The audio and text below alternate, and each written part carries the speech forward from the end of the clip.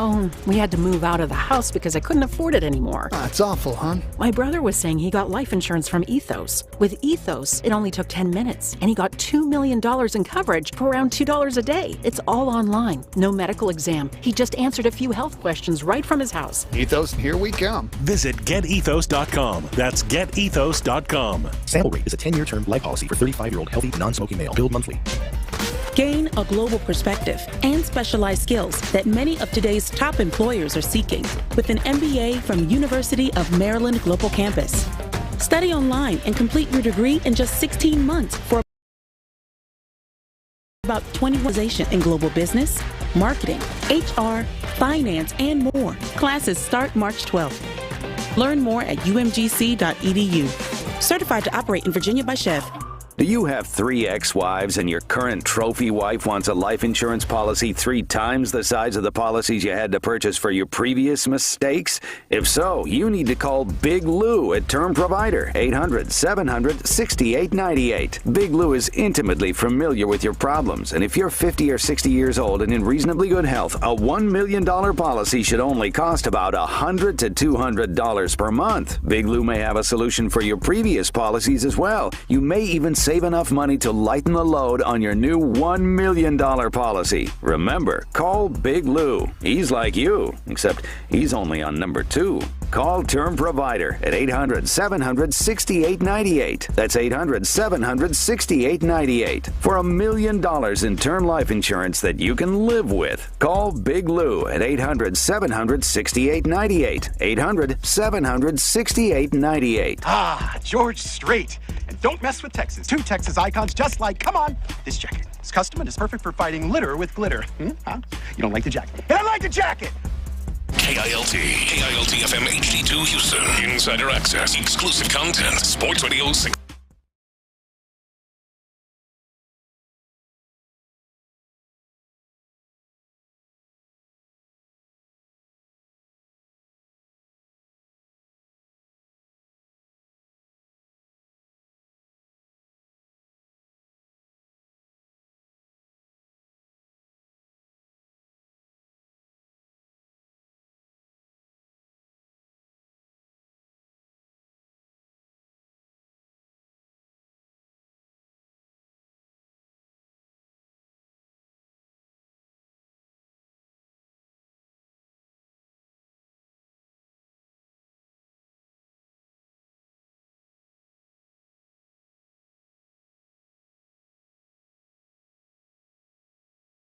Working today, You're coming in hot today. Some people. Yeah. Astros.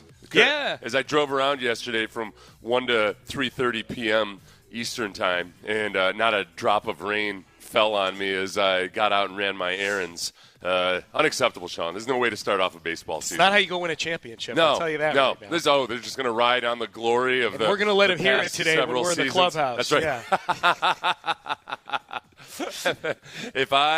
I'll tell you what, I'm going to tear Hunter Brown a new one. Yeah. Yeah. Sean Pendergast, Sports Radio 610. Why were you all so lazy yesterday? How did it feel to disappoint the people of Houston yesterday? Right. And us. How did it feel to let them down? How did it feel to disappoint Exclusive Furniture and Academy Sports and Outdoors? Yeah. I mean, it would have been Ronald Blanco. But, I'll excuse the actual players themselves and put it more on a spot. We'll get Ronell today. Okay. They're playing the Mets today over at West Palm Beach. The weather looks significantly more promising than it did at this time yesterday. Even though it's a little gloomy outside right now, the forecast is for sunny conditions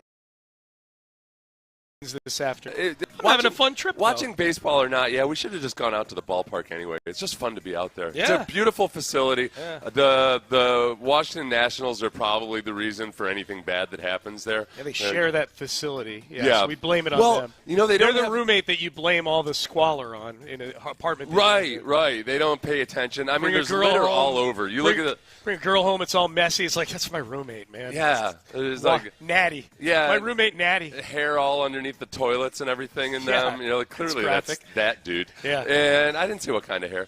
And but it's an awesome facility and an awesome experience. So I'm very excited to get out there today. Good trip so far. Even though we haven't seen a game yet, we've enjoyed ourselves down here in West Palm Beach. But I am anxious to get some baseball in today for sure. Yeah, and the Sean Dubin is back in Houston now, having his shoulder looked at, which normally you'd go in. Again, this is just another illustration of how this year is so much different that if Sean Dubin in any of the last couple of years had a shoulder issue that he had to go back to Houston who? I'd say, okay, whatever. Like, okay, okay, Sean Dubin, you're hoping that he can be a guy that comes in and gives you and can build on what he did last year. We've not talked about the bullpen very much in any of our Astros talk leading to our trip down here.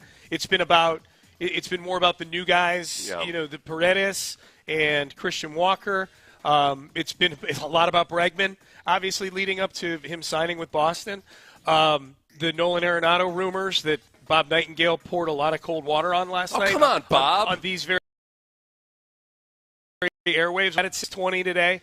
But the bullpen, it's not a deep bullpen right now, at least in terms of known commodities. Yeah. That was one of the themes going into last year. Is like, okay, I think people were very surprised by the Josh Hader signing, especially the length and the volume of the deal. But I was, from a baseball perspective, very happy to have Josh Hader on the team. It's Jim Crane's business if he wanted to go over the luxury tax to go sign Josh Hader.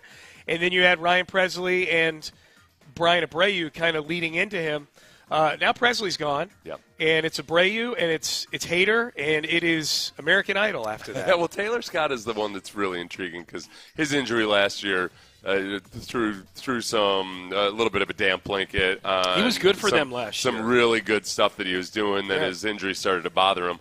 But I'm as I am with a lot of this team, I'm cautiously optimistic. There's a whole lot of ifs attached to it because it's things like, okay, well, Spencer Arrighetti, if he develops the way he developed last year and builds on that, I think he can be a genuinely bona fide starting pitcher in Major League Baseball. But he still has to prove it. Yep. Do you think people are ready to hear from Lance McCullers at 6:05 this morning? This is what we need to do. Yeah. We need to put out positive energy. I've been trying to on McCullers.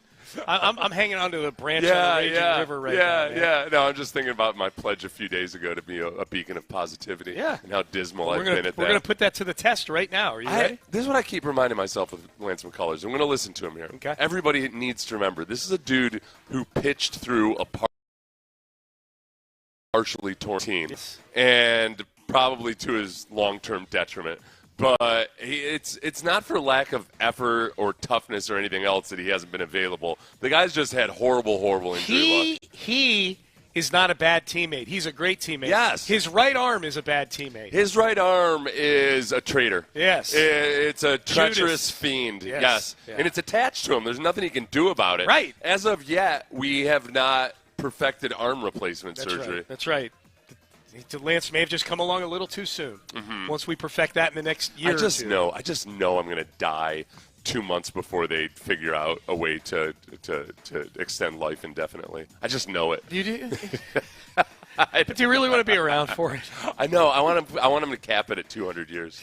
I think there needs to be a cap. Look, listen, we can do this, but you have to sign a contract that after 200 years you're done. I think you got to, We're going to euthanize you. Yep. Okay. Yeah. Put you down. Euthanization after 200 years. I know it's controversial, but come on. See us going this direction. Nobody wants you around for more than 200 years. I don't want me around for 200 years. You're going to get so bored. Oh my God. All right, let's hear from Lance McCullers. He actually, not one of the lazy ones yesterday. He actually worked. He threw a bullpen yesterday. There you go. He said it was a good day. Today is my little completion of the bullpen section of my return to play. So through 35, 89-91, throwing all of my pitches. Feel pretty sharp. I'm happy with the way things have been going. So some hitters. Okay, and that was Adam Spillane, who's down here with us in West Palm Beach. He's our Cub reporter. He is, yeah. He got that audio from Lance. He said it was a good day. Lance also said he doesn't want to think too far ahead. Well, I try not to get too ahead of myself anymore because I've been close many times. So I'm happy that today went well. I'm feeling really good. I'm recovering really great. So had a heavier workload today than normal just because preparing to go face some hitters. So normal pin would be like 20-25. Mm-hmm. And then you'd be done by 3:35 today just to kind of simulate, kind of facing a hitter or two. Had one or two guys stand in toward the end of the pen just so I could get the visual. So all is well. All right, so It's crazy to think, like, his job for the last 2 years has been rehabbing. He's a professional rehabber. He's a professional rehabber. He's got to be good at. Hey, I've been in this boat before. Towards the end of my career, I had a bunch of really bad injuries, and I got really good. I had to do 3 different ACL rehabs in the course of several years, because I had we had complications, so we had to redo the entire ACL over again. Dude. But I got really good at ACL rehab. You did? I felt like if I have another one at any point in my career, at the time I was like, if I have another one, that's definitely it for me.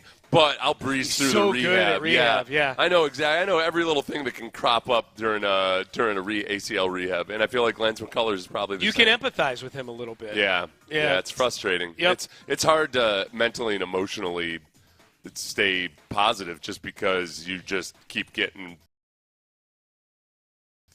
Wild career, man. I went and pulled up his baseball reference page this morning just to confirm what I feel, which is I don't feel like there's ever been a time when Lance McCullers has been pitching where he's been anything but a pretty good pitcher. You know, like individual games for sure. Like He was horrible in the World Series against the Phillies. Yeah. He stood out there and took a 5-home-run hickey so they wouldn't have to dig into the bullpen. I get that, but I'm just looking at like year to year. His worst season from an ERA standpoint was the one year he made the All-Star team. Yeah. He started the year 7-2, made the All-Star team, but he had an injury in the middle of the season, and then that was the season where he was basically a bullpen guy in the postseason. He threw the 24 straight curveballs. The last 2 years, he's actually gotten on the mound.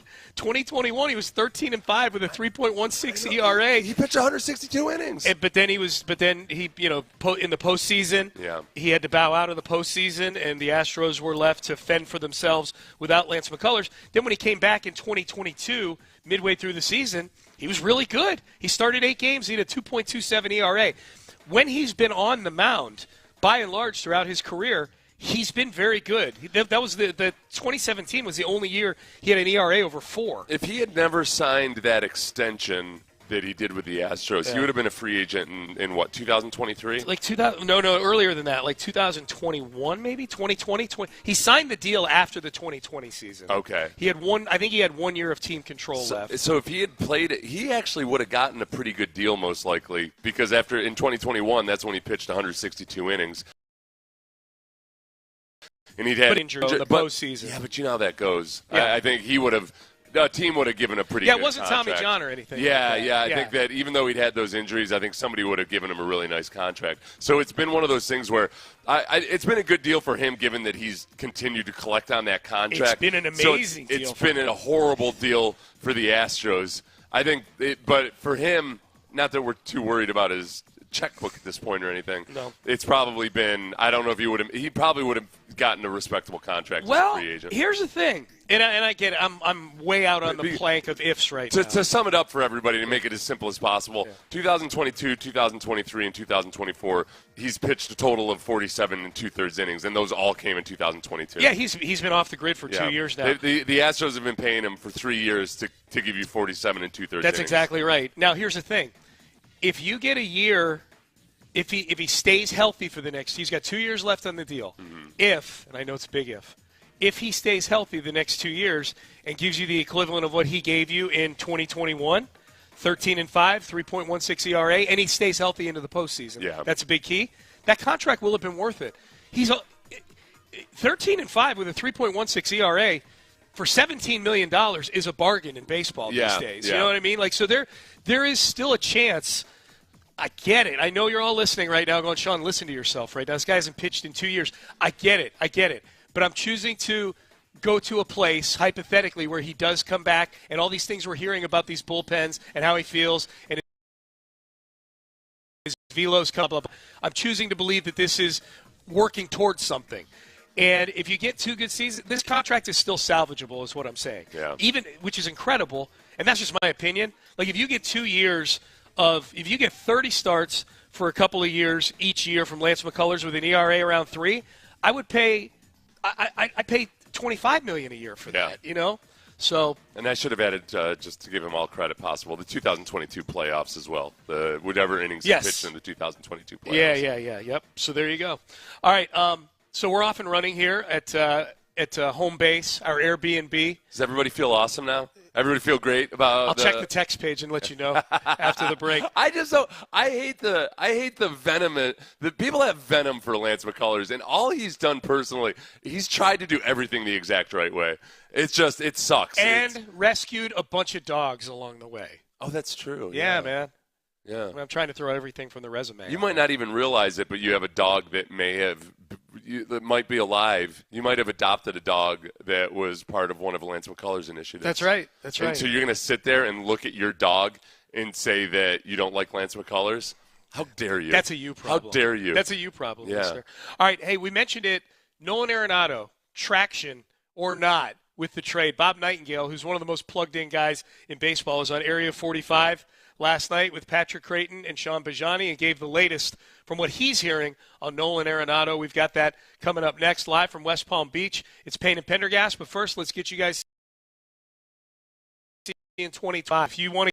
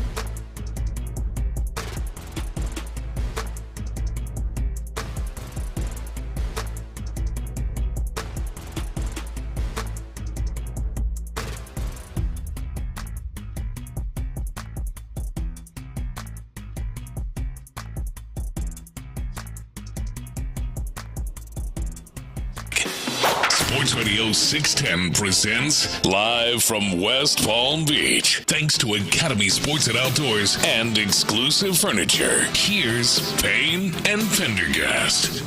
All right, here we go. Text messages coming in. Okay, we were talking ourselves into extreme optimism about Lance McCullers.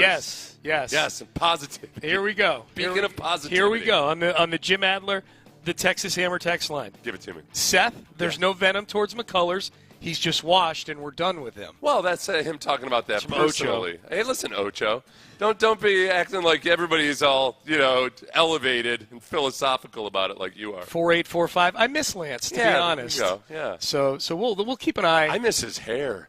What's he going with this year? Do we know? Oh, I know. I've seen it. Various I saw the times. interview with him, Yeah. I think it would still even be acceptable by Yankees, old Yankees standards. Has he met? Well, in his old, he's a second generation. His dad was a Yankee. He knows what that was like to live under Goose. Under the Baby Goose. I looked it up on Baseball Reference. It's there as his nickname. I couldn't remember if I made that up in my brain or not. Yeah, because he was a setup guy for Gossage. There you go, Baby Goose. All right, so we'll keep an eye. But no venom though, huh? No, okay, see, it's working, Sean. No, just Ocho saying that he's washed. Yeah, that's what Ocho's claiming though. But yeah, okay, that's a good point. Yeah. That's not venomous, but that's his opinion. Yeah. Bob Nightingale was on Area 45 last night with Patrick Creighton and Sean Bijani. And Bob Nightingale, USA Today, covers Major League Baseball, very plugged in. He's a newsbreaker. He's above the line of newsbreaker. I don't know if he would qualify as a nugget hussy. I think he's very professional. Yeah. He's not an insider. You hate the nugget hussies. The nugget hussies they annoy me. Like Bob Nightingale's a good reporter. I don't think Bob's usually not just spitting out verbatim what some agent told him to say or Not that I can tell. Best I can tell, not the case. He is saying right now that there is zero traction on an Arenado to Astros deal. Yeah. Is it possible in any way Nolan Arenado may have changed his mind and now want to come to Houston? I don't think he's changed his mind on that. I don't.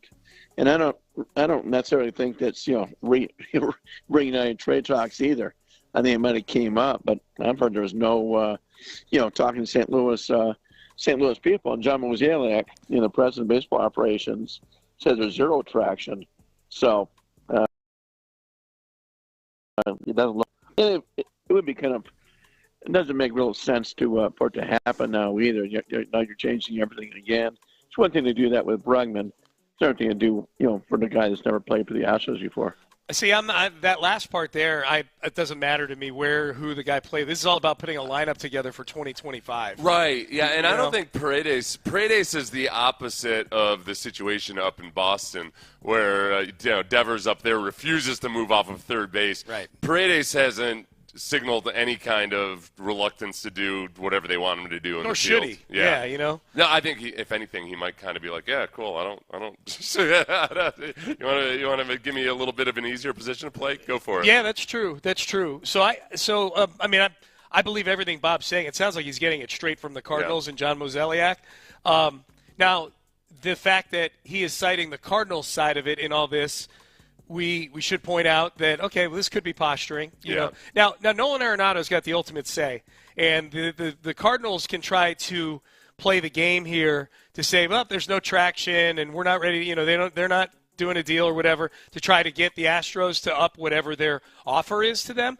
But if Nolan Arenado says no, it doesn't matter. Like the Astros could offer Yordan Alvarez. If Nolan Arenado says no, then there's no trade. I know. Now, the part with Arenado, whereas I'm not going to be obviously emotionally distraught or anything. I know a lot of people are dead set against Arenado, or a lot of Astros fans. He is going to be 34 years old. Yeah. This will be his 34-year-old season, and over the last 3 years take that decline. If you just look at his OPS plus, he goes from 151 to 108 to 101 last year. Yeah. His OPS last year was 719. He was an average hitter. Where have we seen this year. before? Right, yeah. Jose Abreu, right? Well, Abreu was even a more. I'm just saying in terms of the trajectory. Yeah. I can't put Abreu on anybody. That was such a drop. But you're committing 3 years to a descending player. Yeah. So even though it looks like a good deal and it's not that much, now all of a sudden you've got a whole bunch of guys in their 30s who are going to be at the very least steadily and gradually decline. The best you can hope for is flatline with some of those guys. So do we want to extend that? If the Astros are if they're resetting somewhat, but you do want to still be aggressively trying to compete in the playoffs, I don't know if it helps you 3 years from now. All right, so Nightingale said this is probably who the Astros are going to be. As currently constructed, this is probably who they're going to be this season. Yeah. Yeah, they have to make a move later on. They can. They've always addressed that later on in the season. So, I mean, that was the whole idea that, hey, Paredes was supposed to hit over 30 home runs at third base. That Altuve will play in left field. We'll see how much, but he will play something left field for sure. And and go up, go from there. I object to his tone. I object to his overall tone about the Astros. He's basically said it is what it is. Whatever, you guys, it's the Astros. Whatever. Nobody's taking you guys seriously. Is he being dismissive? That's what he is. Yes, he's dismissive he's of the Astros. He's being dismissive of us. Dismiss. So second base gets interesting now. Here's Bob Nightingale on what second base could look like. I like Rogers. I'm surprised he was still out there for so long. I think DeBon's got longer track record, so I wouldn't be surprised if they split up between the two. I thought Rogers was a nice, little under the radar signing there. And Rogers is Brendan Rodgers, former Gold Glove winner in 2022 for the Colorado Rockies. So somebody was telling us yesterday that Nolan Arenado had at one point banned Brendan Rodgers from the clubhouse in Colorado, and that was Spillane. Why did he do that? I don't know. It was just something. Is it a professionalism issue? I have no idea. And we had somebody else. Well, our boss Parker Hillis, when he was in Colorado, was a big Arenado fan. Yeah. And my nephew, Arenado was his favorite player when he was with the Rockies. So I don't know. If there's any kind of, I don't want any kind of drama added to the mix. Okay, I don't know if Brendan Rodgers is here, and there's no guarantee that he will be. What's the dynamic? He's not even on the roster. He's a non-roster invitee. I know. But yet it's wide open, and he's competing for a spot. That does not. I mean, that's not going to be the thing that. Independent of Arenado drama, how are you feeling about a Rodgers-Dubon platoon at second base? Not right now? great, Sean. Not great. What's funny? I don't feel great about a guy who's only good. Yeah, helps you for every now and then when you go to play the Rockies. Well, and Dubon's interesting because Dubon the last couple of years has been kind of a crowd favorite. Yeah. Right. And in a utility role, Dubon has been in that perfect sweet spot for a kind of a role player on a team. Yeah. Which is when you get in and do your thing. He's had some big hits. He's been, I think he won a Gold Glove, if not a finalist for a Gold Glove. So he was a Gold. Yeah. So he's done some good things. So he's in that sweet spot where everybody clamors for him to be an everyday player. Yeah. Until he actually becomes an everyday player, and you realize, 150 games of Dubon. That's Now, but you yourself have pointed out, you wonder if Dubon is a guy that maybe if he could settle in at one position, that you'd get the best version of him if he didn't have to be constantly shuffled around. I think you were that guy. I don't know. I don't remember saying that, but it sounds like a magnificent thought. Write it down, and if Dubon ends up having a career year at the plate playing predominantly second base, you take credit for that take. I will. I'm remembering you saying that. I will. I'm not wild about it, man. But this is who they're going to be. And you got 3 spots in the lineup right now where it's feeling like, okay, subpar offensively, but we'll see what happens. The whole Chas McCormick is the one guy. Just as with Lance McCullers, I'm talking myself into. Listen, Lance is going to pitch 225 innings this year. All right?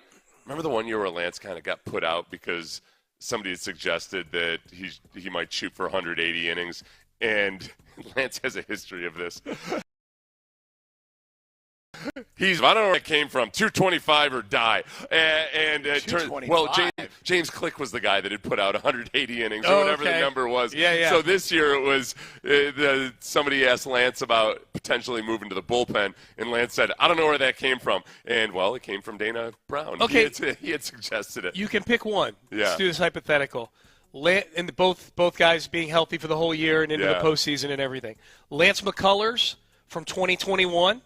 Where he had a 3.16 ERA, won you 13 games. Yeah. Or Chas McCormick from 2023, I guess it would be. Where he had an 20 OPS. Well, I would take Lance. You take the pitch? Okay. I think so, yeah. They need that bat would be pretty sweet in right field, though. I mean, you bring up all the time, like how the pitching. There's always going to be pitching. There's always going to be pitching. Yeah. Okay. Am I letting my emotions get to me? I'd go Chaz. I guess I am. I guess I'm letting. Because the other thing about that with Chaz. Okay. Yeah, I got to go with Chaz. The other thing with Chaz would be that in 4 of his 5 seasons, he was an above-average baseball player. Yeah. Regardless of how good a season it is, then that is who he is. Mm-hmm. 2024 is weird, but you can trust that you've got this guy in the system. And I'd have to go with Chaz. I'd go with Chaz just because that I'm real nervous about. Not top heavy. Top heavy is probably overstating it. Like they were top heavy back like 10 years ago when the only good hitters they had were Springer, Altuve, and Correa. They've got 6 spots in this lineup that are anywhere from very solid to excellent. Chaz 2 years ago was an excellent big league hitter. He had an OPS of over 800. I think he had like 22 home runs. He had 80-something RBIs. Like, I don't care who it is. I would sign up for that in right field in a heartbeat right now. He had a 3.6 WAR that year. Okay. In his good year. Is it 2023? Am I right about that? I believe so. Yeah. Yes, 2023. Yeah. What were his counting stats? Well, I don't know because I want to look up land. I want to go super baseball nerd here, which I don't know. I feel like WAR is antiquated now, but I can still fool people into thinking I'm a baseball nerd if I just bring up the WAR. Mm-hmm. Whereas Lance's in 2021, Lance's WAR was 3.4. Okay. But so this is a good hypothetical. Yeah, it is. Right so like in terms of the overall contribution to the team, they were about equal in their best years, and yet Chaz doesn't have the injury history that Lance McCullers does. He definitely so does if Lance does that, but for just this year, it's hard for me to give up that pitching. Okay, so your rotation would look like Hunter Brown, Framber Valdez. Okay, no, Chaz. And Lance at the top. Chaz, because it gets away with that drain at the bottom of the rotation. Yeah, I'm Chaz too. It's an interesting hypothetical though. Here's some more text coming in. All Lance needs, as history proves, is a curveball. He'll be fine. No, he needs to be healthy. Yeah. That's what it's not a question of whether or not he's going to have a good curveball. Yes, I promise you this, when he pitches and he's healthy, he's going to be really good. It's just that he's just not been able to stay healthy. Text message, Jim Adler, the Texas Hammer text line. Last year was a bummer, but the guy's done everything to make Houston his home. I want fire up. That's what I need. I want some fire. I like this. Yeah. Delusional listeners. Remember that, too. Like me. Listen, everybody, you might not remember this, but when Lance is on the mound, he is fiery. Yeah. He gets after it. Yes. He's not afraid to brush somebody off the plate. He's old school in that regard. You know? Remember the Dodgers series? He was like, yeah. Get the hell up out of there. Not on my plate. Yeah.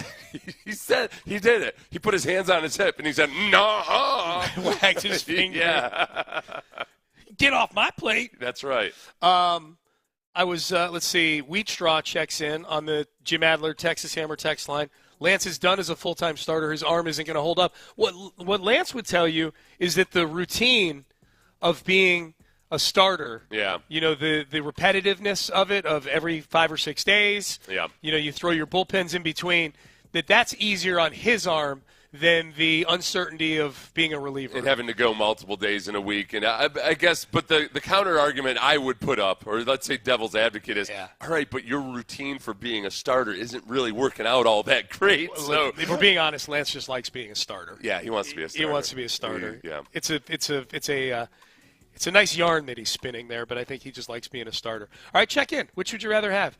Chaz from a couple years ago or Lance from 2021? Chaz's best year or Lance's most recent good year. Good year. Yeah, as stat nerd Seth points out, the WAR for each of them in those seasons pretty much identical. About even, yeah. All right, Payne and Pendergast with you. We're live in West Palm Beach. Big thanks to Exclusive Furniture and a down here to cover spring baseball here in West Palm Beach. Up next, headlines. We'll get to headlines. We may hear from Lance McCullers in headlines. We have a Cougs win last night. Rockets back in action. Combine today. Big day at the Combine today and tomorrow if you're up for some audio. So we will get to all of that in headlines coming up next. But first, Academy Sports and Outdoors. That's right, baseball season.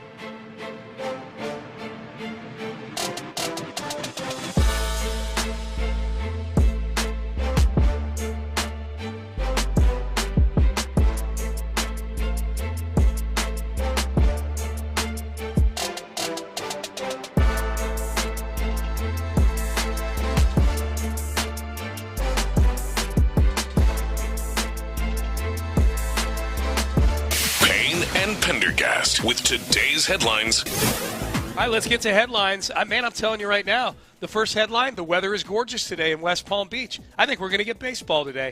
That's my prediction. I don't know what's going to happen in the game between the Astros and the Mets. I just know I feel like we're going to get baseball today. We did not get baseball yesterday, Seth. No game, rained out, Marlins and the Astros. But we will get to see Ronel Blanco today at 12:05 Houston time. You know my favorite Blanco story is that one of the things that Blanco realized he has to do is not work out so hard in season because that was one of the things that he thought might have contributed to his injury last year. That I like a team full of guys that they work out too hard. Yeah. So you just go lay off, back out. It's a long season, Ronel. Okay. I'm following his lead on this trip. Yeah, I know. I noticed that. Yeah, You've been committed to it. I'm not going to work out that hard. Yeah. Yesterday, I wasn't going to do any lifting of weights, but we've got in this Airbnb in West Palm Beach, we've got a garage gym. Yeah. It's just it's a bench. What am I going to do? Who am I fooling? What am I going to do? My combine workout? Well, I saw there was a Lou Holtz quote up on the wall. Motivational Lou Holtz quote. And you do a brilliant Lou Holtz impersonation. Yes. So I had you read the Lou Holtz quote while I benched 135 or so. Yeah. Multiple times. I repped out on multiple times and took a sip of beer. That was fun. Yeah, so so Ronel Blanco, that's one of the big questions this year. All right, He pitched a record number of innings for him last year. Yeah. Can you extend that? Is he used to this grind Absolutely. Now? Absolutely. So we'll get to see him today.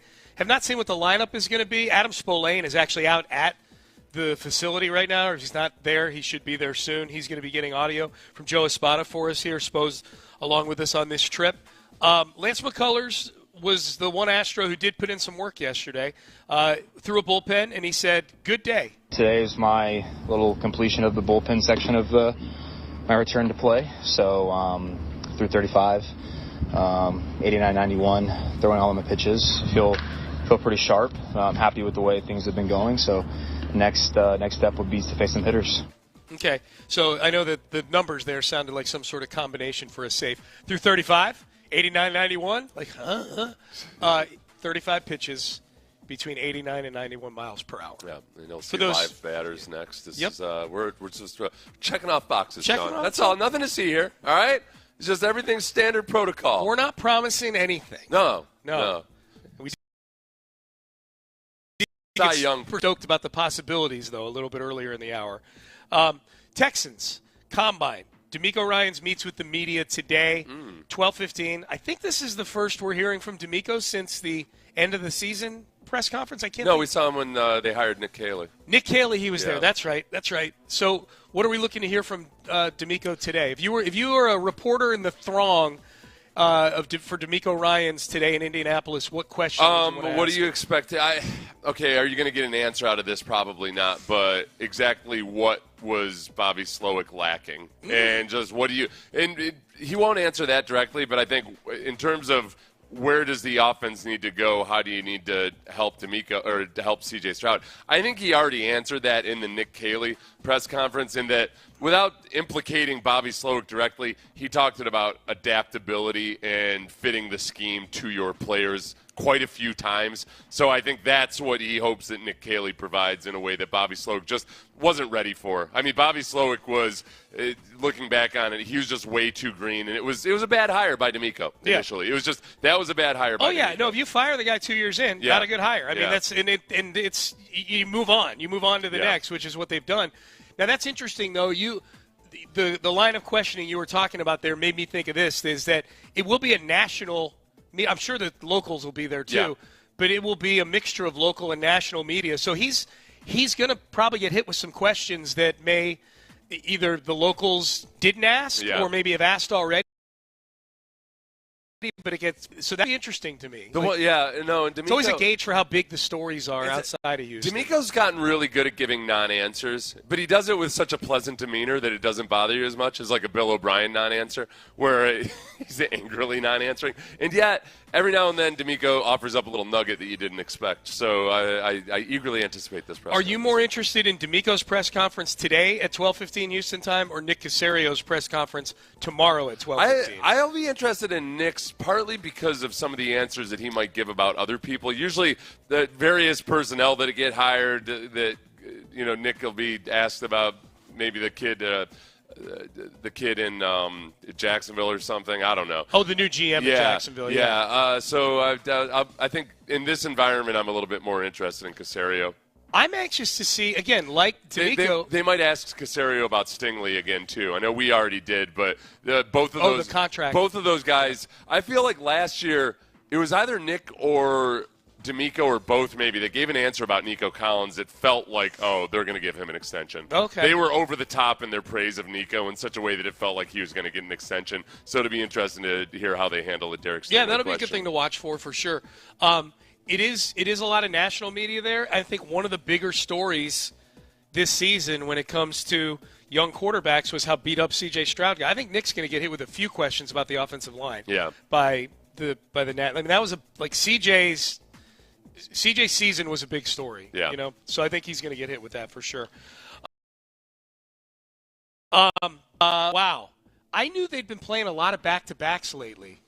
I had no idea that they're on the cusp of their fourth straight back-to-back, the Rockets. Yeah. Coming up starting tonight against the Milwaukee Bucks. Here was Ime Udoka. Great answer. What are your thoughts on 4 straight back-to-backs? In your time in the NBA, have you ever seen anything like this as far as the schedule? No, I haven't. It's obviously going into All-Star break and then coming out, playing 2 more.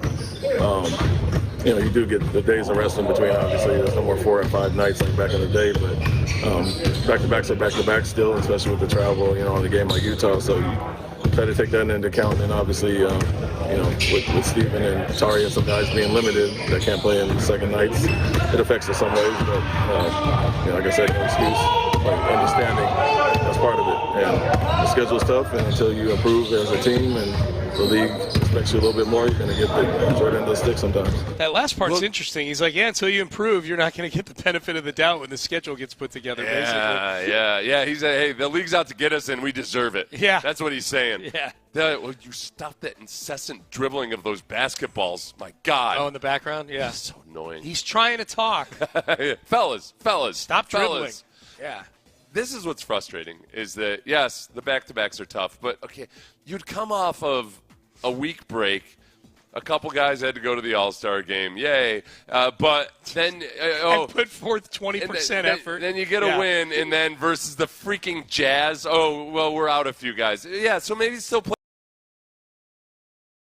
Make up where I'm going to flip 180 where during the All-Star break I was saying, hey, I know they're young, but there is a part of learning how to play competitively through an entire season that young guys aren't accustomed to. Yep. They don't get that excuse after a week-long All-Star break and then one game where you had a late flight. Against a team with 14 wins. Yeah, and the Jazz played awful in the first half. Yeah. You did nothing with it. Yeah. I can't. I don't have it in me anymore. Yeah. But give them every game a back-to-back. It's just a weird quirk to me. I have no – I'm as frustrated as you are specifically with that Jazz game. Yeah. But as far as like a trend or anything like that, I just think it's weird. It's wild that they've got like 4 straight back-to-backs.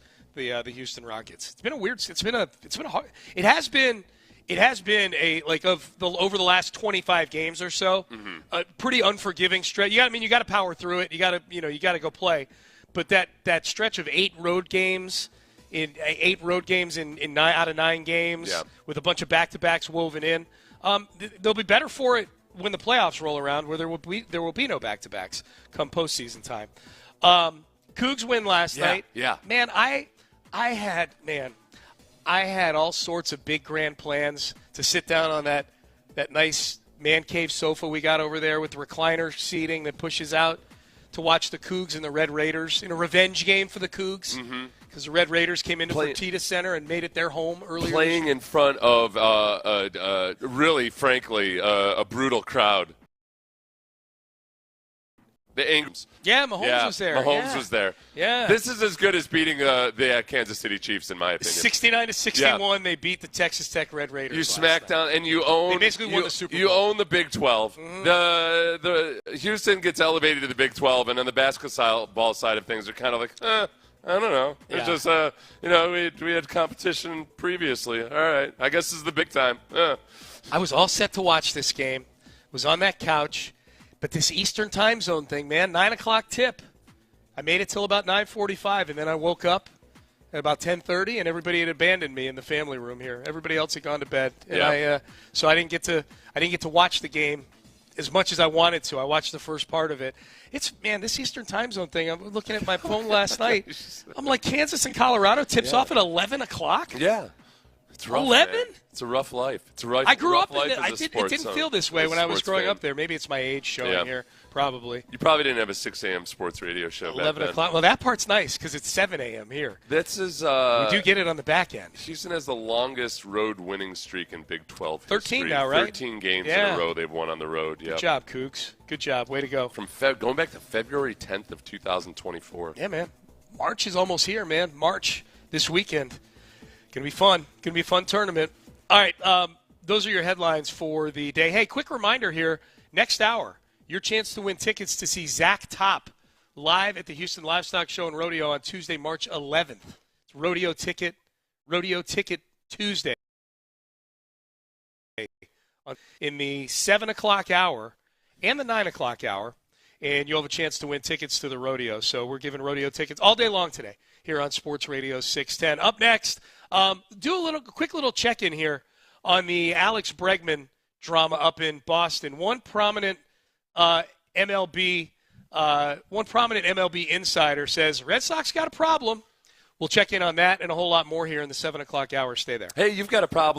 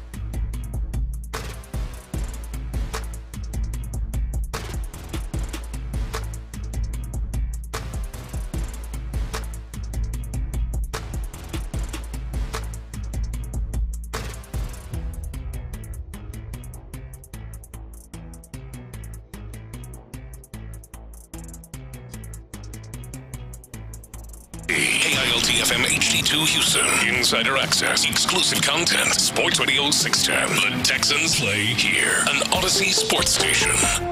Sports Radio 610 presents live from West Palm Beach. Thanks to Academy Sports and Outdoors and exclusive furniture. Here's Payne and Pendergast. All right, good to be with you on a Tuesday. We are live in West Palm Beach. Sean Pendergast, Seth Payne with you. Again, big thanks to exclusive furniture and Academy Sports and Outdoors. Go to exclusive furniture to get all your man cave needs like we have here. Go to Academy Sports and Outdoors to get all your Astros gear and get ready for the season. We thank them for sending us here to West Palm Beach to cover baseball all week long for you. Speaking of baseball, let's check in. Alex Bregman drama, we touched on that a few times last week. Bregman's not causing any of it, aside from being really good at baseball, being good at playing third base. Hit a home run over the weekend in his first spring training game as a member of the Boston Red Sox. Harold Reynolds of MLB.com, though, says the Red Sox, because of all the potentials being dug in at playing third base poorly, I might add, that the Red Sox have a problem. They got a problem. They got a problem. They got to figure it out. Yeah. Because you can't sit there and say, Bregman's going to play second, and he hasn't played there. You just don't, he's got to get the reps. Double plays. The last time he played second base, there was shifts.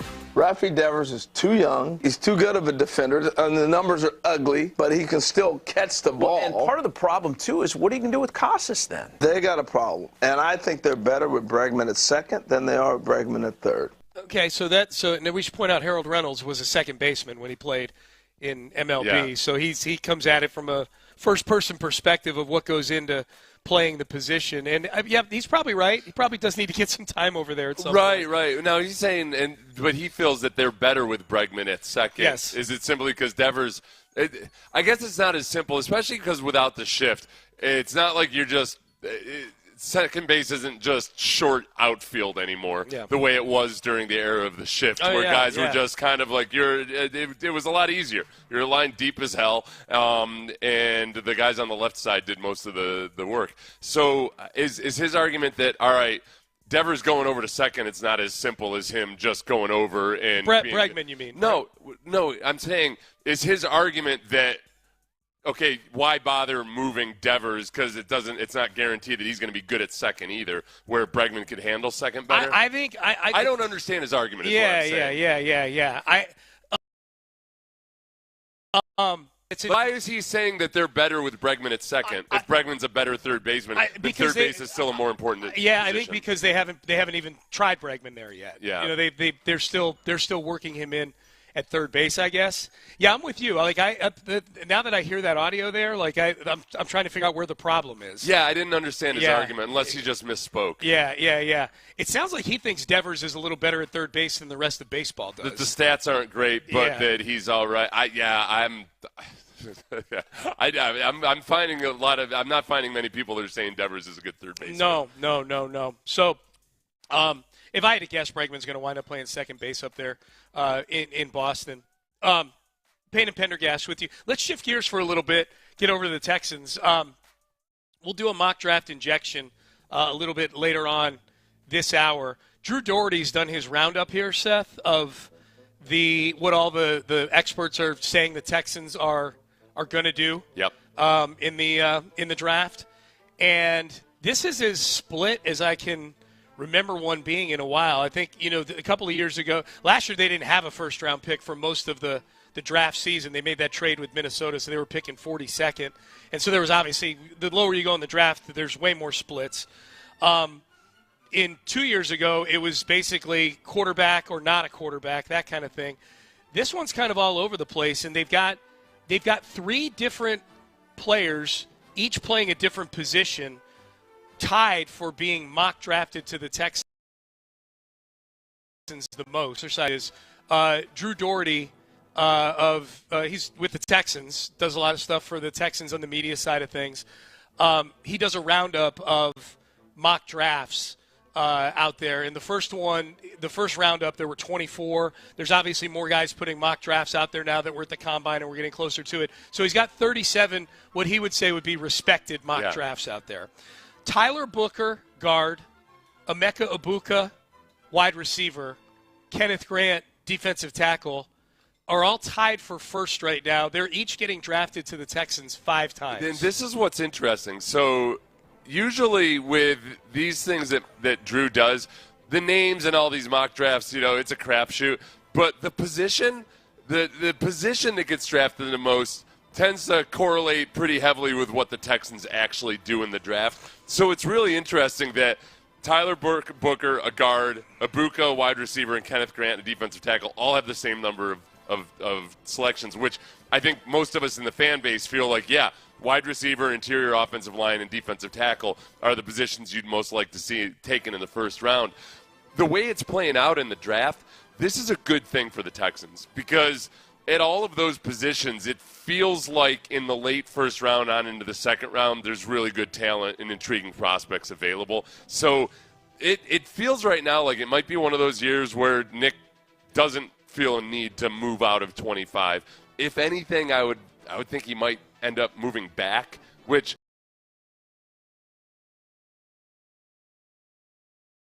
I tell a reason for me to want a first-round pick other than I like having first-round picks. It's a lot of fun on draft night. I don't like going to bed hungry on draft night. You could Sean. still move back and stay in the first round. That's right, a possibility. Right. But I don't want to, if he moves out of the first round. I'm with you on that one. It would be fun. That last year wasn't as fun. Yeah. Now they did wind up with Kamari Lassiter. That was fun. Oh, yeah, I like that. But it's delayed gratification. No, I know. I don't do so good with that. No, I know. Yeah, there's something. It's something bigger about hearing Goodell announce your pick. In the first round. It's 3 different positions. Each 3 guys, 3 different positions.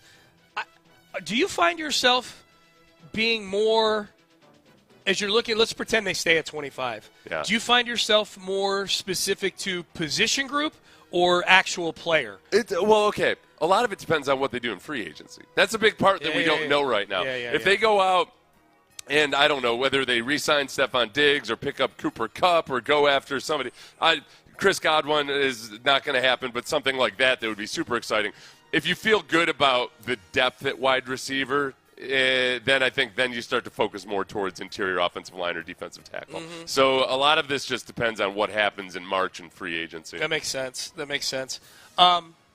Do you think the mockers are getting it right now with the guys they have here? Like, Tyler Booker, Kenneth Grant? I feel like of those 3 guys, Booker, Ibuka, Grant, the one that has the best chance of still being there when the Texans pick, just based on which way the wind's kind of blowing right now with all these guys, is Ibuka. And he weighs 340 pounds but moves like he's 305. That's Thursday, I think, is when the defensive linemen go. So if he goes off at the combine, I think he gets vaulted up into the top half of the draft. Would you trade up for Kenneth Grant? I wouldn't trade up for him. No, I like him a lot.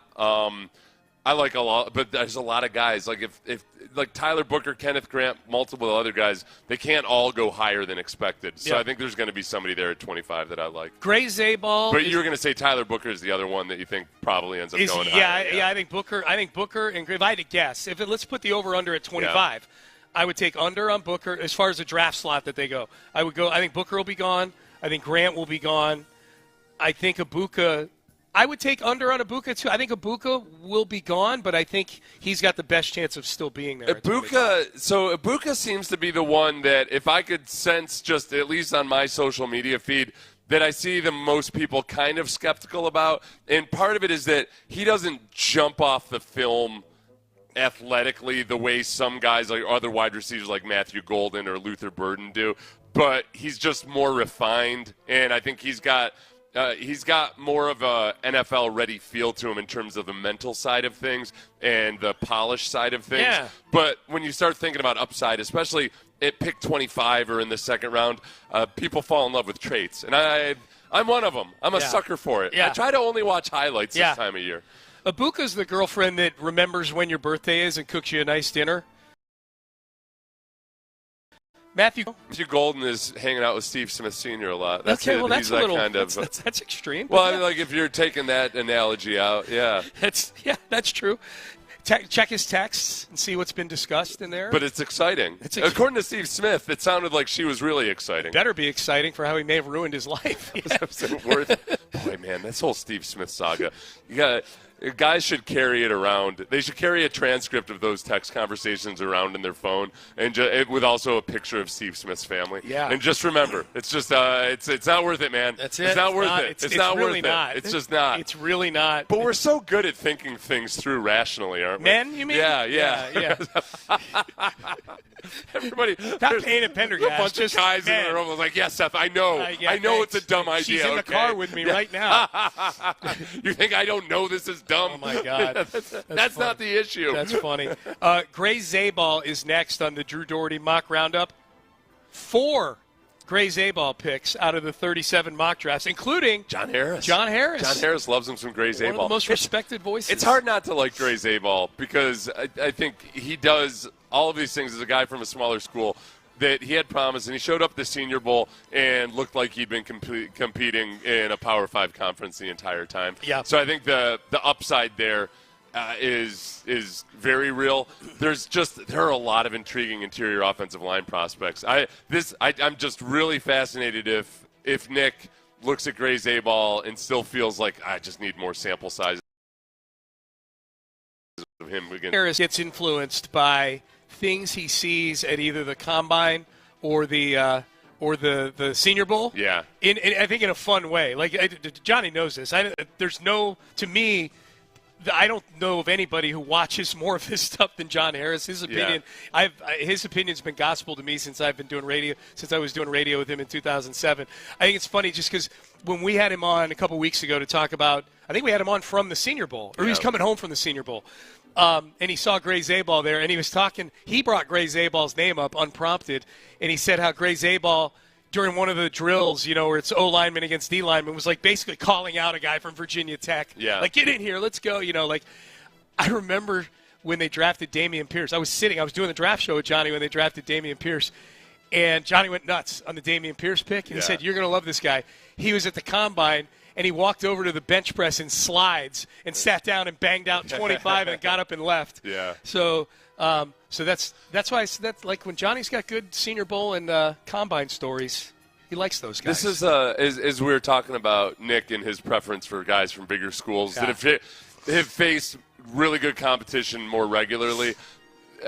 The prime example of that working out so far was, taking Derek Stingley over Sauce Gardner. Yes. Derek Stingley had, and one thing Nick had talked about was it's not just his competition against SEC teams, it's the practice film of him going against Jamar Chase and all of those guys at LSU that you just, I think, feel better about it. You just feel there's more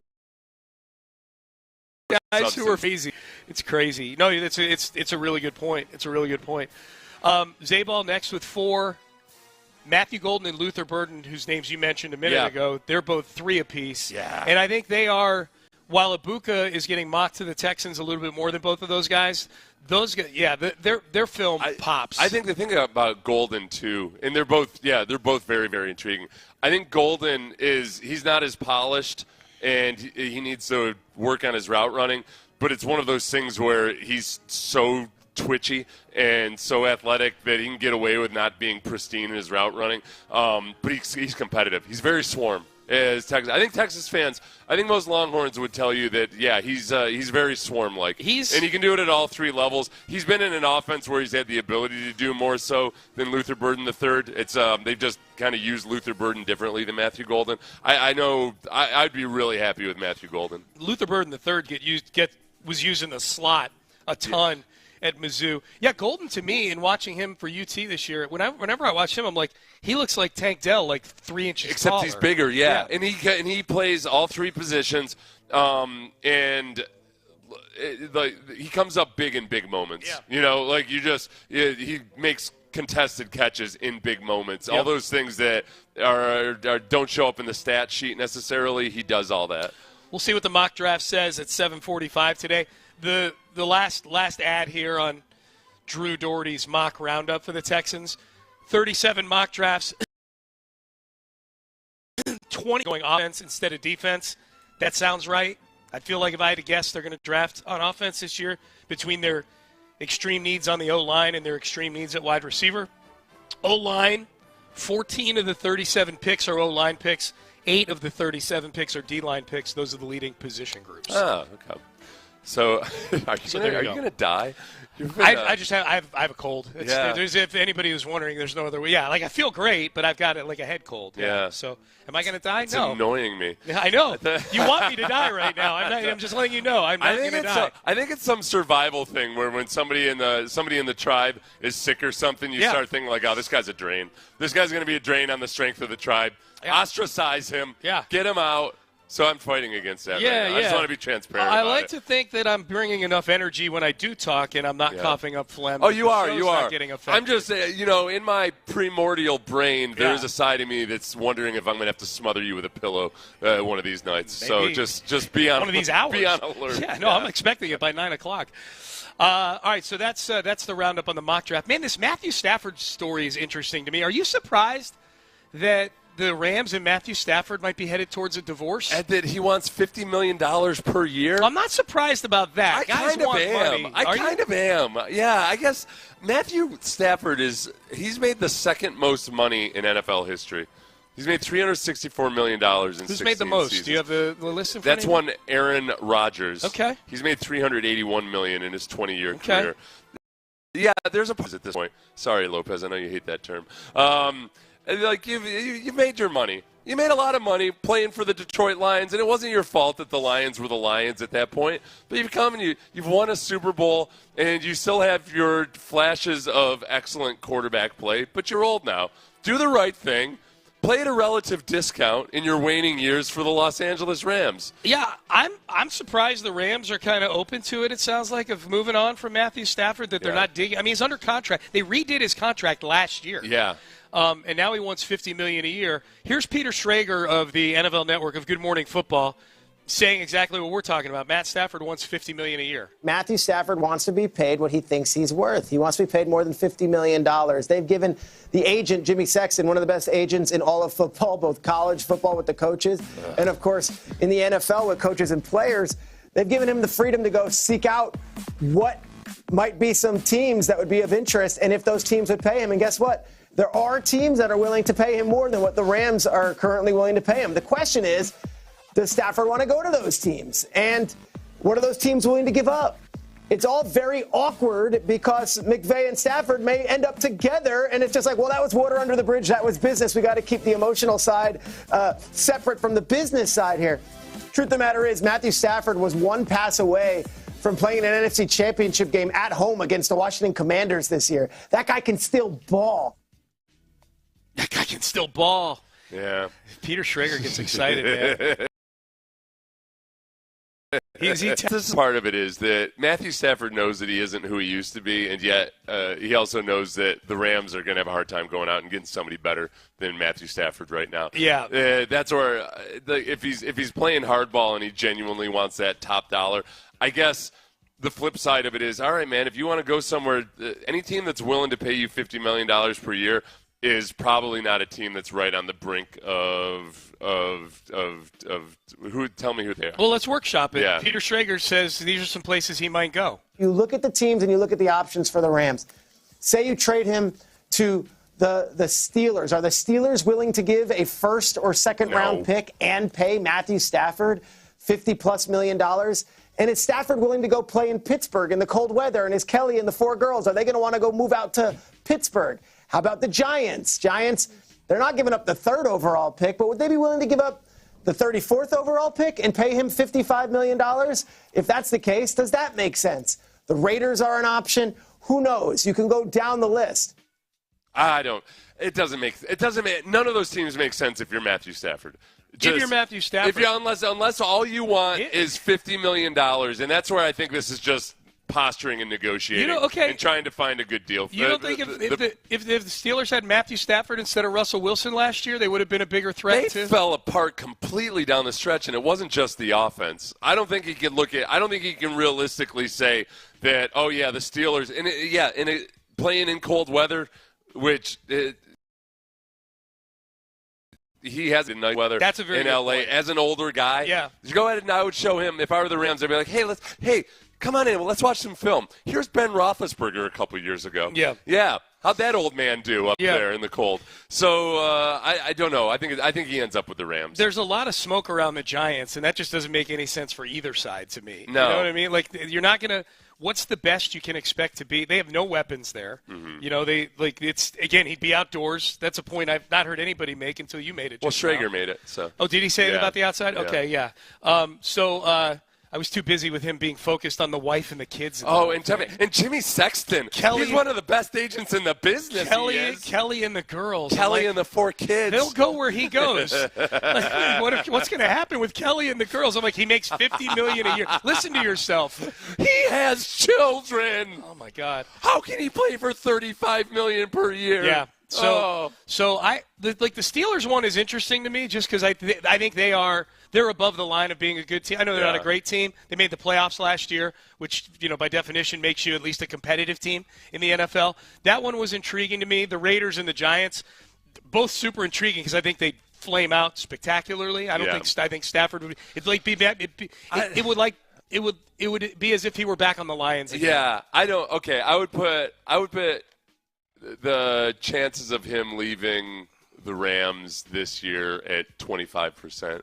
I mean, if you look at what the Rams have done, and this is one of the reasons that 17-year-old kid he's a director. We'll talk about him. He was the director of scouting. What's his name? James Gladstone. Yeah. It's a good villain name. Villain face. And he's not that young. He's 34. But one of the reasons he got that job was he was director of scouting for the Rams. And the Rams have done a really good job drafting in the last couple of years. Yeah. Puka Nacua, Jared Verse, multiple other guys. And it does not feel like a team, as Peter Schrager pointed out, they were on the brink of going to the championship game last year.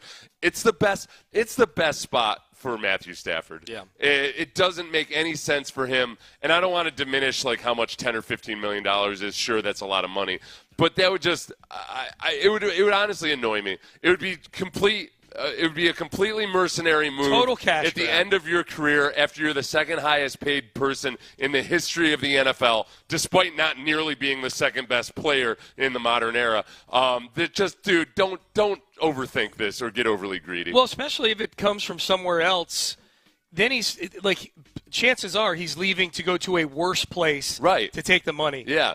As opposed to if the Rams just gave it to him. Yeah, so which is why I think whatever he's doing right now is just posturing to not get hosed. He's not going to be a charity case for the Rams. He just wants to get a good charity contract. Case. Yeah. They made $40 million last year. Charity case. Boy, the list of guys who've made the most money, man. I'm just looking at this right here. Kirk Cousins 6th. I know. Russell Wilson is 5th. These are the ones who does not belong. Oh, boy, it's better to be a good business person than a So these are the top 10 right here. Yeah, I've got the top 10. Aaron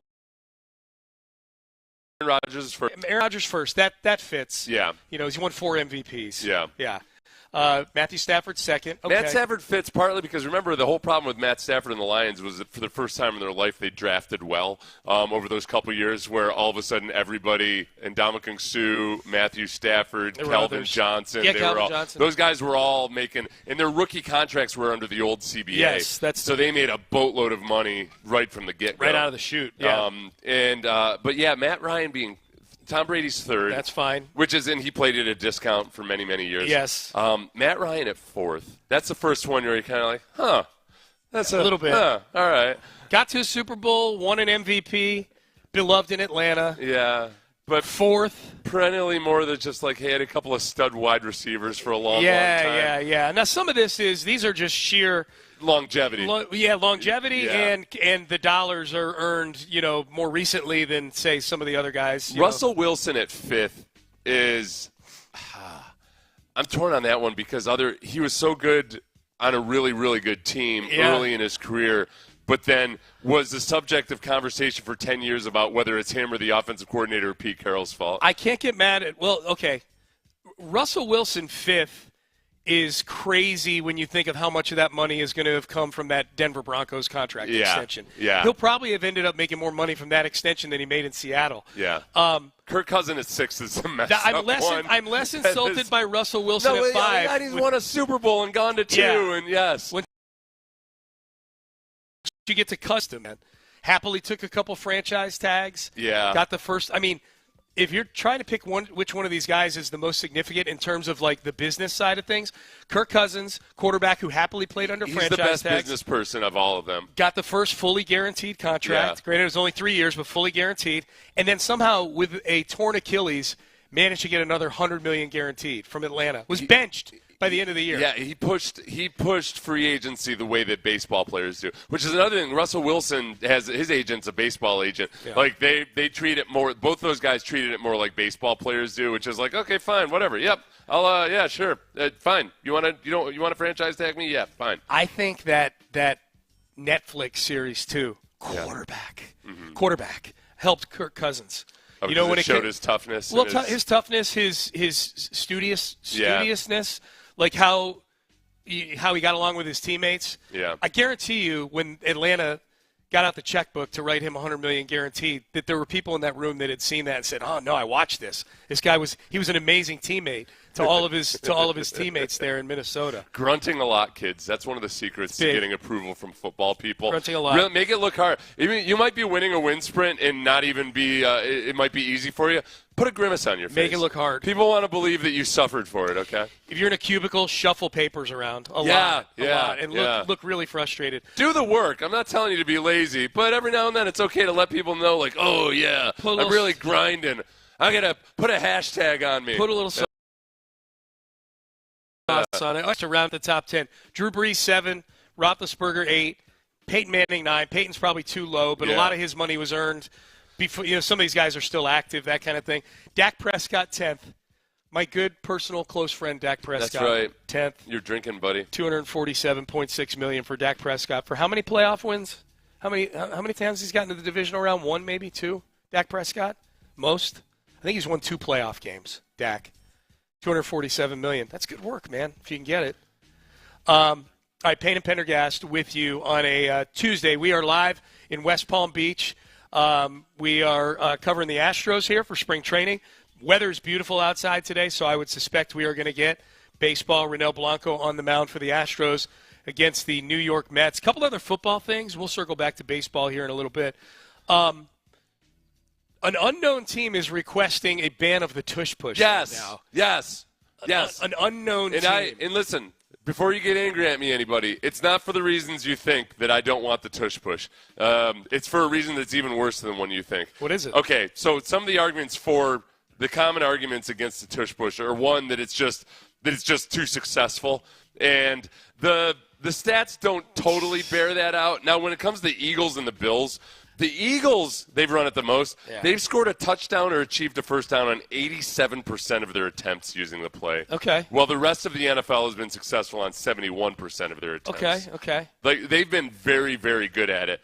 But Sean McDermott,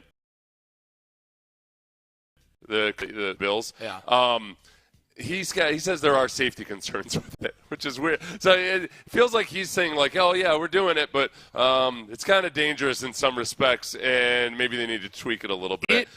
I don't mind the safety concerns. I don't mind even the competitive side if people feel that it always works. I don't like it because it's a boring football play. Yes. It is an incredibly boring football play. And then when it's not, even when it's not successful, it's still boring because it doesn't feel – it's rare that you feel like, oh, somebody came up and made the crushing stop or anything. It's just one big scrum that moves at a centimeter's pace, and you can't even really track to see exactly if they're in or not. I hate it. I'm with you on that too. That's the big thing to me. Like it's boring and stupid. The Eagles versus the Commanders game was unwatchable on a goal line stand because they kept running it. The Commanders kept jumping off sides to try to stop it, and they kept moving it incrementally closer. They were down on like the 3-inch line, and they just would go down and move it a few centimeters and then move it again. It was so annoying. Now, counterpoint to that. Yeah.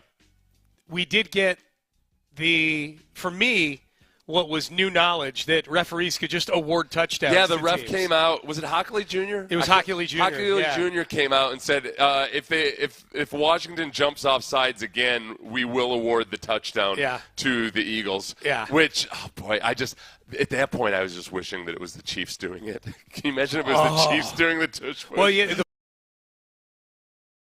funny thing was going on of like the memes of like people taking notes and saying like Kansas City Chiefs when finding out you can get a touchdown. But then lo and behold, you get into that conference championship weekend. It was so annoying because you have the Bills that do the tush push a bunch, and it was a huge part of that game. Right, and it was unsuccessful, and they stuck with it. So that made it interesting at least. Yeah. Because meanwhile, James Cook's not getting any carries in the second half. They're doing a tush push and getting stuffed every single time. Yep. But it was just it's an annoying football play. I'm tired of it. The speculation is it's the Packers who are the mystery team, because their CEO, Mark Murphy, has been pretty outspoken about it, about the tush push. He called the tush push, quote, bad for the game after the Packers were eliminated by the Eagles. He wrote on the Packers website, there's no skill involved.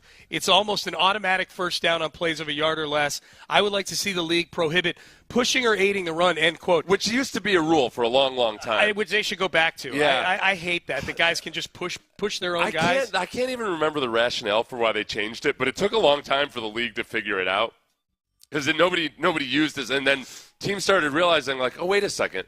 We've all been trained from the time we were in Pop Warner. You're not allowed to push a ball carrier if you're an offensive player. Yep. Why are we not doing this now that it's legal? Yeah. And thus was born the tush push. The tush push, man. Yeah, the tush push. So yeah, I don't know if it's the Packers. I think it might have been just it was maybe too hard to enforce, because there's times where – you get to a first down or something where an offensive lineman is trying to knock a defender off, but he might be also pushing the tush push. Pretty damn obvious. Tush push, yeah. You're shoving that quarterback. It's silly, man. It's silly. Reminder to keep listening. We're going to be giving away some rodeo tickets here shortly. Zach Top on March the 11th, so stay tuned for that. We got mock draft injection coming up in about 10 or 15 minutes or so. We're live in West Palm Beach. Astros and Mets today, 12:05 Houston time. So, yeah, tush push was one. And then the other rule, possible changes to the kickoff rule coming. They talked about the touchback. This was my prediction, too, is that until the only way that you're going to get more and more returns, regardless of how you line up, is as the touchback gets more and more punitive. I thought the difference between kicking it out of the end zone for a 20 touchback at the 25-yard line for the kicking team and the 30-yard line was not a big enough difference, and for a lot of teams it wasn't. A lot of teams just opted to boom the ball out the back of the end zone and give it up at the 30. Talk is that they may move that to the 35 now. So we get more action. Remember how ugly it was in the Hall of Fame game? Remember, I thought it was going to be a disaster because it was so ugly. It was scary. It did not look safe at all. Guys didn't know what they were doing. On the safety side of things, it seems to have worked out. The NFL had the fewest concussions, I believe, since they started tracking it really seriously. Yes. So that was one of the improvements to it. I've grown to like it, even though I'm still a little bit confused by it. I almost just kind of just look away from the playoff. Part of it, too. The punts and the kickoffs. That overhead cam does nothing for me. You can't really track or feel. It's disorienting. I get nauseous trying to watch it, and you can barely tell whether the guy's even gaining any ground or not. To me, that's the biggest disconnect right now between fans who watch games and people who are responsible for putting the broadcast together. Yeah. Is they think we want way more camera angles than we do. Yeah. That's not the case. I remember during the NCAA basketball tournament one year, they had a camera that was literally like on the ground where players check into the game there at the desk, like at center court. So you're getting this shot. It's like a upskirt shot. It's like an upshort shot. Yeah, like you're kind of like it's like you're plopped down somewhere and you don't know where you are. No, the regular angle is really good. That's the reason we've been using it for 75 years or whatever it is. So, the overhead angle. I know, and I feel like it's just a way they're trying to make special teams somehow interesting. No. It's not. This is how you make special teams interesting. Just be sure the announcers start yelling when there's a good return so I know to look up from my phone and start watching the special. I pretty much ignore all special teams until there's actually something big happening. Looking at you, Al Michaels. Give us a little. Returner takes it to the 35 and now to the 45. Give us a little something, all 50. right? This reminds me of a time in 1957. Oh, he scored a touchdown, by the way. Yeah. Payne and Pendergast with you.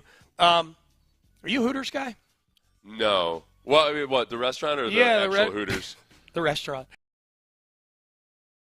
Oh, okay.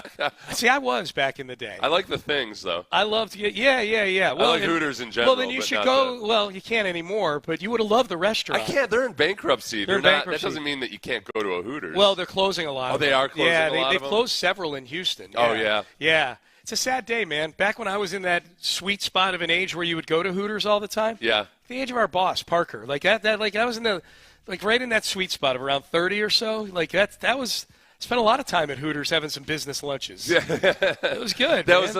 was you're a sales guy. I was a sales guy. Really, you know how much business got done at Hooters? Good time. Go Dude. get yourself a buffalo chicken sandwich and buy some telecommunications equipment. That's exactly right. I don't have the numbers in front of me, but what I've heard Yeah. is that the most business is done on the New York Stock Exchange, second most the Chicago Board of Trade, third most all of the Hooters nationwide combined. Yeah. That's where most of the good business But it gets stopped done. being that way as much as before Hooters came along. It was Beef O'Brady's. And you should have seen the ladies walking around that one. I think what happened was like a few places came along and maybe just did it better, I guess. There's a lot of competition. Restaurant, yeah. We're a big Twin Peaks outlet here at Sports Radio 610. They do that mode pretty well. Yeah. So are they closing? So Twin Peaks drove out Hooters. Possibly. I mean, they've closed a bunch of locations, but they're reorganizing. They're trying to. They're not dead as a company. They're not dead yet. This feels like Kmart was for a long time. Another great place to go look at some Hooters. Yeah. Girls of Kmart was one of the best Playboy issues every year. Kmart was so depressing for the longest time. Oh, yeah. When they were getting driven out by Walmart and Target and everything. Yeah. Because you'd go in and like is this a flea market or is it a retail establishment? And you'd be like, so the end is near, huh? Yeah. Yeah. And I admittedly have not been to Hooters in a while, but I will, if this is indeed heading towards where it looks. Weigh in on the text page. How are you feeling about this? For journalistic purposes, you feel like you have to. Yeah. You have to document it. Yeah. Devin Booker of the Phoenix Suns was pleading for Hooters not to go out of business. And again, he's in the sweet spot. I feel like Hooters should have at some point just maybe updated the outfits a little bit. Well, the pantyhose were always something that was a little, they were the pantyhose underneath the orange shorts. Are you like a secretary for my great uncle? What the hell are you? Yeah, nothing beats a great pair of legs. Pantyhose and then just the orange shorts and it just felt like a. Yeah, boy, this was fly in the 80s. They opened – I was reading an article about this yesterday. Yeah. I read several articles about this because it meant a lot to me. Yeah. But apparently in some places they'd opened up like I forget what they call it. It was like Wings of Hooters or Wings of Hoots or something like that, where it was a more family-friendly version that had both like male and female servers in normal outfits. Oh, normal outfits? Yeah. I'm like, they didn't have like the man showing up as Mammal Toe or anything? Okay. No, not that I know of. It didn't say in the article. There needs to be a women's counterpart called Bulges. I didn't the Battle of the Bulge. It didn't say in the article. It's R.I.P. But, man, Hooters, we had some good times together, man. Love the peanut butter cake. A good peanut butter cake. And wings. It was good. It was good. All right, mock draft injection. CBSSports.com's Garrett Podell. This one excites me. Who does he have the Texans taking? We will get to that coming up next. Daily and Black. If you're a homeowner.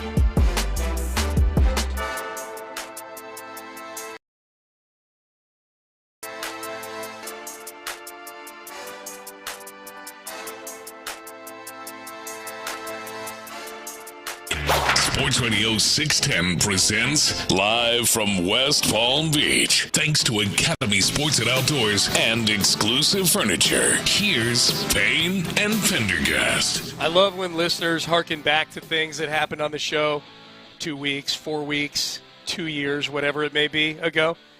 Wait, here's a text. Jim Adler, the Texas Hammer text line. Wait, so Hooters is closing? Damn you, Ross Tucker.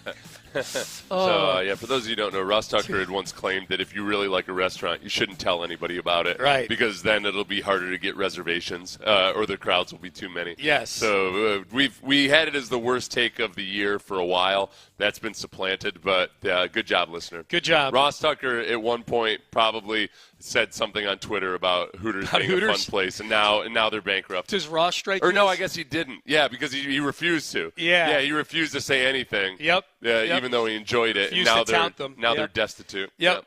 Now they're not. They've closed locations. Just to be clear, they're in you know bankruptcy. what's crazy? Coming full circle on that What's is that I can remember in high school the first time Hooters came to our city. We were a suburb of Rochester, and it would have been in 1991 or 92. Yeah.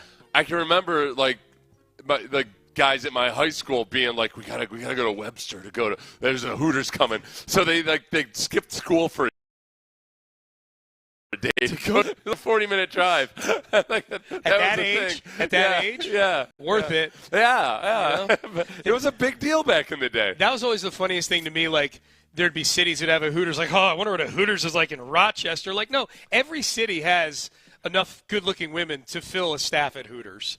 Or enough women to fill a staff at Hooters. Yeah. They can fill a staff. There's a difference. There's a difference between the Rochester Hooters and the South Florida Hooters. Well, I grew up in Hartford, Connecticut, which isn't actually exactly the beacon. Our buddy John, who listens to the show, I hang out with the Lizards, literally just texted, dude, the Hooters in your hometown of Hartford was solid. He goes up there on business a lot. Yeah. Yeah, this is what we take pride in. Yeah, to be in the insurance capital of the world and a solid Hooters. Thanks, John. Wait, is there more than just is Hartford where all the insurance companies are? Yeah, it's the insurance. That's where a lot of them are headquartered. Okay. Yeah. Yep. I guess I should have known that. Yeah. I also didn't know the name for the hashtag is. We were watching Octothorpe. I had zero clue. We watched game shows last night here. Yeah. For those wondering, we watched Split Second. We were waiting and for the Wall. We were waiting for the Cougs game to start. At which point Sean fell asleep immediately.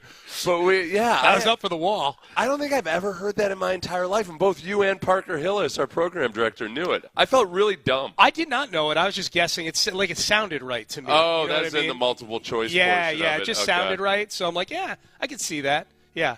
Octothorpe. I thought it didn't sound right because there's 9 squares in that hashtag where I thought, like, okay, Octo would have made, Yeah. Octothorpe.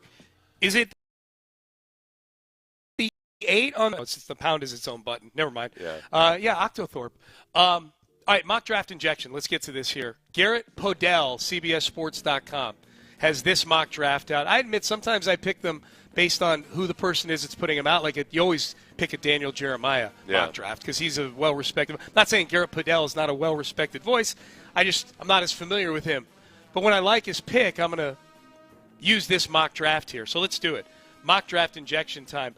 With the 25th pick in the Garrett Podell, CBSSports.com mock draft, the Houston Texans select Matthew Golden, wide receiver, University of Texas. Yeah. Matthew Golden's somebody to get excited about. Tell me about him, Mel He's Kiper. tough. He's gritty. Yep. He'll go up after it and win contested catches, and he does it in big moments. But he's just very, very twitchy.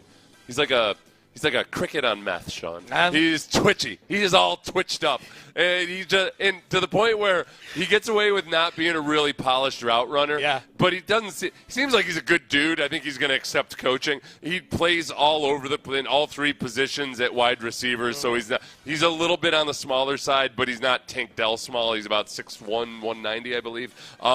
I'd be really excited about Matthew Golden. Oh, yeah. And he's obviously he's played in big games and big moments, and he's come up big in big games and big moments. He is got Coug ties. He was with the University of Houston, and then NIL set in. Yeah. And he wound up at the University. Yada yada yada. He wound up a Longhorn. So he's already rich. Yeah. So he's got money. That's a plus. Off the board. Yeah. I want money. Uh-huh. They need to be rich. And they actually kind of do. If there's a draft pick that hasn't compiled a lot of NIL money yet, that's a good sign that, I've got questions. I'd like to start to base it on. I started as a joke, but then I'm like, no, I'm kind of serious. I wonder, though, now we've talked to Sari about this in the early days of NIL.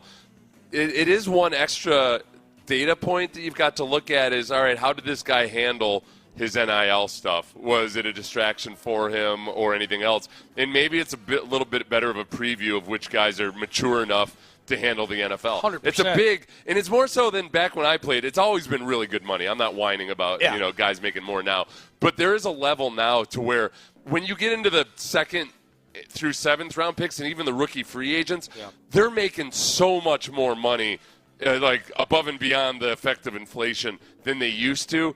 That I feel like it's for every NFL player now. You've got that concern. It's because, like, okay, back in the day, the rookie salary, the rookie minimum was like $97,000, which even adjust that for inflation, it's a lot of money, but it's not, I don't have to work for a few years if I don't want to money. It's not buy your mom 2 Escalades type of money. No. Where now the minimums are so high that I feel like every single player, a lot of them are probably better off having had NIL for a couple of years because they've probably made some mistakes, but they've also learned how to manage it, and it's not as much of a shock to their system when they get to the NFL. Or they've actually gone through the process of finding somebody to manage it for them who's done a good job. You don't have to worry. Like it's one less hurdle that you're trying to focus on football. Yeah. No, I 100% believe that.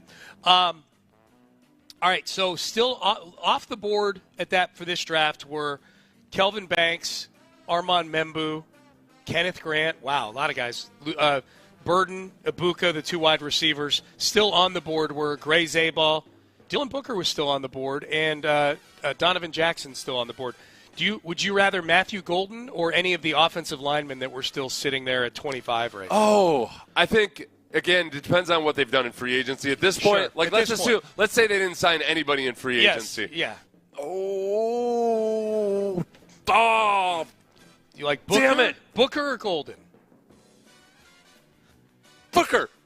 Give me Booker. It's fine. Yeah. Yeah. That's fine. We're going to be in a good position, Sean. If they pick at 25, I have yet to see a pick that the Texans have taken one of these mock drafts where I don't feel good about it. Yeah. It's that kind of a draft this year. It's not that I've lowered my expectations or anything.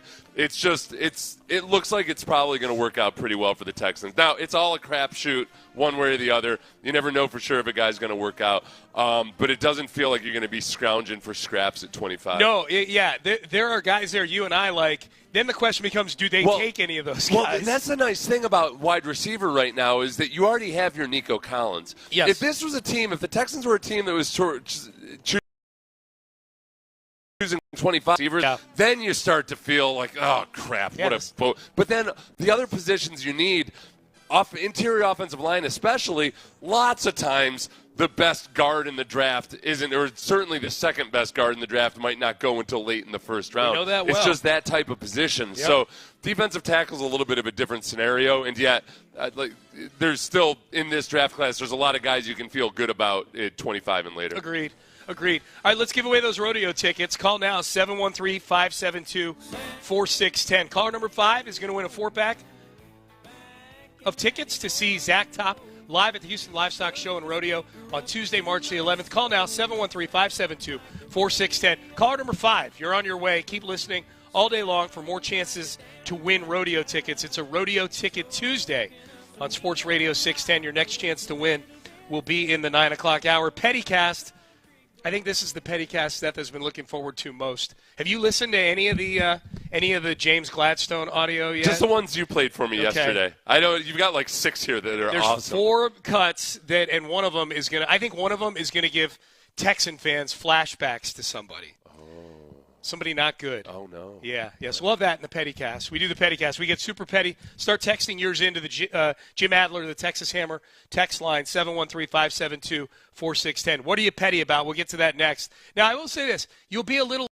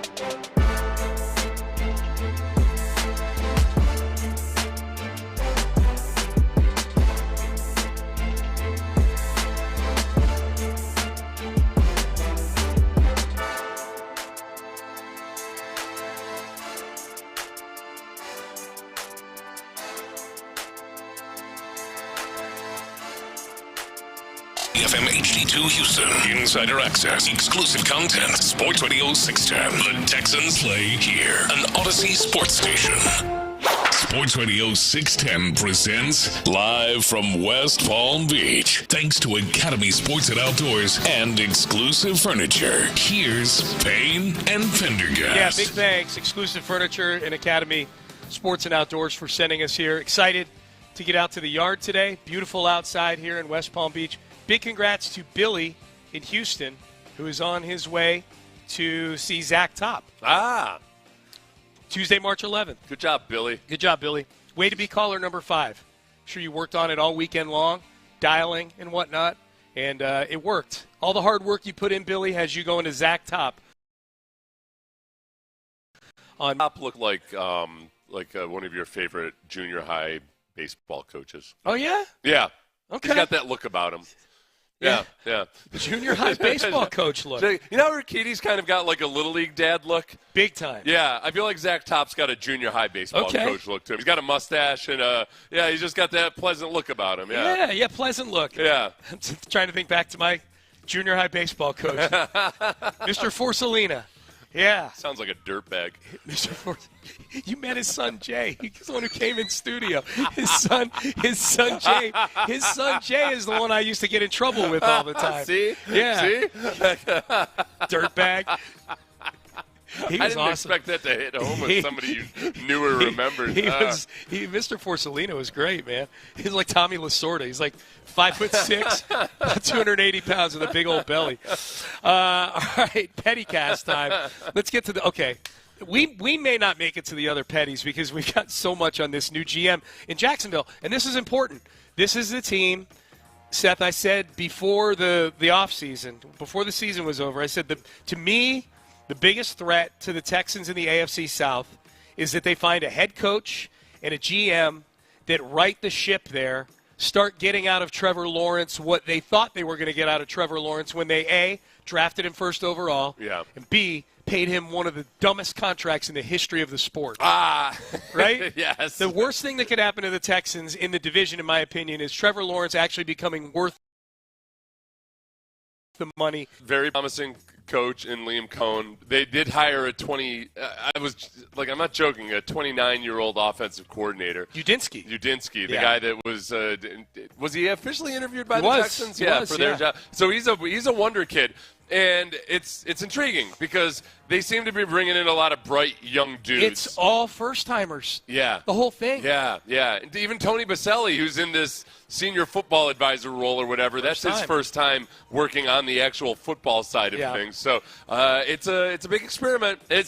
As was the Urban Meyer experiment. Yet another experiment in Jacksonville. Credit to Shad Khan, not afraid to experiment. Yeah. So James Gladstone is the name of the new GM. He's 34 years old, but looks 23. Oh, yeah, and he looks 23, and he looks like a kid from an 80s movie that would have definitely been the sidekick to a bully. He would have been the bully himself. He looks like the one who would have been, like, snickering next to the bully. Yeah. Like a kid gets tipped over in a portal or something. He's the bully sidekick who's the one that comes up to the kid who's being bullied, the protagonist, and it was like, listen, man, Jimmy, listen, you know how this works, okay? Jimmy's going to get this girl, okay? And there's ways we can make you. There's ways we can make it happen, he's all the right? negotiator. So just lay off. He tries to act like he's a good guy or something. Okay, well, that's appropriate because he's now a GM of an NFL team where a lot of negotiation like that may go on. Shad Khan is Jimmy. may very well be. All right, so James. And then the Tony Khan is like the little guy in Harlem. Dude, Tony Khan in all these pictures, man. Yeah. Oh, my God. All right, let's get to James Gladstone here. He's the new GM of the Jacksonville Jaguars. Why is this in the Pettycast? Because if this guy gets over on the Texans in any way, shape, or form, I am going to be so petty. He comes from the Rams. Mm-hmm. He's got a good reputation there. They're director of scouting there the last couple of years where they've drafted very, very well. Drafted very well. So Jags fans are already taking a victory lap that he's already drafted 3 drafts like that for them. Here he is with his message to Jags fans. To the Jaguar fan base, I turn to you. With Liam's vision, with a disciplined approach, we're going to bring you a product that you all can be proud of. And we are so appreciative of your support. With that, game on. Duval. Those are your 2 guys that are running things. Okay, game on guy and Duval guy. Those are your 2 guys that are running the show. It's a dicey part of reading a scripted statement if you're not an actual speaker. Yeah. It's tough. If you're going to do game on, you got to bring some kind of emotion to it or something. Improv. Allow that be the one part that's not completely scripted. Yeah. At least look up and act like you've ever said the word. Act like you've ever said game on in your life before. Yeah. He does not look like a game on guy. I feel like a lot of these things that he said were written by AI. Ready? Which, as a bright young guy in the analytical world, I wouldn't put it past him. Okay. Yeah. Well, your spidey sense is tingling here then, because you may be right about this. Here is James Gladstone, new GM of the Jags. Texan fans, I'm asking you, nervous about this guy? What do they prioritize in players? Great question. I'm glad you asked. I think it's pretty simple from my perspective. We will prioritize people and players that are intangibly rich. And by doing so, they will elevate our ecosystem, our team, by being nothing more than themselves. So it's as simple as that. Oh, yeah, you got intangibly rich and an ecosystem full of intangibly rich phytoplankton. I guess. What the hell? Are you jotting down the little catchphrases over there that he's saying? Well, let's see. We have got game on, we've got intangibly rich, and we've got ecosystem. Ecosystem. Yeah, you better get ready. Your hand may get tired on this next cut here coming up. All right, you ready for more James Gladstone? Yeah. This is the Pettycast. I do. There's a part of me that appreciates him saying ecosystem instead of culture. Intangibly rich instead of saying it factor. Yeah. I do appreciate some of that. You do? Okay. Well, your but appreciation. It feels like he's trying way too hard. Your appreciation may go out the window. He was asked, how are you cutting edge? I think that, I have a fresh perspective, I'd say. A deep understanding of really the modern tools and mechanisms that are revolutionizing the sport. And so, that'll certainly be something that we leverage here. While at the same time, we're walking into the combine this afternoon, right? And so the current mode of operation is in rhythm. The cadence is in place. So my intent here through this initial spring is to calibrate mode of operation, insert some specific efficiencies that'll help me better understand our group's insights and perspectives, and then assess at the end of this spring what types of things we can roll out into the future. But we'll certainly, put the pedal to the metal on a lot of advanced sort of modes of operation. Advanced modes of operations. Oh my God! Yeah, dude, I did. I almost got room. carpal tunnel. Modern tools that are revolutionizing the sport. The mode of operations is already in rhythm. Oh, yeah. They want to calibrate the mode of operations. Yeah. They want to insert efficiencies. Efficiencies are a big one. Yeah. Let's go insert some efficiencies, dude. And then assess. This guy, I don't want to use advanced jargon on this guy, but it feels like he's all hat, no cattle. Could you? This is a whole lot of. There's a whole lot of jargon, man. I get nervous about people that have spent too much time reading about how to do things instead of actually doing them. Yeah. I feel like he's one of these guys that'll go sit down at a coffee shop for 5 hours studying how to be more productive. Stop going to coffee shops. As you're not producing a single damn thing. I've got flow charts here about how I'm going to be more productive. Right, but that report was due to me this afternoon. Oh, my God. Yes, but in the future, I will be churning out 3 times as many reports because I spent so much time learning how to be productive. That's an Easterby vibe right there, right? Yeah. All those big words and whatnot and efficiencies. And all sorts of some book that you read that it's going to revolutionize the way we operate. Unbelievable. It's fine. This is the problem, though. This is the thing. With most self-improvement books, what you have to do is not become a serial self-improvement book person. Yeah. You got to find 1 or 2 or 3 that you like and then latch onto them with a death grip. To the credos and live of those with it books. like that is your Bible. Yeah. But you can't be reading 1 a week and because you find yourself reinventing your modes of operations and trying to insert efficiencies all the time instead of just getting the damn job done, you young punk. Seth is Get the hell out of my face. Get out of my office. This is what I sentence you to. I sentence you to go work on a dairy farm for 3 weeks and get some of this sass pounded out of your stupid little brain. Last one here. Last one. This is how I think this at least helped him get the job. It was brought up in a question about analytics that, hey, Tony handles some of that. Tony Khan. Son of the owner. Who's seems a little off kilter. We've let him be in charge of undrafted free agents, and he brags about it like it's like he drafted Trevor Lawrence or something. Yeah. So Gladstone was asked about analytics within the context of that being Tony's department.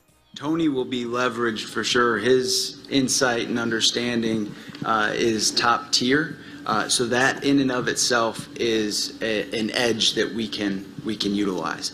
Beyond that, the biggest item that I can articulate at this stage and will for our staff is not that analytics is ever doing anything other than supporting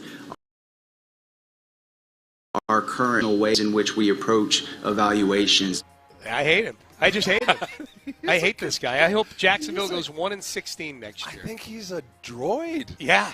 He's a droid. He doesn't come off like a human at all. How about Tony Khan being positioned as an edge? How about Tony Baselli trying to have a conversation with this kid? Well, Tony was part of this decision I know, but I think at some point Tony Baselli is going to want to bash him. I think he just want to pick him up and bash him. Yeah. Man. Okay, so that's what's in Jacksonville. So petty in so much as, hey, the kid may be successful, but I love making fun of him right now. No, this is the one thing. Yeah. He can get away with all that stuff that he just spewed out if he's a genuine genius. Maybe he is. Maybe he doesn't have the human touch, and partly it's because he's a little bit detached. Just he's off in his own world. So you got to be a genius, though. You can get away with it if you're a genius. I'm going to tell you right now, and this may come back to bite me, but anytime a team that's in your division or your rivals with, they've got to hire a new head coach and a GM, I'm going to sit back afterwards and say, how do I feel from the perspective of my team? I love the hires that the Jacksonville Jaguars made. Okay. Between Mr. Duval. Yeah. Well, you know what you love is you love the whole head-to-head matchup of, okay, let's look at the quarterback headshot. Let's look at the head coach headshot of both teams. Yeah. And then let's look at the GMs side by side. Yes. And I feel like, okay, C.J. Stroud next to Trevor Lawrence. Yeah, I trust C.J.'s face. DeMeco Ryans next to it's not Liam even Cohn. close. Yeah. Not even close. Yeah. God help Liam Cohn if they actually had to do a fist Liam Cohen looked right. Yeah. It was like a connoisseur Right. of it. It wasn't Yeah. just like a random weird habit or something. Is this Elmer's? He was like hiding in a closet so he could down the whole 1997 jar. Elmer's? Yeah. And then Nick Caserio next to this droid. Yeah, I'd Okay. take Caserio. Okay. I'll take Caserio. Unless they're going to take that picture of Caserio floating around the internet where he's got his old wire-rimmed glasses on from back in the day, because he does look like a droid in that picture. He's still better than James Gladstone. But a normal Nick Caserio picture, yes. James Gladstone looks like the Night King in Game of Thrones. If you spray painted him light blue. You sent me a side-by-side picture of the two, and I was kind of shocked by how accurate you were. Like the shape of the face and everything. It's very pointy. Yeah. You know? Hey, let's get to a couple other petties here. Text yours in, 713-572-4610. My favorite development this sports season, this college basketball season, is I feel like every pettycast has included at least one big-time college basketball coach. Here's Tom Izzo, the latest college basketball codger, to call out his players or society in general. You play real good, you start. You don't play as good, you work your way back in. It's the American way, except America has gotten soft. But that is the American way. That's the way it works. And so I apologize to nobody for that. Why have college basketball? It's by far the most. College basketball coaches, as an industry, have gotten so petty. On America. Yeah. Except America has gotten soft. He's got some kid who's complaining more, and all of a sudden America's soft.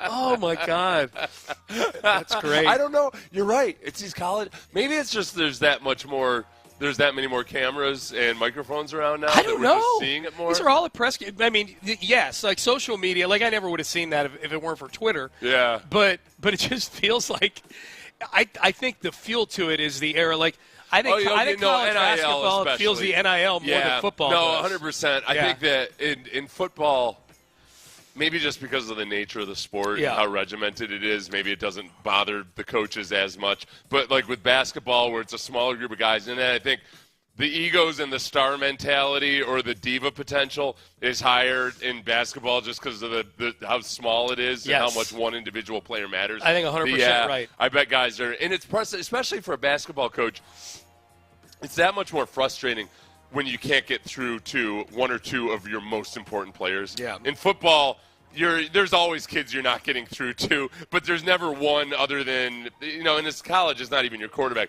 There's never one that's just like the linchpin to all your success. Where in basketball, it's that way. So I bet they're feeling especially frustrated. Yep. Because it's true. I know. Okay, I know all arguments about whether America's gotten. Generally, every successive generation, until everything goes down in flames, we're all going to be softer than the previous generation. So I don't even argue against that. We are. I'm softer than my father was. My father's softer than my grandfather was. At some point, if the Stone Age, then those people will be tough as hell. Yes. But until then, that's fine. I said, when I see high school athletes and like the ones that my friends work with and everything, I feel like these are good kids. Right. I feel like they're better kids than a lot of the way we acted in a lot of ways. Maybe it's because the stuff I'm remembering wasn't stuff that we said in front of adults. Yep. But the NIL is just a whole different dynamic. I think that's what's fueling it. Yeah. Like with guys like Izzo. A lot of texts on James Gladstone. Was at Easterby. A bunch of word salad. Yeah. Coach speak goat. That wasn't even coach speak. That wasn't even coach speak. That was like corporate speak. No, that was try hard Silicon Valley bro speak. That's what it is. That was somebody that's trying way too hard, even by Silicon Valley standards. It's exactly what it is. Yeah, it's exactly. He said something. At some point, I waited for him to say that he was a disruptor. That's one of the new ones. Oh, I'm a disruptor. The Rock likes that one. What are you disrupting? The normal paradigms. Okay, define paradigm, you sap. Someone texts in, Jim Adler, the Texas Hammer text line, how important are participation deviations? I feel that's one that got left out in the Gladstone What was participation deviation? I think they're just sending that in as far as like a term that maybe he didn't use. Yeah. Looks like he ate paste. Accurate AF. Yeah, Liam Cohen does. He looks like he ate paste back in elementary school. So it's a very young feeling crew. I was wondering about that, though, too. Is Liam Gladstone, he's 34 years old. Does the 34-year-olds feel like, oh, that guy's too young to be a GM, or is it because you and I gotten older, mid-30s, bona fide men. Yeah. But is that just us being grumpy old men because America's gotten soft? 34 is definitely young. I think it comes to me. I wouldn't blink if a team hired a 34-year-old GM if I knew he seems like a 34-year-old that's snowed over a billionaire who's been snowed over many times before, including by the previous GM for many years. So, and to your point, the kid looks like he's 23 years old. Yeah. So I don't think 34. I mean, there's probably a little what you're talking about is baked into it. You and I being a little bit older, but I'm not anti. I was always the youngest. Before I got into radio, I was the youngest of every job I had. You know what I mean? Like along the way, like in in management and stuff. So I can't sit here and not be hypocritical and say, oh, he's too young. Theo Epstein was 28 when he got the Red Sox. That's really job. Young, and that's super young. And that was back in 2000. That was back when there was still an argument about 2002. Yeah, that was an argument about analytics for. I mean, that was a revolutionary. That was a ballsy move, man. Yeah, hiring a 28-year-old analytics dude in the year 2002 for a team that hadn't won a World Series in nearly a century. Yeah, and that you're taking on the how are you going to do? Oh, we're going to copy the A's. We're like, oh, great. Yeah. Have you noticed they haven't actually won anything with this whole Moneyball shenanigans? Yep. All right. Which, by the way, kids, that's your answer when anybody tries to point out. If you get stuck in some conversation with somebody who refuses to acknowledge that Moneyball became it didn't just work, it became adopted by didn't win a championship, point out that pretty much 75% of the championships won since then have been with those same principles. No doubt. Yeah. No doubt.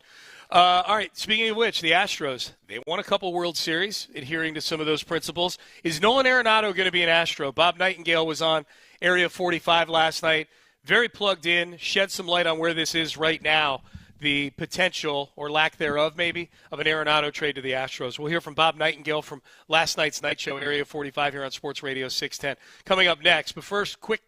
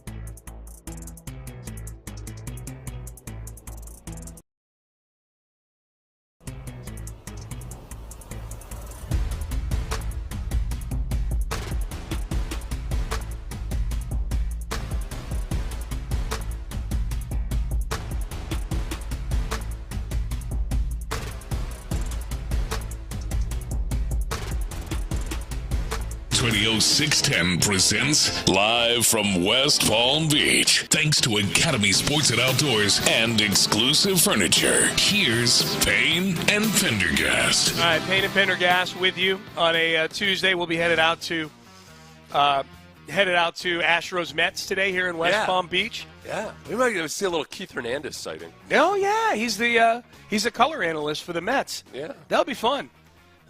One of the all-time great Seinfeld cameos, Keith Hernandez. Yeah, really, not even a cameo. He was like a big part of that episode. Well, he's entertaining. Weren't we doing for a little while? We were playing their play-by-play commentary for some reason. He's very outspoken. I do. No, he's goofy too. Yeah. Like he has fun with it. So maybe we'll have to try to grab some of his out. If we're not going to do this. Say hello. We're not going to do any of that. But you think Juan Soto plays 9 innings? I think we could get a picture with him. Do you think Juan Soto plays 9 innings today? Do we get a Juan Soto sighting? They play him again on Thursday, I think, the Mets. If I don't get it, I'm going to jeer him. I will jeer the hell out of him. Let's do that. If he's playing, let's go out to the outfield and yell at him. Yeah, brickbats and so forth. Mm-hmm. Yeah. That's what I'm saying. Are you bringing that crap out here, Juan Soto? That's right. That's right. Let's hear from Bob Nightingale here. The Nolan Arenado trade to the Astros. It doesn't, I guess maybe it's on life support in so much as it could still happen between now and the beginning of the year. But this second go-round with it here so far has had the same results as the first one. Nolan Arenado does not appear ready to waive his no-trade clause to go to the Astros. Here's Bob Nightingale of USA Today, covers MLB for USA Today, last night on Area 45 with Patrick Creighton and Sean Bijani saying zero traction right now. Is it possible in any way Nolan Arenado may have changed his mind and now want to come to Houston? I don't think he's changed his mind on that. I don't. And I don't necessarily think that's, reunited trade talks either. I think it might have came up, but I've heard there was no, talking to St. Louis people, and John Mozeliak, the president of baseball operations, says there's zero traction. So it doesn't look like, that's going to happen at all. It would be kind of, it doesn't make real sense for it to happen now either. Now you're changing everything again. It's one thing to do that with Bregman. It's another thing to do, for the guy that's never played for the Astros before. It's not like I'm distraught or anything like that. It would have been interesting. It would have made the team stronger this year. But when it comes to acquisitions they bring in, now that we're in that period of a modified reset, it's not tanking by any stretch of the imagination, but you're in a little bit of a modified reset. You're thinking more about the long-term future. I don't know how great I feel about bringing in a 33-year-old who's been declining the last couple seasons. And oh, great. So I've got him through when he's genuinely decrepit towards the end there. Versus, the prospect of a Vlad Guerrero Jr. or something. Yeah. God knows what they'd have to give up to get Vlad Guerrero Jr., but that's much more enticing to me at this point. Yeah, it's interesting that obviously if they were to make this trade, they'd be right back over the luxury tax again. That part is what is kind of intriguing to me, is that it felt like being over the luxury tax, and I think this is kind of the point that Nightingale was making at the end, that they would do all these things for Bregman, who's, he's a franchise hero and he's been here forever. Yeah. The luxury tax part of it is interesting to me because Arenado would put them right back over there, and that's the part that's concerning, I guess, is if Jim Crane all of a sudden is comfortable operating above the luxury tax, then cool. If that doesn't prevent them from making moves during the season, then awesome. Yeah. But that would be my concern, is that, this is, you're in gridlock now salary-wise. Yeah, Jim Crane's in the position of operating the Astros like a business. And he spends pretty aggressively by the Astros, who are not one of the major revenue teams, where they're higher revenue, larger market, but not the major revenue teams. He's up there in the top 5 of spending every single year. Yeah. Barring him selling his company or taking his company public or something, to where he gets to be like the owner of the Mets, Cohen, who's just so rich and is just willing to spend freely and liberally because these are plaything. That's the realm we're going to operate in. It doesn't make a lot of business sense for where the Astros are right now to get Arenado, even at that discount. The reported discount was that the Cardinals were going to pay 10 to $15 million of his salary. 15 to 20 of the 60 that he's still owed. Yeah. And the Rockies are already paying him $10 million of that too. Yeah. But it's I get why they wouldn't do it. Yeah. And that's the discussions again were also before they made the moves for Paredes and it was after Tucker. After Tucker, but And Paredes came over. Well, before they brought in Walker. Yeah. Exactly. This is where I wish Spillane was here. You know what Spillane, one of his big credos is when it comes to the Astros? F them profits. Right. He's like it's not my money. He's a big it's not my money guy. That's how I always – yes, it's not my money, but I feel like when I'm talking about what a team will do, there's always a discussion – a lot of times in sports, people are having two separate arguments as they're arguing. One person is arguing what they should do, and the other person is arguing what they will do or what they can do. Right. This is how they operate. Yeah, what a team will do and what they should do are two entirely different scenarios. That's all. Like when you're talking about a player, like, well, no, he'll never get paid this amount of money because this, and this. Sure, great points. But somebody out there is going to pay this guy. Right, which is why I caveat what I just said before with if Jim Crane is now changing the way he's viewing the luxury tax. Yeah. Like if he's going to go over it, he's going to hang out over it. He's comfortable making deals over it. He's comfortable being over the luxury tax. And if I have a mistake, I'll flush it and I'll viable, then that's a different conversation. But we know that he treats that competitive balance tax, that luxury tax threshold, as if it has some sort of gravitational pull, but from both directions. If he's above it, then he's going to work to get back at or below it like he did by trading Ryan Presley. Yeah. If he's below it, he'll spend up close to it. You know what I mean? It is a number that they as a franchise tend to gravitate towards. If all of a sudden now he's going to hang out and spend above that and be comfortable spending above that, well, this changes all sorts of conversations. Mm-hmm. Then I say go for it and get Arenado, because if he is declining, then an owner that operates like that will just flush the mistake, move on, maybe pay some of the salary to get rid of him and send him to some other team, and then replace him with a viable third baseman. This is what the tippy-top teams do. Yeah. This is what the Dodgers and the Yankees and the Mets and teams like that do. Jim Crane is not operating tippy-top salary-wise. Jim Crane is not operating his team the way that I operate with my food spending when I'm on one of these trips. Right. Where Odyssey is paying for my meals. Yes. And I'm way more dumb about how I spend my meal money when Odyssey is paying for my meals. The worst thing I did was go to the grocery store yesterday just to get peanut butter. Right. Yeah, and how much did you end up spending for that peanut butter? $40. Yeah. I mean, I got more than just the peanut butter. I don't want people to think I bought the most expensive peanut butter. Yeah. But I bought like 7 other things. I did the same thing yesterday. I went to the store and I'm like, oh yeah, I'll just put I'm putting this on our expenses, and then I ended up spending pretty much my whole budget when nice job, at Publix. Yeah. And I paid for it, unlike some athletes. I paid like non-athletes. But then we went to this place yesterday, Cholo Soy, which I'm recognizing a theme here with something that happens on some of these trips. Yeah. I cannot get Guy Fieri out of my life. Is that a Guy Fieri place? It was one of the ones that he did. Oh, diners, drive-ins, and dives. Yeah, it's on that list. Okay. Parker Hillis, our boss, he's an aficionado of that list. Yeah. So when we were in Las Vegas for the Super Bowl last year, what restaurant was on the ground floor? Guy Fieri? Guy Fieri one. Yeah, Guy Fieri one. And I went and I spent like $478 for a taco. It was very, very, very overpriced. The one we went to last night was reasonable. It was very reasonable. Yeah, if you're coming down here for spring training at all, I'm sure we have people listening who will. Cholo Soy, man, it was good. It was really good. It was good. I got 3 tacos. I got brisket, I got steak, and I got octopus. And I got a beer. They're very intelligent animals, for 30. The octopi. Not intelligent enough to escape us when we want to eat them. They were so smart they wouldn't get I'm going eaten. to send you to a documentary about octopus. You're going to make me feel bad about one of life's pleasures. Yeah, I'm going to do that thing where I'm going to be an annoying vegetarian here all of a sudden. You could do it with anything. It ain't going to work. I know. No, it's ditto. Yeah. I understand and agree with all of your arguments about why I shouldn't eat animals. Yeah. As barbecue sauce is drizzling from my face. Yeah. No, that is a very cute cow over there. That is a very good argument you make. Now, pass me the brisket. Yeah. It's a very cute cow. Oh, that chicken running around, very cute. Yes, yes. He's cuter a la Parmesan. Yeah. A bowl. Like relatively healthy. I'm trying to limit starches. Yeah. And but then I got the margaritas were expensive.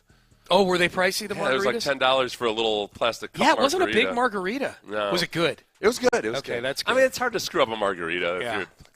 Was it sugary and sweet? Yeah, sure. Yes. Could I barely taste the tequila? With yes. optimal tequila That's my, that you couldn't taste. Yeah. Yeah, it was good, man. Cholo Soy, if you're coming down here.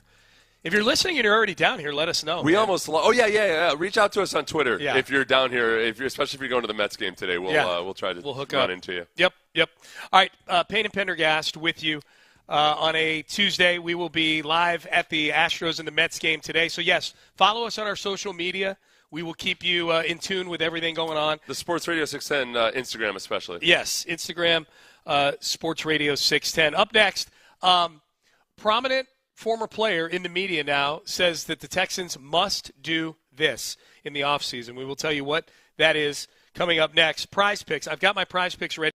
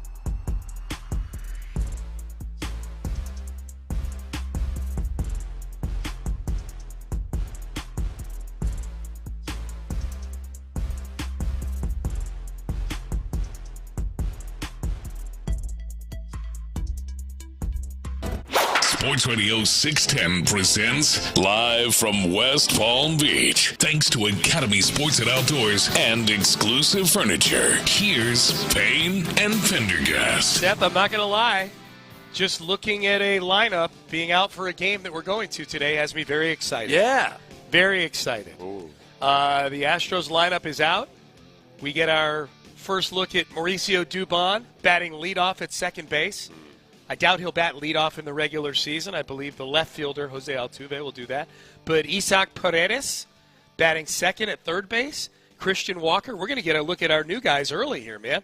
Christian Walker batting third at first base. Old Yiner getting a little DH run. Little Caratini at catcher. In the outfield, Gamble, right field. McCormick, left field.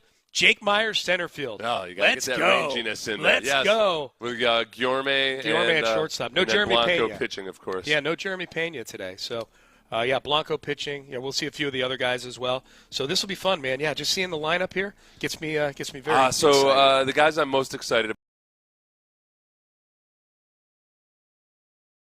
about seeing today, because big every year will be a big year for Diaz, but I think Diaz has kind of been lost in the shuffle in terms of the guys that actually did some really good things last year. And the attention. But yeah. But you're fixated on a couple of the glitches that he has as a catcher, mostly in his pitch framing, but doing a lot of other things really well defensively as a catcher. So I'm excited to see Diaz, mostly because I feel like I've neglected him. Mm-hmm. And then Chas McCormick. The Chas McCormick and what he does at the plate this year. Can he look more like he did in his first 3 seasons? No doubt. Than he did last year. No doubt. Yeah, debuts. These are the debuts. All these other guys have played other than Paredes and Christian Walker. This is their debut for the Astros here in spring training. So we'll have eyes on it today, man. Yeah. Looking forward to that. That'll be fun. It's a beautiful day. Beautiful. It's going to be fun. It'll be get out and get some baseball in our blood, Sean. Indeed.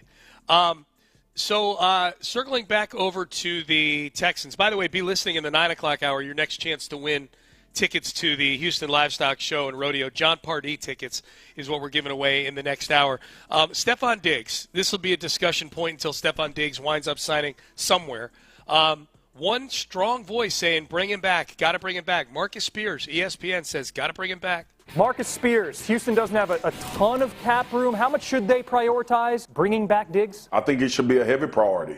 Tank Dell would have been that guy. Obviously, the injury history is something that you have to pay attention to. You also think about the way that Stephon Diggs plays the receiver position. A very, very coordinated wide receiver,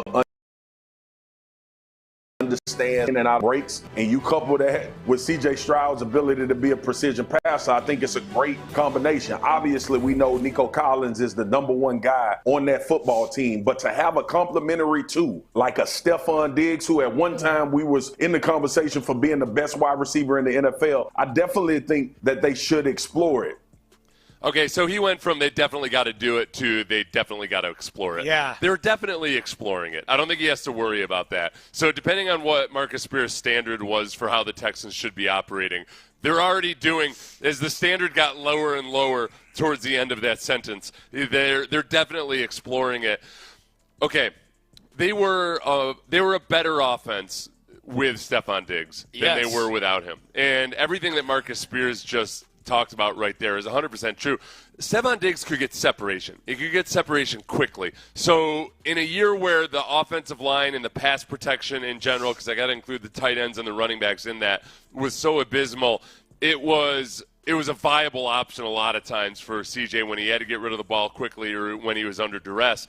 And they were a better football team when Stephon Diggs was in there. So, but having said all that, he is also 1 year older and coming off of an ACL. So all of those things that Marcus Spears mentioned about the positives are 100% true last year. I don't know what he's going to offer in terms of all of that this year. When you talk about a guy whose shiftiness and his short area speed is one of his strengths, how much of that does he have? And this, but it's not going to bail you out of trouble the way that it did last year necessarily. Hopefully CJ doesn't have as much trouble in terms of pass protection this year, but I don't think it's a gotta have him type of situation. The thing about Diggs, just thinking about, because I was thinking about their record. He got hurt in Week 8. They won that game. That was a Colts game. They were 6-2 in games where Stephon Diggs played. They were 4-5 in the regular season after he was gone. So without him, they were a middling, mediocre football right, team. and that's just the wins and losses. As an offense, they dropped dramatically. They were just kind of they weren't doing great when he was in there, but they were one of the worst offenses in the league over the second half of the season. Correct. This is what I wonder, independent of how bad they were offensively, 3 of the next 4 games after he got hurt, the Texans lost 3 of the next 4 games. They lost that Jets game on Thursday night with just an abysmal performance on both sides in the second half of that game. The defense wasn't good in the second half either. They didn't get any help from the offense. Then in Week 10 was the game that they blew the 23-7 halftime lead against the Lions. Then they beat the Cowboys in Week 11. And then in Week 12 was that horrible loss to the Titans. And I do start to think just things, Seth, and I know it's totally like this is the most non-analytical thing ever. But I just wonder, like, having Diggs on the sideline for any of those games that they lost that were just horrible losses, just having him down there to get up in somebody's grill, if that changes one of spread type advice. That's something. I mean, those 3 losses were the loss to the Jets, the loss to the Lions, and the loss to the Titans were 3 of the worst kind of losses you can experience. You let a team up off the mat in the Jets whose season was floundering and floundered after that too. Yeah. That was their only bright spot all year, was that win over the Texans in that second half that Aaron Rodgers played. You blew a lead against one of the best teams, the best team in football at that time, I think a lot of people thought, in the Lions. Couldn't score in the second half. And then the Titans game, and by the way, in a game where you picked off Jared Goff 5 times, and then the Titans game you sacked Will Levis 8 times and had a pick 6 and still didn't do enough offensively to win that game.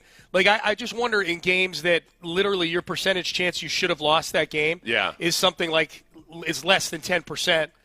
If having Diggs there for those games doesn't somehow, just having him down there with them. And you want to know, you're like, boiling it down to wins and losses isn't always fair because obviously there's 3 different phases of football. Yeah. But the old standard used to be, okay, you got to score at least 24 points in a game. You got to score at least 24 points in a game for your offense to give you a winning effort. That's probably been tweaked up to like 25 or 26 points, really. I mean, from the Jets game on, 9 games there, they only scored more than 23 points twice.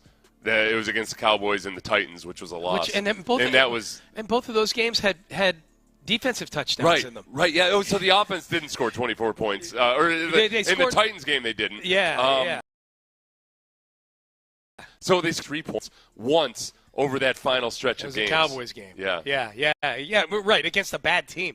In 9 games, they had one where you look at it as like, okay, that's a winning effort. Potentially winning effort by the offense. By the offense. That's a great way to frame it. A depressing way to frame it, but a great way to frame it for sure. So it's not so. Where I would put it is there's definitely, obviously, more than just one position, your second wide receiver. They need to improve in more areas than just that. But it does point out how important that second guy can be and why I think that it probably comes through the draft this year. Yeah. I think I had a really hard time answering earlier when you asked about who was it? It was between Golden and Booker. The Devin Booker, the offensive lineman. Tyler Booker. Booker, excuse me. I had a really hard time deciding because I don't want to be overly dramatic about their need to flesh out that wide receiving core, and yet if they don't do something to address it, either in free agency or the draft, I think it would be gross negligence. Yeah, I think the one thing we learned from Nick Caserio last week when we had him on, when it comes to Diggs, was that I don't think anything has happened that's been unexpected as far as other than the ACL tear. Obviously, nobody was expecting that. But as far as like how Stephon and the Texans both have treated his contractual journey, that any sort of focus on that Monday, February 17th date was probably overblown, and it sounded like that both sides expected him to hit free agency. It was a one-year deal. It was a one-year deal. Conversation about it. That, maybe that Caserio said, hey, Caserio may have said to the agent, hey, if you guys want to work something out, we're here for you. You know, we'd like to, but I don't think the Texans felt like they wanted to be in a position of being aggressive about it. Yeah, I don't and that's pure speculation on my part. Right. Yeah, I don't think any feathers are ruffled on either side. No. I think both sides are ready for whatever the future holds. It was intended to be a one-year deal. Yes. And I don't think the Texans felt like, okay, this is going to be our avenue to reel him back in. Now, if the season had gone differently and he was healthy, they might have been a lot more aggressive in trying to extend it. Maybe so. Yeah, maybe so. All right. Hey, be listening in the next hour. Chance to win tickets to see John Pardee live at the Houston Livestock Show and Rodeo. He plays Thursday, March 13th. Rodeo Ticket Tuesday, all day long here on Sports Radio 610. All right, we mentioned the top 101 players on Pro Football Focus yesterday at about this time. The Texans had 5 guys in the top 101. Who could crack the list next season for the Texans? How many of these guys need to crack the list for the Texans to have the season that we want them all to have next year? That is coming up next. The Drive with Stoerner and Hughley. Nick Caserio.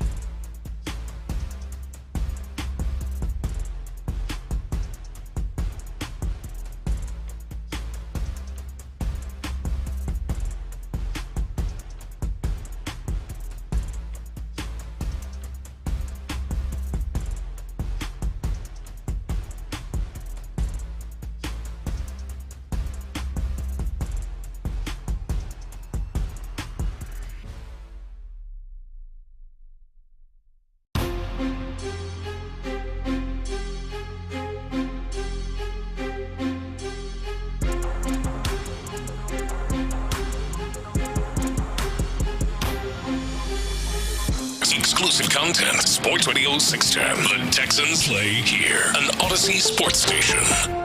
Sports Radio 610 presents live from West Palm Beach. Thanks to Academy Sports and Outdoors and exclusive furniture. Here's Payne and Pendergast. All right, good to be with you. Into the 9 o'clock hour we go. Back in Houston. Payne and Pendergast. 9 o'clock back in Houston. 10 o'clock here. We've been living an hour longer than the rest of you. Trust me, it's really good. If you look into the future, 10 o'clock hour, it's really good. Yeah, Seth and I, we're an hour ahead of you right now. Yeah. On the East Coast. So we're going to be heading out to the yard today and watch Ronel Blanco pitch against the New York Mets. The lineup is out. We get our first look at Christian Walker, so that'll be a whole lot of fun. We'll talk some more Astros coming up a little later on this hour. Your chance to win rodeo tickets this hour as well. John Pardee on March 13th. If you have been trying to get tickets, be listening later on this hour, and you'll have a chance to win tickets. So we did the little exercise yesterday, Seth, of going through the Pro Football Focus top 101 players, which is a much more fun process this year and last year than it was the years before that, when it was basically Laramie Tunsil, number 89, and that was it, and then there'd be no more Texans. Yeah. A lot more talented Texans now. 5 of them made the cut. Laramie Tunsil, 83. Daniil Hunter was 68. These are the top 101 players across every position in the NFL. Will Anderson Jr., 51. Derek Stingley Jr., 43. And then Nico Collins, 25. And the interesting thing about it is, I thought you laid it out well yesterday, where, you argue about PFF grades, all of this, that, the other, yes. But when you start to add up total numbers of players and what their grades are, the Eagles had what? 9 players. Yeah. The Chiefs had 9 or so. Yeah. So the correlation. If you could add a few players to that mix of players that are considered top 100 by that standard, you got a really good football team. Yes. And I think that's very, very achievable given some of the names that were left off the list. They were left off. Yeah, I think if we're looking at next year and we go, okay, what do the Texans – if we look at it through the lens of this list and what do the Texans need to do to become a Super Bowl contender, then non-negotiable is C.J. Stroud has to be on this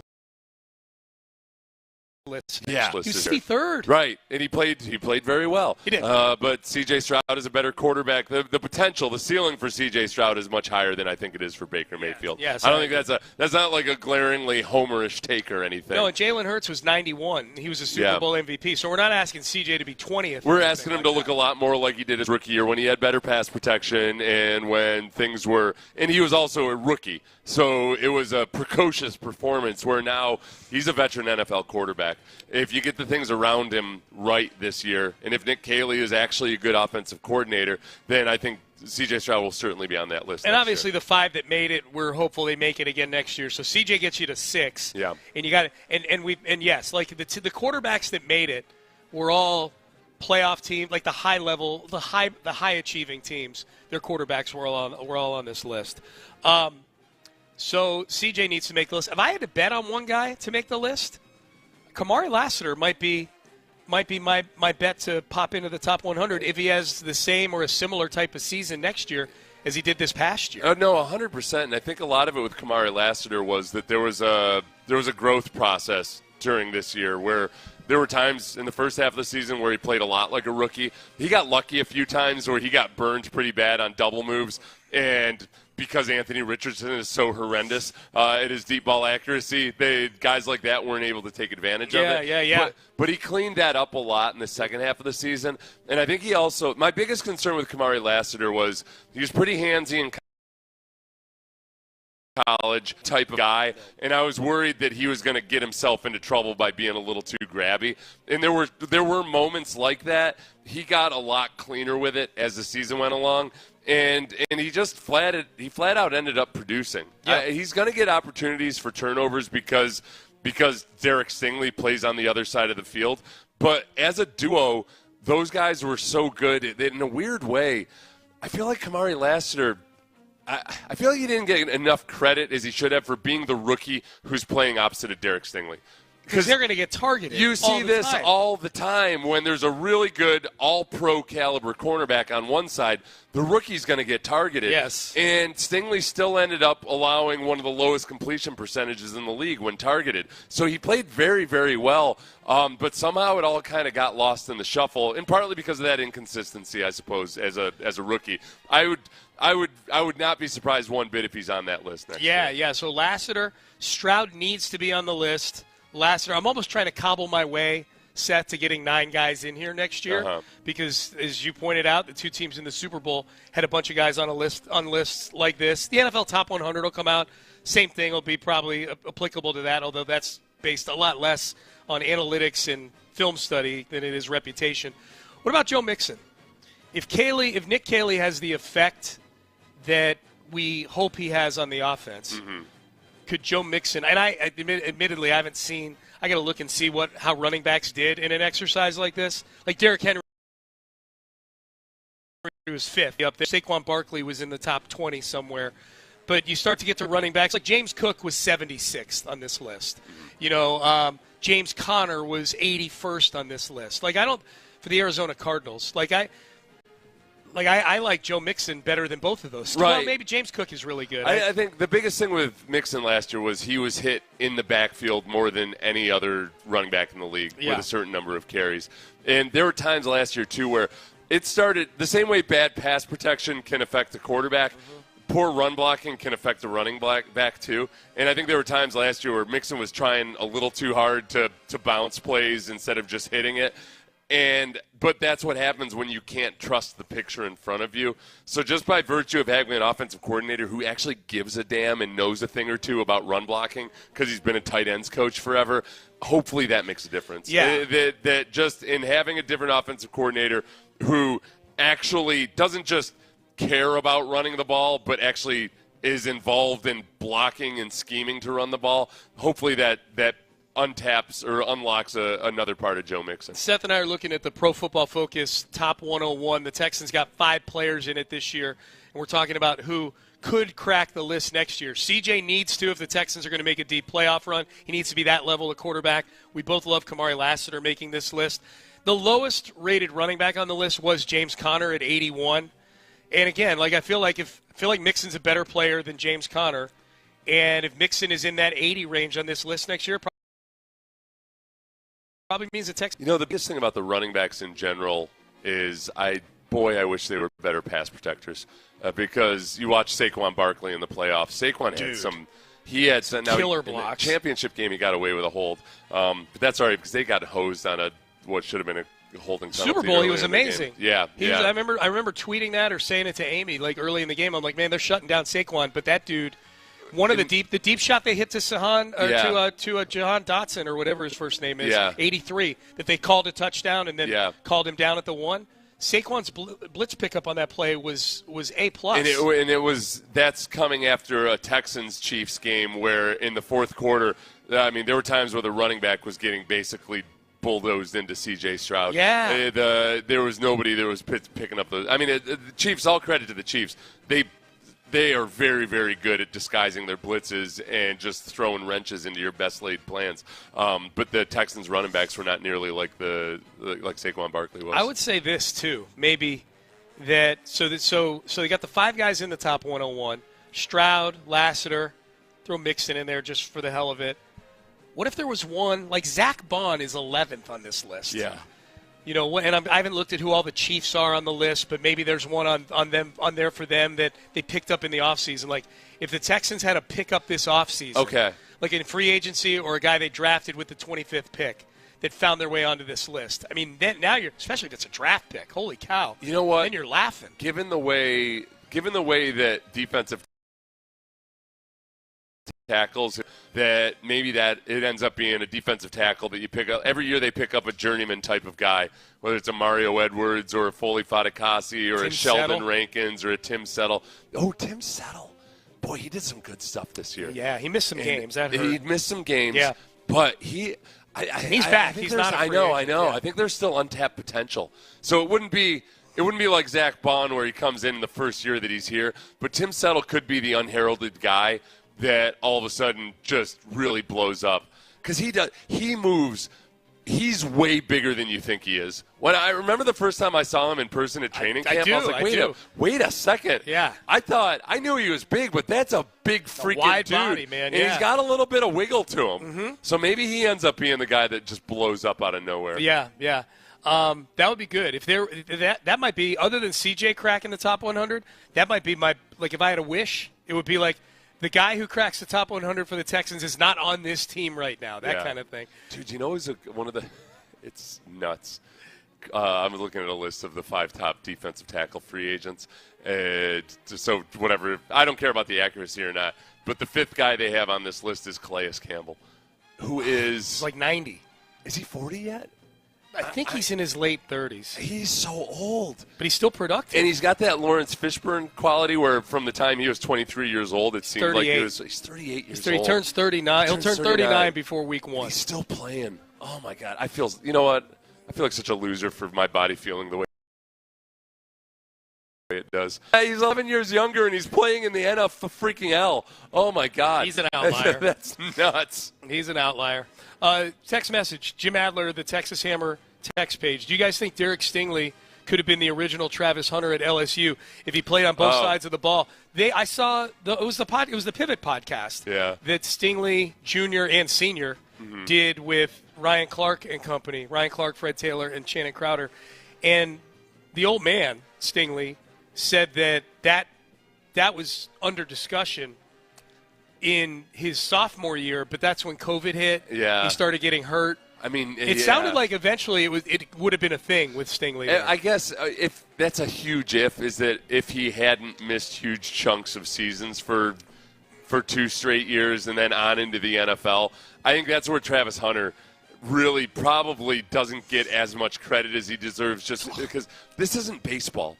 Yes, very impressive what Shohei Ohtani has done, obviously. I mean, it's unbelievable.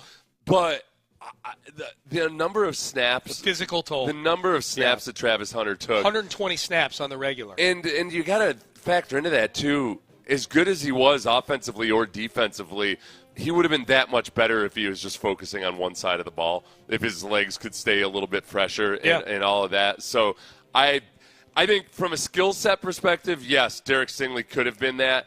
From a physical durability standpoint, there's zero part of me that wants that with the Texans. I want him to focus on playing defense. Man, the fully healthy season he just had. I'm totally with you on that. I wish that they had continued to use J.J. Watt as a tight end back in the day, partly because he had ball skills. Like he made it wasn't 2 of his 3 touchdown catches were like toe tappers. Were like A+ catches. Yeah, it's not like he was just a gimmick that you throw in there. No. I felt like that was Bill O'Brien's ego. I feel like Bill O'Brien didn't he's the one who thought of it, though. I know. I don't know why. Maybe JJ didn't want to. After they used the Watt cat, when Will Fork was the fullback, and JJ playing on like 17 torn groin tendons, was the tailback on that? Was he the ball carrier? He was the direct snap was to him. What do we call that? Watt cat? We called it the Watt cat. Watt Is that cat, the standard definition well, now at this point? I mean, if you want to add in the curses before or afterwards to the name of it, a lot of people had very graphic descriptions of that play. But that you're right. That was the craziest part of that play is dude left the game later that game having to be helped off the field. Yeah. Because of all his core muscles were all torn off his pelvis. It had been going into the game. No, he was banged up. Yeah. He was banged up. So, yeah. Text message, Jim Adler, the Texas Hammer text line. This goes back to our conversation about the octopus. Mm-hmm. Doesn't matter how smart you are if you're delicious. True. If the aliens ever come down, I feel like we're safe. We're grizzly old men at this point. The guys guys that are in their late teens, early 20s. Do we even know how tasty cuts of human are to other species? I have mean, no idea. It's probably damn good if you cook it right. Yeah, What's the old Samuel L. Jackson? I'd eat a pork's whatever if you cook it right. Yeah, that's true. I suppose proper rub on it. Yeah, red meat is red meat. I have yet to come across a red meat that I don't find delectable when cooked properly. Our boss is cooking steaks tonight for us. Yeah, let's pretend it's human. Yeah, that sounds like a blast. How do you think he's going to do? Did you cook last time we were? Okay, so Parker cooked. He used to work at Chili's or something, or Applebee's. Okay, well then he must be a 5-star steaksman. Oh, Red Lobster. Excuse me, sir. Wow. Oh, why would we just have steak? I didn't know if you were. There's a seafood market right over the freeway. Cook me up some of them lobster biscuits. I'll spring for the lobsters. We're going to Riggins Seafood Market right over the freeway after the Astros game. Is there a Riggins Seafood Market? Riggins Seafood. Well, it's a restaurant. Yeah. And I noticed on my walk yesterday over the freeway, they've got a seafood market right behind it where you can buy the cuts. Yeah. Guys, I was a waiter. I wasn't a chef. Oh. Yeah, but you watched Osmosis. Sure. Yeah, you're like Nick Caley. You can judge it. I watched this guy call plays. You saw people send their meat back when it wasn't cooked right. It's true. Yeah. I can assure you that your meat is going to be edible tonight. Okay. It's really good. He's got asparagus in there and everything. Wow. He's probably going to do a little filet Oscar with us, right? No. Right? No. After we get back from the Astros I'm being serious. I will spring for some seafood some hollandaise sauce. Yes. Whatever the hell that's made out of. I want my steak Oscar style. Yeah. Yes. Some delicious chunks of crab on there. Oh, yeah. That'd be great. No, so I won't put it on the company tab. And I'm going to go. I know. Listen, I heard the In the Loop guys acting like we're a bunch of lamos because we weren't out at the club. Because we're not at the club. Because we're not at the club until 4 a.m. Yeah. We're working. By the way, we are working. So we went out to eat last night. We did. Had a great time. Yeah. We almost lost Sean. Sean. Okay. Let me paint a picture for everybody. So. It's Adam Spillane, it's me, it's Sean Pendergast, and Parker Hillerson. Yeah. And Parker's driving. Yeah. I've had a couple drinks, you've had a couple drinks. So Parker is driving, but it's raining outside. So Sean and Adam and I walk outside while Parker is finishing up with something inside. And but it's raining, so we stand under an awning in front of a storefront. In front of an antique store. Yeah. Which was also right in front of our car, our rental car. Yeah. So Parker comes out, we all pile into the car. And we sit, I get my seatbelt on, and Parker says, "Where's Sean?" And I'm like, I looked behind me because I was like, I don't know where he would be. And then I looked to my right where the storefront was. There's no Sean. He's nowhere in sight. Like, I'm starting, we're going to have to put an Amber Alert out on Sean. Now I'm getting in y'all's shoes, and I'm like, that was a little scary, huh? It's raining. I knew where I was. It's dark. I don't know what this neighborhood in West Palm Beach is like. Right. It's Florida. I mean, you never know. They could be vagrants or billionaire tech here. And but you were gone completely. Where did you go? I started walking towards the other parking lot where we parked last year. We parked last year. At the 2 years same ago when we went there. 2 years ago. 2 years ago, yeah. That's impressive recall, yet complete idiocy all at once. That's impressive. You're like a mad scientist. I was staring in the antique place. That's how you guys just got in the car. I'm like, look, I think my in-laws might like those ceramic cats. Honestly, we were probably pretty close to just taking off because I don't think when Parker came out, he probably would have seen you there. He wouldn't have assumed. He wouldn't have assumed that the 54-year-old man was going to somehow get lost on his way to the car. Here's the funny thing about that is I walked down to the parking lot. I walked down the sidewalk to the parking lot, and a car that was exactly like the one Parker's renting pulled out of the parking lot and started leaving, and I'm like, wait. So I thought you guys did leave. Oh, man.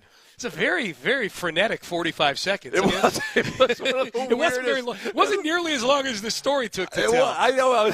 It wasn't like we were at Mardi Gras or something. No. It was really weird that we got separated from you. No, I was zero crowd I had whatsoever. 5 beers. It's not like I was stumbling around. Yeah, you've been drinking a good amount. I realized that sometime during dinner, I was like, oh, Sean's actually had a few. I had. Back you here said at the something place. that didn't make any sense. I was like, all right. I like that that's the bar to know that I've been drinking. That implies that I make sense all the time when I'm sober. Thank you. Yeah, you weren't slurring your speech or anything. Thank you very much.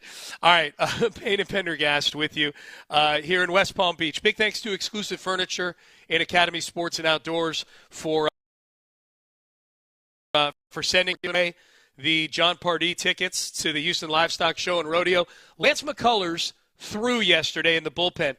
How close is he? Yes, people, I'm going to say this. How close is he to coming back? That is next. How close are you to getting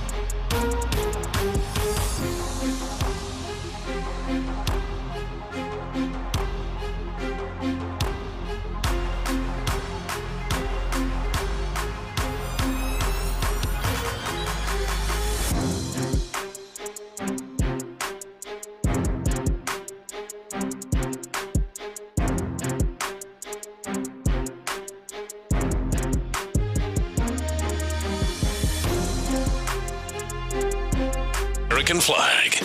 Sports Radio 610 presents live from West Palm Beach. Thanks to Academy Sports and Outdoors and Exclusive Furniture. Here's Payne and Pendergast. All right, Payne and Pendergast, we expect to have Adam Spolane here shortly.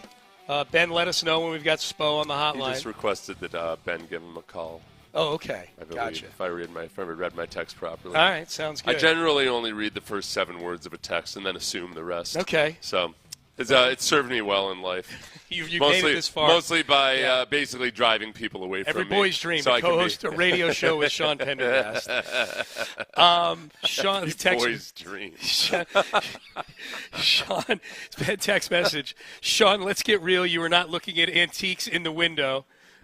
You slipped behind the building and smoked a fatty, and that's why you got lost. He wasn't. You're the best, brother. You're the best. Sean vapes very what he thinks is discreetly. Yeah. That would have been no. He was. It was weird. I know, and you were like transfixed by something in this. And it's not just an antique shop. It wasn't like Sean was looking at an armoire or something. It's like these delicate porcelain figurines and everything. Yeah. I did think that was kind of weird. I saw a my in-laws have kind of obviously like an old style in their house in terms of the decor.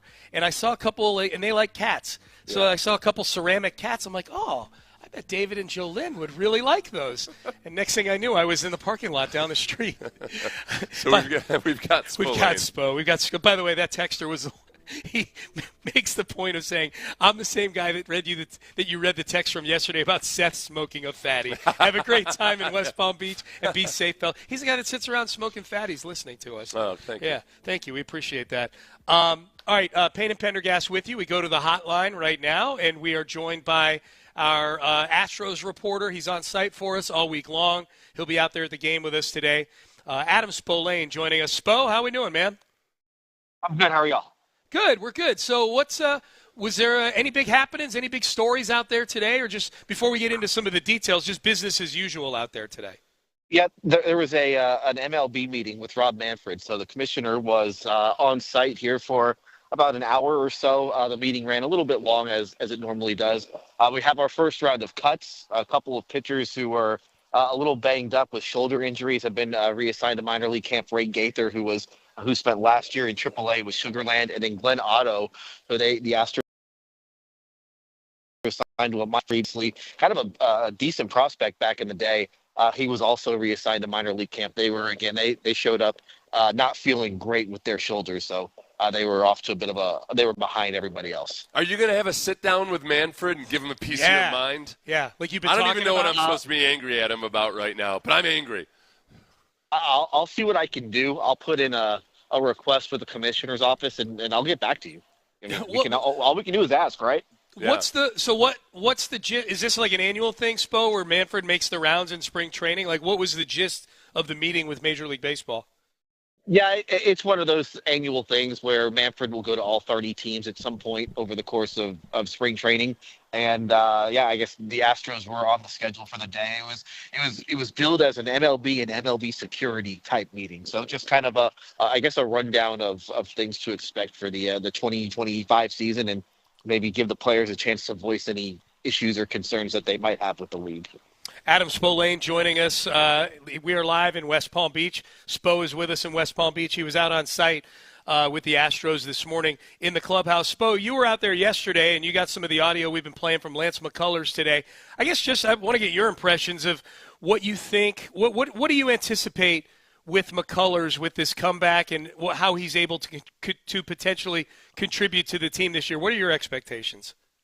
I don't know if you can put any expectations on it. I think that at this point, when you look at what he has, I mean, he's made 11 major league starts the last 3 years. Anything you get from him is gravy. I think that's kind of the way that you have to look at it. But I will say, the team has sounded more optimistic about him here in the last month and a half than I think I've heard from them in a while. And it seems like everything's going really well. I think that he maybe identified some things that he might have done wrong in previous ramp-ups. Going back to last year, he talked yesterday about not worrying about velocity nearly as much. He actually went back and watched his bullpens and his live BPs from 2021 when he wasn't rehabbing from an injury, and his velocity was actually lower then than what it was now. And so I think that he thinks that he fell into the trap of wanting to throw hard during some of these bullpens, and that's maybe what set him back a little bit last year. But I think people forget just how good he was when he was healthy. I mean, this is going back to 2021. The guy threw 162 innings and finished 7th in Cy Young voting. He was really good in the playoffs before he got hurt in that White Sox series. I think he went 10 innings and gave up just the one solo homer.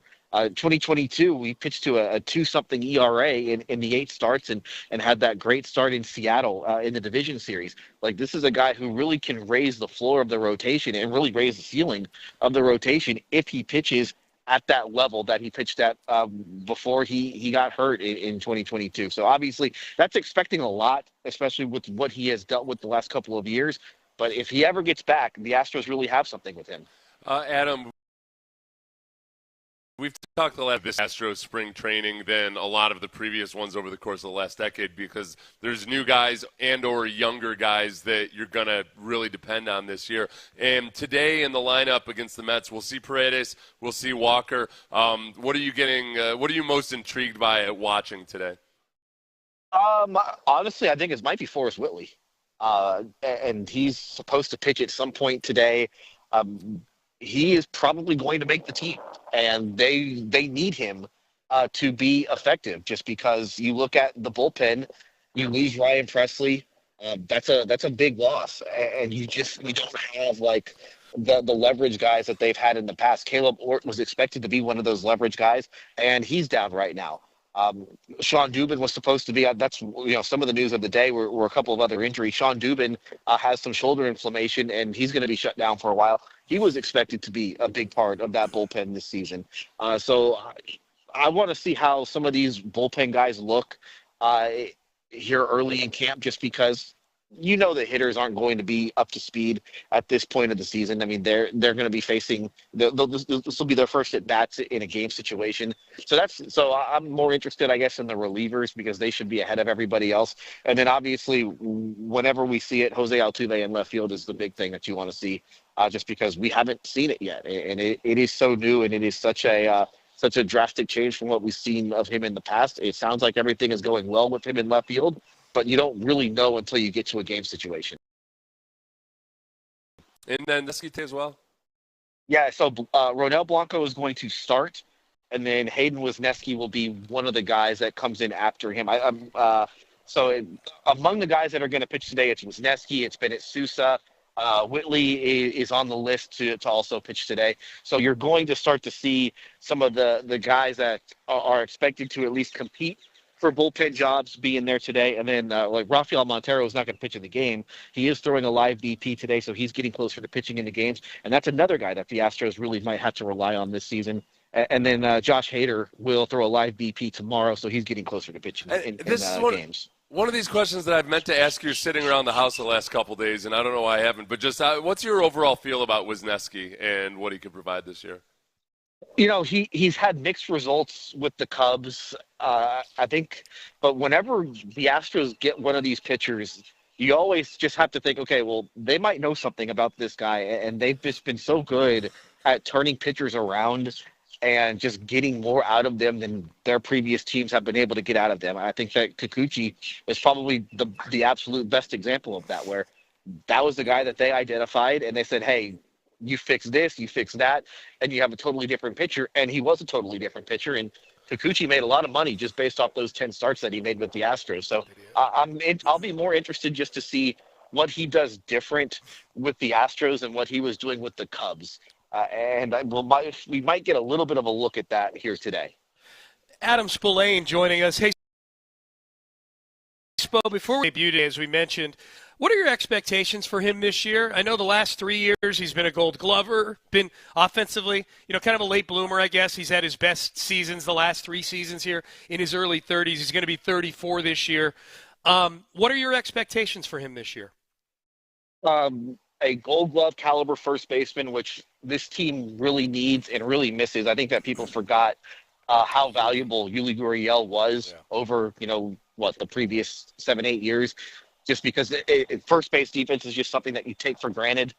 So I think that'll be really key. This is a team that has really fallen off a cliff defensively the last couple of years. So getting a Gold Glover at that position, I think, will make everybody else better. And then offensively, just a reliable bat in the middle of the order. And they have lacked for power the last couple of years.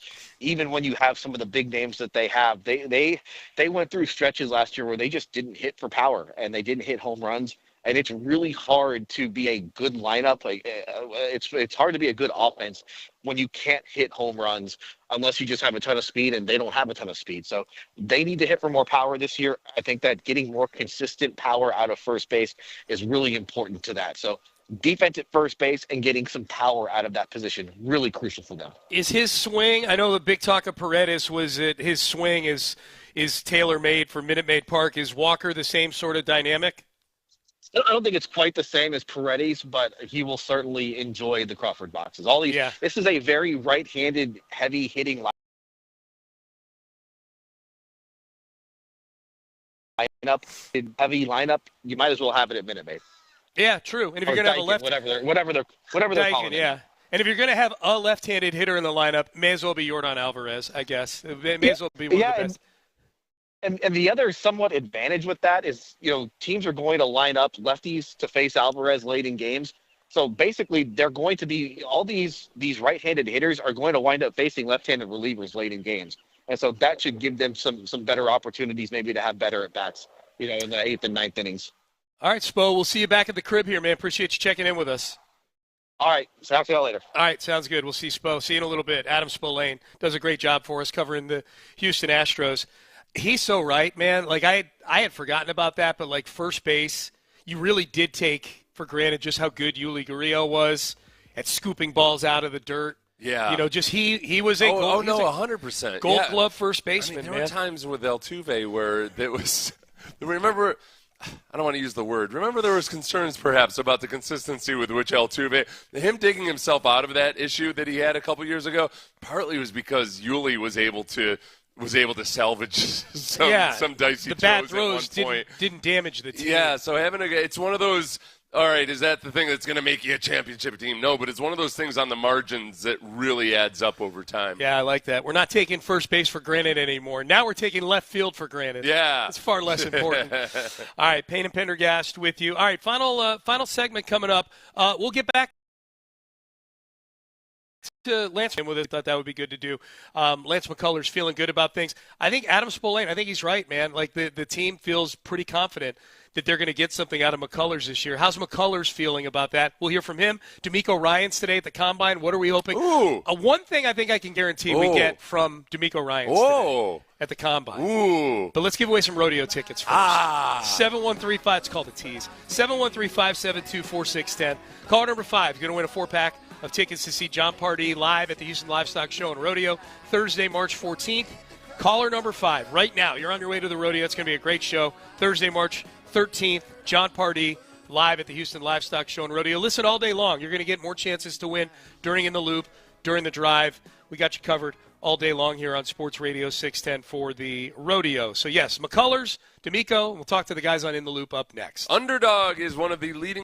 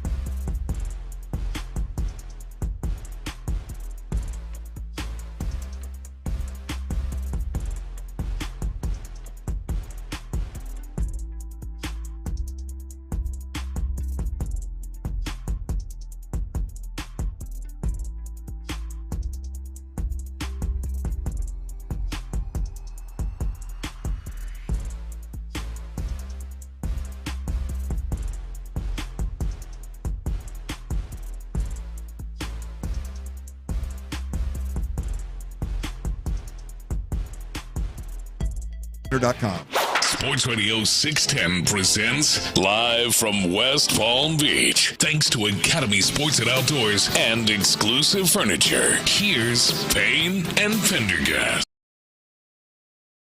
Today is kind of my return to play. So through 35, 89, 91, throwing all of my pitches. Feel pretty sharp. I'm happy with the way things have been going. So next step would be to face some hitters.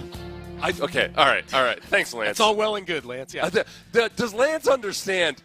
We've got freaking Jurassic Park here at the Airbnb. In our backyard. I walk out back to check out the pool temperature. Yeah. Thinking about taking it. It's really sunny here in West Palm Beach. Yeah, man. We're headed over to the Mets-Astros game later today. Yep. And I see an iguana, and I was like, oh. And I'm like, oh, that's a pretty big iguana. So I was like, Sean, come out. Yeah. Come take a picture of this one iguana. One iguana.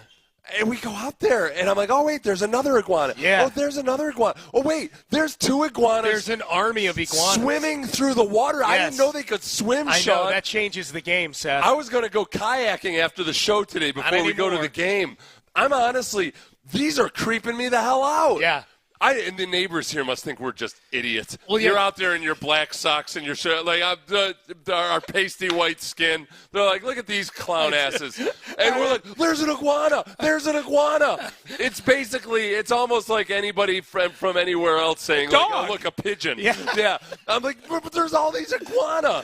They're everywhere. We're swarming with iguanas. You were getting pretty close to that one. I know. I was acting bold, but inside I was like, do these things attack? I don't know. I don't know. Text in 713-572-4667. I was going to find out for the sake of content. Are there any? Listen to the show. Or if you grew up in South Florida. Yeah. Ben. Yeah. When you were did you know there were this many iguana when you went to the University of Miami for 4 years? I did not. Oh, my God. Ben, you don't know how lucky you were to not get attacked by one of these beasts. Did you quickly find out how many iguana there were down here, Ben? No. You just really? didn't know the whole time Never you were encountered an iguana. Okay, it must be. Ben, did you know they swim? No. We're on, Ben, University of Miami is kind of that luxurious, like, South Coast, you know what I mean? Yeah. I feel like we're on the dirty part of the eastern side of Florida. Well, they're glorious creatures. I don't know if I would. Text in. I need to know the demeanor of these iguana because we're going to run into them again. And we should also. They were running away from me pretty aggressively. We had a rat run through the backyard yesterday, too. Yeah. So we've seen rats.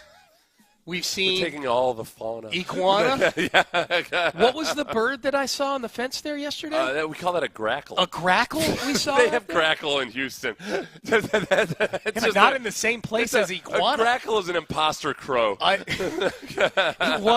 It was a twitchy crow. It was a tweaker. Crow. It was a tweaker. It was a crow on meth. We've got grackle in Houston. Okay. But no, we've got those red-headed ducks. They're they're like bigger than mallards, and they've got big, like, bumpy red heads. They're mean. Are they? Yeah, the ducks that have the red bump on their head. Yeah. Wouldn't you be if you had a big red bump on your head? I walked past there's a lake that I was taking a walk around, and in the dark. Yeah. I'm not doing that now that I know the iguana situation. Okay. And but there were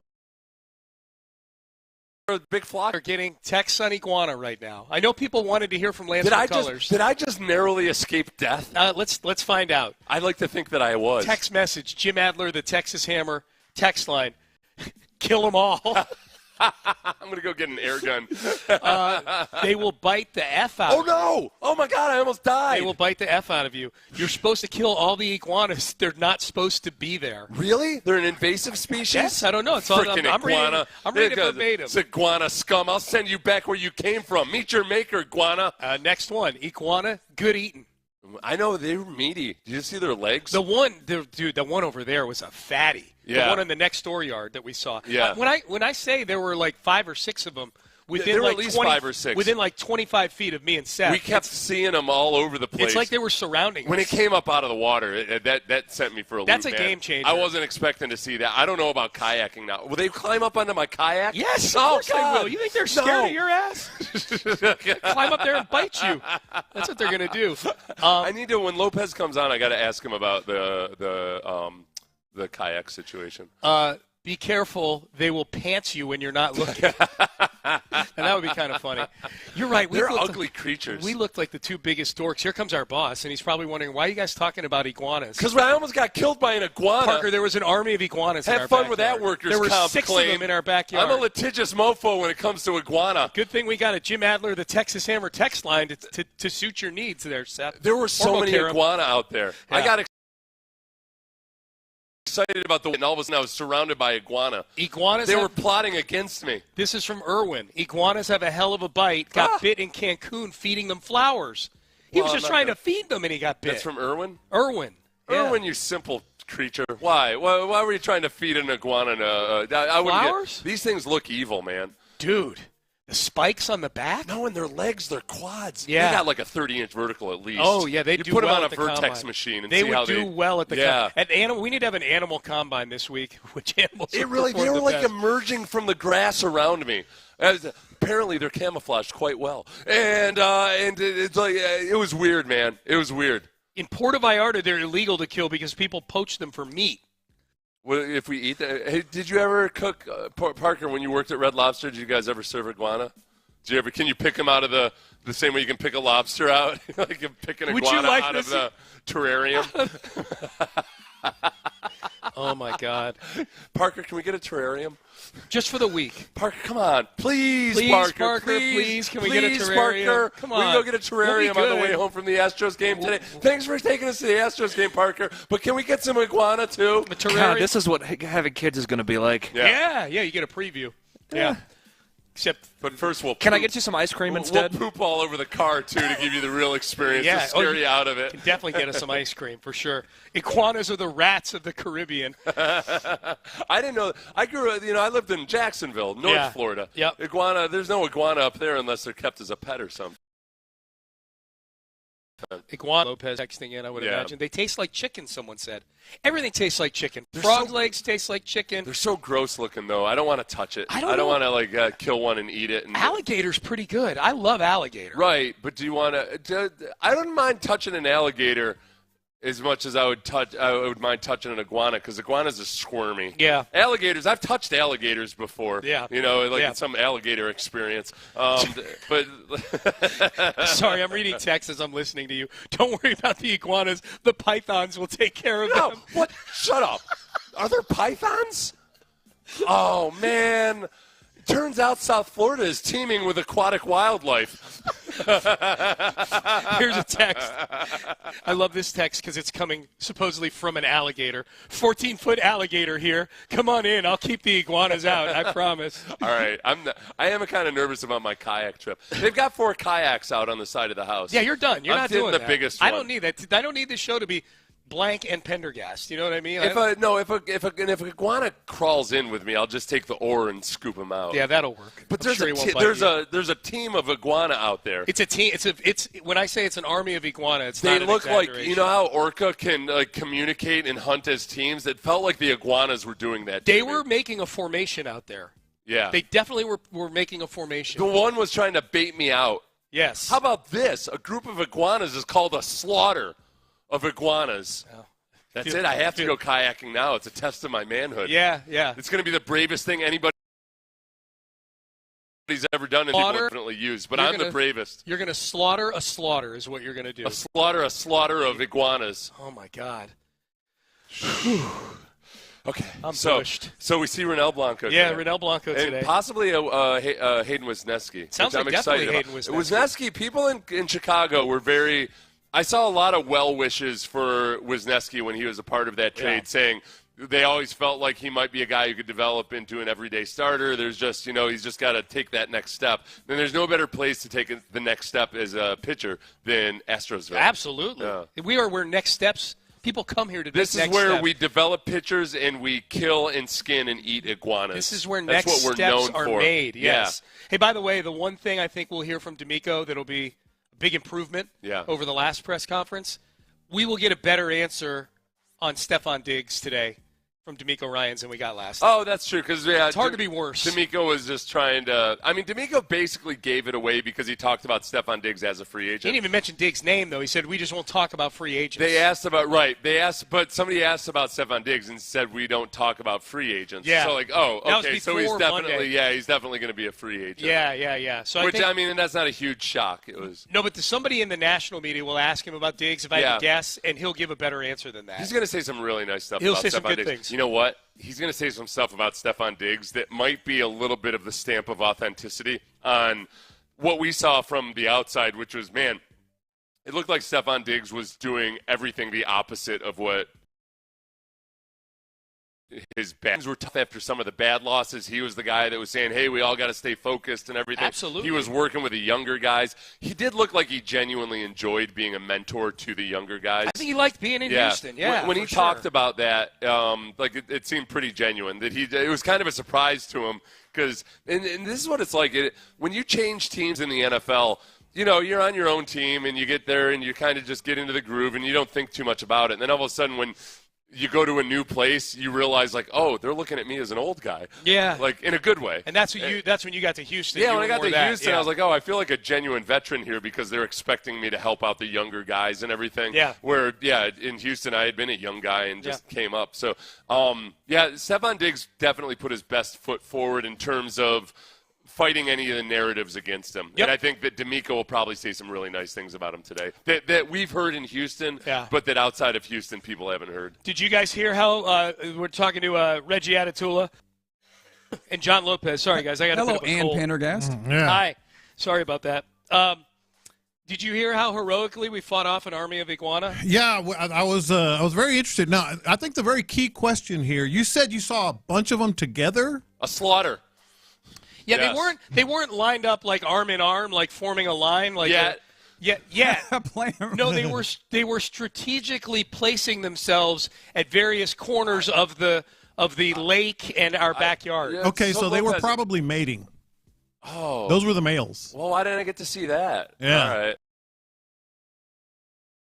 Yeah. They think they were in pursuit of a female out there somewhere? Yes. Oh, okay. So there was one. Maybe the female. Chasing tail. Maybe the female was the one out on the dock because that was the one. So Lopez, I started walking out to this one that was out on the dock, and then all of a sudden,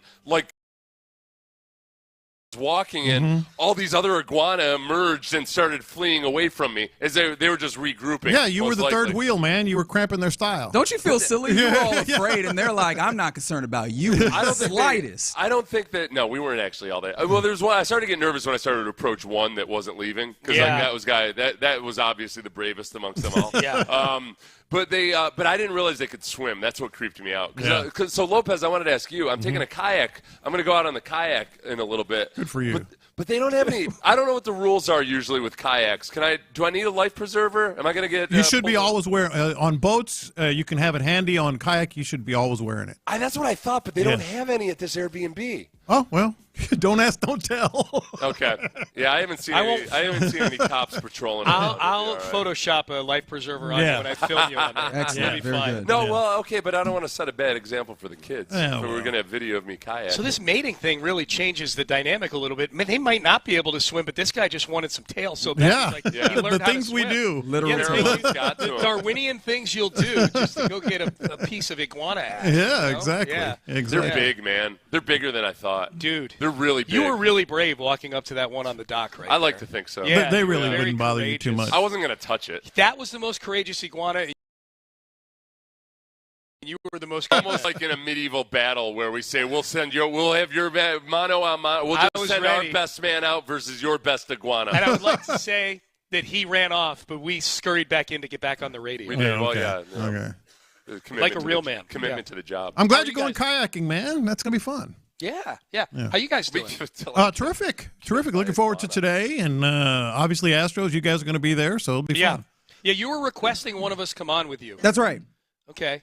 Do we want to hash that out right now while we're on the air? I mean, we can, or we can text. It doesn't matter. As long as we get to talk to one of you fine gentlemen. Sean, Seth, either of you want to join us at 1:40 Eastern? That's right. I'd be glad to join you. Yeah. There you go. Sometimes I feel like the other shows are like football guy, whatever. Stop it. Yeah. Stop it. It might be working the other way. We might be doing the iguana thing where you're like, I am eager to join the show, and we're all like, I don't know, man. So we might.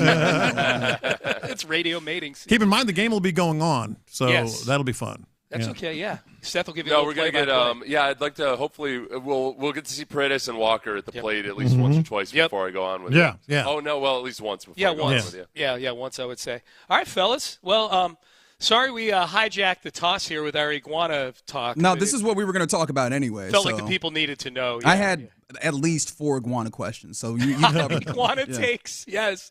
All right, boys. Well, we'll get out of your way. We will talk to you. Seth will talk to you in a little while, and have a great show. Hey, appreciate antibodies and a mess of iguanas is what they usually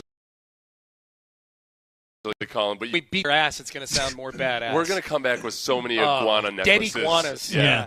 Yep. Can you clean them for me, Lopez? I want to touch I don't know about that. The whole wall in the 610 studio is just going to be a bunch of iguana heads. That's it. I have been looking for boots. I We actually can do kinda like that. iguana skin boots. Yeah, Yeah. Boots for everybody because of Payne and Pendergast. Yeah. All right.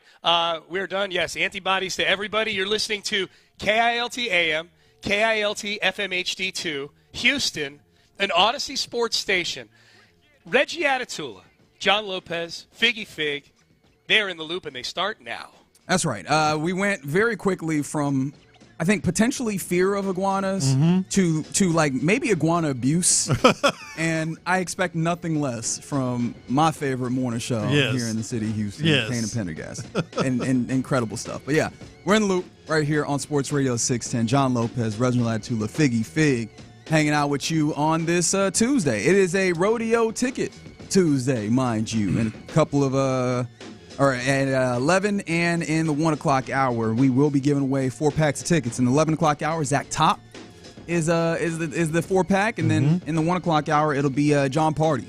Those are the guys that you will be having an opportunity of getting tickets to just by listening to your favorite radio station, Sports Radio 610. All you gotta do, man. Rodeo is here, man. It's here. I know. If I have my bearings right, I think today is the day where I go and I make sure that I'm suited and booted to head out to. You get your boots? You getting them? I think so. All right. I think today's the day. Okay. He's in. We'll see how that goes. Or maybe I'll just wait for these fellas to come back with some iguana skin and, hook me up that way, right? Like maybe that's the way that it goes. In doing my research, because I am that's the way that I do things. If I want to make a purchase, especially one that is not like just frivolous money, I end up doing a lot of research, and I'm like, iguana skin does sound kind of dope. It does sound cool. Yeah, it do. Like we It could be very, very illegal, but that's all right. We use some very exotic skins when we're putting these boots together. Yeah. Ostrich skin and such, obviously. So yeah, I'm like, all right, maybe some iguana skin boots is the way that we go. But yeah, shout out to the fellas there. As you heard us scheduling live on air, we will have Seth Payne at 12:40 talking about one of the things I think today that is worth your attention, which I guess shout out to the Jim Adler, the Texas Hammer text line. The Texas Hammer! 713-572-4610. What has the majority of your attention today? Because I think there's a few places that it can go. The combine is kind of warming up in earnest. I know we won't have people working out per se. That starts on Thursday, but we will hear from the head coach of your Houston Texans, DeMeco Ryans. I think he is set to talk at 12:15, and very soon thereafter, we'll try and get you kind of an idea of what he said. And but you have that happening kind of on the football front. We have Rockets-Bucks tonight. Rockets facing off against one of the better teams in the East, and beginning another one of those back-to-backs, those dreaded back-to-backs that they've had 13 of this year, a league-leading 13. But getting a chance to play against a very good team there, and idea of whether Fred VanVleet will play. I know yesterday on the injury report he showed as questionable, which is better than the last time that the injury report came out ahead of a game where he was ruled out the day before. So we'll see if maybe he makes his return there. Like, does this Rockets team avenge the loss that they had a couple days ago, and do they find a better streak of things? Do they have a better go of things? I think that's an interesting thing. But of course, there's so much spring training baseball stuff, including an actual spring training baseball game. Yeah. Where we'll get to see Ronel Blanco. We'll get to see Chas McCormick getting back in action, I think playing left today. We'll see Dubon at second. Yeah, Dubon at second, Paredes at third. So we got some. I don't know. I guess I shouldn't say that in a way where we have not seen. We've seen DeMeco play second, but like obviously not with this particular backdrop. Yeah, he's in the mix. It's a pretty exciting day, because obviously sports. Half of sports is about anticipation. The big game coming up, the big whatever. Anticipation of a big matchup. There's a lot of anticipation with this Astros squad, probably more than there has been in 7 or 8 years minimum, because there are some questions, there's some unknowns, and we're not gonna draw final conclusions by any stretch. But it's going to be. Speak for yourself. You're done. I'm making all the decisions on this team today. Based on today's action. Today, by 2 p.m. What's your prediction for the season? By 2 p.m. I'm going to know what I believe in. This look like a World Series contender. I don't know about third base, man. Oof, boy. No, but there's a lot of anticipation surrounding the Astros for the first time in a long time. Great to be able to talk to Seth Payne. That's going to be happening at 1:40. At 12:40. And so there's that. But I'm also anticipating. I've spent far too much time. You ever gotten into one of these ruts like all the time? You don't even know what I'm talking about. It is part and parcel of my personality. I know where you're going. So I was this morning. I got up a little earlier today than usual. I was up about 5:15, and so I meandered. Had guts? No, just gastrointestinal stuff. Just woke up. That's usually it for me. And when it's telling too much information early on. Just woke up. It's just when the gastrointestinal going a little. That's happened, but not today. I was just like, wide awake. Might as well get to work. So I went out to my office. And I was out there, and I said, "Ooh, I got time. I'm gonna dig in on these draft guys." So I started going in all these different directions. And an hour later, I still didn't have a good idea of which direction I wanted to talk about, because I was anticipating, all right, what about some of these guys that we haven't heard about? What about some of these guys that we, maybe are somewhat maybe overhyped? And what about this and what about that? And I'm sitting there looking at my laptop and all the tabs that I have open. I look like you. That's right. And I'm like, well, I really don't have a good gauge on where I want to go today, but we ended up with one, so we'll get to that in a little bit. But the anticipation is what I'm talking about. Draft yes. Looking at that aspect all of it. All those different angles of the draft. There's a lot of anticipation, so it's going to be fun. Okay. Yeah. I'm personally very interested in the baseball of this all. Mm-hmm. Like, it's particularly getting a chance to see this team on the diamond with, I guess, more of the players that you anticipate affecting games this year. And then, of course, you get Ronel Blanco on the mound. And on top of that, you should see some other pitchers on the mound, guys that we want to get a little. Our very own Adam Spillane doing his work early on the day, as he is wont to do in spring training. Has tweeted out and talked about the idea that this is a team, or this is a day rather, where we're probably going to see Hayden Wisniewski, probably going to say Forrest Whitley go. Those are guys that are going to be, I guess, somewhat important. In fact, if you were listening a little bit earlier, Spo was talking about how it feels like Whitley will make this team and he's going to be important in this pen, which I guess it's about time. And then also you hope that actually provides you something that is going to be useful on this team, and that's not just that, hey, we're trying to keep a guy around and he's not actually impactful to what you do. But then also, like, he was, and you have audio here, right, Fig? We had Joe Espada talking this morning, obviously. And one of the things that is always going to be there, and we're not going to get any insight into this today, but hopefully later on the week, whether it's tomorrow, maybe Friday, those are the dates that we have been given to kind of speculate on from our very own Adam Spillane. Maybe we get a little bit of insight into Jose Altuve and left. This was Joe Espada's update on where Altuve is with his left field journey. He's actually been pretty good out there. One thing is practice, and we control the environment and the volume. But once the game starts, he'll be tested, and then we'll get a better read of where he's at. But right now, the attitude is exactly what we were expecting, and the work actually has been pretty good. That's exactly what I was thinking as far as like what to look for today. Spring training game, you don't make any big conclusions, but when it comes to position players, you can start kind of seeing where things are headed. Now, as far as pitching, Blanco is going to start.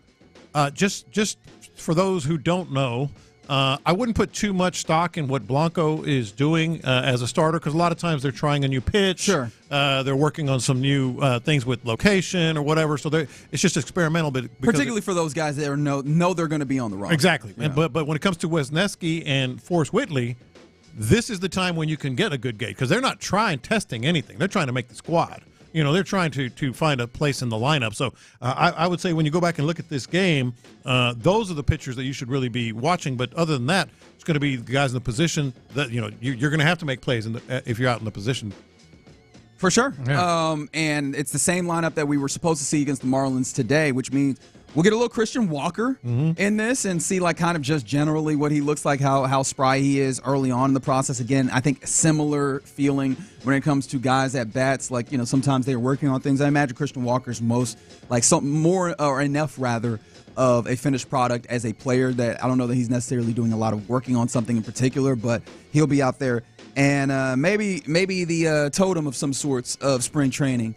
John Singleton DHing. Excited to see what he physically looks like. Yeah.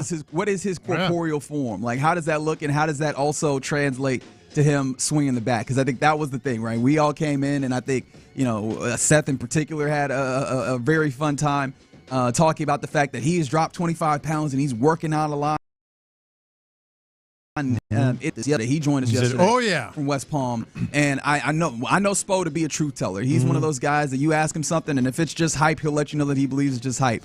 I was asking him, all right, best shape of his life, is this real? And before I could even get the question out, Spo was like, yes. So I want to see what does that actually look like? What does that look like in at least at the plate? Obviously he's DHing, so we won't see him in the field and see if that has any level of impact there. But that's really what matters for us is what does that left-handed bat look like with a more slimmed down John Singleton? Is he going to be a little bit better disciplined, or is he going to be able to see the off-speed pitches a little bit better than he has in the past? Or quickness, quickness of the bat would be one of the things I'm looking for with him. And it is interesting. Now, as you mentioned, this lineup was going to be yesterday's lineup, but, just in the last, 15, 18 hours, there is a little bit of news, at least in terms of Bob Nightingale, who was on with Area 45 last night, regarding Nolan Arenado. So it sounds as if, maybe this whole, he's back, they're back in the mix, that whole thing might be falling by the wayside with Nolan Arenado. Nightingale doesn't seem to think that it's necessarily going to be something that he would waive his no-trade clause even now, Yeah. So. In fact, he joined Area 45 last night. Patrick Creighton was on, and this was the answer that he gave in regards to the Arenado to Astros possibility. I don't think he's changed his mind on that. I don't, and I don't necessarily think that's bringing a trade talk. But I've heard there was no, talking to St. Louis people, and John Mozeliak, the president of baseball operations, says there's zero traction. So it doesn't look like that's going to happen at all. It would be kind of. It doesn't make real sense for it to happen now either. Now you're changing everything again. It's one thing to do that with Bregman. It's another thing to do, for the guy that's never played for the Astros before. Makes sense to me. That's what had me excited yesterday. The prospect of what he could do on the corners and the infield. But Nightingale's plugged in, and he doesn't seem to think that not much has changed at all. Yeah, and obviously that is on the front of actually Nolan Arenado himself, just maybe not being in that place where he feels like he would waive his no trade clause, and so we go with what we have. Yeah. Is the way that it seems like it's going for the Astros, and that we're going to get a chance to see a little bit of that 205 against the Mets. Other things that causing interest, I guess, or can generate interest. We talked about DeMeco talking. Is there anything that you are hoping to hear from DeMeco Ryans from his availability in Indy at the Combine? Yeah, look, I think DeMeco and Sean and Seth touched on it a little bit this morning. This is the national media that is coming and gathering. There's usually a big group of media there. It's not the local guys, where I'm not saying that they downplay it with the local guys, but it's the same faces every day, and they sort of default to answers that are just sort of off the cut, like he was talking about Stephon Diggs. We're not going to talk about any free agents. I guess the clarity a little bit, the candor a little bit. So I think we're probably going to get a little bit more specifically. What do I want to hear? I can't anticipate them giving away any secrets, but I think there's going to be a little more clarity on where they stand with some of these free agents, specifically Stephon Diggs. Yeah, that's going to be really huge, getting an idea of the free agents, because, that is the period before we get to the actual drafting of some of these players. And, you go through mock drafts, and I guess, we'll do that as well in this week, as obviously player acquisition ends up being a huge talking point in all of this time period. But the free agency is going to matter a big amount, and when we keep looking at the various players that you could acquire in the draft or whatever, you'll have a lot more insight into what the direction is once you get an idea of the free agents that they're willing to sign, or the guys that they're willing to add to what they have currently. So, yeah, I'm very interested in that. We should hear, or at least, kind of get some insights into what DeMeco's thinking. And then, obviously, I mentioned Rockets, Bucks. Where does that stand for you on the things that kind of grab your interest? Is this just kind of another regular season game for you right now? No. I mean, you hate to say they need to get right, but they were, 3-7 in their last 10 games before the break. They've come out not necessarily with a whimper, but not strong, not answering a lot of questions. The back-to-back thing, which we talked about yesterday, they need to come out and sort of reestablish who they are. Ime Udoka was very clear about these guys need to play smarter. The defense, we've talked about that.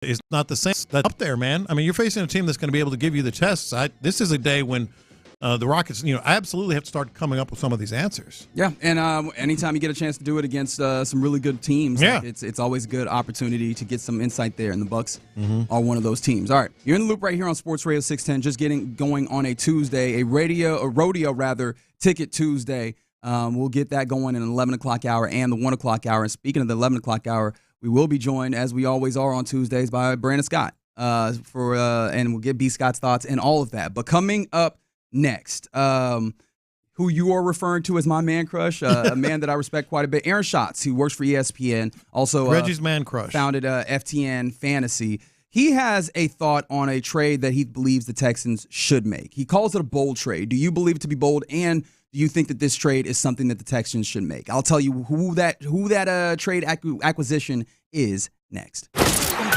Is a Stephon Diggs return to the Texans still a possibility? Nick Caserio.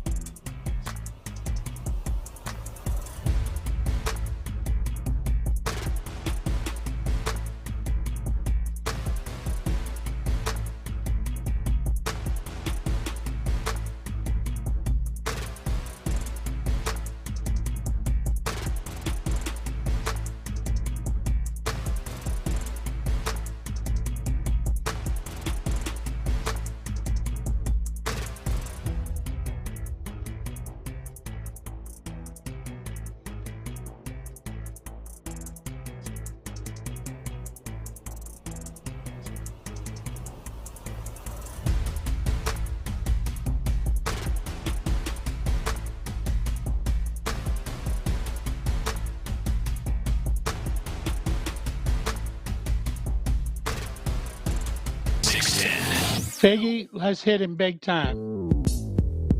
Houston, let's get in the loop. You better get ready because we're going to show up and show out. With John Lopez. It is what it is means nothing. And Reggie Atatula. And that, my friends, is a scoregami. Always live, always local. 713, what's the damn number? 572-4610. You're in the loop on Houston Sports Leader, Sports Radio 610. Happy Tuesday to you. You are in the loop right here on Sports Radio 610. Again, the number to text, the Jim Adler, the Texas Hammer. Text 73572-4610 is the number. Also, appreciation to Mo Care Injury Lawyers for supporting the live stream, both on YouTube and Twitch. We got to get them a drop, man. What? Oh, yeah. Yeah. Oh, yeah. I'm gonna have what would the drop be? They had a couple funny commercials running on this station at one point. Maybe I'm gonna have to dig in there and grab something from it. Maybe something from my cousin Vinny. The two Utes. Sorry. Have not watched it. What? That's right. If we're going to work together, you're just going to have a lot of those moments. I'm going to have a lot of what? Uh-huh. You haven't watched My Cousin Vinny? I have not. We'll ask Figgy. Maybe that'll go in the thing that we're trying to put together, which I forgot. I have not talked about yet. We probably need to converse about that. The people listening are, what are you talking about? Don't worry about it. What we are talking about is how this Texas team adds more talent, continues to get better year over year. That's what this time period is about. That's the offseason in the NFL. That's what, the scouting combine, that's what it's all about. Getting out there, obviously seeing potential players that you can go and draft, or also having conversations with those players, but then also with other organizations, seeing who you can maybe find trade partners with, talking with agents on potential free agents. Like, that's what this time period does. And appreciation to Aaron Schatz of ESPN, founder of FTN Fantasy. I enjoy his work quite a bit. And so I found it very interesting when he had a piece projecting bold moves in free agency for all 32 teams. And the projection that he has for your Houston Texans is one that I find interesting. It goes as follows. Trade for New York Jets wide receiver Garrett Wilson. Just off the top. Yeah. Interesting. Yes, interested? Oh, absolutely. CJ Stroud guy, Ohio State guy, obviously, terrific player. Now, they have a new boss over there, and who knows how Aaron Glenn is going to look at things. But when he dropped this, I was like, okay, well, what are you going to have to give up? And he said the 25th overall selection and a day 2 pick in 2026. I was good with that. Wait, give a what now? So the 25th overall pick this year and a second day pick next year for Garrett Wilson. So either a second or a third. Am I being unreasonable? I think I would do that. I mean, the quality of player is clear there. He had a little bit of a down season last year, and you could tell that he was I guess I can't really say how down season it was. He still had 1,000 yards, right? But you could tell that the quarterback situation with Aaron Rodgers did not jive well. And Aaron Rodgers came in, and it was a little up and down. Like, he still played what felt a lot better football, even with Zach Wilson at the helm. And Aaron Rodgers had this weird propensity with the players that he has a comfort level with, and I think that probably stems out of the very particular way that Aaron Rodgers quarterbacks. Like, he has 4 wide receivers, and you just kind of have to know them if you know type stuff. Yeah. And I imagine that did not bode quite as well with Garrett Wilson or what have you. But you know what? Still, right? 1,000-yard receiver. I wonder if, like, an incoming head coach, like you were mentioning, Aaron Glenn, is like, hey, yeah, I want to allow this young, talented player to leave. Although I do wonder, like, would he be up for that, or would he? Well, he hadn't been happy, according to reports, anyway. Right? Would he want to go, especially when you look up and you go, "What is the quarterback situation?" And if the other side allows you to go and play with the dude that you previously played with, I just wonder if that's if that decision is on his plate, or if that's something where the Jets just go, "No, we're not going to allow that to go." Although you're making it worth their while with a top 25 pick and then a future pick as well. Yeah. When I thought, I had to think about it a little bit when you said that first round pick. But hell, they traded the first round pick for Stephon Diggs pretty much. I mean, look, and this guy's way younger. We talk about, Texans needs, and wide receivers always on the list. It might deserve to be higher on the list, at least in terms of, we know the defensive line, offensive line, all that, and that's where we kind of focus on. Maybe we throw running back in there and we throw wide receiver in there. Right now, when you look at this, Robert Woods said yesterday, yeah, I'm open to a comeback, and you told me this off air, and I went, cool. I was like, actually, this weekend, I believe it was Aaron Wilson had talked to him. I think they were doing that like upper deck thing, the golf thing where they go into like various baseball stadiums and such, and then they're hitting balls off of the upper deck down. Oh, that's right. That's right. Yeah. Which, by the way, that seems to never the field never seems to be ready for opening day once they do that type of stuff. Why? So okay, all right.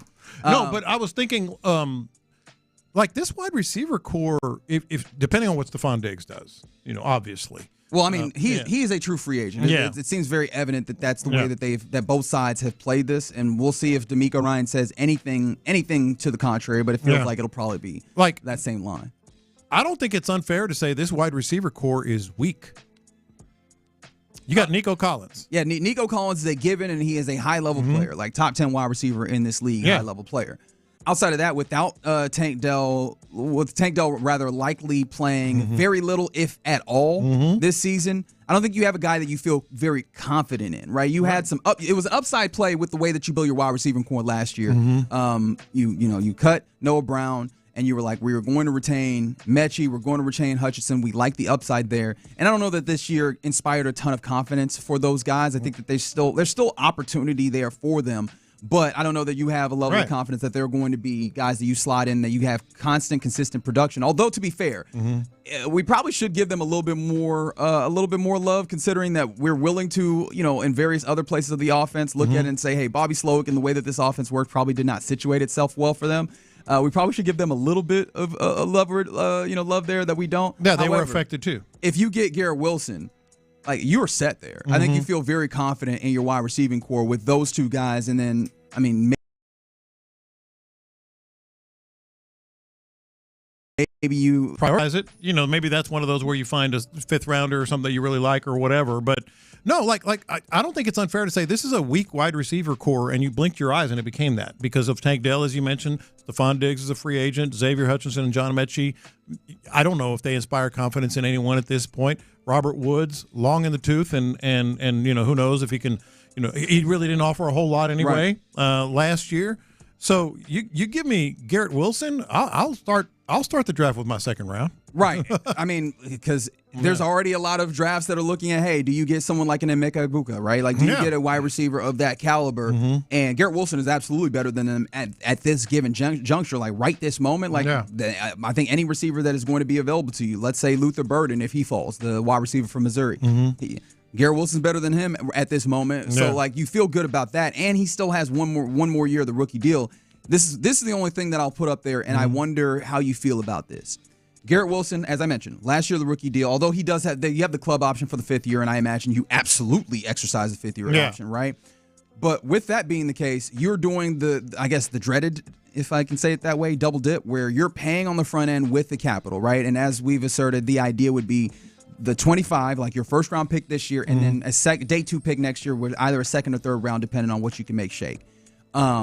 Now, once you do that, that is a payment that you have, and you probably need to go ahead and sign an extension with them, right? You immediately need to give them money. But this is a team that is already getting to a place where you have a lot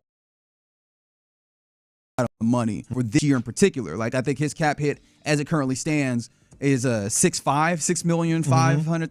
That's not too bad, right? 6.5 mil is very workable, I imagine, in what you're doing here. However, now you have to start paying, and you start thinking about it. And look, it's not as important in this moment, right? I think what's important, especially for a team of this caliber, is hey, can you win now or relatively close to now? However, once you start putting that extension on there, you have to consider that that's more money now that we have in the future tied up in players, and you're going to need to start thinking about how you get cheaper talent, and that's what a first-round pick this year is absolutely going to be, is cheaper talent that you look, not just for this year and next year, but in for the next 4 to 5 years. Well, sure, but again, you're set at that wide receiver position. You've already paid Nico at a pretty reasonable rate.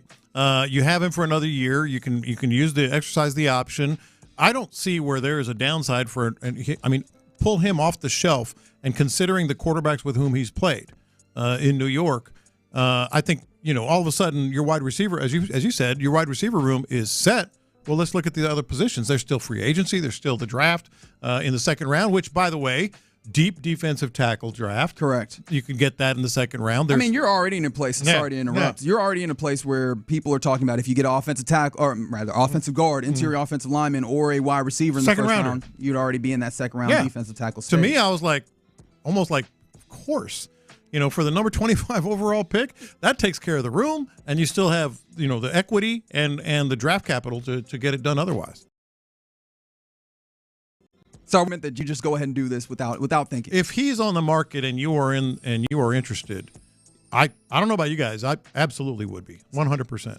So it definitely feels like the only thing that's stopping this is in those situations where you go, the little deal who says thing. no? Who says no? I imagine the no is the New York Jets saying why do we give this if you're in that place, why do we give up a wide receiver of this caliber? And of course it would be to get that premium capital, and maybe that's beneficial for a new coach coming in. I don't know that they have that feeling that they're going to compete immediately per se, because they still need to figure out their quarterback situation. But yeah, man, this feels like something that you can get done. So I'm be very interested to see what kind of trades this or otherwise Nick Caserio and this Texans team is willing to make. But I think I'm all in with you here. Yeah. All right, you're in the loop right here on Sports Radio 610, getting going on a Tuesday. Coming up next, we get into our question of the day. Inspired by Adrian Wojnarowski, who is raffling off some of his cell phones from the reporting that he's done on ESPN with with various different milestones that he's reported. What inanimate object, and I'm talking about a real world, not a movie, not any fictional aspect. What real inanimate object would you absolutely bid on if you could? 713-572-4610. Put another way, what memorabilia would you like? Yeah. We'll talk about that next. There's plenty for 7.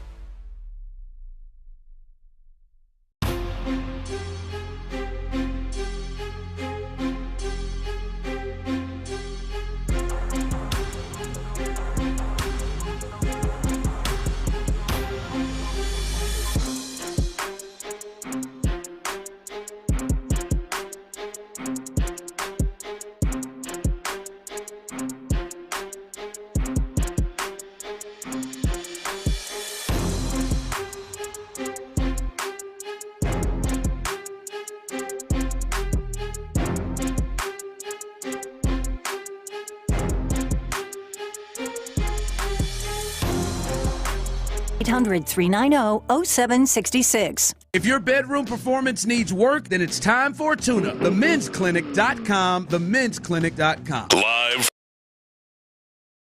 from the McCullers Sports Radio 610 presents In the Loop with John Lopez and Reggie Atatula. All right, let's get into the question of the day here. What real inanimate object would you want an opportunity to bid on if you could? 713-572-4610 is the Jim Adler, the Texas Hammer text line. Let us know what yours is, because it seems like a consummate newsbreaker. Adrian Wojnarowski spent a long time covering the NBA at Yahoo Sports and ESPN, and we got very comfortable with knowing that, hey, that is the preeminent newsbreaker in the space. Obviously, the Adam Schefter of basketball, if you will. To the point where we got the phrase Woj bomb, right? People were like, oh man, here come a Woj bomb. Here is some news that is happening that you knew in an instant was correct and was important. And the cell phones that he has used, the press passes that he has had, even dinner dates and such, he is auctioning off in order to support like the new venture that he's on. Obviously, he's no longer ESPN. He stepped away in part due to health reasons, and then also to engage in a passion project, being the general manager of his or I guess what's the right word? He is an alum of his alma mater. Thank you, St. Bonaventure. So he is the general manager of that athletics program, and he's raising money for him by auctioning off these cell phones, these press passes, dinner dates, and such to help the men's basketball program there. And so, with the sports aspect of this, what would you bidding on? This is crazy. The cell phones that he used to break various information, which I do wonder. How do you display that? Is that something that you like? Are you trying to use them, or are you just trying to put them in a case somewhere? Like, well, that's where I am. I have zero interest in bidding on a phone. And by the way, he's auctioning off the iPhone used for the 2023 draft, which was Wembanyama. The one that broke the Paul George and Kawhi to the Clippers, one that broke the suspending the season during COVID. And what's hilarious, he has pictures of all of these. It might be the same phone, but it can't be. It can't be the same phone because it's 4 different ones. And then the farewell tweet, which tells me 2 things. First of all, I have no interest in this. Secondly, he had 4 phones in about a year and a half. Like, who does that? He's got 4 different, or does he have like 5 phones all the time? Maybe. Well, I do know that I'm sure he got multiple phones. I don't think he got one phone. Yeah. But do you have any interest in Woj's phone? One of his phones? No. None. I don't know. None. I don't know what news I'd have to go back to in order to feel like that.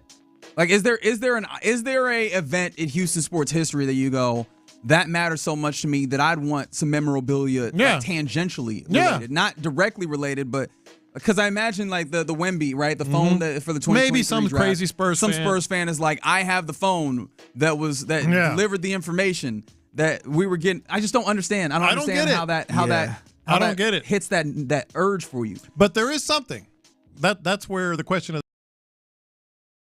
the day comes in, Sylvester Stallone's shorts or whatever from Rocky, and then like a real thing, like something real that people either used, wore, whatever, an inanimate object that you would absolutely bid on.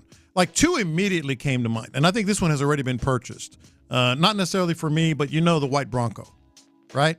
Oh yeah, the white OJ's white Bronco. Has somebody bought that already? I think it was. I'm not sure. But yeah, that I get. I get that if that's your thing, and that's not mine, but yeah, I get that. I think in the same sentence, I think the car that Tupac was shot and killed in. That's a good that one. I think that was on eBay at some point. I think it was selling for a lot of money, which it was a rundown car at that point. Yeah. Well, sure. But it was the same car. Yeah. Apparently, the white Bronco ended up on an episode of Pawn Stars in 2017. Oh, really? Somehow. And somebody purchased it or I guess somebody was asking $1.3 million for it. And eventually, the best I can do is $800,000. Eventually, it ended up in the Alcatraz East Crime Museum in Pigeon Forge, Tennessee. Oh, okay, that makes sense. So it's currently on show. Yeah. So it is in a museum, a crime museum. Is there any inanimate object that you would buy? personally, and this is just me professionally, like when I went to A&M, when I went to college, we were the first class that got to use portable laptops, size of a freaking telephone booth, but portable computer though. Portable computer. We were the first ones that got portable computers, and it would take like 2 minutes, two or 3 minutes per page to transfer, and it was on the phone. You're like, all that stuff, and I wish I still had that. I still had my. So that's just you. Your me nostalgia. Personally. I wish I still had that big old. They called them the Porta-Bubble, and it was huge. It was bigger than a typewriter, but you could transfer your story, over a phone line, presuming nobody called in. That back then, like if somebody called in, that's it. Story's over. You got to go start over. So so how they had call waiting and all that stuff. You probably don't even remember that. Oh yeah, of course. I'm not that. But I kind of wish I had that. And then I don't know why. But not with an attachment to anything larger. Just off of nostalgia alone. Just my very first whatever you say laptop. You had to sit it on a kitchen table or something, a desk. But that's just me personally. As far as like iconic things. Like to me, Michael Jackson, I've told you this, I was a huge fan, huge fan of his. That American Music Awards, the hat that he had in that American Music Awards video. I would, if I had the money, I would love to have that. What about the chair Bobby Knight threw? Would you take that? Not so much, but I bet you somebody would. Oh, absolutely. I bet Adam Spillane might. There's multiple people. There's actually a little bit of a controversy there because obviously we mentioned the idea that Mike Woodson sat on that chair to commemorate the 40th anniversary of Bobby Knight crashing out on that very particular day, and have the chair. So really? that might not be it. It does not feel like, I don't know that there's been authenticated by any ways, but Mike Woodson is assured that the chair that he has possession of is indeed. How did he get that chair? Oh no, They probably just saved it. They probably just saved it. Want to save that chair? Indiana fans? No, I'm just saying, just in general, like when it happened, like I never would have thought, oh, let me save that chair. Somebody said it was Al Cowling's Bronco. OJ's was destroyed. This is true. Yeah, this is true. Okay. Yeah. That is true. I always thought he was just driving OJ's, but no, that's right. Yeah. I appreciate that. What about as far as like Texans fans? Would you purchase the gloves that Andre Johnson was wearing when he was beating Finnegan's ass? Absolutely. Yeah. 100%. That's one of my. Man, I'm finna beat his ass. Put the gloves right in the frame. Like these the same gloves he was wearing. Yeah. I can already visualize the I would have those. The way that I'd set it up, because you're right. Yeah. Like I'd have the picture next to it. The picture with him actually beating them up, and then have them gloves right there, kind of zoom. Have another little picture of the gloves. In the picture, and then the real gloves right there. I have a piece of the old Compact Center court. That's where I was. That was. I have one on my desk. Oh, when they tore it apart, they sold little pieces of the court, and a buddy of mine gave me a piece of, and that was the court they won the championships on. I think T. Mill got I think he got like a chair from the Astrodome. I think he does. I think his wife. I have a size limit when it comes to like these various memorabilia. I don't know that I want a whole chair in my house. Like I do. I love the notion of it though. It depends what your house looking like. office. Yeah, if you got like a man cave or something like that with a bunch of like jerseys and cool stuff like that, I think that'd be cool. But if you got like a tight spot, then it probably no use for it. 832 seems that like they're not very picky. They say just some Muhammad Ali boxing gloves, any of them. It seems like just I'm with you. Something that small. No big deal. Something light. Something light. What about non-sports? Like anything that jumps out at you? Somebody said Watergate tapes. They said they would put money you down trying to be messy to get in. I'm mean, like get into the history of stuff. Yeah, for sure. And then it's a lot of memorabilia coming in. Milestone ball, any milestone ball or glove from Nolan Ryan. Hakeem Game 7 championship jersey. I do appreciate this asking for clarification from the 713 saying if they would be more interested in the in the Woj phone, if it still has contacts in it, I can't imagine. No. I cannot imagine. It's white clean. So, a rapper got somebody like that one time. He was selling his hard drive, and the person thought he was about to get all his music in it. It was white clean. So he paid all that money for a clean hard drive. That's tough. What about Monica Lewinsky's dress? I wouldn't do that. I'd get it cleaned, which would defeat the purpose. Oh my God, man. Along those lines. Kind of defeat you people. That someone said the red swimsuit from Baywatch, Pamela Anderson. Oh God, yes, I would not get that one clean. I figured that you wouldn't. And then someone else said any chair that Beyonce sat on, please. I need you to come on now. What about Joy Taylor's phone? Oh wow. Oh, so you're going to the Joy Taylor phone? What she got in his phone? Well, that will also right be through white. them text messages. That will also be white, friend. That will also, and I feel like I already have one of these types of things, so I'm like I would want to find some level of like 2017 memorabilia. But I do still have the Sports Illustrated that predicted that World Series. Oh, yeah. Oh, that's cool. Yeah, I have that, but I'd want to then pair it, like in thinking about Figure the way that you have the mental image of the display of the Andre Johnson gloves. Yeah. I need some memorabilia specifically from that World Series to pair. Yeah. With that, I have the streamers and some confetti of the 2022 World Series that we went to. When they won, they clinched it and it fell down. We got some of that. That's pretty cool. What about the TV AJ Hinch smashed? the computer? That's good. Yeah. The laptop? That'd be sweet. That'd be awesome. Would you be willing, or is this too uncouth? The trash can. No. Is that too uncouth? Absolutely not. I would like to see that. I'd like to see what got dents in it. Yeah, I was like, what kind of trash can was it? Because in my mind, I think about like one of those old school silver trash cans. See, I think like those heavy plastic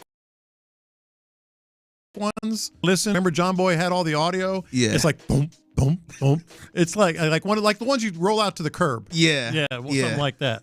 I like this one from the 832. They say Tiger Woods' last Masters win putter. If we are going to go, I guess I know where it's you're sports going. adjacent. Give me the driver to the wedge. Or was it a wedge? The wedge that she hit him. That she beat him with. Yeah, that she hit the truck with. Yeah, I need that one. Beating him with a pitching wedge. That's the one that I need. It's got some tiger blood on it. It's got Wow. Okay. I don't know if I want to read that on air, but would y'all buy the sheets? I would not. From the record-breaking woman. Yeah. Oh God. Yeah. Nah. Yeah. What about Steve Smith Sr.'s phone? Yeah. What phone? I think I've seen enough.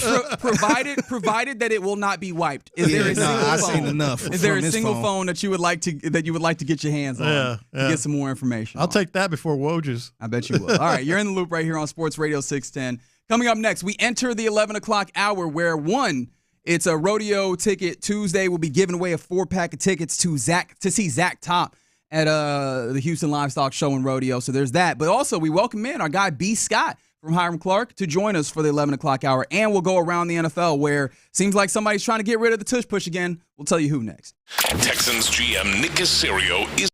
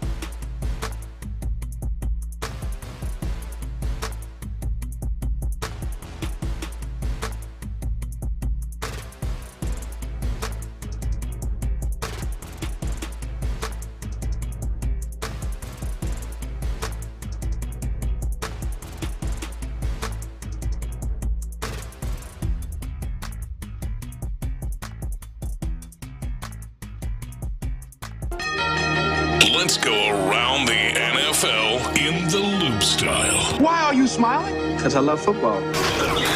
Here's John Lopez and Reggie Adatula I'm going to tell you all about how much fun you're going to have this season. on Houston sports leader, Sports Radio 610. All right, you're in the loop right here on Sports Radio 610. We're about to go around the NFL, as Mr. Big Voice Man just said, and we welcome in the homie, B. Scott from Hiram Clark. Brandon Scott, what's happening, man? Man, I am glad to be with y'all, but look, we got to go back to this question of the day for a second, man. All right. And look, I'm sure that Adrian Wojnarowski is well-intended and trying to put on for his alma mater, and I can respect that. But the self-importance of this guy, like, seriously, man, living off things that I did to do my work, to do my job, which was just simply report on sometimes incremental, sometimes really big stories in the NBA. Like, are we serious? Like, let us all auction off the coolest thing, the thing that we used to do the coolest thing that we ever did. Like, seriously, man, get out of here. I'm with you. It's pretty. There is definitely so. Like, I think he's well intended, but there's definitely some self-importance going on here with Adrian Wojnarowski. Like, hey, the phone that I use to break news is so valuable and so cool that you're going to want to go out here and buy it. Even though it doesn't have the context or any of the context on it, you're just going to buy it because I used it to do this cool thing. Get out of here, man. I mean, I disagree. Like, it doesn't seem like he's doing this to suit his ego. I think that he looked up, he was like, hey, man, we need money. I think two things can be true. There's somebody that might and will pay for this, but also this is him suiting his ego and showing you how big his ego is. I don't know, man. I think he looked the same Bonnie as There's some self-importance. How can we get some money for this program? We got it. Hey, it is kind of you and almost sweet of you to look at it this way. To be quite honest with you, Reggie. And by the way, hey man, this is all just well intended. Nah, man, this is a dude that is looking at himself as like super self-important. There is an element of that. And by the way, like the starting bids are like $350. Like what? Okay, that'll get you a shoelace. That won't get you a player. But it goes scream self-importance. But it does go to Reggie's point. Somebody will buy this. Somebody will actually, because you attached it to a cause. I don't know if I would buy it, but if I could get it on the cheap or whatever, I would use it. And it's like a conversation starter, like a nice phone. Yeah, this was Gene Wojnarowski. He broke the blah blah blah, like a conversation piece, like John Voight's car in Seinfeld, old reference. Was it John Voight's car in that episode? Remember, he goes, "This is John Voight," and they misspelled it with a H. That's right. I love that episode. What about the hot seat from Sports Radio 610 Radio Row? Yeah. Oh, boy. Yeah. Why didn't we think of that? Yeah, we did. Anyways, that actually would have been a great idea. Yeah. We thought of it, but we didn't do it. Well, I don't want to get into the particulars. Anyways. Me and Adam Spillane did the post-game show from after the 2022 World Series. We should auction off the microphones that we used to do the show. Who is the notable alumni from St. Bonaventure besides Adrian Wojnarowski? I get it. He's trying to raise money for his school, man. I get it. No, it's cool. In the NIL world, and y'all on his ass about it. Unbelievable. I do though. I have been thinking about how did he make the decision that this phone that I had in this season, this is the story that I'm going to try and sell this one off of, right? Like of all the stories, because he's not changing this all the time. What is the actual significance of the phone that Adrian Wojnarowski used to break the story? Yeah, he's got to prove it. Yeah, I got to see a picture or something. to the Los Angeles Clippers. Yeah.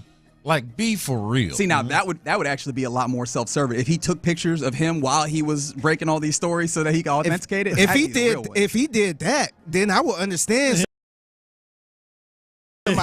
When he put the Wemby news or something like that. I'm not mad at him for putting on for his people, but he is pimping out fame for the cause. Yeah, I get it. I understand. For charity. I understand why he's doing it. For the kids. It's not charity.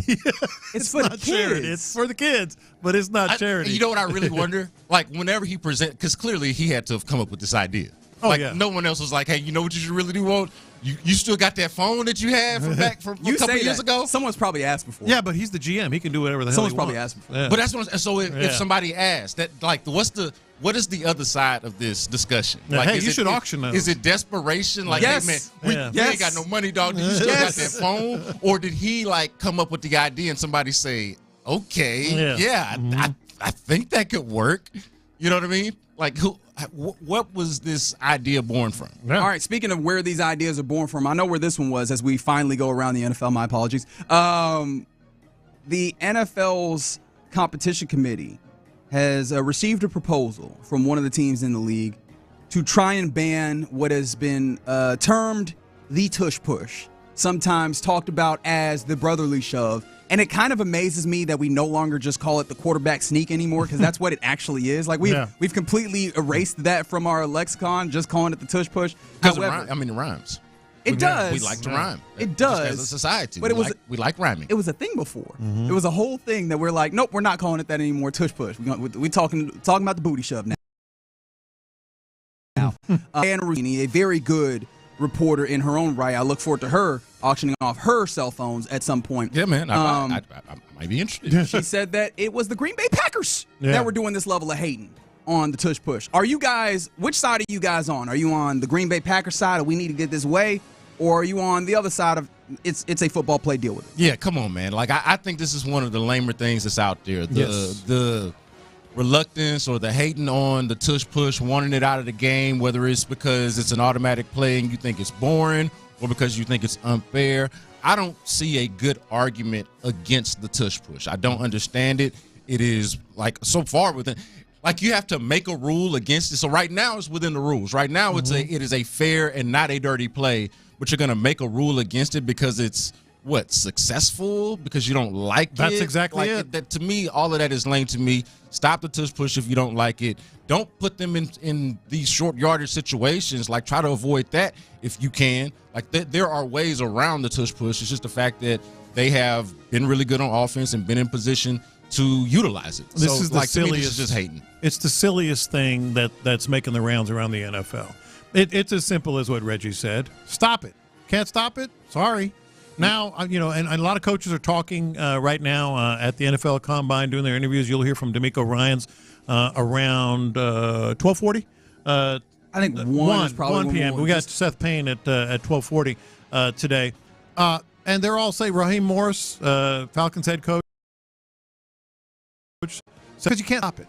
That's why you get better. Yeah, get better. If I'm Philly, I don't know if they play Green Bay this year, but I would use that every single time. Let me ask y'all this: what happened to it being a copycat league? Like, it is. What about that? Like, why not try to replicate it? Why not, when you say be better, not just try to stop it, but also try to build a team that is actually capable of doing it? Like, hey, you see this thing that works, that is an automatic short yardage play, whether it's for one team, it's whether it's the tush push or obviously Josh Allen is his own thing, but you've got this, and that's the only other team that's probably been able to somewhat replicate this. And remember, that kind of got stopped. He got stopped in the playoffs, especially because they were predictable on he would slide to the left of that center, and teams like, so hit the A gap right there. Yeah, I just don't get why it wouldn't be more of a new phenomenon than it would be something that we would try to outlaw.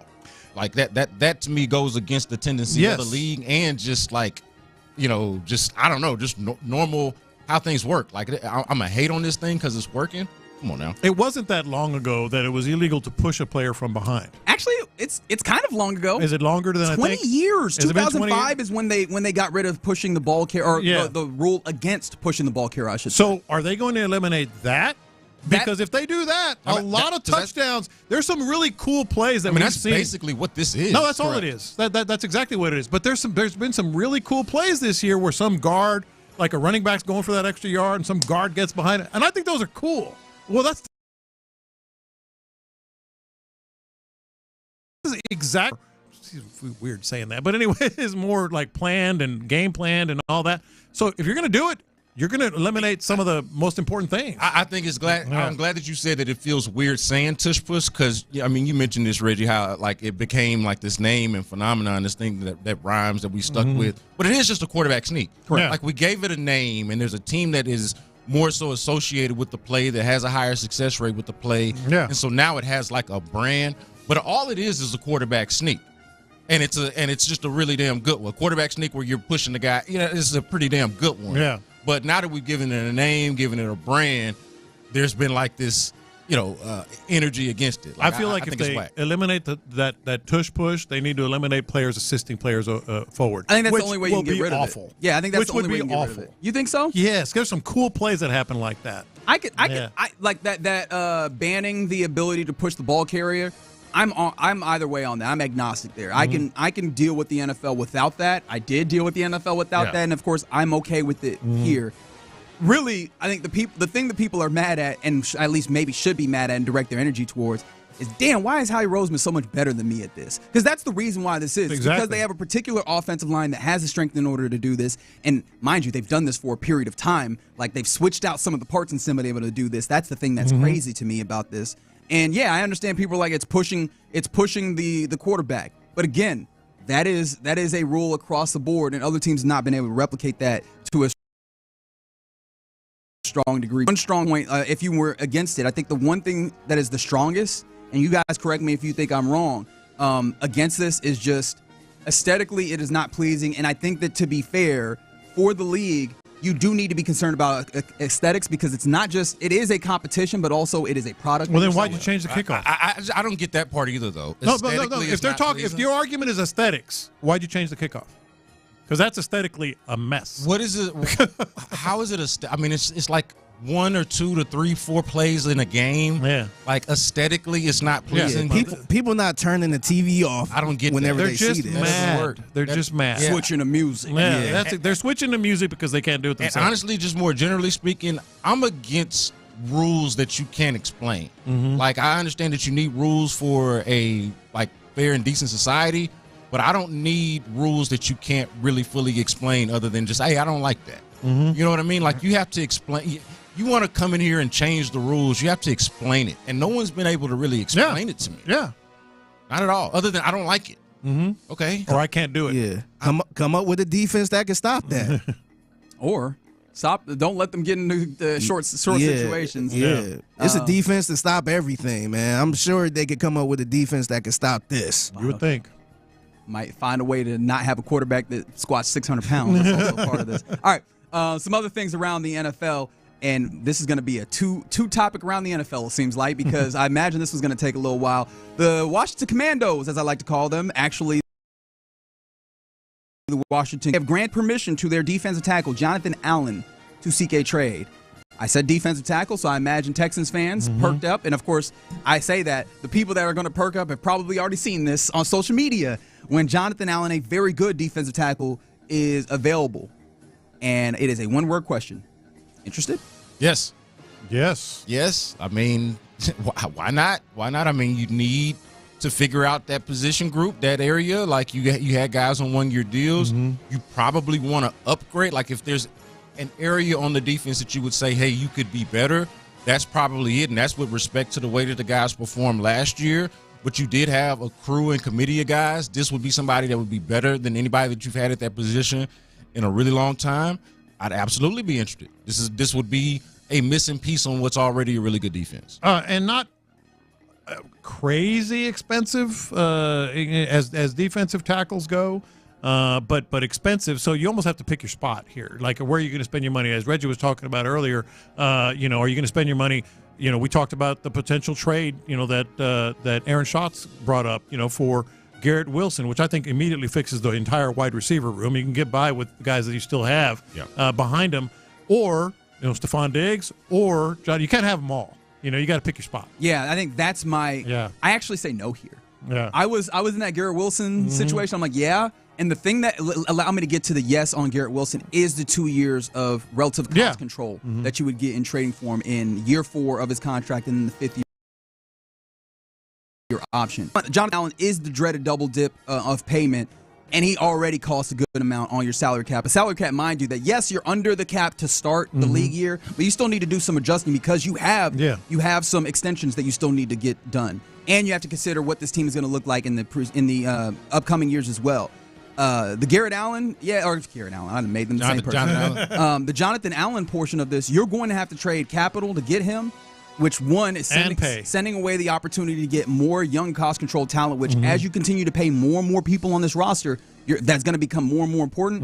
And then you'll also have to sign them to an extension, because I don't think you make this trade if you're just go like, All right, let's see what you got for a year. Like, I think that's not a smart way of going about it. And I don't think that this team is in that place for the defensive line, particularly when you look at a year. You have been blessed by the football gods. There is defensive linemen up and down day one and day two that are going to be able to assist your team in a way that I think is helpful. Or at the very least, day one, if you are that invested in it this way, you can get a defensive lineman that is going to impact the game in some sort of fashion like Jonathan Allen. I think that that's a more cost-effective way and a better team-building, sustainable team-building way to handle it. Yeah, I think it just depends on how much you believe that last part that you said is true. Because, I mean, I've heard that. I just don't know that for a fact, that there, all of this depth at defensive tackle in the draft. They say that, and I can take their word for it. If you just trust, the experts. Yeah, but I do know that, if we're going by recent history, I do feel like if you draft well, you can more so find guys at wide receiver that can complement Nico Collins and say you can find.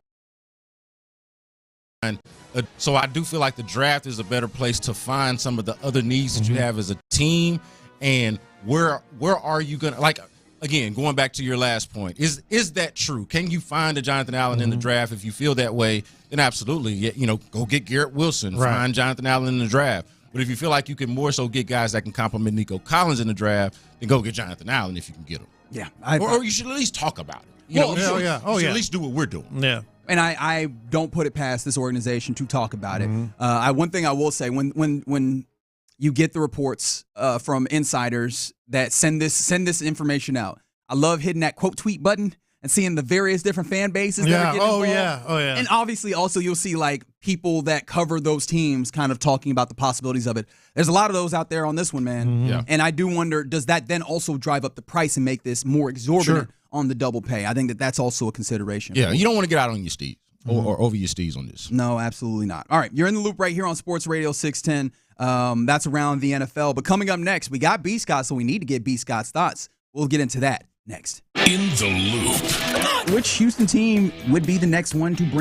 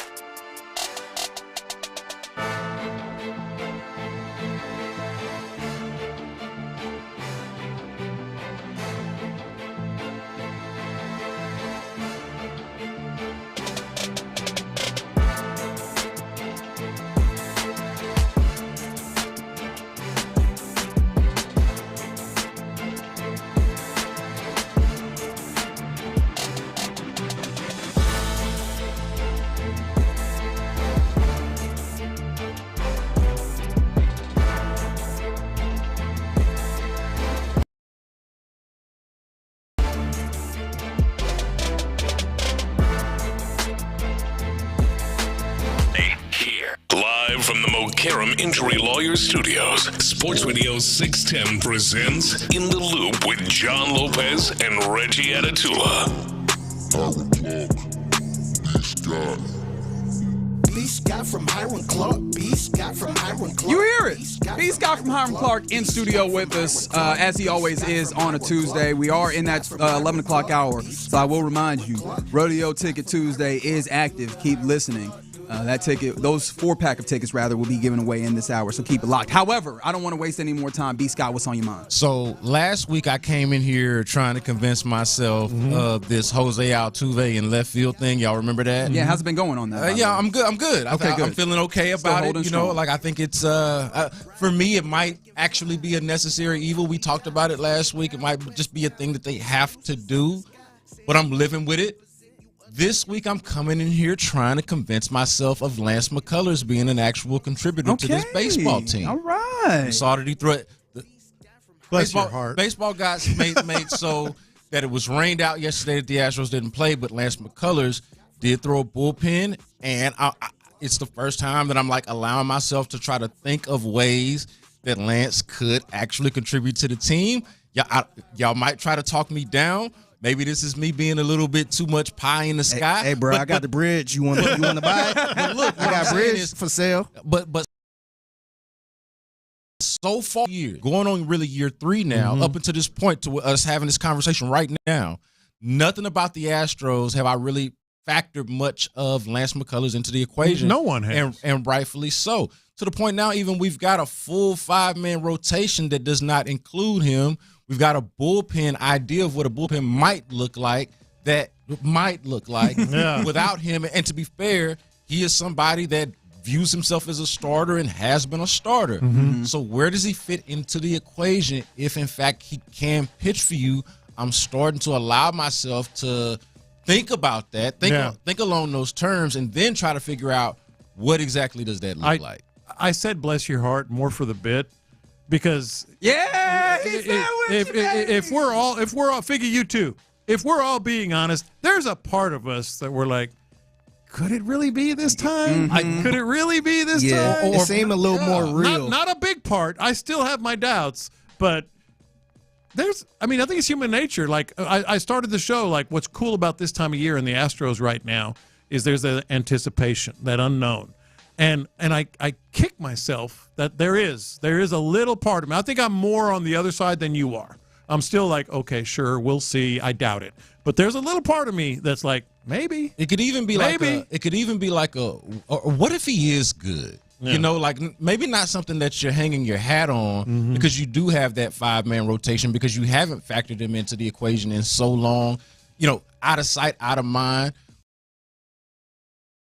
But what if he is good again? Then you're talking about, hey, you're 6 deep in your rotation, and we know how important it is to have more starters the further you get along. And we do still feel like this is a team that can be competitive within its own division. We don't think the world of the division necessarily. That's not looking at the Astros as a World Series favorite, but certainly a team that could win its division the way it did last year and ease its way or back its way into the playoffs, however it happens. So what does that look like after that? You've got a decent depth of starting pitching. You've invested quite a bit in closers, so you got the back end of your pitching kind of solidified. Like, to me, it's just something that is worth thinking about. Oh no, I'm with you. Like, I have been in that place, and maybe you can say that I've not been as close to the Astros over this period of time where Lance has had these injuries to have been scalded by the hot stove and changed the way that I react to it, right?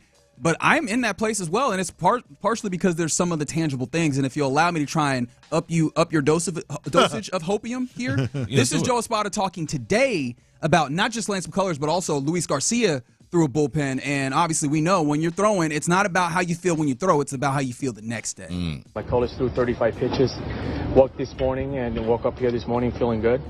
So the next step for him will be a live BP. Luis Garcia threw like 20-something pitches, and he also walked in feeling pretty good. A little bit of hopium. And see, I hadn't even factored in Luis Garcia. Like, we're talking about deeds with the Astros. It's been a big part of their identity. Like, if you would, the back end of their dynasty has, in large part, focused on pitching. And I would just say this, like, kind of just going into these thoughts a little bit more. Like, I think with the Astros' larger picture, we focused, or I'll speak for myself, I focused a lot on what they've lost and not as much on what they've brought in and what they do still have. Mm-hmm. And I know last year was a big disappointment. They backed their way into the postseason. They get swept by the Tigers. And it just looks like it's just uninspiring. It's the end of the dynasty. But they still have, I would say this, worst teams in the Astros have made it to the World Series and even won the World Series. I would say that they're not a favorite because basically if you look at it big picture, something would have to go terribly wrong for the Dodgers not to win it. But if we're just focused on the American League, like the Astros still have the ingredients to do this thing. They brought in Christian Walker. Haven't talked as much about that because we focus a lot, again, on what they sent out. Brought in Isaac Paredes, who is a really good hitter. Mm-hmm. Like they have a decent lineup and depth at pitching that I think at least makes them interesting enough and compelling enough to be in the mix to still make some noise. I'm more optimistic about Luis Garcia than Lance McCullers, but as I mentioned earlier, there's a little part of me is like, well, maybe what if? Here's where it gets dicey. Even if he comes back and he's healthy, 100% healthy, it's been 2.5 years. It will be 2 years he pitched in the 2022 postseason. I don't know who can be. Do we get a star roll back? Well, I don't know who can be any semblance of what they were. Yeah, with a 2.5 year layoff. Like, what are your expectations? Is what I'm. They can't be very high. No, they would have to be low. Yeah, that's why it's a more what if scenario, or just kind of allowing yourself to go there, but not like, hey, we need Lance McCullers. Like he's almost in Forrest Whitley territory. Mm-hmm. A guy. Except we've never really seen Forrest Whitley like at a high level. Like I know he's around a little bit last year, but like. In some ways, it's like, hey, out of sight, out of mind, what if? And if he is, it kind of changes the conversation a little bit. To me, it does. If Lance McCullers is good or any semblance of good, if he's good enough to be a starter, what does that look like exactly? Right, and exactly. And if he's just good enough to be an extra piece to your bullpen, that is obviously valuable to you as well. Somebody of his quality, of his pitch mix, that could perhaps give you length in the bullpen. Sure. Like we're talking about, to me, we're talking about a bit of an X factor. But I mean, you've got, and you mentioned it, right? The idea of the necessity of depth when it comes to a rotation over the course of an entire year, because it's not just, we got our 5 and that's good. Look, man, it's a marathon, not a sprint. And one thing about a marathon is it'll break you down injury-wise. It's just not, it's in the modern iteration. I still also feel a lot more comfortable, and I know that you said in 2 years he hasn't pitched. But he is a pitcher, and I say that not like in the most pitcher. But you have throwers and you have pitchers. Right. That's a dude who knows how to use his pitch mix and those types of things. I don't think that that's something that you just lose, particularly as he's saying that it feels like he has a little bit more of his velocity as he is working back. Like, I feel confident in the idea. But it's more of an art, and that is something that you have to regain. Sure, that is fair. That to me, it almost works the other way. That is fair. Like, if he just regained strength and he was a fireballer, I'd almost feel better about that.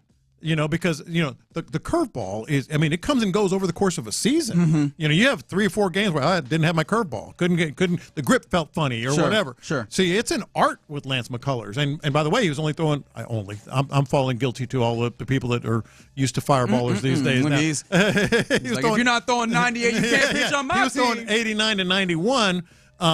If he has just a click off on his stuff, I think it goes the other way. Yeah, no, I think this is just obviously different ways of looking at it. Sure. It could be, it's been 2 years. How do you regain that? Or is it, hey, man, it took 2 years for me to regain that. Sure. Like maybe this is just how long it took for him to get right. This is just how bad it was, and now he's right. And again, it's the what if he is.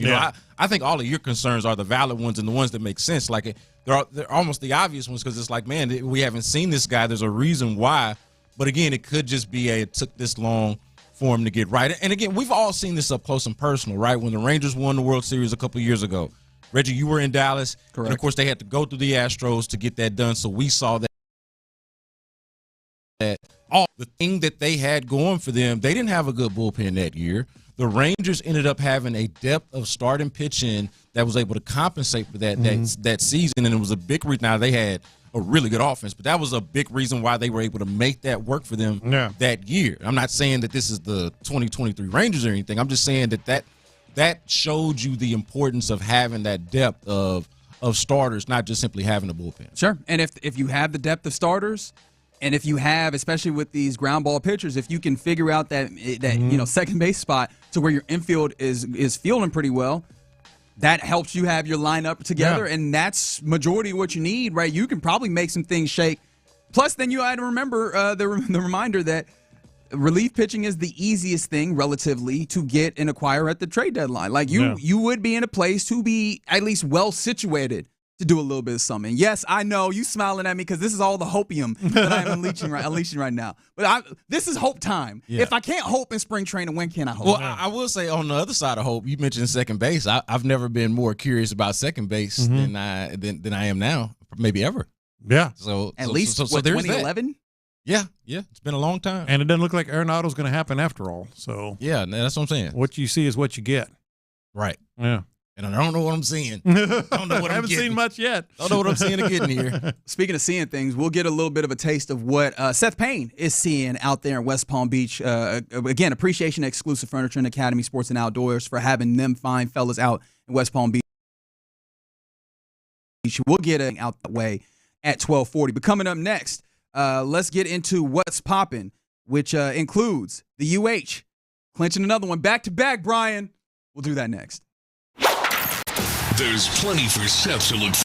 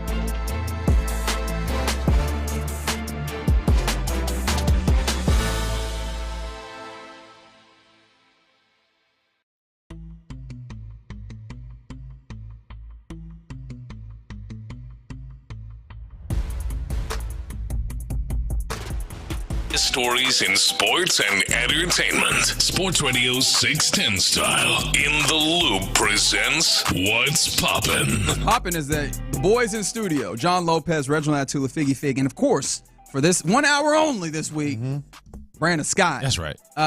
We have just been continuing to chop up the various things with this Astros team. We are so in on baseball right now. Yeah, I'm for it. I am here for it. It is such an intriguing team. I'm so ready for, we're about, 20 minutes away? Yeah.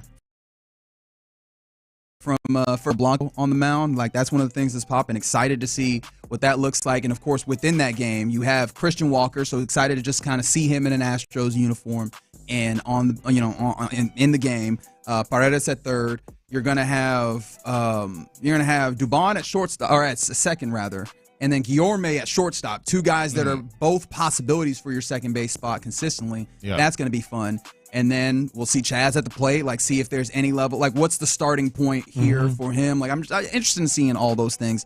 Whitley will get going. I believe Wesneski, all those guys should come in. So all those things are going to be interesting to watch.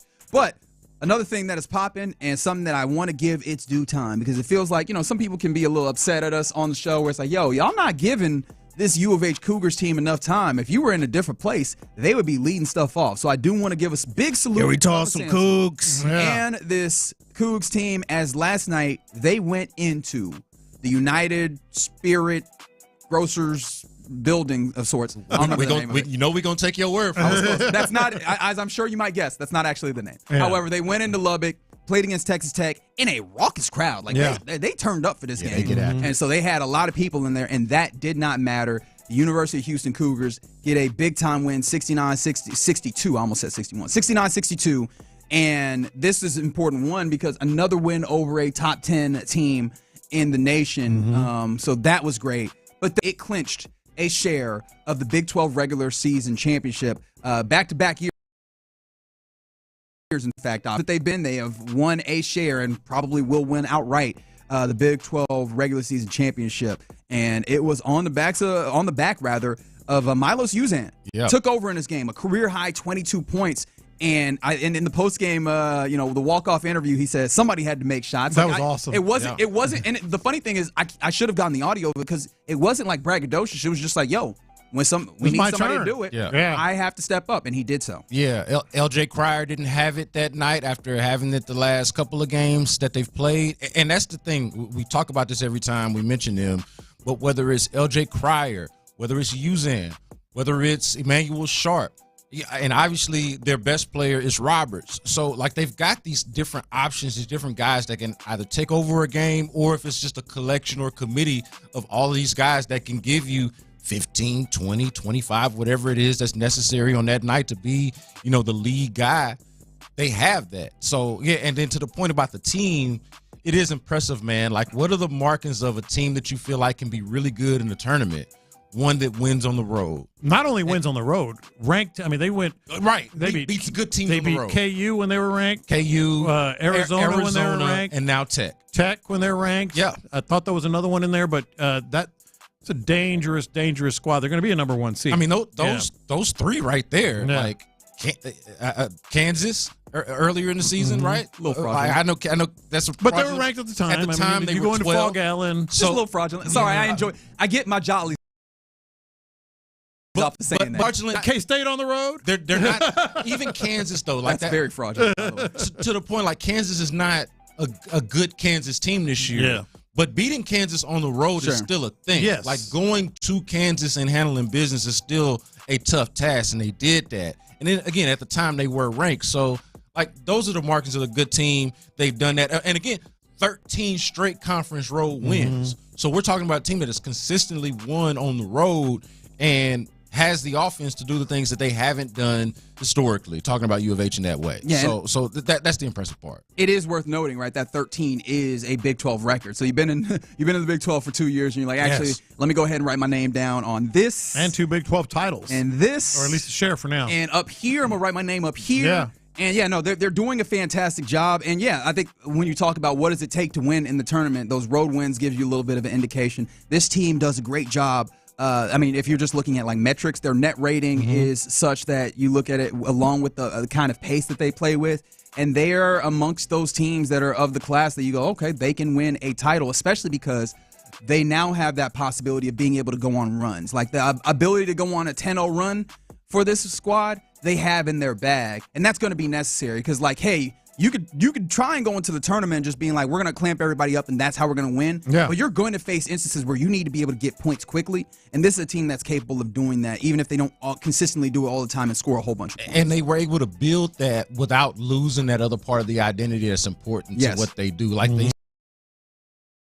still, like they got 6 guys out there, Yeah. they got 5, and they still play like that on top of what you just said, Reggie, adding that other element to their game. Now, one thing I will say, though, and another opportunity to salute Kelvin Sampson. It's like kind of burned into my brain, and after one of those games where Milos Uzan actually starts like hitting step back shots during that game, Kelvin Sampson goes and he talks to Uzan and he's like, "Look, you gotta go for it. Like, I want you to go out and take step back shots," which seems antithetical to anything that a college basketball coach would tell a player, right, at any era, but especially in this era. Like, yo, just get out here, start taking step back threes, man. But it was to instill that confidence so you get a game like this where Uzan feels comfortable going, oh, it's going to be me tonight? All right, I'm that dude. That's it. Yeah. And this is the confidence, and this is the sign of a elite coach. And I think he's going to be key all the way down the rest of the way. Yeah, but I think that part that you just mentioned speaks more to how players are wired, like the difference in how players develop their game and the things that they do well now. Because coaches have always, I think, historically encouraged their best players to go out there and get it. I think what the bag looked like back in the day looked a lot different. Like now, players practice the step back three. Like what's in their bag is just different from what, when Kelvin Sampson first started coaching, that's not what they were doing back then. Yeah. Now, like, what is it that you do? The Patrick Ewing meme. Do you practice that shot? Right. Yeah. Like, what shot do you practice? And now that's the shot that these kids practice. So, hey, Uzan, whatever it is that you do, go out there and do that. And now this is just like the thing. So I apologize for not being clear. It's like when you have a coach like Kelvin Sampson that's like, hey, man, no, we are a defensive team. We're getting on the floor. We're an effort team. You don't expect that coach to go, the hell are you doing? Take that step back, dog. Yeah. Like that, but that is the the depth of what in him understanding his squad. I will say one thing though, right? And of course, it would be me to drop a little bit of negativity on the back of the love fest that we've given this University of Houston Cougars team. Texas Tech was doing a good job at attacking this Houston Cougars defense and the way that they just throw bodies and they're energetic and they flood to the strong side of the basketball. Those skip passes and being able to knock down shots. Yeah. Texas Tech was doing that, and they were giving this team a little bit of hell. Now, I just continue to wonder, are there teams around the nation that if they see Houston in the tournament would actually have the personnel and the execution to be able to do that to a way? And are they going to have and when they face those teams, are they going to have a week to prepare or a day? Yeah. Sure. Because that's the nature of the tournament. You play whatever your conference tournament, then you got a week for one team. Then if you win that one, you only have a day. Yeah. So it's a matter of like, how are these teams going to prepare to face Houston? Yeah, not to be too negative, but I think the answer is yes. I do think that there are teams that are good enough. Like Tech was able to do what they did, to your point, last night without. They're missing a couple of guys. Of their best players. Yeah. That was the benefit that UH had this weekend because people mentioned that they beat Iowa State. I think you guys were talking about ranked road wins, but that was a ranked home win against Iowa State. Yeah. Iowa State missing their 2 best scores. Yeah. Texas Tech missing their second and third best scores. So that was a little bit of good fortune on the behalf of the Cougars. So that is going to be something that we have to watch is, are they capable, if a team has all of their best scores, to also make sure that particular weakness that they have. Yeah, I mean, that's what makes it the madness of it all. There's a bunch of teams that are capable. U of H just happens to be one of them. 100%. I think that's a great point. And they showed another step towards that. The number 4 in the nation, I imagine, continuing to climb, University of Houston Cougars. All right, this is an interesting thing, and this allows us to get into one of those back that we like, where we're just talking about some of the kind of structural things in sports. And in this one, it's in the NBA. The Celtics seem to be closing in on a potential sale. And it seems like, Lopez, you're seeing a potential valuation on the deal? Yeah, I saw it this morning. I guess the owner... Wick Grusbeck. I couldn't remember Why his do name. I know that? I don't know. Yeah, Wick Grusbeck, who I think he decided to put this thing up for sale after the final. And it was kind of dragging, but seems to be gaining momentum. They were asking for $6 billion. $6 million. $6 million, Bill. Hey, man, $6 million. Hey, we should get our six Lopez got that in the bank. I know some people. Yeah. Hey, I got 10 grand on it. $6 billion. Yo, Cal, you up? Let me hold something. They feel like he's confident it's going to be able to be sold, and $5.5 billion is it. Now, this is where it gets interesting, because that $5.5 billion, we've been hearing about NBA expansion, not WNBA, NBA expansion for a while now, and it's been dragging. And the reason, and this is a really interesting story that I read, like the reason that it hasn't happened is because they're waiting on the Celtics sale, because that $5.5 billion, all of a sudden, NBA owners are going to say, now we know what the franchise fee is going to be, for new franchises. And so once this happens, it's given and considered like it's going to happen fast for namely Seattle and Las Vegas. And the franchise fees are going to be in that area as well. I don't want NBA expansion as much as I want Las Vegas and Seattle to have teams. That's going to water it down even more than ever before. You think so? Like, yes. Well, I mean, before. There's just going to be the talent is going to be dispersed. So in that way, I do wonder if we've gotten teams that are just too good all the way around, and like in a somewhat counterintuitive way, where teams just have so much talent that it makes it so that people don't find the same interest in some of these games. Where if you have this talent spread out even more, if that makes a little bit more dynamism in the way so that many bad teams. Yeah, there are so many bad but teams. there are so many bad teams, but I also think you've got, and this is going to be disrespectful to some markets, but you got some markets that are, I think, less inspiring than Seattle or Las Vegas. Like if there was a way to relocate instead of expand, I'm good I know with we're that. talking about different things there, but like expansion, has that risk of watering down a little. Yeah, what did Sacramento do to you? And that's what I'm saying. Like Sacramento and hell, Charlotte, the last team that expanded. Yeah, I mean, honestly, you realize it's been 21 years. Yes. Yeah. Charlotte's a decent market. It's a basketball market. I don't know if it's an NBA market. Yeah. That is a fair point to make. I mean, Oklahoma City is a fine market, but it's like, man, it's great for them, but like you'd love much more the idea, hey, I could go see my team play in Seattle, or I could see my team play in Las Vegas. Like I think there are ways to, make it palpable because of those markets. Like if you go to the right places, and they can, again, to Reggie's point, disperse the talent like that. Yeah, I'm interested in that. I know that I think you're right in some regards on like, hey, you set the valuation of the team and now we start going. I do wonder how readily they want to jump into expansion. But I guess when you jump into expansion, one thing about it, when we start talking about the way to make money, one, clearly franchising fees, but then also two, when you add more inventory, what does that do? These TV money goes up. Oh yeah. Yeah. More TV money. Adam Silver he's repeatedly talked about it over the last 2-3 years.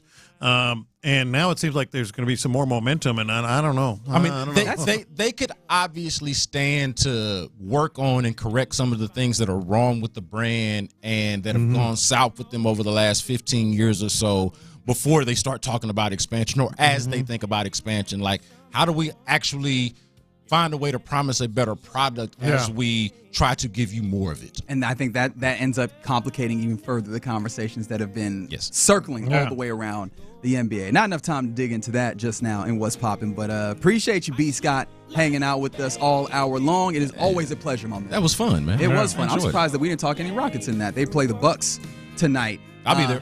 Okay, very good. Oh, good. Very good. So, H-Town Hoops podcast later in the week. Y'all know Spo is out in Florida, so we're going to do that probably record Thursday more than likely. But check out for that in your podcast feed later in the week, H-Town Hoops podcast. There you go. Wherever you get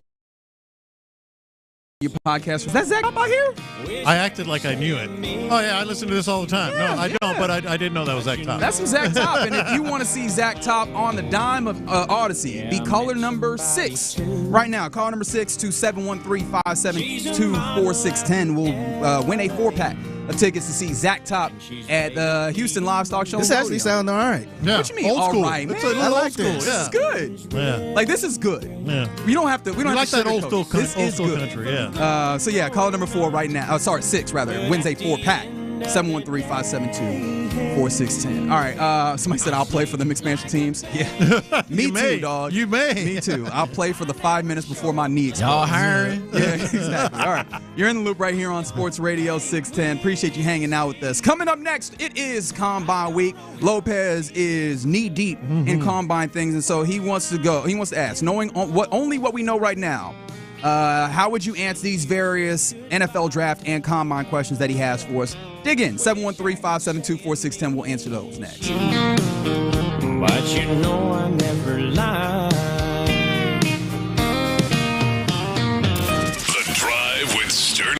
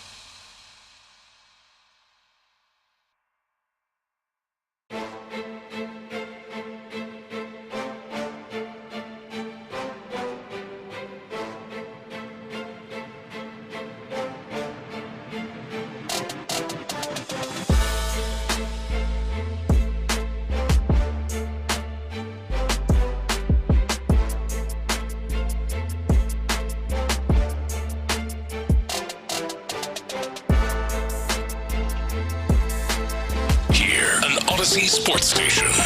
Sports Radio 610 presents In the Loop with John Lopez and Reggie Atatula. All right, you're in the loop right here on Sports Radio 610. Much appreciation to be Scott in the loop on a Tuesday. Shout out to who won, in fact, Figgy? Who was the winner of that 4-pack of tickets? Juan. Juan. Shout out to Juan. Yeah. We're Big talking shouts country music on that one. That's right. There was a lot of country music talk in the break. Hot 100%. takes. And I'm not pointing nobody out, though. I'm gonna make sure that I'm not pointing anybody out. No, of course. Don't do it. Don't do that. I can see it in your face. You got to do that thing. He that you trying to always do it. Don't He do trying it. to do it. I had to intercept it. I knew it. I had to intercept it. I got cut off. Yeah, man. that's I'm gonna right. honk my horn on this I had one. to get my all-pro sting on. Let me What the hit hell that you right doing, quick. man? I'm trying to drive here. I'm trying to get that from you. All right. What's up, show? All right. But You know he had to do it. I was trying. I thought I got him. I thought I had picked it off. Apparently, the ball's still in the air. But no, we are well into draft week, or not draft week, combine week. That'd be something entire. I would have missed an entire What month. happened? somehow. Draft week. What happened? Combine week, and action is getting going on Thursday, but coaches are talking already. All sorts of coaches. Really interesting stuff coming, and maybe I'll get you some of those quotes. But DeMeco Ryans is set to talk to the assembled media in probably about a few minutes, 10, 15 minutes. And so we'll try and get you some audio if possible, at least some of the notions that he distills to the media soon. But also with the combine, like, people are there to see the players as well, and the players matter in a good deal. You, John Lopez, got into the college or into the draft prospect spirit of things, and you have some questions. I do have some questions, and it's your fault because you were asking on air and off about, like, you know, we have different levels of interest and expertise when it comes to the draft, and we all, especially in this industry, we consume a lot of information, starting with Senior Bowl and Shrine Bowl and prospects and all that. So, but we haven't really seen these guys on the field yet. We haven't really dug in on the combine field, and we haven't really dug in on players that, you know, we sort of gravitate. Yeah, we gotta get the underwear Olympics. The underwear Olympics? No, the something. Oh, the pet cat. The pet cat. Yeah, pet cat. My guy Brian Broadus, who is a Super Bowl winning scout. Like, that's the phrasing that he uses. Yeah. Is like, oh, this is my pet cat. Yeah. Which I do have one. In fact, I don't think I. But are you ready to share? Because it's still early. But anyway, I'm warming up to pet cat. By the way, it sounds a little more masculine than combine crush or draft. Are cats crush. masculine? Like having a cat? But, you know, I say cat a lot. That's one of the things, like that cat. You know, this cat. Yeah, like hit cat. Oh, okay. Yeah. So I'm warming up. Cool cat. Yeah, I'm warming up to that. But nevertheless, from what we know now, from all the digging in that we've done so far, all the college football that we've consumed over the last year or so. So I got some questions for you of what we know now. This could change, and maybe we'll ask these questions again as we get closer to the draft and have talked to more people and seen more things, etc. Excellent. So I'm going to ask you 3 questions. And it doesn't have to – there is no right answer, but there's a right answer for you. Like, of all the guys that have been talked about, you know, in this draft and players that we've seen in college football, who scares you? Who scares? I've got a couple names, but go ahead, and I don't know if you have any that Scare in a good way or scare in a bad way. Bad way, like stay away from this guy. Yeah. Well, I don't even know if I'm fully in stay away from this guy mode on any of these. I think it's more just like, I'm not quite sure what to do with them. And they're actually on the higher side of things. Well, I mean, outside of the obvious ones, which is like the quarterbacks. We talk about Shador, talk about Cam Ward. Because I didn't go feel like there that's either. obvious. Yeah. One of them is actually a name that is frequently mocked to the Texans early on, and that's Tyler Booker. And that shouldn't be. Like, that is a dude who played at Alabama, solid weight, solid length, but first 2 years at Alabama was relatively inconsistent. And, I mean, he had an All-American season in his junior year, but then also and this is where mock drafts can be helpful, but then they can also pill you, like, be a little bit poisonous. I've seen him mocked in a lot of various different places as supposedly one of the better interior offensive linemen. Yeah. And so I've seen him, go really early in the 10 to teens. I've seen him go be ranked like 40 when it comes to like players. And so that's a little uncomfortable for me, although like that still all feels like a really good player. Yeah. So I guess it's not a huge deal necessarily, but it's like, are you getting the dude who is absolutely going to step in and be a immediate impact player, or are you getting the guy who's like, oh, you get him, but you can see the process, you can see the potential, but he has to work? Because that sounds a little bit more like Blake Fisher than a guy that you step in and you go, hey, in a season that we want to win and drop, feel very, very good about what he does. I think that's one of the guys. And then the other one is Luther Burden, interestingly enough. Like I think the receiver? Yes, Luther Burden out of Missouri. Iowa State? Missouri. Oh, yeah, Missouri, yeah. And he was the entire offense for them last year. And I do wonder how much of like his seeming limitations were because of the limitations of the offense and them just kind of having to get him the ball behind the line. They got him the ball behind the line a ton. Yeah. Last year, to the point where it was like, yo, like we've seen him, in fact, be a really good player downfield. Like, at some point, are we limiting him? Is this going to be cause some level of adverse effects? Yeah. He's still regarded as a true first round grade guy, so maybe that is just like oversized or outsized. But just the idea that, hey, like, what is this actually going to look like when you get him up to speed? I think I'm interested. Yeah, there's a couple for me, and one I can't quite put my finger on why he scares me. Other than it might be like a Johnny Manziel factor, not in terms of personality. Yeah, I was about to say, whoa. Yeah, not personality. They're going to get us for slander if you're not careful. Not personality and off-field stuff or whatever. Just like amazing college football player. Like undeniably. Oh, I know where you're going. Amazing college football player. But is it going to transfer? Cam Scatterbo. Very good. Very good. Cam Scatterbo. Arizona State. Running back. That guy was amazing. He deserved all the accolades. I don't know, man. I don't know if it's going to translate, whether it's speed, size, combination. And you don't have to be a real big guy or a real fast guy to be a successful NFL running back. But something about that dude just doesn't seem to. I mean, he also, like, he's big and he's a little slow. And we'll see what the actual testing is, although the testing, again, dudes are prepping for the testing. Like, you're not – the 40-yard dash is not a good – a good especially running back. There are guys that run 4.5s that are great, right? Especially now that we have more of this 4.6. Now that we have GPS tracking, like that's a better idea. Like in the circumstance that you're actually going to be using your speed, what are the speeds that you get up to is probably more telling. But I imagine all of that will still tell you, hey, that man is not particularly super duper fast.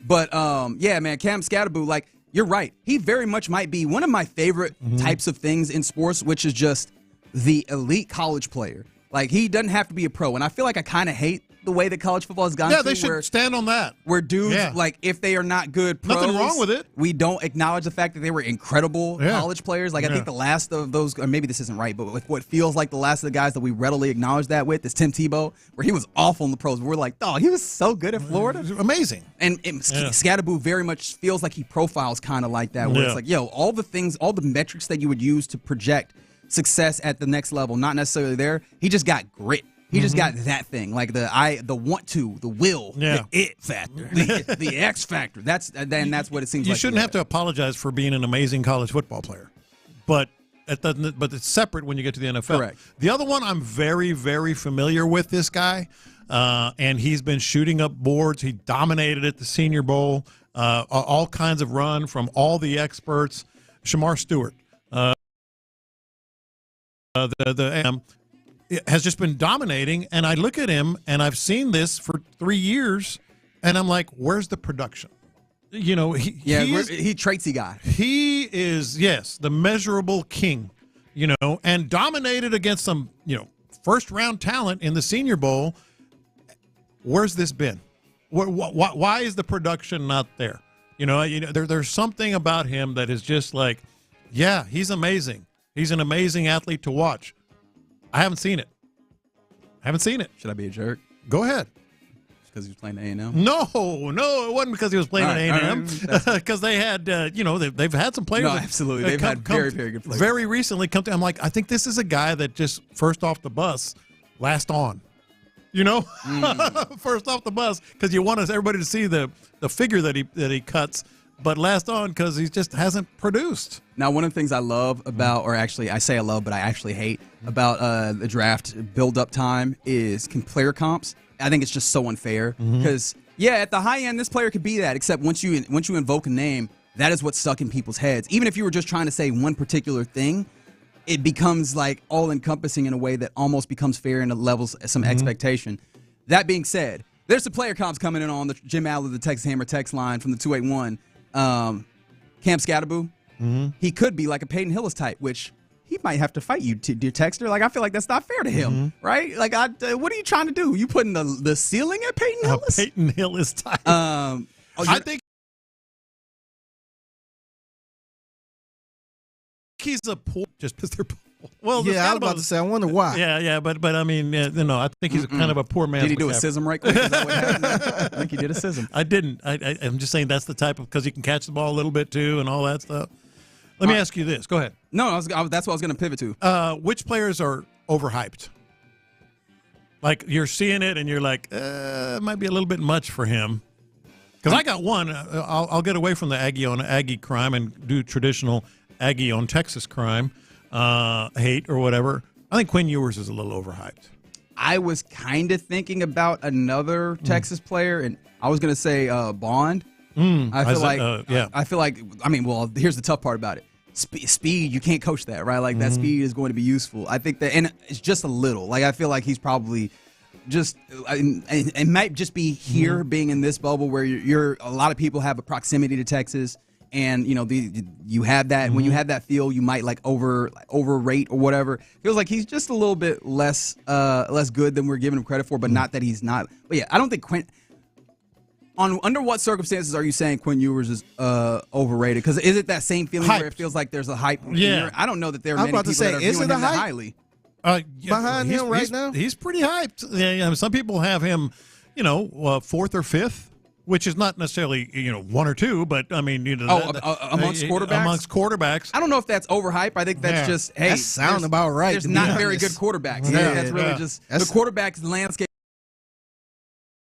has shifted in the first round. Nowadays, day two, maybe day three, depending. That's true. That's fair. Well, the other one's a quarterback as well, and he's been gaining traction in the offseason. We'll see once they get going here at the Combine, which is why we're talking about this, and that's Dylan Gabriel, the Oregon quarterback. That dude's like 5'9". They list him at 6 foot. He's like 5'9", 5'10". But you got to get a short people, man. That's crazy, man. Although, to be fair, I'm making jokes. Like if there was going to be a place where you're looking at like traits and stuff and like disqualifying people on certain things, hell, how many times do we get to this time of year and everybody's like, hands too small, dog. Yeah. Sorry, can't come in the club. Arms are too long or hands too short. must be this big in order to get into the club, dog. Sorry. Yeah, and if he is like that short, he should have been balling out like on some what's the guy name that got drafted after before CJ? Bryce Young? He got to be on some Bryce Young type of stuff. Yeah.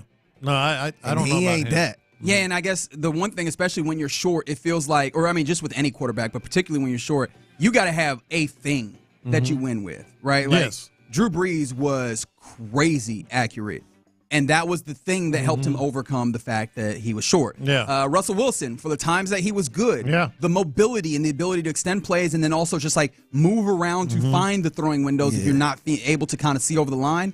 That was the thing that he had elite capabilities at Kyler to help Murray. him make over. Kyler Murray. Also that mobility, able to help him make up for the height. I do wonder, what is that thing for Dylan Gabriel? I don't know that he has. I don't know. Him out there. Now we haven't made a decision on, but you're intrigued. You're intrigued by maybe an under-the-radar player. I called it small school because that's generally the type of player. Well, as soon as you say small school in this draft, everybody's going to say Gray Zabel. That's the one. Because he cooked. He cooked at the Senior Bowl. Like he got a lot of love to the point where I don't know how highly he was on draft boards, but he shot up them. People were all of a sudden like, at the Combine now. My bad. He's so much better because when you're working off of tape, which I think a lot of teams do, the quality and competition that you're going against matters, right? If you want to see them in an NFL context, seeing them play against NFL caliber talent matters. You're not going to get that in North Dakota State. You get that a little bit closer at the Senior Bowl, and it was like, oh, okay, no, this is a real thing. Yeah, he's going to be the guy that you look at there. I don't know that there's another one that comes to mind. The running back for me from Delaware, because Delaware is one of those small school programs. Marcus Yarns is his name.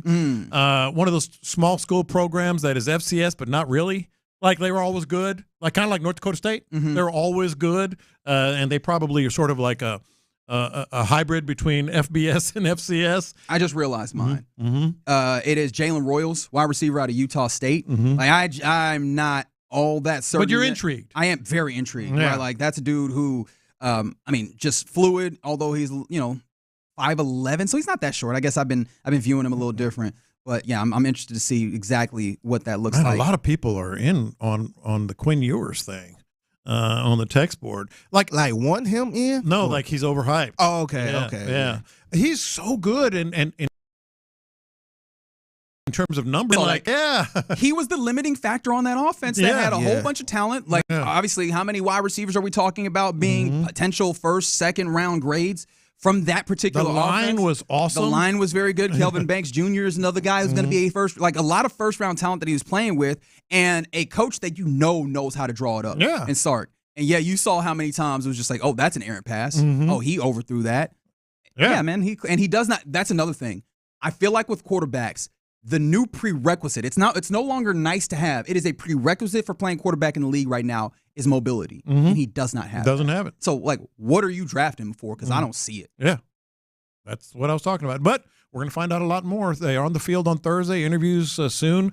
DeMeco pretty much taking the podium right now. We'll have that. Waiting on them right now. It's happening. Yeah. So we're excited to hear from what DeMeco Ryans has to say. In fact, we'll cycle back around to that later in the program. What interesting things does he have to say? And hopefully he will have some interesting things to say. It'll be real sad if we're at the combine because all these coaches are talking to everybody. It'd be sad if we don't get something. You know what I mean? Yeah. Come on, DeMeco, show out a little bit. Give us something. All right, but coming up next, let's jump into our lunchtime confessions as we are wont to do. We'll do that next on Sports Radio 610. He's a Stefan.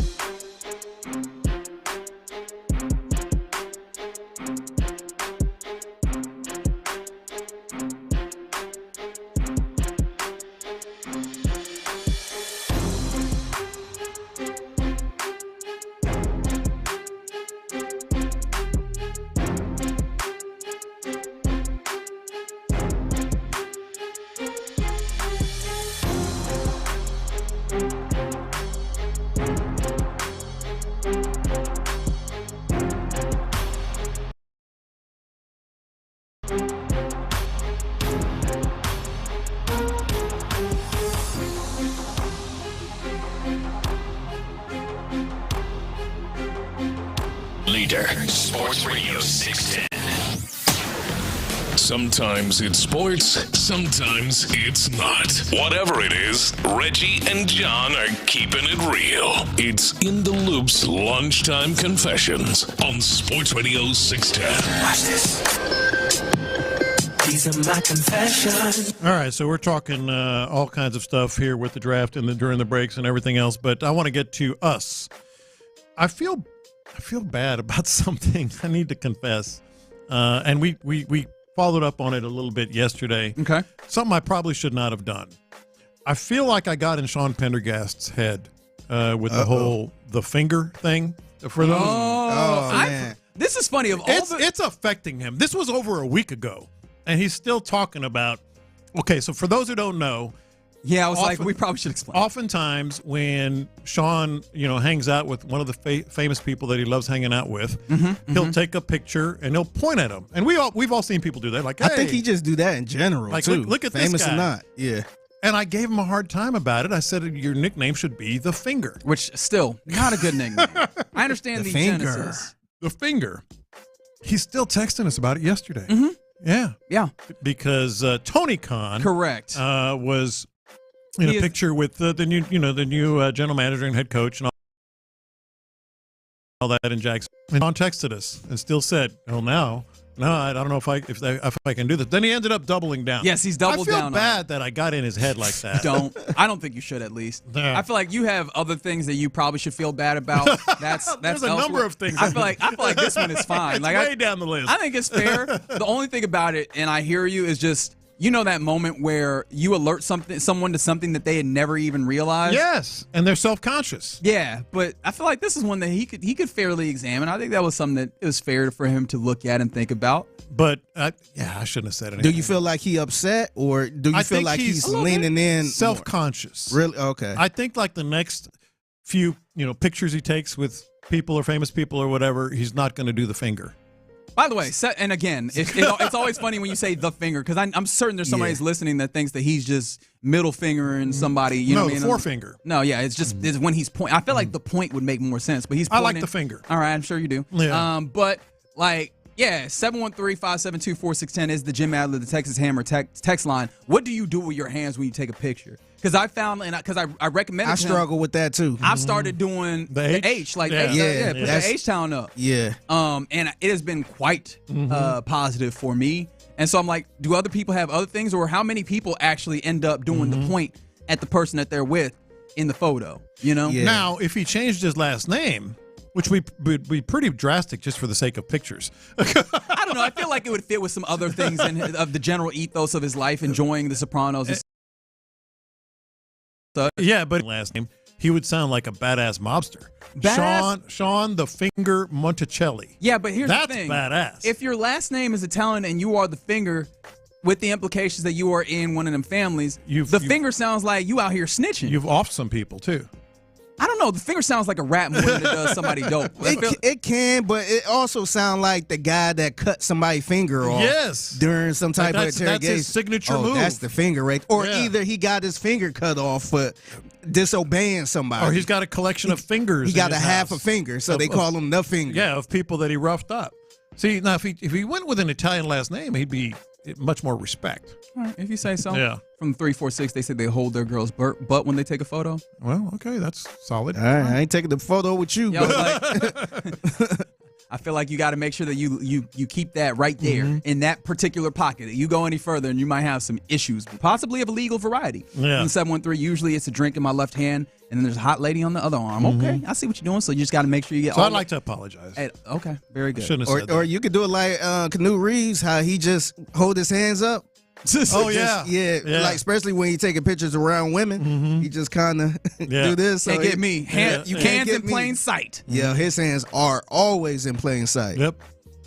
These are my confessions. For some reason this weekend I was thinking about the Athletics, as they are called, and talking about, just generally how they're a bad organization. And I got to confess, I think I have a couple of good ideas when it comes to the A's.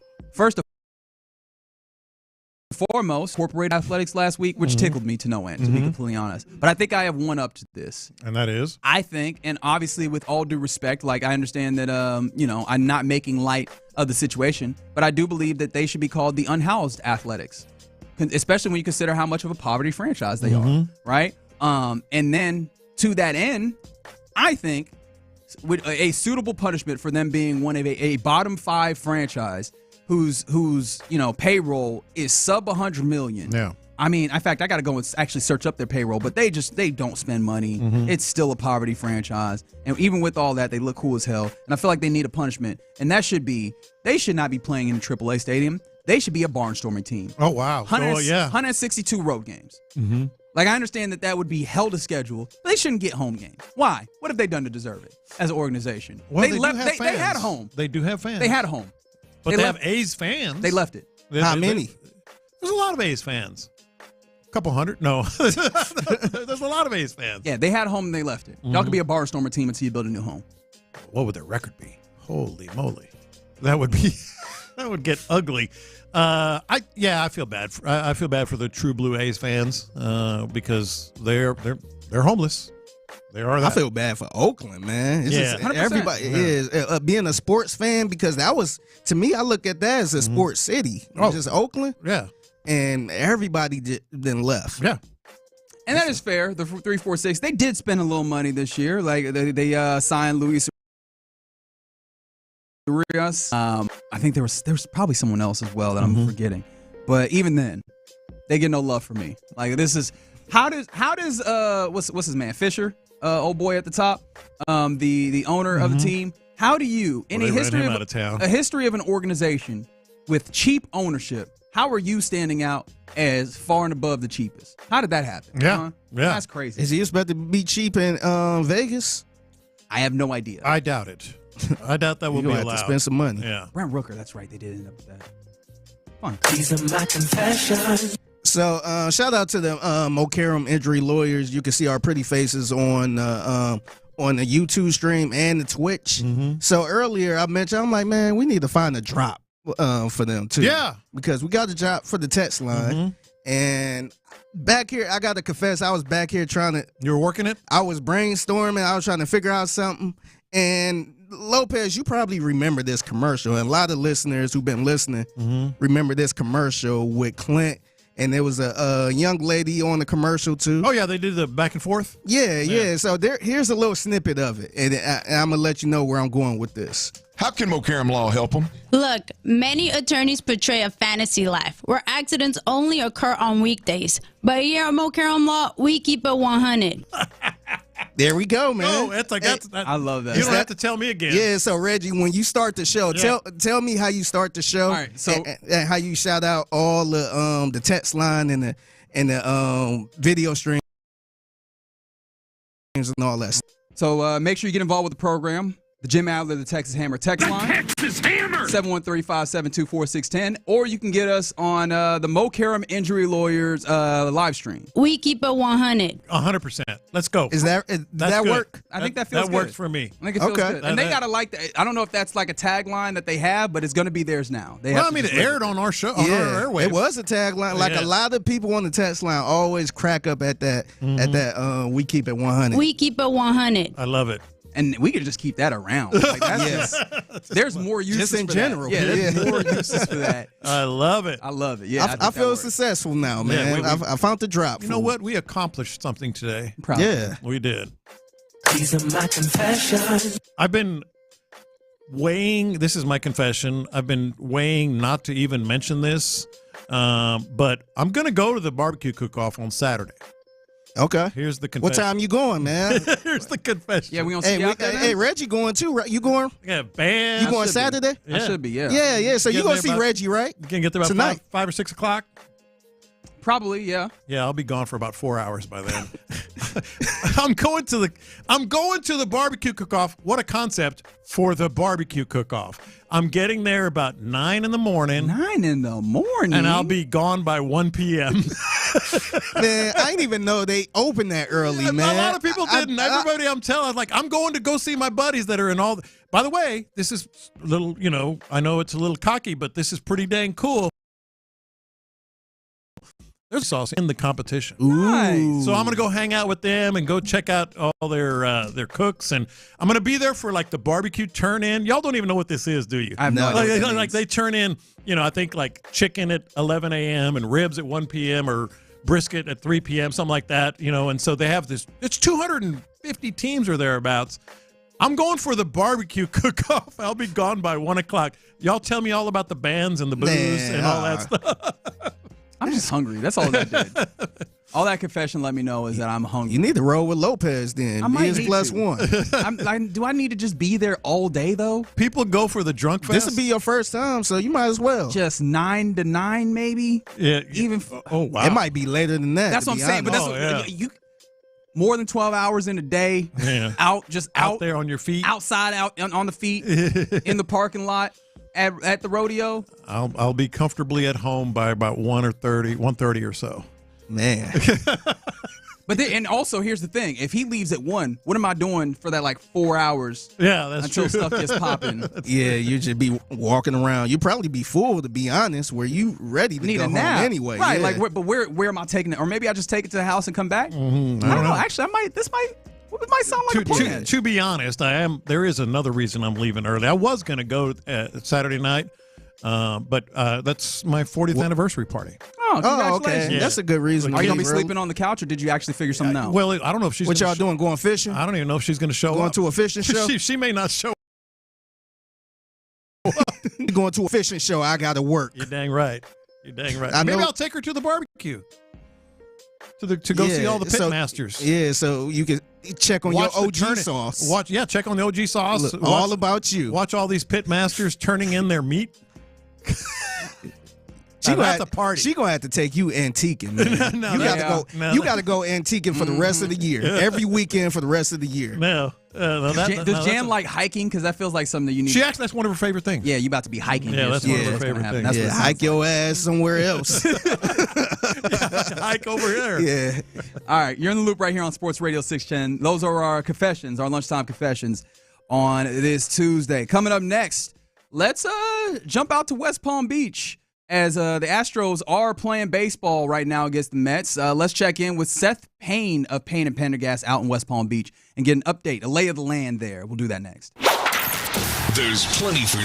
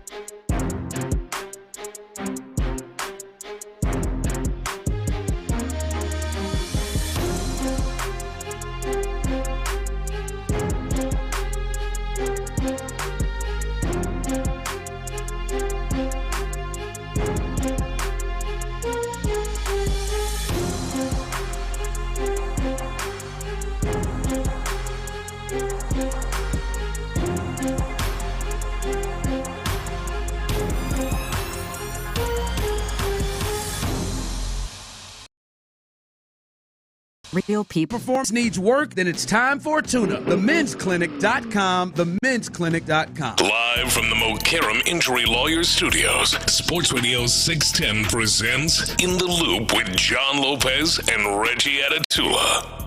All right, you're in the loop right here on Sports Radio 610. We got so excited with draft talk and confessions that we didn't even turn our channel, man. We needed to turn our channel to make sure that we could see Astros baseball, baby. What's the score?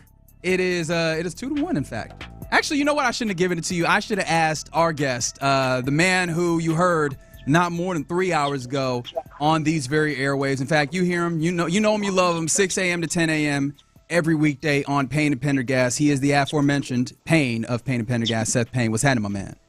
Hey, guys. I'm sitting out here in deep right field on a concourse drinking a beer and enjoying baseball. It's beautiful out here. Excellent. And we've seen contributions from both Paredes and Christian Walker so far already. So that's good vibes, especially because Paredes has displayed some of that incredible plate discipline that he's known for. And then Christian Walker had a nice hit past Jose Siri, former Astros great Jose Siri, and it's hard to hit past Jose Siri into deep center. So both those guys got on the board, and then Victor Caratini got on a double, and both those guys, both Paredes and Walker came home. So that is why it's 2-1, because two of the new additions in a very, very meaningful. It's only as meaningful as you make it, and I choose to make it very meaningful. Oh, and just an update for you, because we get to see like the box score and such, as I'm sure you're just kind of with your radar gun and everything and really in scout mode, not paying attention to such things. Of course, yes. In my beer, yes. Yeah, the Caratini hit was actually ruled an error because it looks like it bounced off the first baseman's foot. But still. Oh, that's right. Okay, the Caratini. Yeah, I said it was an error. He scored it. He got on base on an error. Okay, my bad. I must have missed that. I might have misspoken. Yeah. It happens. It happens. But otherwise, I thought that was a very excellent recap of what happened. It actually told us a lot. Is both of the new additions. I've decided to bring negativity to the party, though. I hope that you'll be okay with that, because it seems like as of right now, Ronel Blanco has a 9 ERA. Like, do we have to get rid of him? What's happening? Well, there was an error where Acuna got on base, but then he went to steal second, and Victor Caratini had a wild throw that got him to third. So I don't know if that's chalked up. So I don't know what his calculated ERA is right now. But there was at least a pretty bad error by Caratini in that sequence. You know, the interesting thing. I thought he looked. Go ahead. Oh no, go ahead. Otherwise, I thought he looked fine. I think he was letting up some contact, but it's I'm gonna be the baseball guy that acts like a pitcher can get shelled for 27 runs and it's no big deal. Well, that's kind of where I was going, Seth. If you're going to be the baseball guy, like the starting pitchers, and we talked about this earlier, and the starting pitchers, they usually just kind of work on stuff, so not a whole lot to read from Blanco. But I feel the ones you got to watch, because those are the ones that are still trying to make Forrest Whitley, Wisniewski.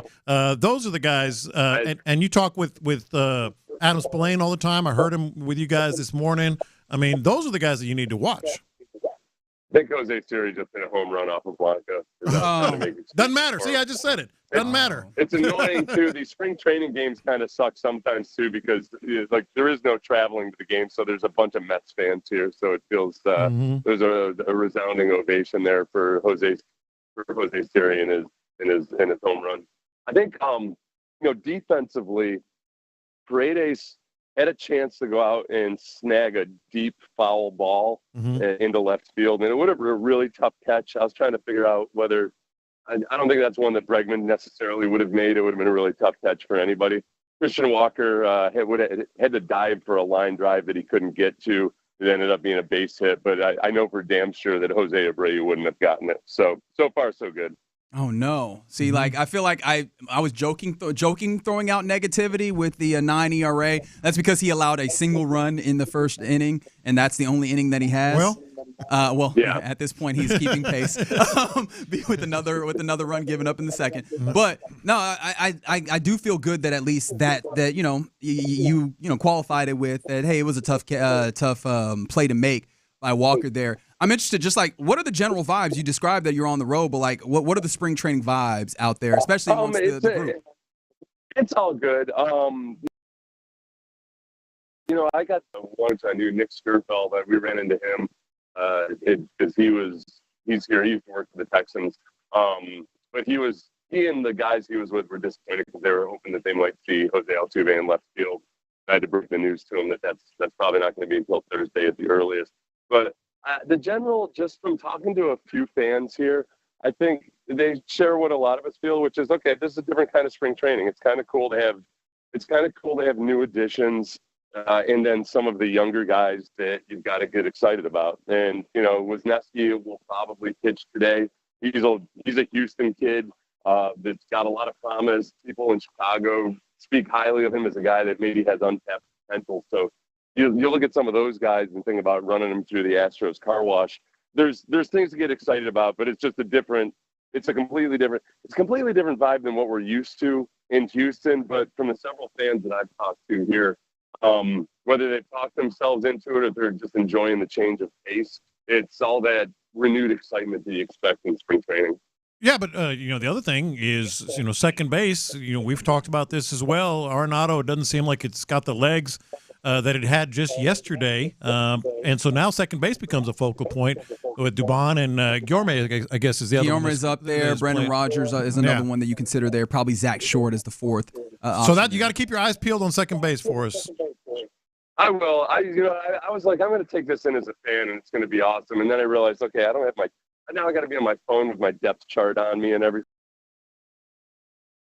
As a guy, mostly I'll probably just get drunk for the rest of the game. Good for you. I like this. This is where I was going to pivot the interview to anyway. So we're talking to Seth Payne of Payne and Pendergast, 6 to 10 a.m. And courtesy of Exclusive Furniture and Academy Sports and Outdoors, him and Sean and Adam Spillane are out in West Palm Beach watching a little bit of spring baseball. Are we doing the 9 for 9 challenge? Are we getting 9 hot dogs, 9 beers, and trying to take it all the way through this thing? Oh God, no! Oh no, I'm not prepared for anything like that. They're serving some kind of concoction out there behind the lawn to the right of the scoreboard. I'll probably hit that and a couple other things, but I'm going to try to limit it to 3 hot dogs today. It's a beautiful, beautiful day. I mean, it looks crazy. It's 74 degrees. They have an 11-minute rain delay, so it's just a slight downpouring. It's like and Blanco just let up another hit. But he's doing fine, guys. He's doing great. He's doing. Don't worry about Blanco. Yeah, we might need to get you off the phone. It feels like this has been happening since we talked to you. I will say this: Guillorme has a magnificent beard. Guillorme? Yeah. Oh yeah. Yeah. Terrific. We can definitely talk about that. I'm out in left field, and I'm behind Gamble. I don't want to speak too loud. There's not that many fans here. I don't want to distract them. Oh, okay. Blanco's almost definitely going to give up another hit soon. Yeah, that's fair. So Seth, I guess for another didn't get to it. Jose Abreu totally would have had that one. All right, things are falling apart here as we talk to Seth Payne live. I love the play-by-play. Jose Abreu's glove at first base. Oh. Oh, no. All right.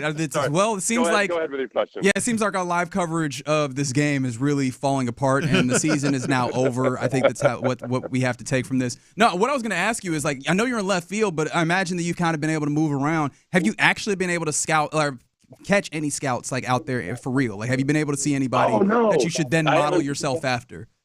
No, I haven't really been looking. I'm gonna have Sean on that detail here in a minute. What is where is Sean? What's Sean and Parker up to? Because is Spo out there with you as well? He's up in they're all in the press box. Oh, man. Sellouts. They're taking down notes and everything. Mm-hmm. They're destroying what I used to think of as a game, is what they're doing. They've taken this great American pastime of ours, and they've turned it into actual work just because they're actually working. The best part about spring training from my years doing it is, like, when they take these guys out of games, you can actually go down to the clubhouse and talk to them during the game. So you can get down there. You got your pass. You can get down there and talk to like Blanco or whomever when they come out. And so you'll be able to get some very, very candid interviews with these guys already. I might have to get Blanco my beer, I think. Yeah. Yeah. It seems like we might need to let you go so you can go talk to him now, because it seems like he's exited the game, huh? Yeah, I got really confused when you guys came on, because I was listening to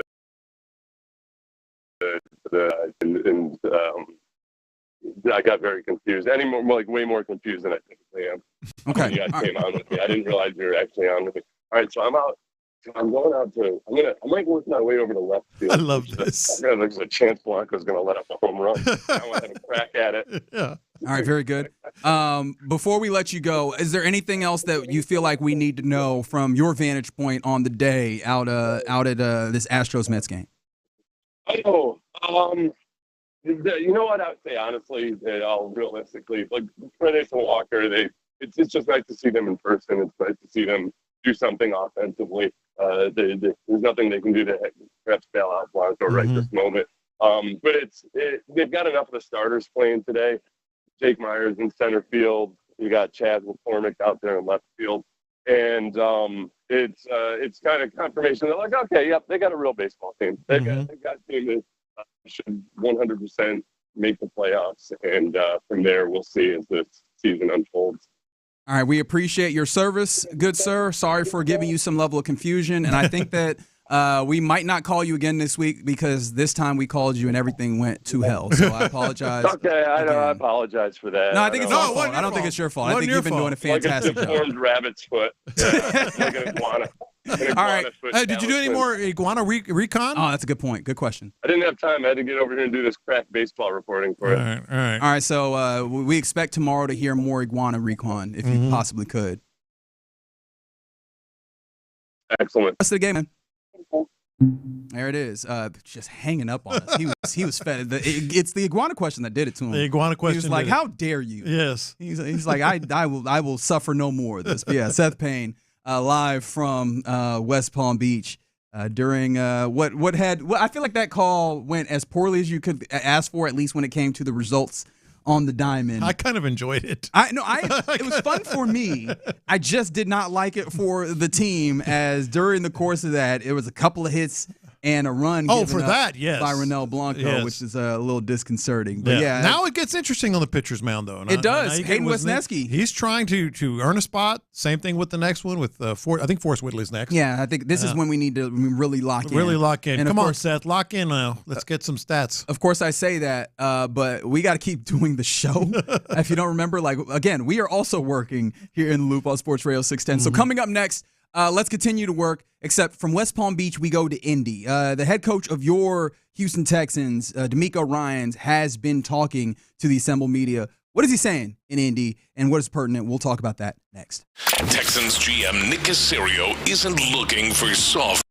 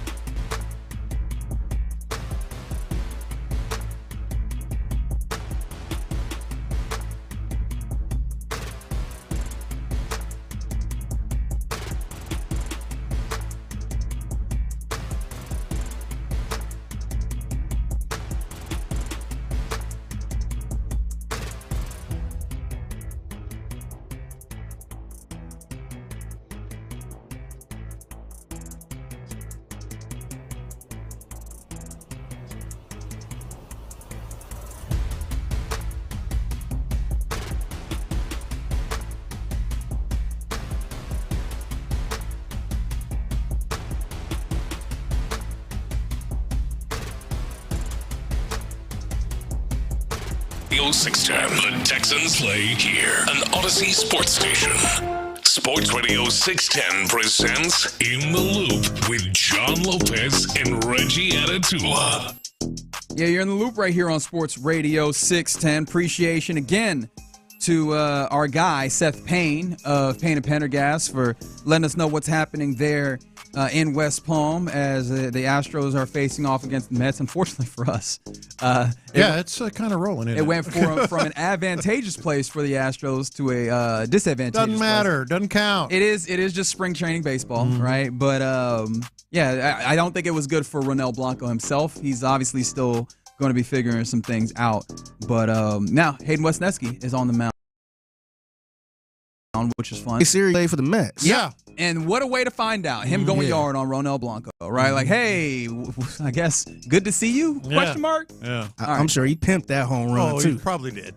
He probably did. Spring training. That's right. All right. But yeah, let's go from West Palm and head to Indianapolis, Indiana, where the combine is taking place. The scouting combine is, and more importantly, the thing that's happening today was that DeMeco Ryans, the head coach of your Houston Texans, was talking to the assembled media, and there were some interesting things that came of it. And so we want to visit some of those things, and we begin here, Fig, with cut 6.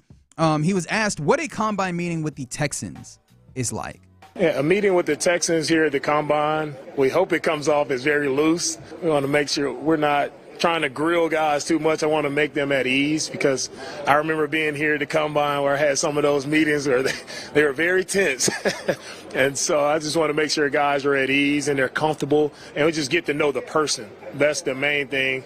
We get a chance to watch as much tape as we can on these guys, but to really just sit down, helmet off, and let's know your background. Let's know why do you love the game of football, and what's your why. Those are the things that we ask our guys, and we have to get a lot of insightful comments from guys from asking those questions. So, obviously this is not unique to the Texans. No. This is something, if you go back and you look at some of the things that, are commonly asked at these sample questions from the Combine and all, they're all variations of that. What I do think, though, is I think he's really good at it. The type of person that he is, he's authentic. I think he's kind of a black and white guy. Like he wants certain things. And when he asks you a question, it's very comfortable. So I think that's where it comes in handy. I would be interested to see Nick Caserio, though. Yes, and what his take is on this. He's a little stiffer. I mean, all due respect. There you go. You were about to say no disrespect, but there's a little bit in there. Yeah. And I wonder how athletes and players, respond to that. Yeah, and the reason why I found that to be interesting, like the question, is because we know that this team is not out there inherently just to get their eyes on the underwear Olympics, as I really enjoy calling it. They want to get FaceTime with these guys. They want to get to know them, and so it is interesting that the questions, at least, it's not like he's going to come out here and read us all the questions, to be fair. Right. But it is interesting that the way that DeMeco Ryans poses the idea of the questions is fairly simple, just like, hey, what's your why? What's happening with you? Just to get a feel for who the players are. And it seems like, for the most part, that has been a largely effective way of going about things in this time period. But, yeah, again, it's worth remembering. Caserio will talk tomorrow. Nick Caserio, the general manager. And I imagine that he'll get a somewhat similar question. I'm interested to see how those answers differ. Not to say that they'd be asked, that they'd be different questions, but what the different kind of perspective and approach is on it. All right. Other things that were asked of the head coach, DeMeco Ryans, at the scouting combine. Wide receiver is one of those positions of need for this team, especially with the Stephon Diggs being a free agent. Tank Dell. DeMeco was talking about wide receiver prospects and the ones that are smaller, like Tank Dell. Receivers under 170 pounds just need to be fast. So a guy like myself can't hit you. But speed is the redeeming quality. I think for smaller receivers, you having that speed, the quickness, especially those guys who are in that slot receiver position, like them being matched up on a lesser cover player, the nickel position, right? They can really make a ton of plays in the game just by utilizing their quickness. How much do you think the Texans are going to value that type of receiver in this draft? That's a question. I don't think as much. Well, I think that what might be some level of insightful to that is a question. I will answer your question with a question. How tied do you think this organization is to Tank Dell? It's one of the things that we're kind of talking about a little bit off air is, what you're doing going forward. I think it was with the Garrett Wilson kind of conversation. The idea of potentially trading for Garrett Wilson. I was like, hey, you trade for him, you extend him. There has to be some give somewhere if you're putting a lot of money up. Right, and you have all these people that are getting paid. Derek Stingley Jr. still remains to be extended, and I imagine that happens this offseason. Will Anderson Jr. has an extension. Those ones are coming, right? Those aren't ifs. Those are whens. Yeah. And at some point, it has to give. You can't pay everyone under a salary capped league. And I was like, does Tank Dell end up being an odd man out at some point? And you were kind of talking about the fact that there are some questions about him, especially with the injuries that you're dealing with. Yeah, but I don't know. Look, I don't expect him to play at all this year. If he does, it's found my time. The Texans are a team that are very much, in line with the measurables, like a lot of teams. But I feel like at the wide receiver position, we don't know what Nick Caley values from the slot position. If it's a bigger possession type guy, an explosive guy, someone that he can use, like Bobby Slowick valued end arounds and reverses and that speed. Didn't always work, but he valued it a lot. We saw him all the time. We don't know exactly what Nick Caley, has in store. But I do know that they have not had luck with the smaller receiver. So I don't know how that's going to play out. And I was more just thinking of just Tank Dell in general. Well, Tank Dell in general, I don't know. What's his production going to be when he comes back?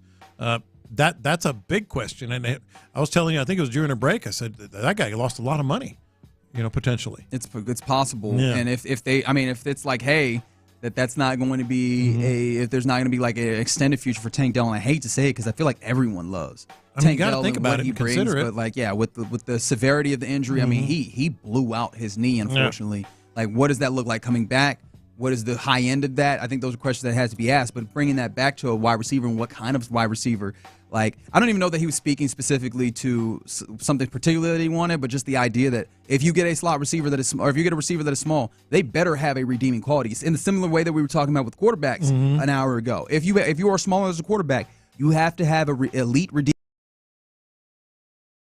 quality, like wide receiver that would be that, which would, I think that is a level of insight, I guess, into whatever the wide receiver looks like, the wide receiver, space looks like if you're looking there.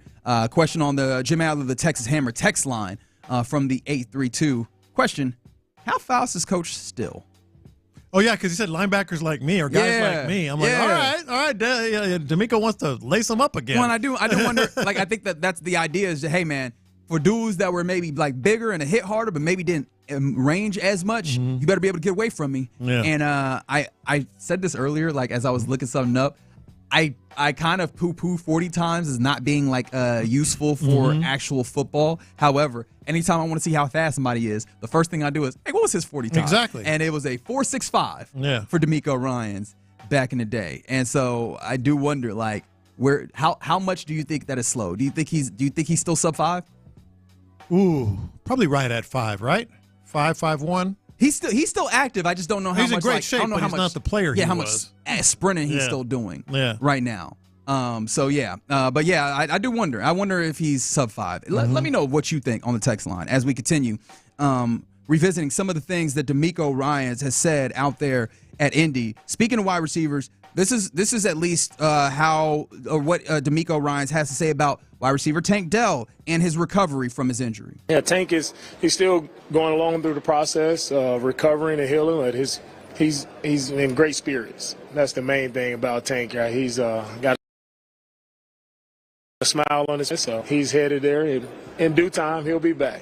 Man, is it just me, or is that not exactly? I mean, sometimes you want him honest, and it seems like he was honest. Good spirits, in due time, all that. And, it ties in with what we're talking about here with the speed. What's his speed going to be? What's his, shiftiness going to be, his cutting ability and all that, when he comes back? It's a big ask to expect the same Tank Dell, at least in the near future. Yeah, I think so as well. All right. How about this? And this is the one that I was really intrigued by, I guess, question-wise. This is DeMeco 9.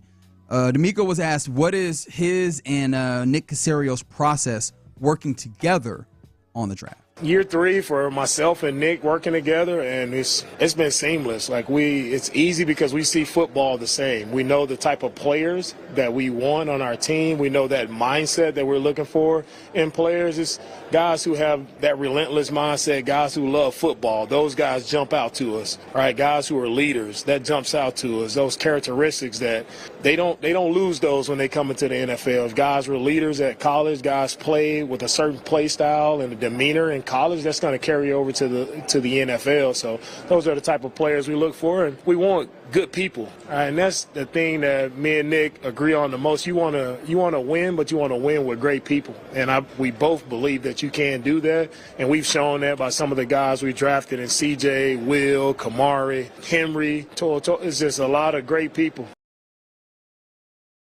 And it's fun. They're like-minded, and we're all reaching that same goal. Yeah, and that's one of the things that they have in common. I think the other thing that I think they're kind of good for each other because of the differences they might have. Not in the good people thing. He just talked about that, but just like style of particular players. DeMeco's talked about it in the past. Like they bounce these ideas off of each other. If you have a good relationship and you have the baseline of type of player you want, I think those things start to mesh a lot better. Everything else starts to mesh a lot better. And that's what I found interesting is like he seemed to kind of be indicating that, or unless you heard it differently, that these guys have kind of melded in some ways between DeMeco Ryans as the head coach, Nick Caserio as the general manager, on what they are looking for from a particular player. And I kind of love that. I love that. I love that, and I hope that is like in all actuality, the actual way that these things progress, because then you have, obviously you still want to have different ideas and, a kind of a multitude of ideas, kind of a diversity of ideas, in fact. But the idea that they have a oneness, there's a synergy there, so that there's, they can go about attacking that in a very particular way. And I'm very interested in seeing like what comes of that in this particular offseason, where it's a vital one. Like there's a lot to be answered, and the way that they want to go about things. And I know it sounds good to have great guys. Yeah. Do you think that is an unnecessary No, I think it matters. Okay. I don't think you necessarily have to have. In fact, Nick Caserio said something, opposite of that with Payne and Pendergast. He says we don't want a bunch of choir boys. Yeah, on the D line. At the very least, those two things right there perfectly illustrate why they're good for. If you're good with each other, on a personal level. And philosophically, you can maybe be different on other things and still come to the right decision. We've seen it. Like, I feel it was very likely, probable, that, Bobby Slowick was a DeMeco guy and kind of influenced and convinced, not that it was bitter or anything, but, sort of influenced Nick Caserio into like, yeah, that's going to be our guy. Now this year, they had another hire, and I think it was the other way. I think Nick Caserio's, very familiar with Nick Caley, and maybe, had DeMeco said he made the hire, man. He didn't make the hire, but I think we know better than that. I mean, he didn't have, and Nick Caserio said as much, that he was a part of it. So I think it's good to have like that. And then how about this? I know that this has been a question that has been up and down all over the place because of the tush push. In fact, we talked about it earlier in Around the NFL with B. Scott. So this is DeMeco Ryans' thoughts. Does he have any feelings on the tush push and its place in the NFL? When it comes to that, QB sneak play, I think each team is different. When they had Jason Kelsey, an old teammate of mine, he was really good at executing that play. And other teams have tried it. Some teams have stopped it. So, we'll see how those discussions go over the next couple months. But for me, either way, like when you executing a play, it's just difficult to stop. Yeah, you keep running that play, and the Eagles benefited from it, and they've done an outstanding job. That was a very nice way, a very DeMeco way of saying with us. Do we expect anything different? But actually, some head coaches, today were saying, I never liked it. Raheem Morris said as much. He's making the rounds right now. Never liked it. I don't think it should be in the league, and I'm paraphrasing, but still, that's what he's saying. DeMeco is I think, more in line with us, like just, freaking stop it. Make a play. Right.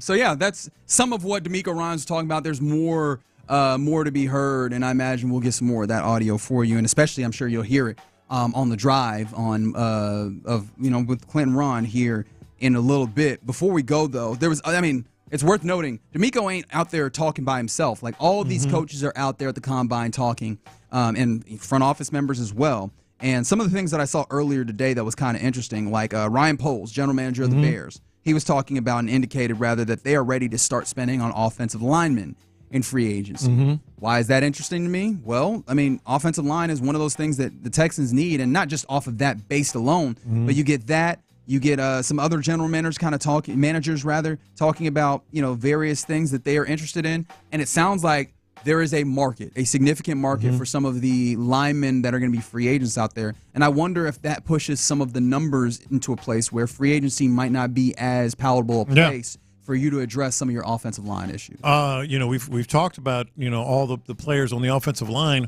that are going to be out there. The more competition, it just stands to reason that it's going to be maybe a draft is where the Texans look. In fact, he was asked about it later in that interview, and we'll play that, of course. Out there in Indy, giving us a little interesting insight from DeMeco Ryans. Like I said, we'll get more of that audio as we go on the program and as we go right here on Sports Radio 610. All right, coming up next, or actually before we do that, it is the 1 o'clock hour. And so, as that is the case, on a Rodeo Ticket Tuesday, let's give away some rodeo tickets. How about a 4-pack of tickets to see John Party? And you will have that opportunity just by being caller number 6 right now to 713-572-4610. You'll get that 4-pack of tickets to see John Party at the Houston Rodeo, courtesy of us here at Sports Radio 610 and Odyssey. All you got to be caller number 6 right now, 713-572-4610. All right.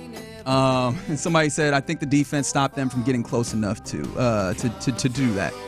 Do you feel like DeMeco has that level of confidence just because he goes, we good enough to stop it, maybe? I think so, man. Sorry about y'all. No, I think that's true. I think we do feel like that. I think that's true. Absolutely. That's funny. All right. I'm glad he did that, too. He didn't cop out. Just stop it, man. Get up here. Hey, get up here and play football. Make a tackle. That's right. And somebody said address the offensive lineman in free agency, use the draft for skill positions and defensive tackle. Yeah, but you just said it. I like the idea. It's going to be expensive. And look, that does not necessarily have to be entirely prohibitive, but it does seem like, at least from what we're hearing from general managers, it seems like that there's going to be a relatively robust market for offensive linemen out there, so you might have to pay a little bit more to do that. And maybe they'll have to do some of the things, flip the switches and the levers in order to create some of that space in order to go into free agency. A precursor to free agency opening up in a couple weeks, right? Thereabouts. I think it's like the 13th, 14th of March is when we get into free agency. All right. You're in the loop right here on Sports Radio 610. We're coming to that time where we typically hand it off to Figgy Fig for the mixtape. What you got for us? Yeah, so I got stories about a stupid criminal, a mistaken criminal, and a Candy Crush addict that gets paid. Oh, wow. Well, when you said Candy Crush addict, I was like, maybe he's talking about me, but I haven't gotten paid. Regardless, we'll discuss it next. All right, let's talk about the Franklin team. Here's the latest great.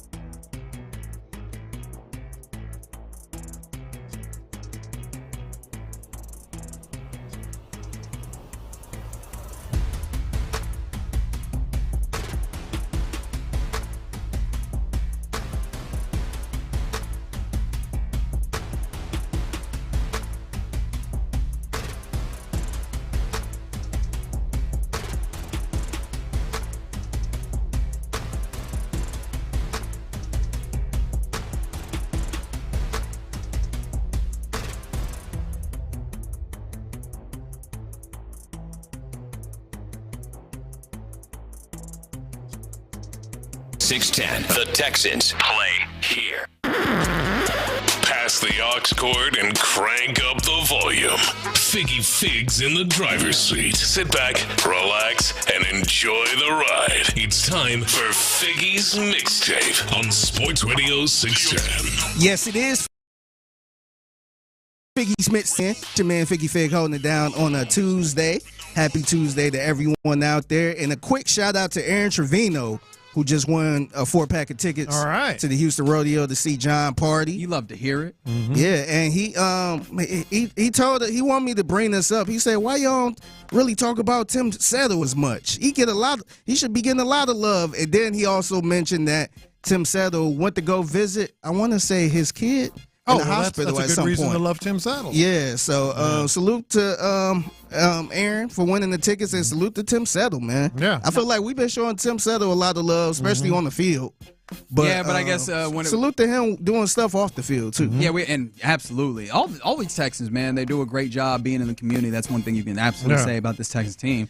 I think probably also free agency is the situation where we probably need to show Tim Settle a little bit more love. But I mean, because he's still on the team, he's not a free agent, right? Is he he's not a free agent, I want to say.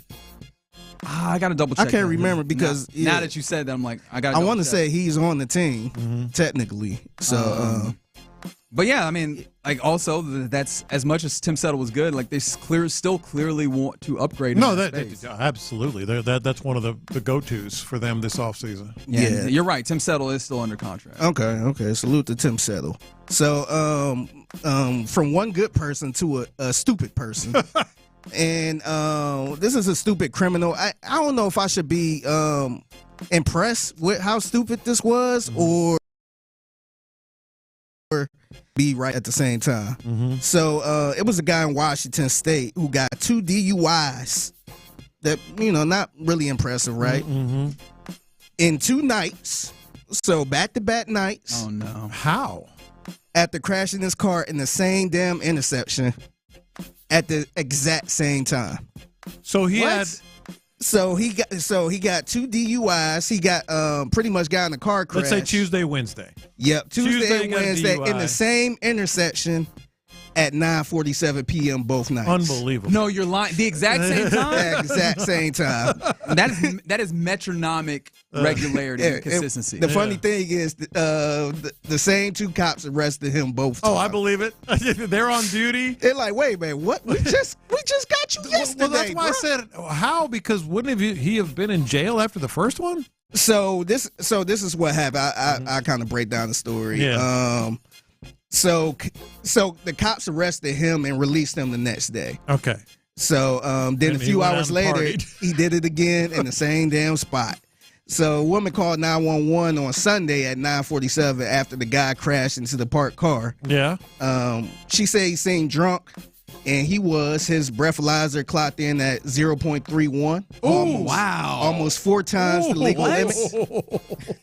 So the cops arrested him, released him the next day. Then a few hours later, he did it again in the same spot at the same time. And the cops were dispatched to the same intersection. That the only difference was he didn't crash into a parked car. He crashed into a tree stump in somebody's yard. And this time he only blew a 0.3. Oh, 0. Oh, only. Yeah, only. He went only from 3-1 to 3. Yeah, so the judge... He's getting closer. Yeah. So the judge upped the bail to $50,000, and the sheriff posted about this on Facebook and said he's not sure duplicate... He said he's not sure duplicate crimes like this have ever happened in the history of modern. I find it hard to believe. I don't know. I mean, I know of course it's stupid. You shouldn't be driving drunk or anything anyway, but... It's kind of impressive. I was just going to say. I was going to say the exact same thing. It's dumb. It's stupid. I'm glad nobody got hurt or anything. The man clearly has some major problems. If he's blowing a 0.31 and a 0.3 on back-to-back days, that is negligent. That is absolutely. It's sad. Yeah. But at the same time, I was going to say that it's kind of impressive. Yeah, like how did you do that? Yes. Is he one of those people, next day? Yeah. Is he one of those people that just like every day he does the same thing at the same time? Has to be, because to hit the same intersection at the same exact time. Yeah. With the same that feels like I go to the bar, I have 7 drinks, I get in the car, I drive. Like, that's what it feels like. He literally does. Because also, blowing the same exact BAC, like, he must have drank the same exact stuff. He must have had the same amount of drinks he had the previous night. Wife tells him you got to be home by 10. 9:47. Again, it feels bad to laugh because like he was out here driving dangerously. At least no drunk. one seems to have been hurt, although this guy's killing himself. He need to sit down for a little bit, he's man. killing himself. 0.3 back-to-back days. Yeah. You are clearly an addict, right? Yes. It's fair to say. Mm-hmm. Go ahead. You got it. You sure? Yeah. All right. So speaking of addicts, I think this woman is a Candy Crush addict, and I know Reggie, you are a big fan of Candy Crush. You kind of play it during the show sometimes, and during meetings. I'm kind of a nervous fidgeter of sorts, and I like those games that you don't. You got it open right now. You don't have to pay a lot of attention. Well, I mean, he mentioned it, so I might as well. But the games that you don't have to pay too much attention to, but you can kind of like just do like Minesweeper. 2048.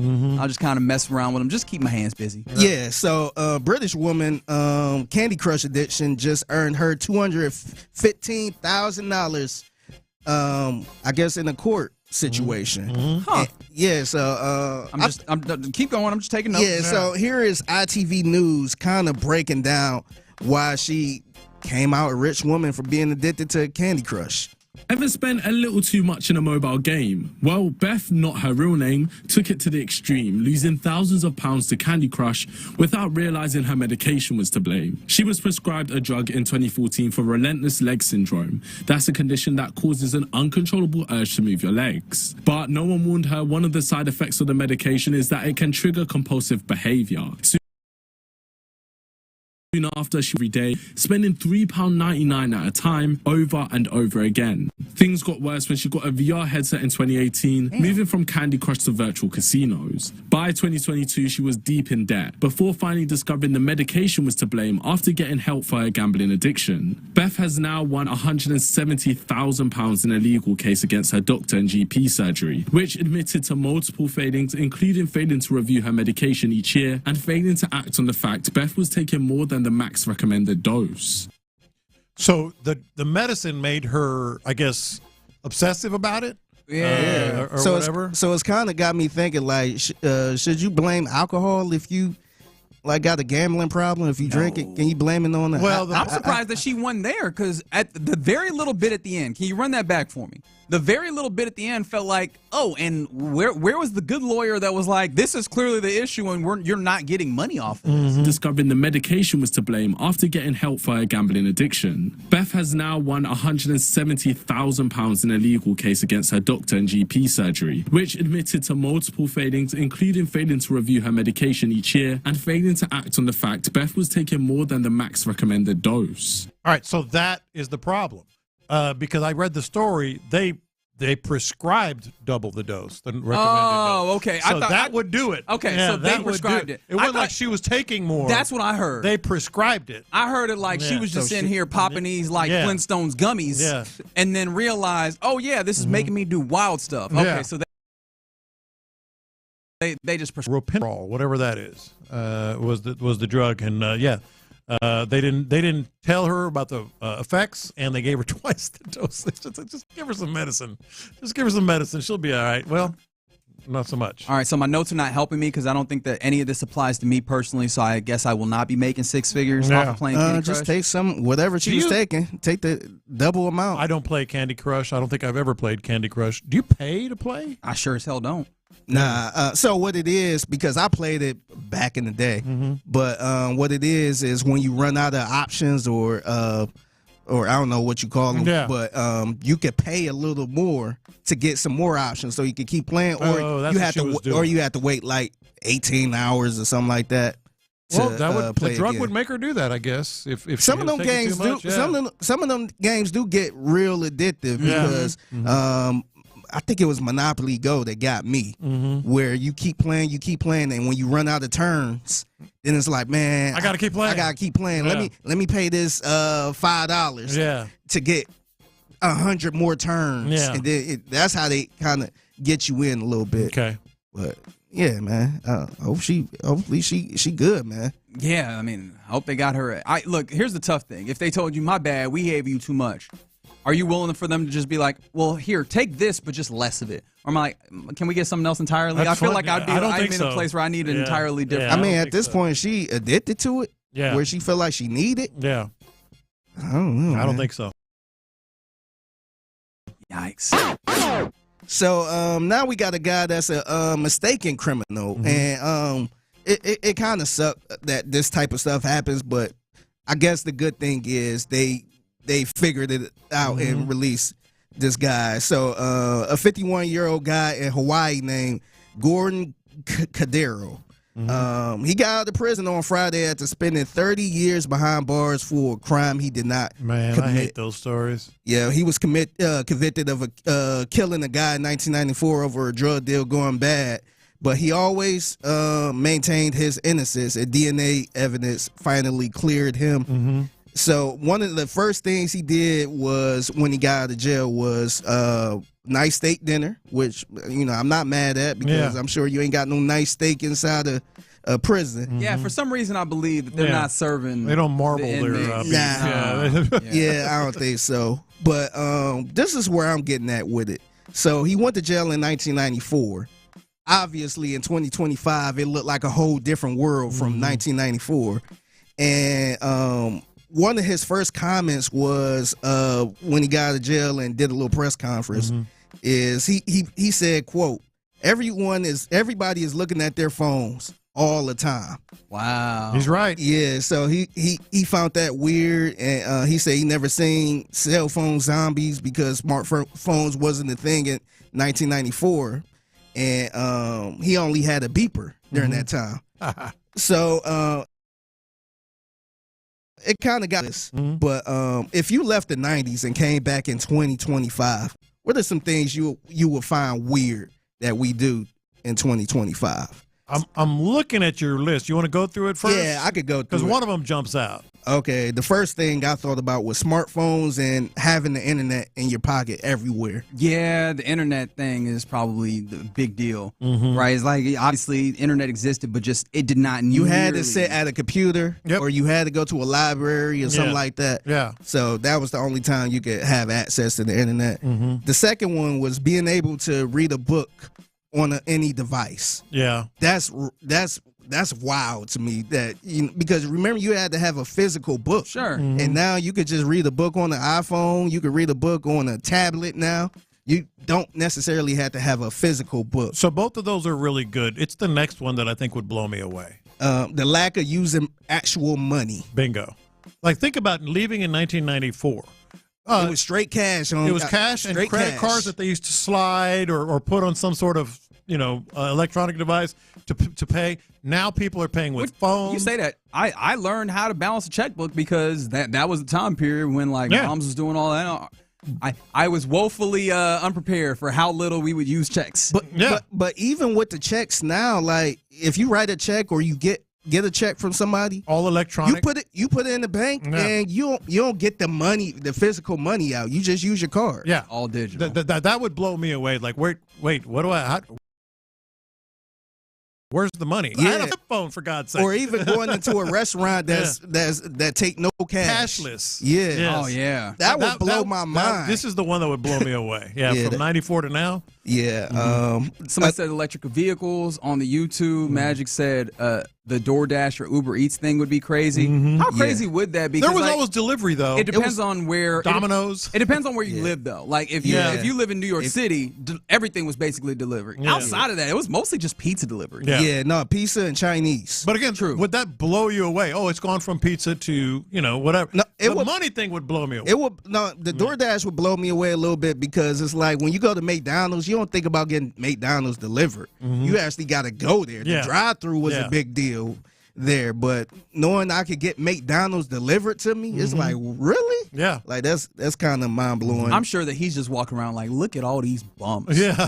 Yeah. Because, like, there's so much that we have indexed on convenience at every given turn. Like, so many things are wildly more convenient, for better or worse. And I'm sure he's looking around like, You lazy? Are you for real right now? Yeah. Speaking of convenience, dating apps. Yeah. Like you ain't gotta put your game face on no more and talk to somebody in person. You could just do that all from a phone. And I mean, even if you did put your game face on, I bet he's looking at the young folks doing that. Macking a girl up and being like, "All right, yeah. Well, I'll hit you up. What's your Instagram?" And he's like, "What? What's my what? Yeah. What you mean?"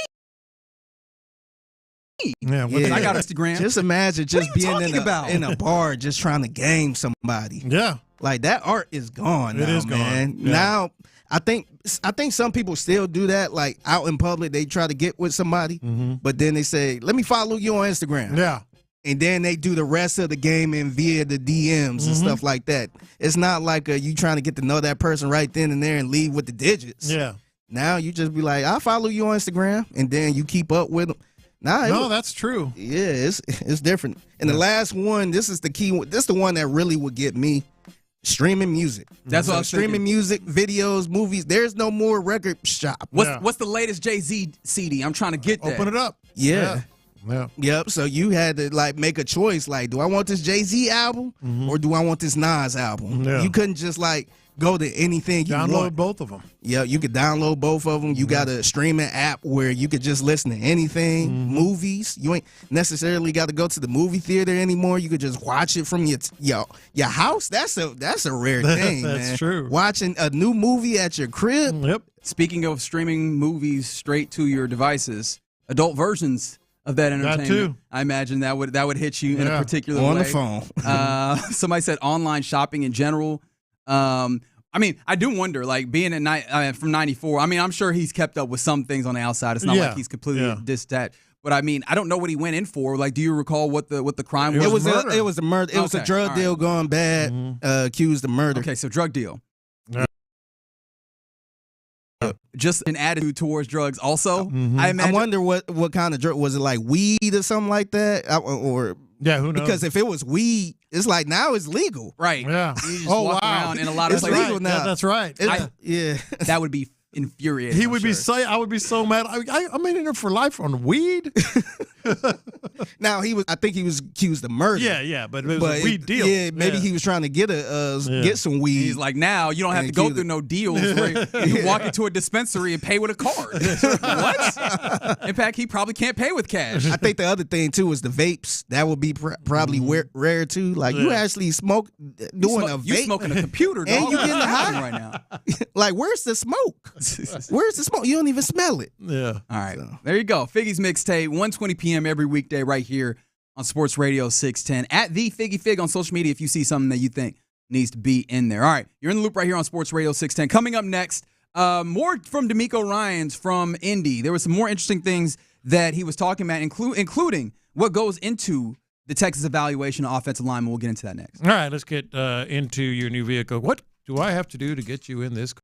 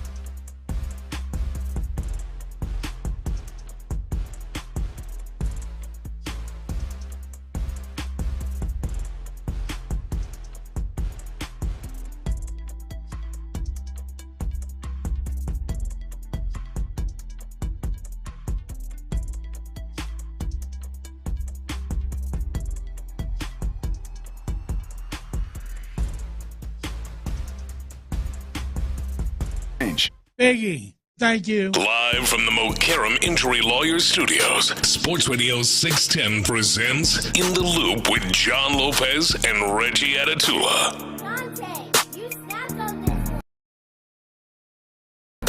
Right here on Sports Radio 610. Appreciate you hanging out with us on this Tuesday. The Rodeo Ticket Tuesday will continue with the fellas of the Drive when we talk to them here shortly. If you have been trying to keep up with it, Astros Mets is tied at 4 runs apiece, and John Singleton, they ain't lying, he does look really strong. He does look really strong. Mm-hmm. Unfortunately, a strikeout for him though. It was a strong strikeout. Was it? Yeah, it was. Was a it now? strike. Okay, I'll take your word for it. One thing that I just noticed, by the way, the Mets caps, I kind of love them. I do too. They instead of the interlocking YN, they have a Mr. Met logo. It's kind of cool. All right, let's return to DeMeco from Indy. There was a lot of interesting stuff, and I'm sure that the guys of the Drive will have more opportunity to break down more of it. I kind of want to get into this is cut 17 here, Figgy, if you have it. Because offensive line clearly matters a great deal for this team. And for DeMeco Ryans, the head coach, the evaluation of it is interesting to kind of get some insight into. He was asked, what goes into your evaluation of offensive lineman, DeMeco? I look at offensive linemen, first and foremost, I'm looking at, pass protection. Like, how good is the guy in pass protection? And then, for everyone, for me, speaking, offensive linemen, I want to see that grit. I want to see that toughness, right, that nastiness of how guys are finishing their blocks, right, what type of leaders these guys are, how passionate they are about football. That's very important to me when it comes to the offensive lineman. I mean, if you're passionate about football, DeMeco's going to like you. That's pretty much his answer on all these. Yeah, we've heard that a whole bunch, right? Like that feels warm. That's what they are. That relentless mindset, like that feels like that is inherent in there. You gotta love football. How did it hit your ear that he starts with you got to be able to pass protect? Now that's the part I wanted to get to, like the actual evaluation of offensive linemen. I'm curious, and I think actually he may have even been asked about this. How Nick Caley is involved in player interviews. You want to get that real quick? Yeah, this is 13, if you don't mind. Here, that's Figgy. what I'm curious about. Yeah, because DeMeco was asked. Obviously, the new offensive coordinator Nick Caley. We know that Nick Caserio. We know that DeMeco Ryans is involved. But how is Nick Caley involved in player interviews? With our new offensive coordinator, Nick Caley, he's in looking at the interviews.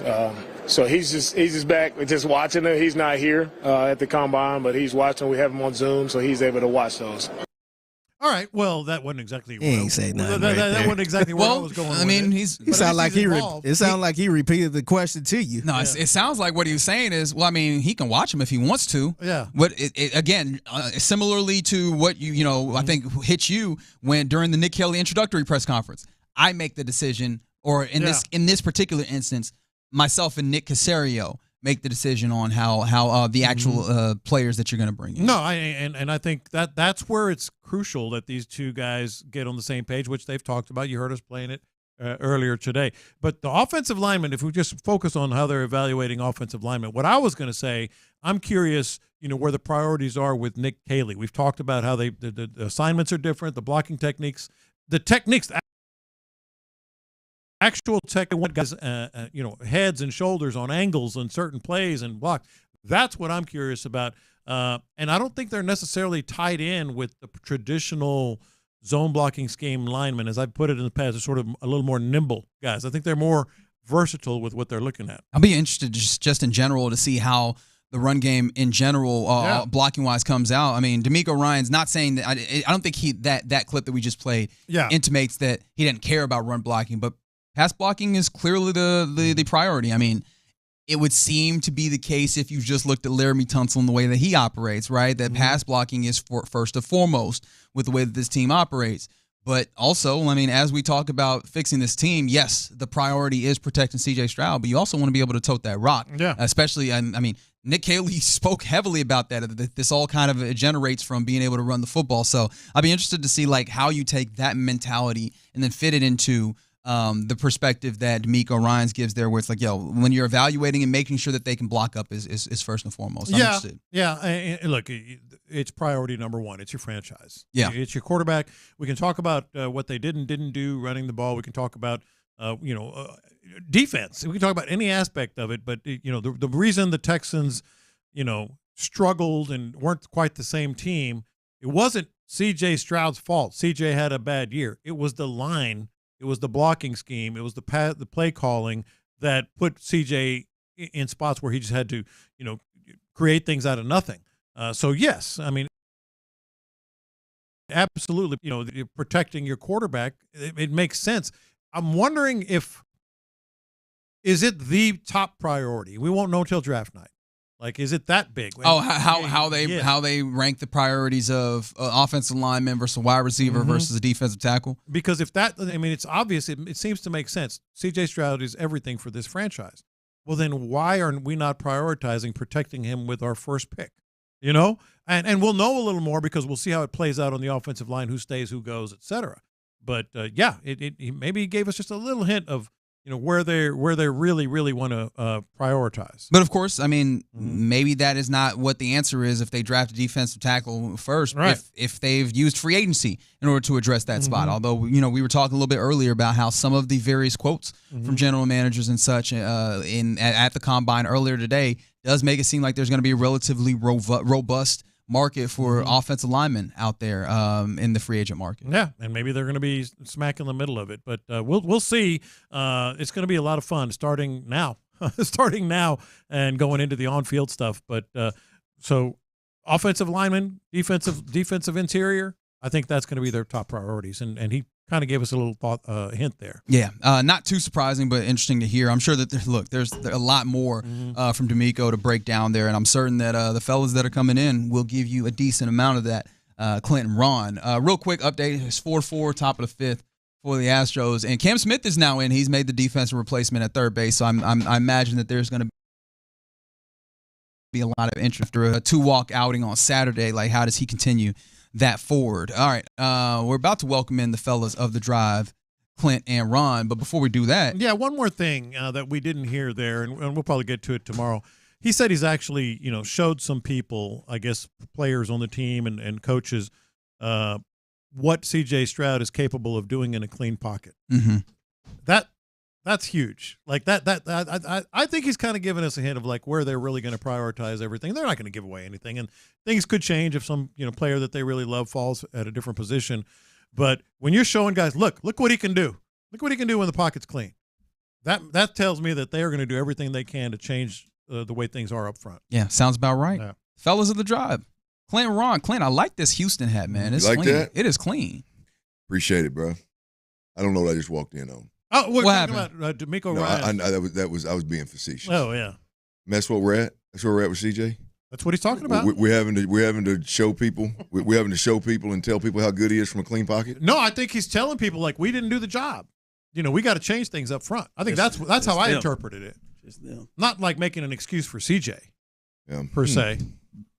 Yeah, it's just interesting tactic, I guess. It's this coddling CJ, man, and is just. Not that okay. I know you weren't saying that they were. Yeah, I know you make you feel good. But man. I just can't. I just can't help but get to a point where, like, I mean, at some point with CJ, man, we got to just. I mean, hey, we know he can play, man. Right? I mean, we know the dude can play.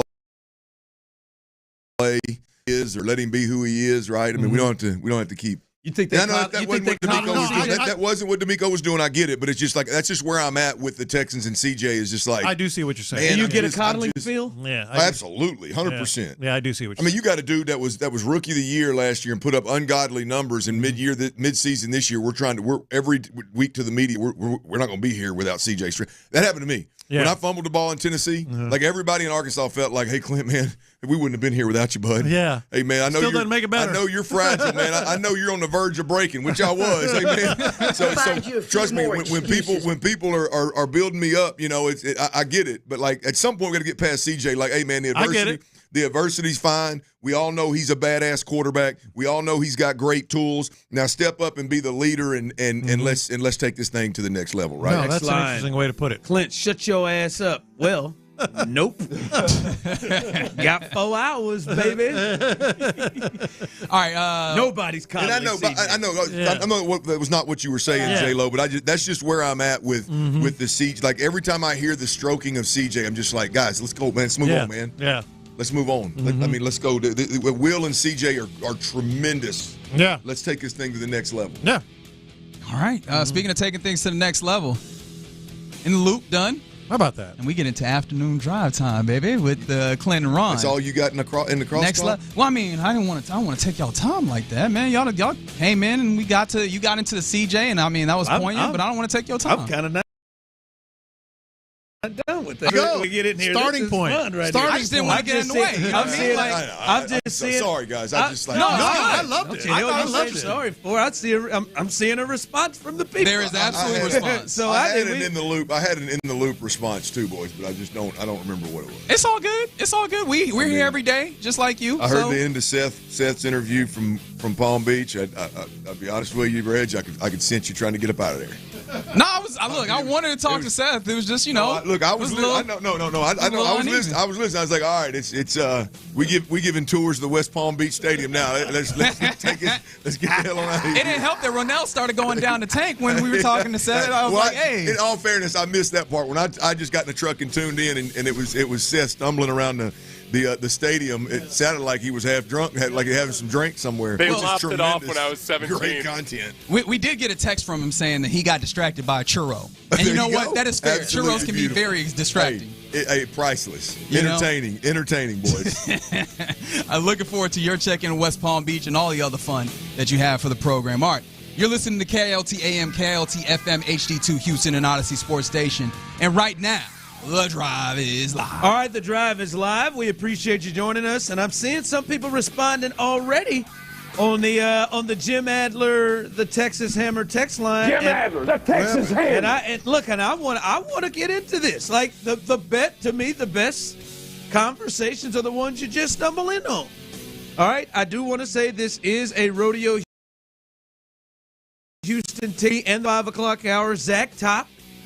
You will have a chance to win tickets in the 3 o'clock hour, and then John Pardee, you will have a chance to win tickets in the 5 o'clock hour. If you are wondering if I said that with a question mark, it was is it Pardee? It is. And then You nailed it. And well then because I know Tyler is usually ready at the trigger, and Clint is usually ready to tell Tyler just in case at the trigger he misses it. I can see Tyler's head nod, even if he's looking the other direction. And I stepped into it with not a lot of confidence.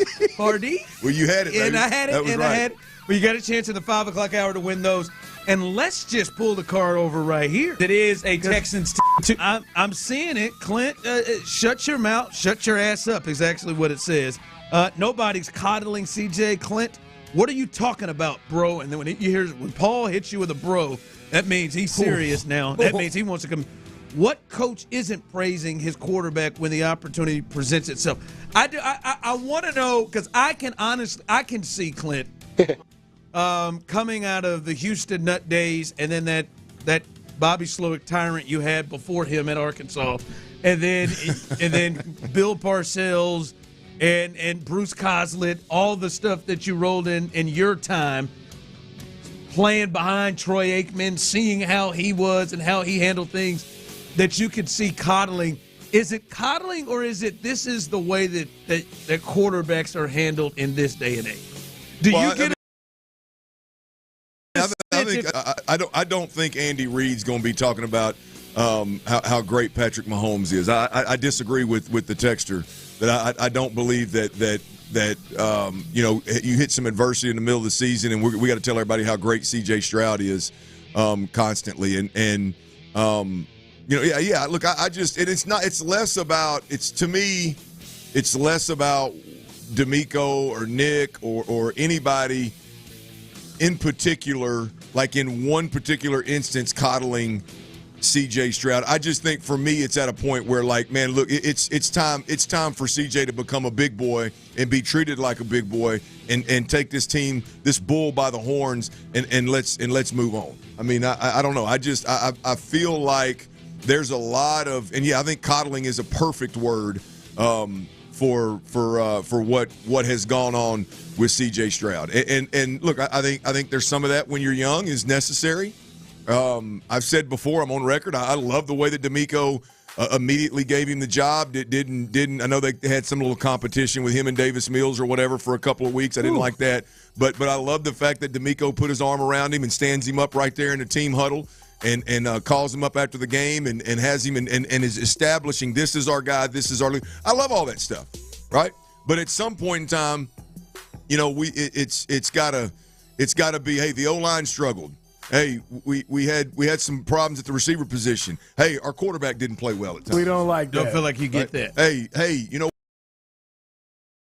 what? We got the football out. We got to do some things to help ourselves as well, So I don't know. It's less about what somebody says or didn't say, and more about, hey, it's time. It's time. So that's just where I'm at. It's everybody reaches that stage of where you're no longer, hey, I'm looking at you as a father figure. I'm young in this league, and I'm coming up, and I got all these mentors. At some point, you graduate to, hey, I'm that dude. Give me control of the offense. Let me run the damn show. If I play poorly, get up there and say I play poorly. If I play great, they don't need to say anything. Let's keep it moving. At some point, that's got to happen, and I think that's CJ's there. I don't know, fellas. I think it's clearly because I do think part of it is DeMeco's style. I don't. Not that we've never heard it, but I don't think it's really in DeMeco's style to hey man, we got to get we got to play better at the quarterback position. We got to not turn the ball over. I don't know that that's very much in his style, but I do think there's a potential thought of, hey, this is maybe the best way of action to handle CJ to get the best out of CJ. I think there may be. I think there is some deliberate nature too, because I don't think you're wrong. There was a clear point where it was like, let's pump him up. Maybe he had lost some confidence. I said it. He was fragile. Absolutely. Yeah, let's really pump him up. And I think that they do is the best way to kind of get the best CJ Stroud that they can get. Right? Hell, you know it. You are parents at home. And Clint, you'll get this in several years. Some of your kids probably respond differently to different things. You coach kids that respond differently to different things, and I wonder if that is the thing, is they just feel like CJ maybe responds the best like this. Yeah, sure. And to me that's the fear. That's the if your quarterback needs to be constantly talked up in the media, if you're doing it for that reason, then I got questions. I got concerns. I definitely got wonder. Again, I mean, the point is not – I know that was not what DeMeco was doing at the Combine. I'm just telling you that's where I'm at. When I hear the stroking of C.J. Stroud, it's like, all right. It feels more than what you see with other – Well, yeah, just in general. It's like let's move on. Let's keep this thing moving and get beyond the honeymoon phase with C.J. Stroud. Let's take the next step. That's where I'm at. Yeah, absolutely. You can only talk about being this great leader and this great man for so long. At some point, right, the moments are going to come up and somebody's going to blow a knee out and we can't be crying on the sideline, right? At some point, right, when you're talking about everybody else being injured, not playing well, at some point, you got to acknowledge, hey, man, yeah, the O-line wasn't very good, but you know what? The quarterback could have played better as well. Wide receivers could have been a lot better as well. Like we got to move into that phase at some point in time, and I just firmly believe it's now with CJ. Text line coming through both ways. I agree with Clint. That's just hate speaking. LOL. Just admit it. Also, I am with Clint. Time for CJ to put his big boy pants on. Yeah, there's nothing wrong with that, right? I mean, I don't know how anybody listens and thinks hate. Like what? I mean, what do I have to gain by saying, "See, it's time for CJ"? You want to see CJ? I want to see the Texans. I want to see the Texans win. I want to see the Texans play the best brand of football that the Texans have ever played, and I want to see the Texans go places they've never been before. I think that's gonna require CJ Stroud taking the next step. Call it put your big boy pants on. Call it mature. Call it develop. Call it, hey, it's time for Nick and DeMeco and everybody else to quit coddling CJ Stroud and constantly telling everybody how good CJ Stroud is, and let's just take the next step. Right? That's it. Call it what you want to call it. I don't give a damn whose feelings it hurts. The reality of it is as a Texans fan, it's time. That is the one place, guys. That's the one place where the quarterback of your football team, hopefully for the next 8 years, if not more, the guy that you expect to take us all to a Super Bowl here in Houston, the number one place for growth for season. People don't like to hear it. I hate to tell you. And it's going to take Nick, it's going to take DeMeco, and it's going to take Nick Cayley. It's going to take everybody around him to push and steer C.J. Stroud in a new direction and allow him to, hey man, take control of this thing, take the bull by the horns. This is your squad, right? We should tell people that. Everybody should know it when they watch the game. Everybody should know it when they watch you speak. Everybody should know it when they think Texans. That's C.J.'s squad right there. It's that time. At that time, you're ready to take steps. Yes, it's year 3. And I'll argue, Ron. And I will say this for Clint. Clint has always. I have taken a little step back after this year. Clint has always looked and applied CJ to the elite level. That's the expectation. No question. That you apply and view him through. So I think a lot of this. I don't think you would say this kind of stuff about Davis Mills. No, not at all. Or Absolutely about, or not even go that far down. Well, it's not fair to. There's certain people Right. it's not fair to say. But I think your commentary on CJ has always come from the elite level. That's Absolutely. how I view you. Absolutely. That's what you've shown me. That's how I view you. And your thought is, I know it. As you brought it, hell, we'll put it out there. Damn, man. You got to give me something better than that when Tank Dell goes down. That's 100%. And coming from an elite, and the team can't fall apart afterwards. You got it. Like I think that's where you come from. We're just having a frank conversation about C.J. Stroud. Think about in the most adverse moments of last season, what happened? In the most adverse moments of last season, what happened? You can look at it in a microscope and look at Tank Dell getting hurt. And we got everybody else trying to make sure the quarterback's all right instead of vice versa, right? And you're wasting series when you're playing defending Super Bowl champs, right? Look, what was going on late to mid-season that we just mentioned when the wheels were kind of come off and CJ was getting hit a lot and the team was struggling? What was going on every time we heard? It was we wouldn't be here without CJ Stroud. CJ Stroud's great. Look, CJ Stroud get can him do to this. play with this CJ, joy again. Got to play with this joy. It was in adverse moments, instead of, hey man, this dude is our rock. This dude is who we're all leaning into. Don't worry about CJ. You can worry about some other crap, but you don't need to worry about CJ Stroud, right? That wasn't the case in the most adverse moments, right? And that's fine. He's a young quarterback. It's fine.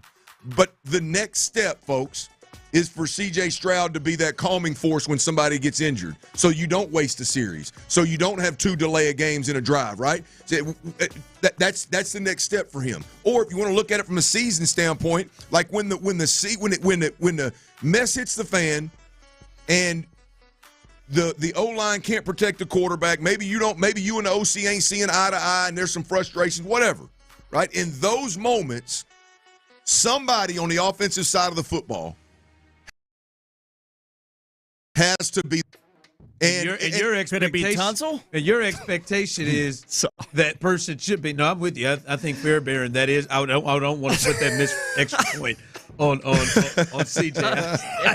I think Fairbairn should have made that anyway. But the fall off everywhere else. But your expectation is not that somebody needs to be the rock on that offense. Your expectation is that he needs to be the rock. Absolutely. That's what absolutely. Good, great. I'm glad you cleaned it up. Yes, CJ needs to be.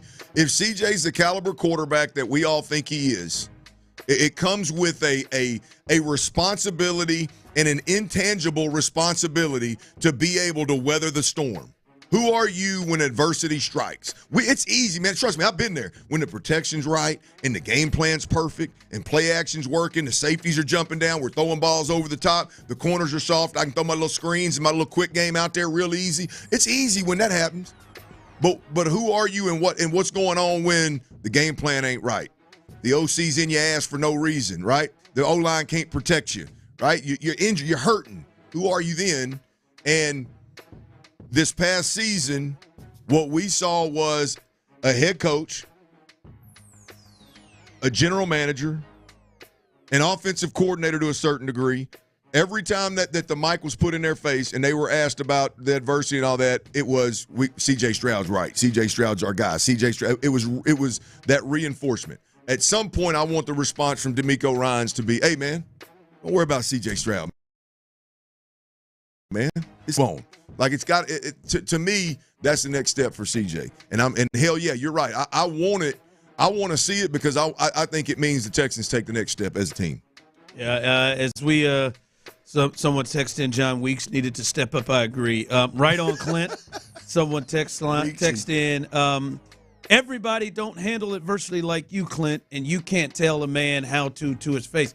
I would just need a quarterback. No, that's a great point. Ron. That's a great point. You cannot tell a man to handle adversity the right way. You are exactly right. All you can do is go through adversity, and then you can see how they react, and then you can decide if you want to pay them $60 million a year. You can decide if at that point in time you think this is the guy to take the team to the Super Bowl. If this is the guy that really this team is gonna gravitate to and gonna fall in line to, or do you need to go sign other dudes that are gonna be that rock on the offensive side of the football? You're right. You can't tell a man to do it. You're exactly right. I would call this person yelled it, by the way. We're all caps on this person, and I would just call BS to you because I believe. If that were Patrick Mahomes, who showed his handling of adversity the way he did during the Tank Dell thing, I don't think you would be saying, some of you would be saying, "Oh, man, hey, just can't tell a guy how to handle adversity." Oh, damn, so. I think y'all be crushing Patrick Mahomes. I think you'd be crushing. If Travis Kelce went down with a bad knee injury and Pat Mahomes was crying on the sideline, it would be. And it clearly I said I think it would be different. And I understand CJ's your guy. I get why the field becomes He's never different. sinned. Will become different. And look, and I don't crush him for it, right? But I mean, I can see where Clint comes from the thought of like, yo, all right, man, are we gonna learn from that? Is that how it's going to be when adversity hits? Because what was it, a 1-point game, 2-point game at that time?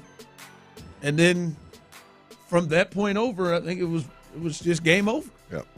After that. No, man, I think. Yeah, here's the deal, man. People can call it critical all they want. People can get frustrated all they want. The reality is, if you're a Texans fan and you watch that, and you didn't kind of watch how the whole thing unfolded, and you can't look yourself in the mirror and say, yeah, man, I wish old boy would have been a little bit.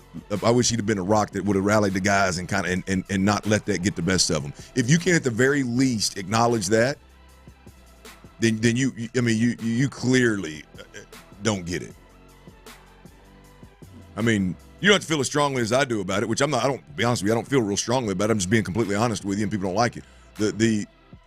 If you don't look at that situation and go, wow, I can't believe how choked up my man got after a knee. It's football, man. People break their leg all the time. What the hell are we doing?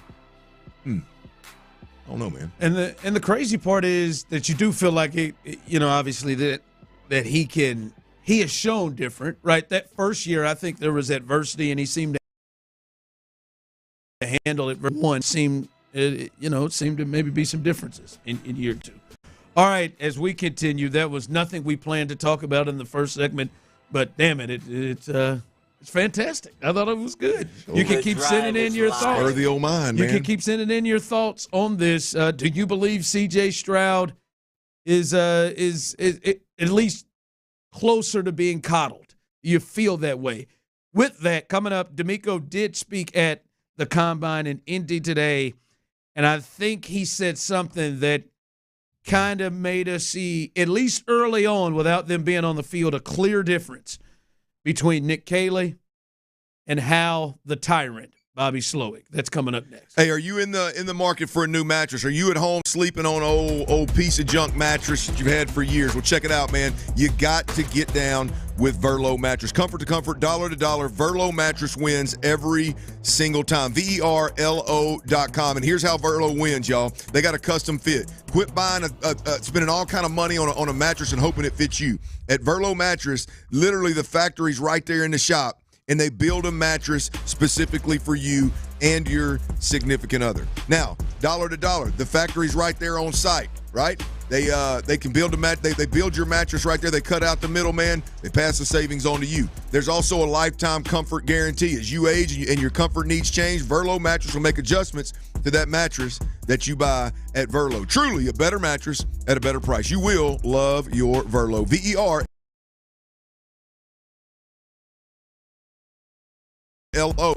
Nick Caserio constantly preaching, make the smart play, not the sexy play. He didn't have to allude to that when he was asked about how he saw CJ grow last year, but that's where he goes. That gives me hope that Nick Caley and DeMeco and CJ and everybody in the building, at some point, they're going to buy into that approach, and we're going to see more of what we saw the first year.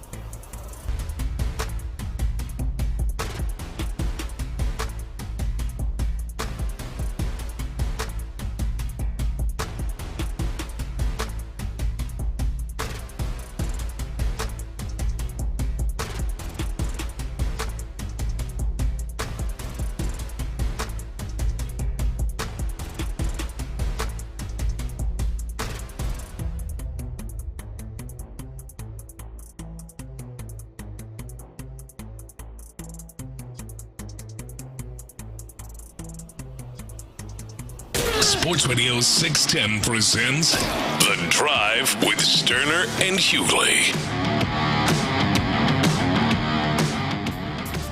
All right, let's hear from DeMeco. DeMeco spoke about kind of describing receivers, it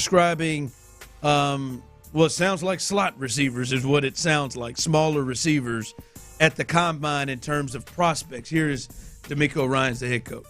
Receivers under 170 pounds just need to be fast. So a guy like myself can't hit you. But speed is the redeeming quality. I think for smaller receivers, you having that speed, the quickness, especially those guys who are in that slot receiver position, like them being matched up on a lesser cover player, the nickel position, right? They can really make a ton of plays in the game just by utilizing their quickness. All right, there it is. And you heard that and jumped out to you in terms of maybe a difference from what we'll see this year coming up to what we've seen the past 2 years. Well, I mean, we'll go 2 straight segments where really my brain went somewhere where really DeMeco wasn't even talking about, right? So 2 in a row. He's talking about wide receiver prospects, smaller wide receiver prospects, and mentioned the slot receiver and the mismatch that is with a lesser cover defender. And it got me to thinking immediately, like, we've talked a lot about Bobby Slowick versus Nick Caley, and what does the offense look like last year versus what Nick Caley's going to bring to the table. I just got a firm belief, I guess, that Nick Caley and the Houston Texans, I guess Nick Caley's version of the Houston Texans offense is going to look a lot more like the New England Patriots Brady years than the Shanahan 49ers years. I just think that's the offense this thing's going to be geared towards. And the one difference, we talked about big differences yesterday, but one personnel difference, Ron, I think that is a real one, and I think we'll all see it if it is indeed the case, is Bobby Slowick seemed to be a guy that wanted all of his receivers to do everything, right? And with as many injuries as they had while Bobby was here over 2 years, the wide receiver position, it probably ended up paying off to have a bunch of interchangeable pieces and guys that could do everything instead of like specialty type wide receivers. And specialty type, let's be honest, just pass catchers in general.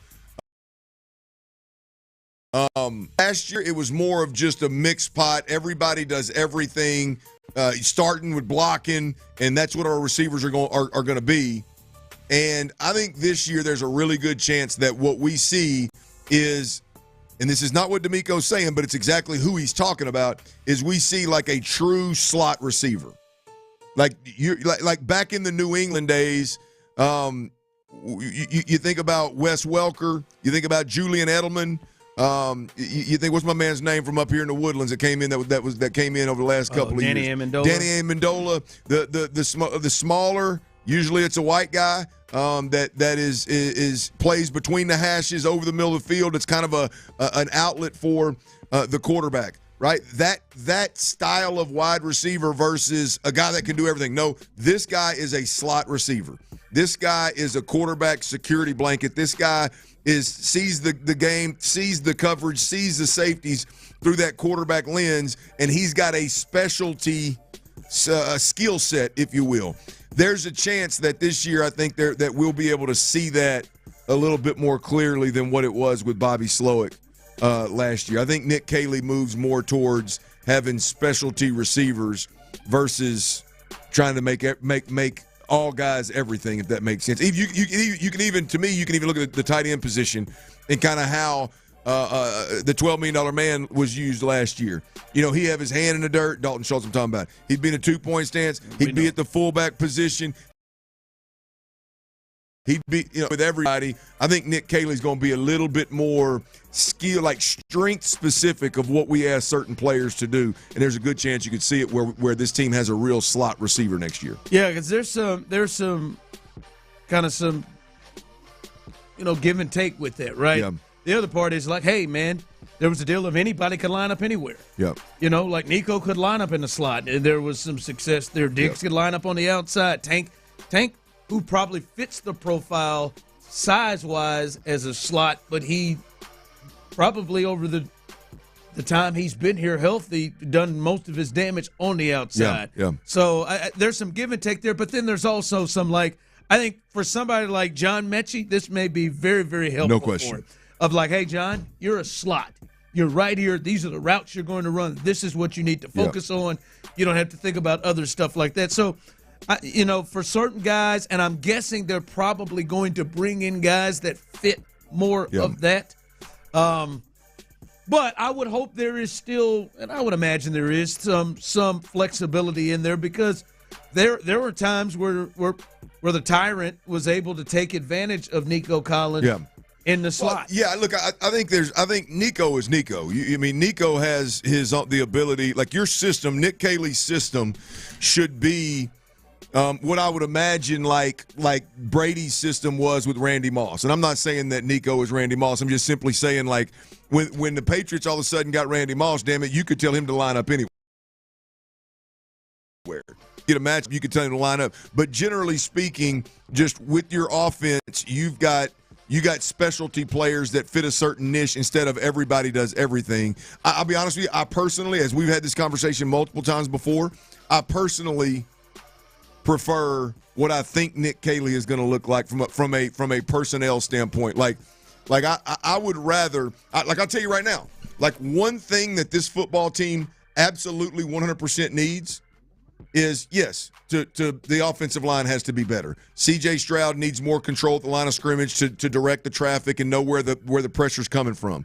But I tell you what'll help C.J. Stroud more than anything is a surefire slot receiver that he knows exactly where he's going to be. I'm going to slide my protection left. I got my security blanket to the right. If they bring pressure off the slot, I got my guy right there. My eyes are right there on the pressure. My eyes are right there on my outlet. Ball's out. I got a guy that I can trust. And it's the same guy every time. It's not a crapshoot of 4 or 5 different guys. And how are they going to run the route? And every week it's preparing differently and trying to figure out and get that chemistry with that guy. No, it's the guy that you got the chemistry with, and boom, you got it right now.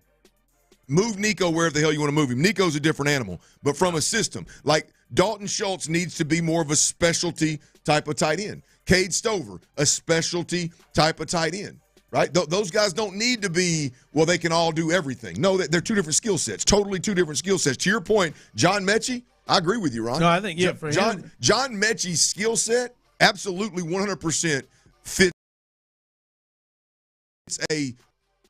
I've never thought as highly of John Mechie in terms of just being an all-out wide receiver as most people did when he came out in the draft. I absolutely love John Mechie as a potential, hey, you're a slot receiver and this is all you're going to do. Know this right here like the back of your hand and bail my damn quarterback out and keep him from getting hit. I love that thought. Yeah. All right, coming up as we continue, the Astros, they are playing. We'll get you updated as one of the hopes went deep. Oppo too looked good doing it. We'll give you the update on that and the latest on Jose Altuve and when we will potentially see him in his new position. All of that coming up next as we continue right here on The Drive. But before we get there,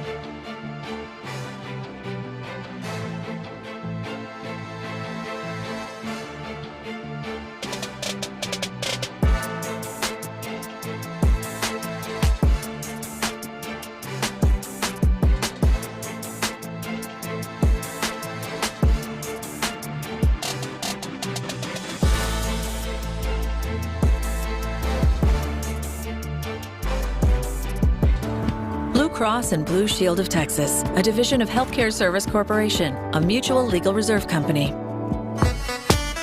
Live from the Mokaram Injury Lawyers Studios, Sports Radio 610 presents The Drive with Stoerner and Hughley.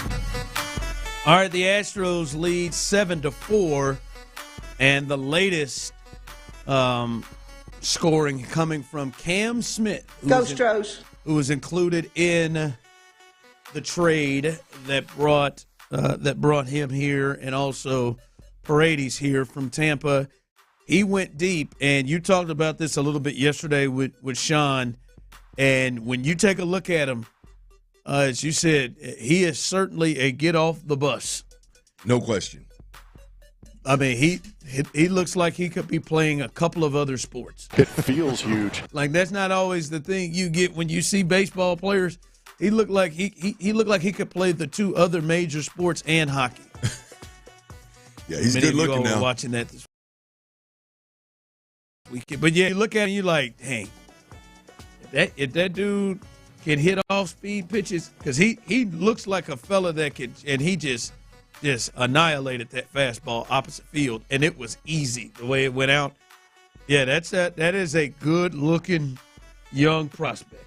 Yeah, look, I mean, when you talk 6'3", 225, and you know that can be put together differently, right? I mean, you obviously dudes are built in different ways, and there's some really talented dudes that aren't. That 225 is spaced out a little differently. I'm telling you, when he jumps up there, I mean, like you said, the dude looks like I mean, he could play defensive end. The dude looks like he's been in a squat rack, and again, hopefully, hopefully the flaws or the holes in his game are minimal, and they can work through them quickly to get him in the bigs, because he's going to be a fun Astro to watch, assuming he gets there this year. Yeah. I need to see a little closer shot up on John Singleton. He came out and was shredded at the plate. He was at the plate right after Cam Smith, and you can tell from a distance that he's lost some weight, that he's going in. You can tell he's on that no carb, no sugar. Oh, flat belly. But I want to see a little closer, because I'm not seeing shredded. Now Adam Spolane said he saw him with his shirt off. I just want to get a closer shot of him. Proud of him. He looks good. Now the swings at the plate look the same. Yeah. But he is trying to. Has he done a bat flip yet? I think he struck out. So on I don't a pop out or something. He flipped it back in that box over there, back in that rack in that dugout. I think he struck out. But outside of that, no, he looks. I want to see the shredded thing. I want to see this. Hey, John, take it off. Well, yank your shirt off there. Hey, come on, John. Let's go. Come on now. The way Spillane reacted, I was expecting like Arnold Schwarzenegger. The way I'm hearing it. Sean lost it. Yeah, Sean lost. The way he did it is I would expect him to look the way that David Njoku did in New Orleans. Tyler, we saw Radio Row, no shirt on. Multiple days. Swim trunks. Multiple trunks, days. That's what David Njoku wore. Swim trunks, no shirt. Come on, man. Just walking around. Let's go down to Radio Row, boys, in our swim trunks, no shoes. I'd love to. I mean, sandals, no shirt. There's never going to be a time in my life that's going to be my ministry. Grow up. I just don't have that in the cards. I mean, a lot of surgery. The question is, if you were built like that, would you? Oh yeah, I'm just saying. Yeah, a lot of surgery. The showman. Dead serious. I would have gone in there. I would have gone in there last week or a couple of weeks ago and done it. Is that my boy Ron? You flip flops and swim trunk, no shirt. Match Page. He'd have won up on Spear Page. Let's go. Come on, boxers. Let's go. Ron's got some juice to him. Yeah, I would. Maybe that's why the good Lord told me. Njoku body. I'm going to saddle you with these salt picks, baby. Forever. Oh, hell.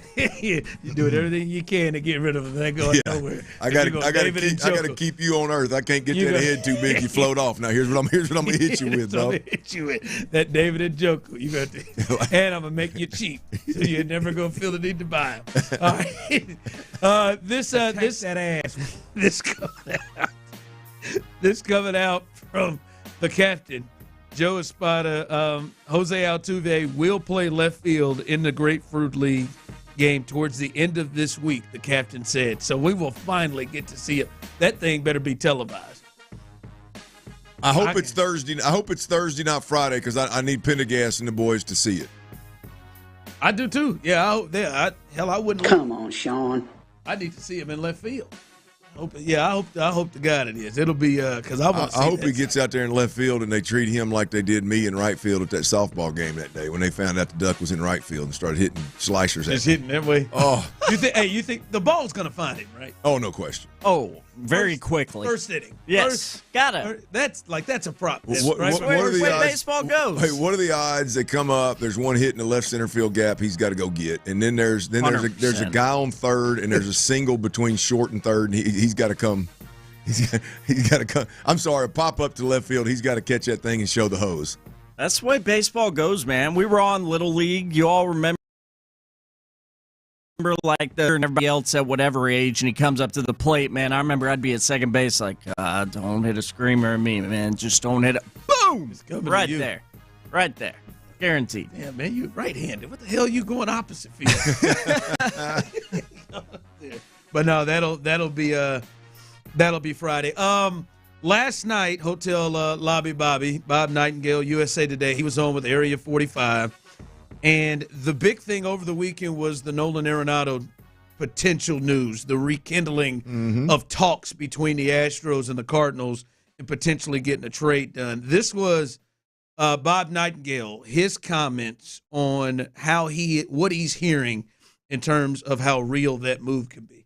Is it possible in any way Nolan Arenado may have changed his mind and now want to come to Houston? I don't think he's changed his mind on that. I don't. And I don't necessarily think that's, reunited trade talks either. I think it might have came up, but I've heard there was no, talking to St. Louis people, and John Mosielak, the president of baseball operations, says there's zero traction. So it doesn't look like, that's going to happen at all. It would be it doesn't make real sense for it to happen now either. Now you're changing everything again. It's one thing to do that with Bregman. It's another thing to do, for the guy that's never played for the Astros before. Unless you desperately need him, but that he said zero traction. Well, I mean, I greatly appreciate old Bobby 2 Chains. I mean, he could have said unnamed source. You know what? He said the old president of baseball operations with the Cardinals. I mean, gave his first and last name. Zero traction. Zero. Must have been sipping on a little vodka cran. Yeah, he'd talked to a writer from the St. Louis Dispatch. 0 F's to give. There wasn't no reporter. He talked to the guy who makes the decision. This is one where, like, I look at this, and Bobby, he also spoke and said this is going to be what the roster feels like. And, like, I know you're not, and maybe you are a little. I know Tyler damn sure is. Like, I just think that Astros fans should really, really start to maybe adjust their normal win-it-all expectations. You watching this game today? I'm ready, man. I'm ready for opening day. Yeah, I know. Let's go. That's what I said. Like, I'm not even going to try to convince the Fighting Tyler. Well, I think Tyler's got a smirk on his face. I think even the trillest of fans. Oh, and I'm trill. Their Bun B's coming to the rodeo. Right there, top 20 right there. I think they even have adjusted. You think so? Yeah. Tyler, do you think so? You think Astros fans like Fighting Tyler? Like, have you adjusted your expectations for this team? No. You still got World Series or bust. You have the same expectations you had for the team that you've had for the last several years.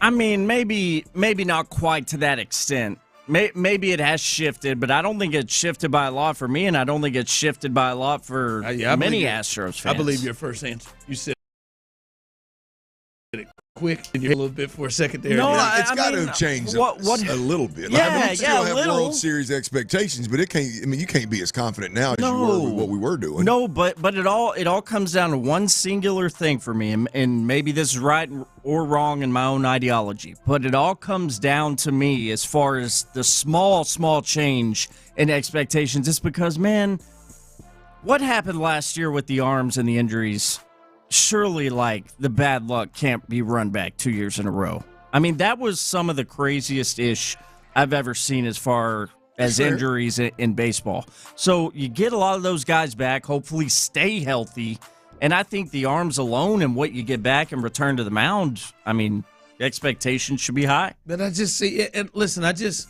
hope somebody just went deep that's again. Cam Smith, Chief. Cam Smith just hit another bomb. Cam Smith just went 2 for 2, just went another Oppo bomb. Must add some Cam juice. As we're talking about this. Yes, but we'll see what this nut comes up and it does. Who knows? It had to be some surprises. But I just say this, like, Clinton, Tyler, and anybody listening right now, like, you look at this, you all above any fan base in the sport knows what a championship level team feels like. And you look at this team and compare it to what you know of a championship team feeling like 7 times. Even though you do have this team. We got to talk about this. What? This team feels just different. For sure. Than, to me, the other ones, right? Like it's like, hey, Spencer Arrighetti is the number 3 starter, and Pena might be batting 6th. Jordan. And like your the end of your lineup is Jake and Chaz and Pena, and it's just it doesn't have the same feel as the other one. So I screwed it up. Just a little bit. This to me feels like fighting for the West. It feels very different to me, no doubt. But different doesn't have to mean a big drop off. No, it doesn't have to. Doesn't have to. It doesn't have to.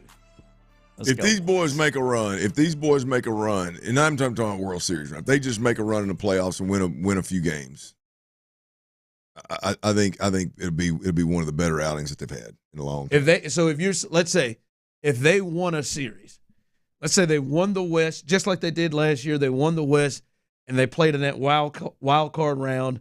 They win that round.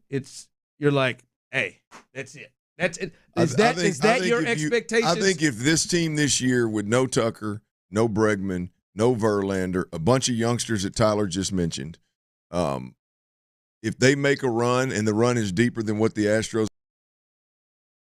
made last year, exactly what you just said, yes, I think that would be a successful year. I'm doing the World Series. Outside anything other than that, you're like, hey. Yeah, look, I mean, I think the now obviously we could get into the season and Spencer Arrighetti and Blanco or they messed the bed, right? Or the other way, or they be great, and now you kind of changes your thought process. But walking into it, I'm with you. Walking into it, like someone texted and said, the pitching, who's the ace? Well, I don't think that's it. I think Framber's an ace in this league, and I think Hunter has a chance to be one of the best 2s in the league too. It's just outside of certain things. Like right now, who you got coming out of the bullpen in the 6th or the 7th to get to Abreu and Hader?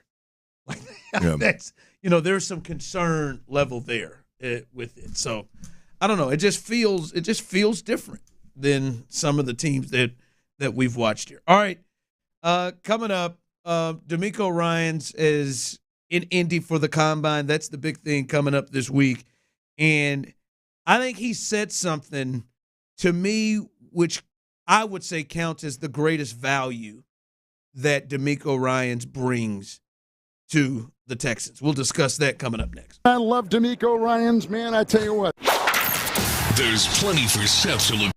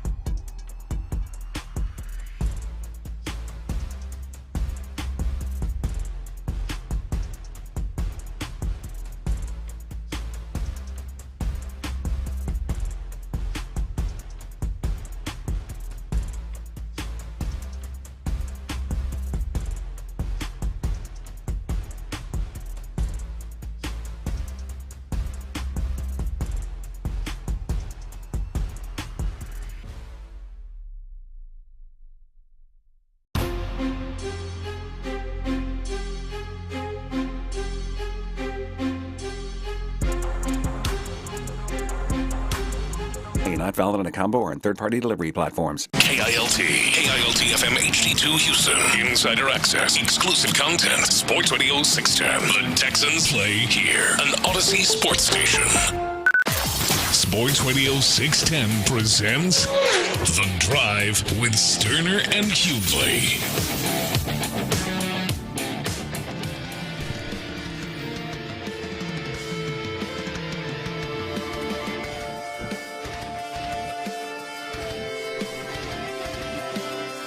Astros continue to lead 8-5. They're in the ninth inning, trying to get out of this thing to secure a win. Cam Smith, the star today. Not one, but two. 2 homers today. I was about to get Better rolling. get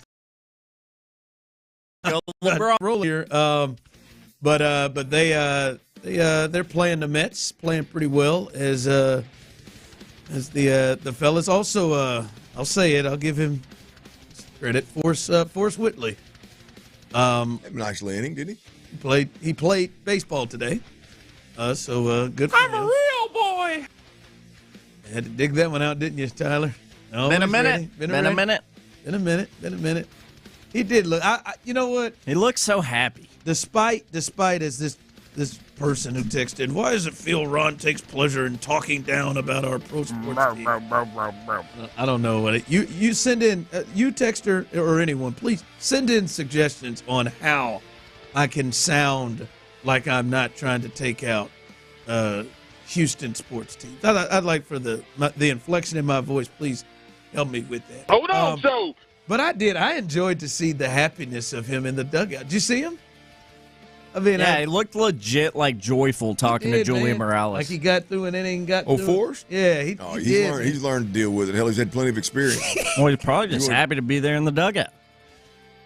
I'm sure he is. Hell, I mean, he had him a nice little inning. Let's go over here and chit-chat with Julia. The greatest stat that I ever heard was that he was in the organization before Yuli Gurriel was. That's a punch right to the nuts. That was the one that I still don't know if I believe it. I saw it, but I still don't know if I believe it that he got there before he did. The Astros do go ahead and submit others 8-5. So Sean and Seth, who were at the game, who knows what they're about to do now, celebrating an Astros victory. They'll find somewhere local to get after it. They're have themselves a good time. I'm sure Adam Spillane will join them soon. Out there chasing iguanas in Florida. Is that what they're doing? Yeah, watching the Astros chasing iguanas, man. Oh, Seth's and that's not code for anything. Seth's bewilderment with the behavior and sight of iguanas had me giggling to myself. I think I'm going the other way. What's that? I think I'm chasing iguanas. I'm gonna go ahead and move on about my day. Oh yeah. No, that's not gonna be part of my pastime. But look, they seem to be entertained. They're having a good time. Lizard. Tyler, look like you chase a Tyler would have one with his pet. He'd have one coming to him. Yeah, he would and name it. I named a lot of them last time I was in Mexico.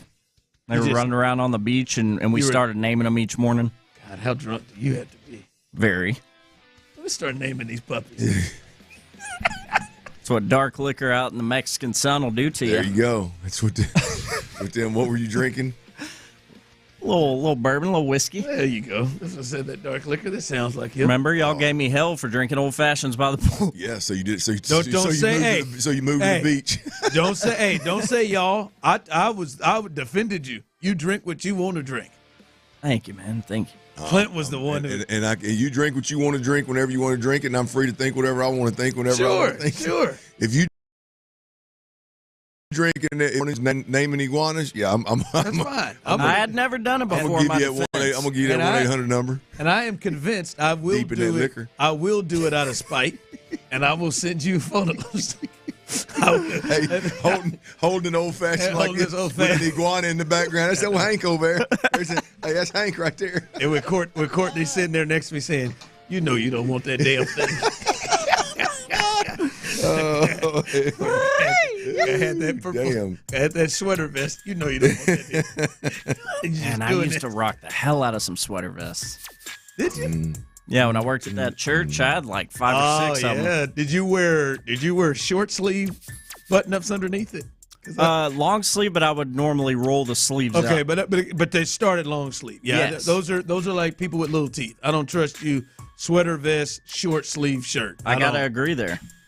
I really just have a distaste for people who wear suits, blazers, and have short sleeve shirts underneath. Yeah. What the hell? That's not good. It's not the right move. No. All right. I thought this was something DeMeco had to say at the combine, and I think, fellas, this is to me probably the thing I'm most confident in DeMeco Ryans when it comes to him as a head coach. I think he's a really, really good head coach that has the potential to be a great head coach in this league. And after 2 years, he's well on his way. We've talked about the do and instill and establish since he's been here. But to me, this may be the thing that gives me most confidence about him when it comes to being a head coach. The biggest value I get from being here is just being able to sit down across from the players face to face, be able to hear their story, hear their background, their upbringing, but also just get to feel their energy and feel their passion and love for the game of football. It comes off in those 15-minute interviews, and I can feel that energy very instantly. I think, fellas, to me, like there's some things here, man, we've been critical of decisions and things that DeMeco has done, and, I'm sure we will continue if given reason to do so. But we've also praised him as well. And to me, Clint, this is one where I think he does a great job of sitting down, to me, especially with young players, but rookies, free agents.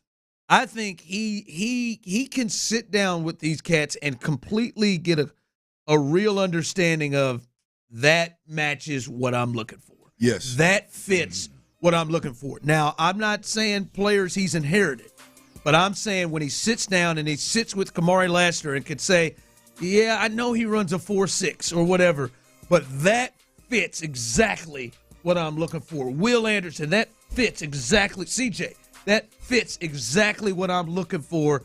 Obviously, the free agents that he brought in as well. That's not always the case.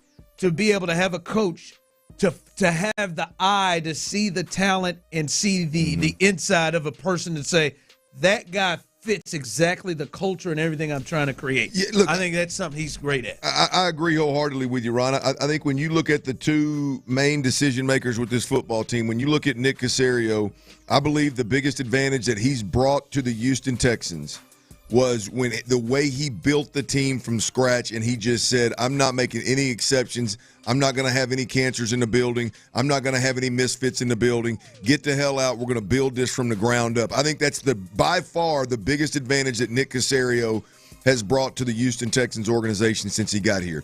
You look at DeMeco Ryans, I think the biggest advantage, and this is a mouthful because he is a great defensive coordinator, there's no doubt about it, but I think the biggest advantage that DeMeco Ryans, the coach, brings to this organization is exactly what you just said. His ability to evaluate players in a very comfortable, normal, authentic, genuine, sincere way, and then identify the guys that play the game the way that he wants the game. He thinks the game should be played, which is that swarm mentality, which is with a next level physicality.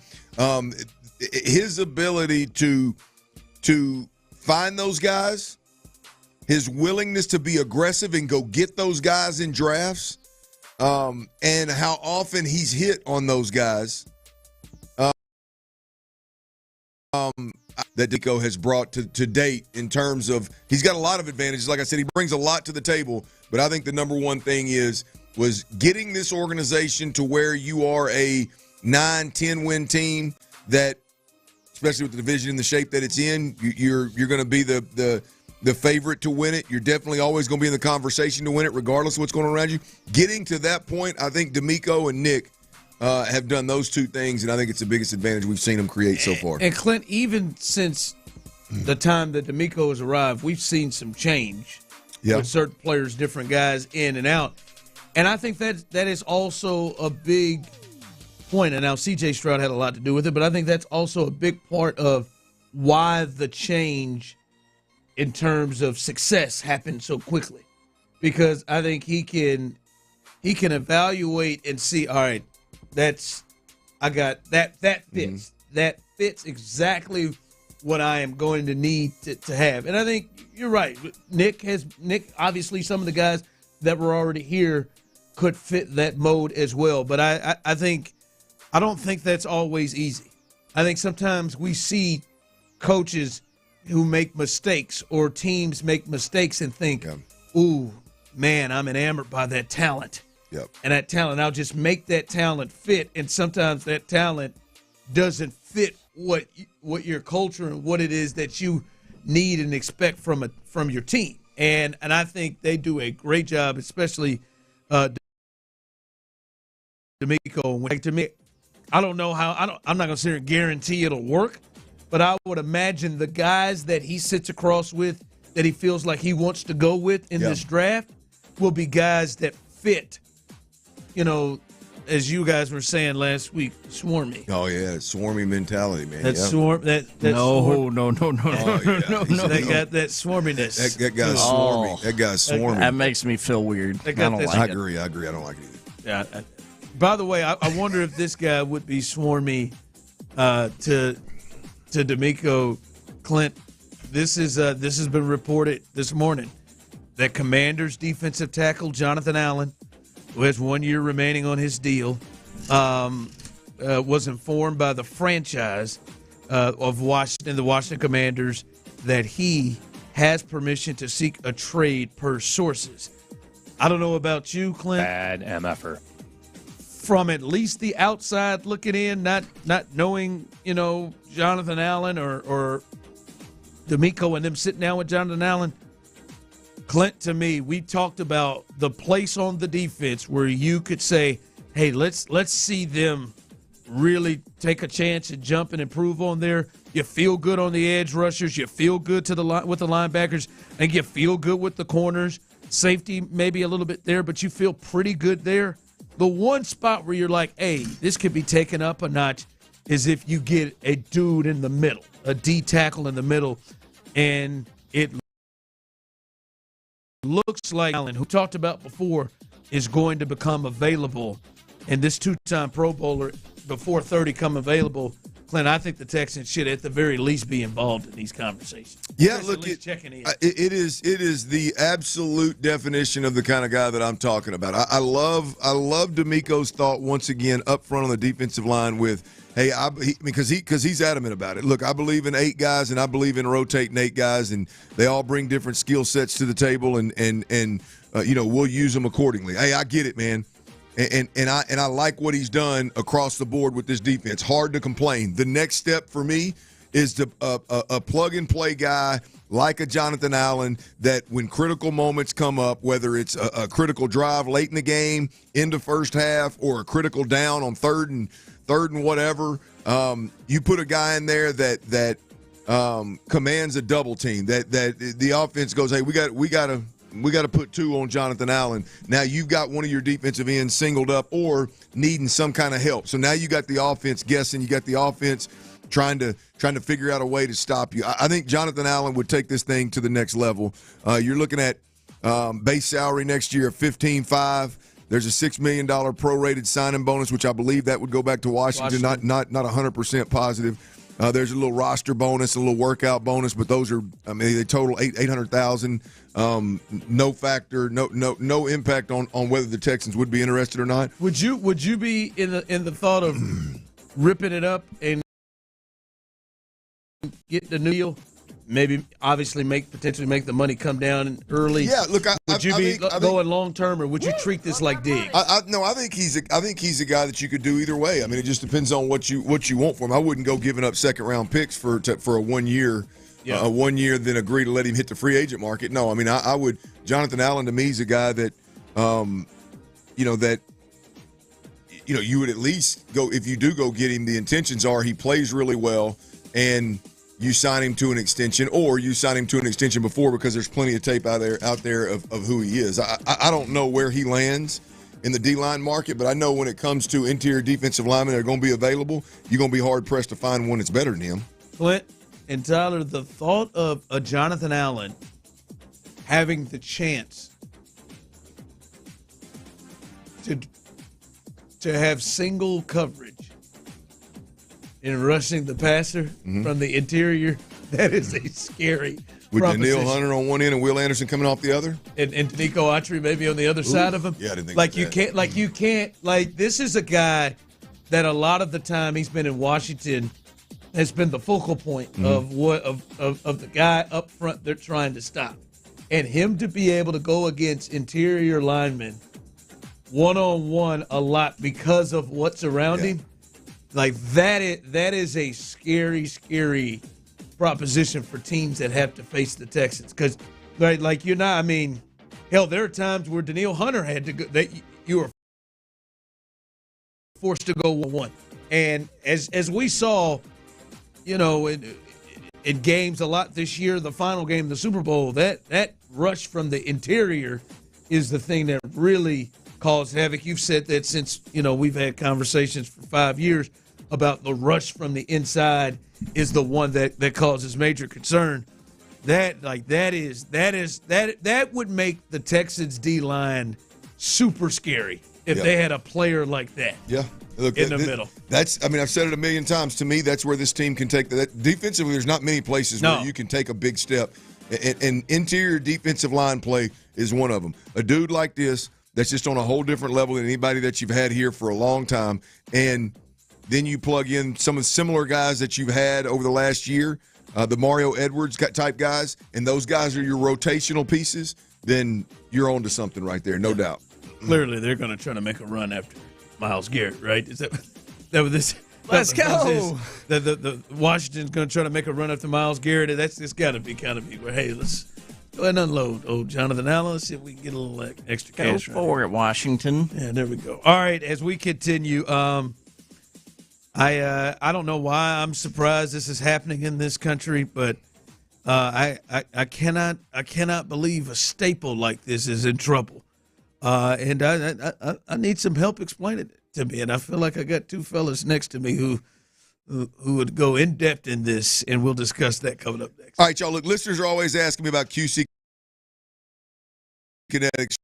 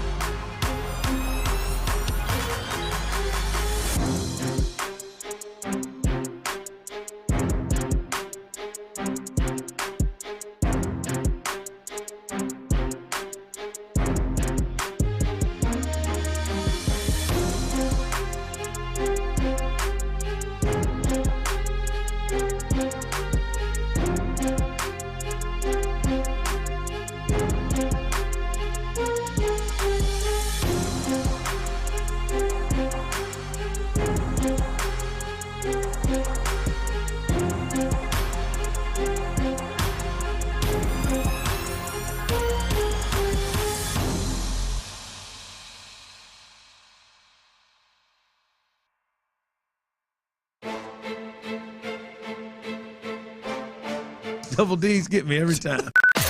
Sports Radio 610 presents The Drive with Stoerner and Hughley.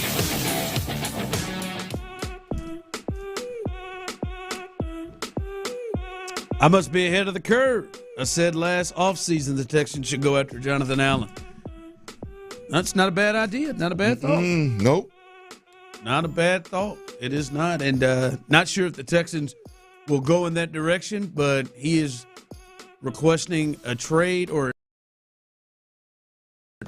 request trade and find a trade partner. And Houston would make a ton of sense. A ton of sense. Thanks, guys. Appreciate it. We will see what happens with Jonathan Allen.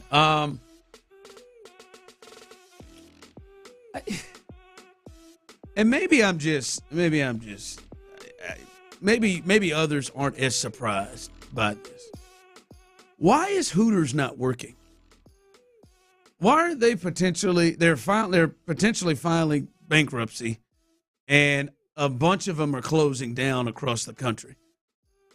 Got me stumped. I would feel like Hooters would be a company that, I understand. I know. Hey, look! Shout out to Twin Peaks. They have really come on in to create a space in there. There's some others that Bombshells, Bombshells, tight ends. I'm not familiar with tight ends. Bunch of good restaurants out there. What other ones are? I'm sorry. I just got Bombshells, Hooters. Look, I think you got the big ones, and then I think you also got several smaller. Talking about the size of the restaurants? Yes. Okay. Size of the restaurants that go. Let's say that with a couple of 2-3 locations that go with the same concept. The concept. There you go. Boots and short jean shorts and little tied up flannels kind of deal. Yeah. Things everybody can love. A little bit revealing. I was going to say, someone just said all I got is Twin Peaks and Bombshells and Hooters. That was the only one. They don't. I'm pretty sure. Google that, Cheryl. I think there is a tight ends. I think there's a place called Tight Ends. We went to Walk-Ons. No, you're right. Walk-Ons wasn't like that. I wasn't there with you. Walk-Ons, they got more of that Buffalo Wild Wings vibe. Right there. Tight End Sports Bar. I'm a brass man. It's permanently closed, so don't go there, boys. Go for speed or for comfort? Well, I just say I look at Hooters, and I think like Hooters is like the do I. I know. Hooters is like the Playboy, Coca-Cola, Uber, like it's first CLG on the scene, and I mean they still have a look that you would think is. I don't know. I would not think to me. I just don't think 24-hour fitness is. We're just going to lose it. One in Baytown shut down a while back. They may have shut down, but they're all over the place. It's like when you're the first of the concept, and then you clearly know everyone's copying off of you. Here's the deal. Too confident. What? No, seriously. 713-572-4610. Jim Adler. You can text it too on the Jim Adler, the Texas Hammer text line. Those are on YouTube and Twitch. Why would Hooters be in a strug mission? So here's the deal. First of all, we can all agree it's a sad-ass day anytime one of these restaurants shut down, like possibly we're about to see from Hooters. Declaring bankruptcy, closing those doors. That's not anything any of us want to see. So I knew he had it. What? I knew he had it. No, but I will say this. The reason that this is happening to the poor folks over there at Hooters, and those lovely hard to make their living day in, day out at whatever location they're at, the problem is they didn't adjust with the times. Really? Whenever these other restaurants came around and started dressing their ladies, well, they were a little more scantily clad. And they still are, because Hooters, as far as I know, is stuck to, the outfits, the uniform for Hooters is nice. Are you saying you don't think Hooters is hootie enough, or exactly? I don't. You look at the Hooters you look at the girls over at Twin Peaks. They're kind of in a different league. They have a lingerie night, my thought is, Clint, those places got to be a little bit more aggressive because they've got to overcome the history of Hooters. I'm not going to sit here and tell you I go to these restaurants a lot. I go to Twin Peaks a lot more. Shout out to Twin Peaks. We'll see the next time you have us there. Mm-hmm. But I look at the Hooters outfits. I feel like it's a It's enough. I sent you a video of a Hooters young lady. You disappointed me with your response to that, but you disappointed me. You know why? I don't know.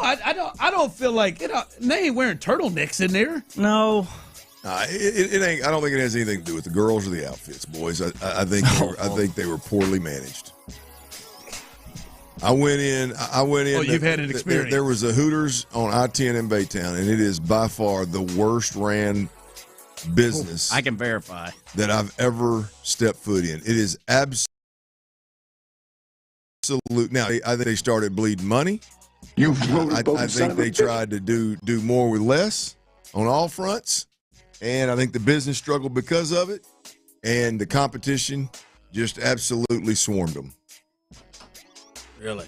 Twin Peaks leading the way, just absolutely. You go to Twin Peaks, I mean, locked and loaded. I mean, beautiful ladies. Bring all the boys to the yard. I mean, the service is great. The menu is tremendous. That 29-degree beer. Ain't no doubt about it. I do Coors Light. What do you do? But there's it just pales in comparison when you walk in a Hooters to when you walk in a Twin Peaks. It pales in comparison. No, I'm not gonna lie. Including the uniforms. A lot of what I'm seeing on the text line is the food is rough at Hooters. I'll be honest with you. When I go to Hooters, their clam chowder, which is not a real clam chowder, but it's a good soup. I ate that.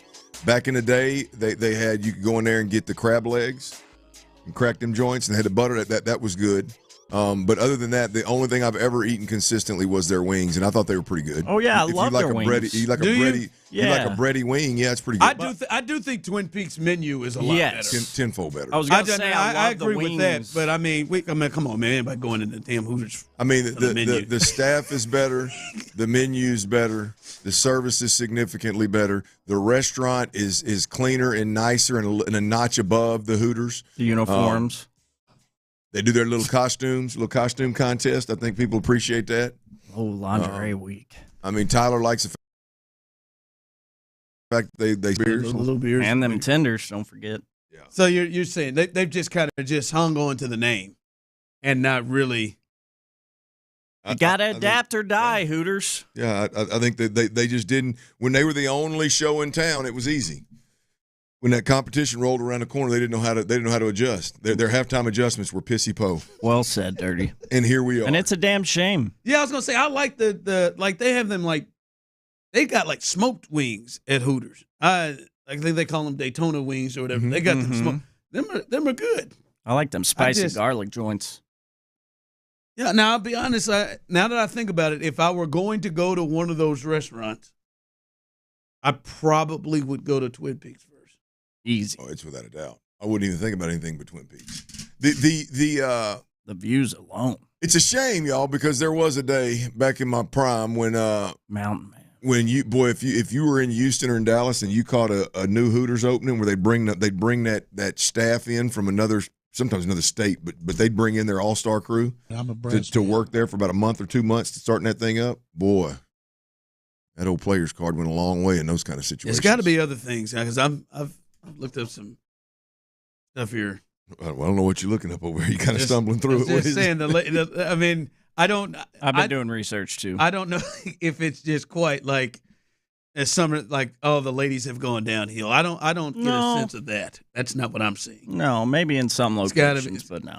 It's got to be. It's got to be something else.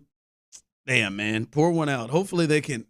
Hopefully now this is the thing that pushes them ahead to really. You don't need to lose Hooters. You don't need to lose play. Right. All right. Coming up, we'll do this in the next segment. Your chance to win rodeo tickets. Zach Top, you'll have a chance coming up in the next segment to win 4 tickets. 4 tickets to see Zach Top March 11th. We'll do that coming up next right here live on The Drive. All right, y'all, check it out now. If you're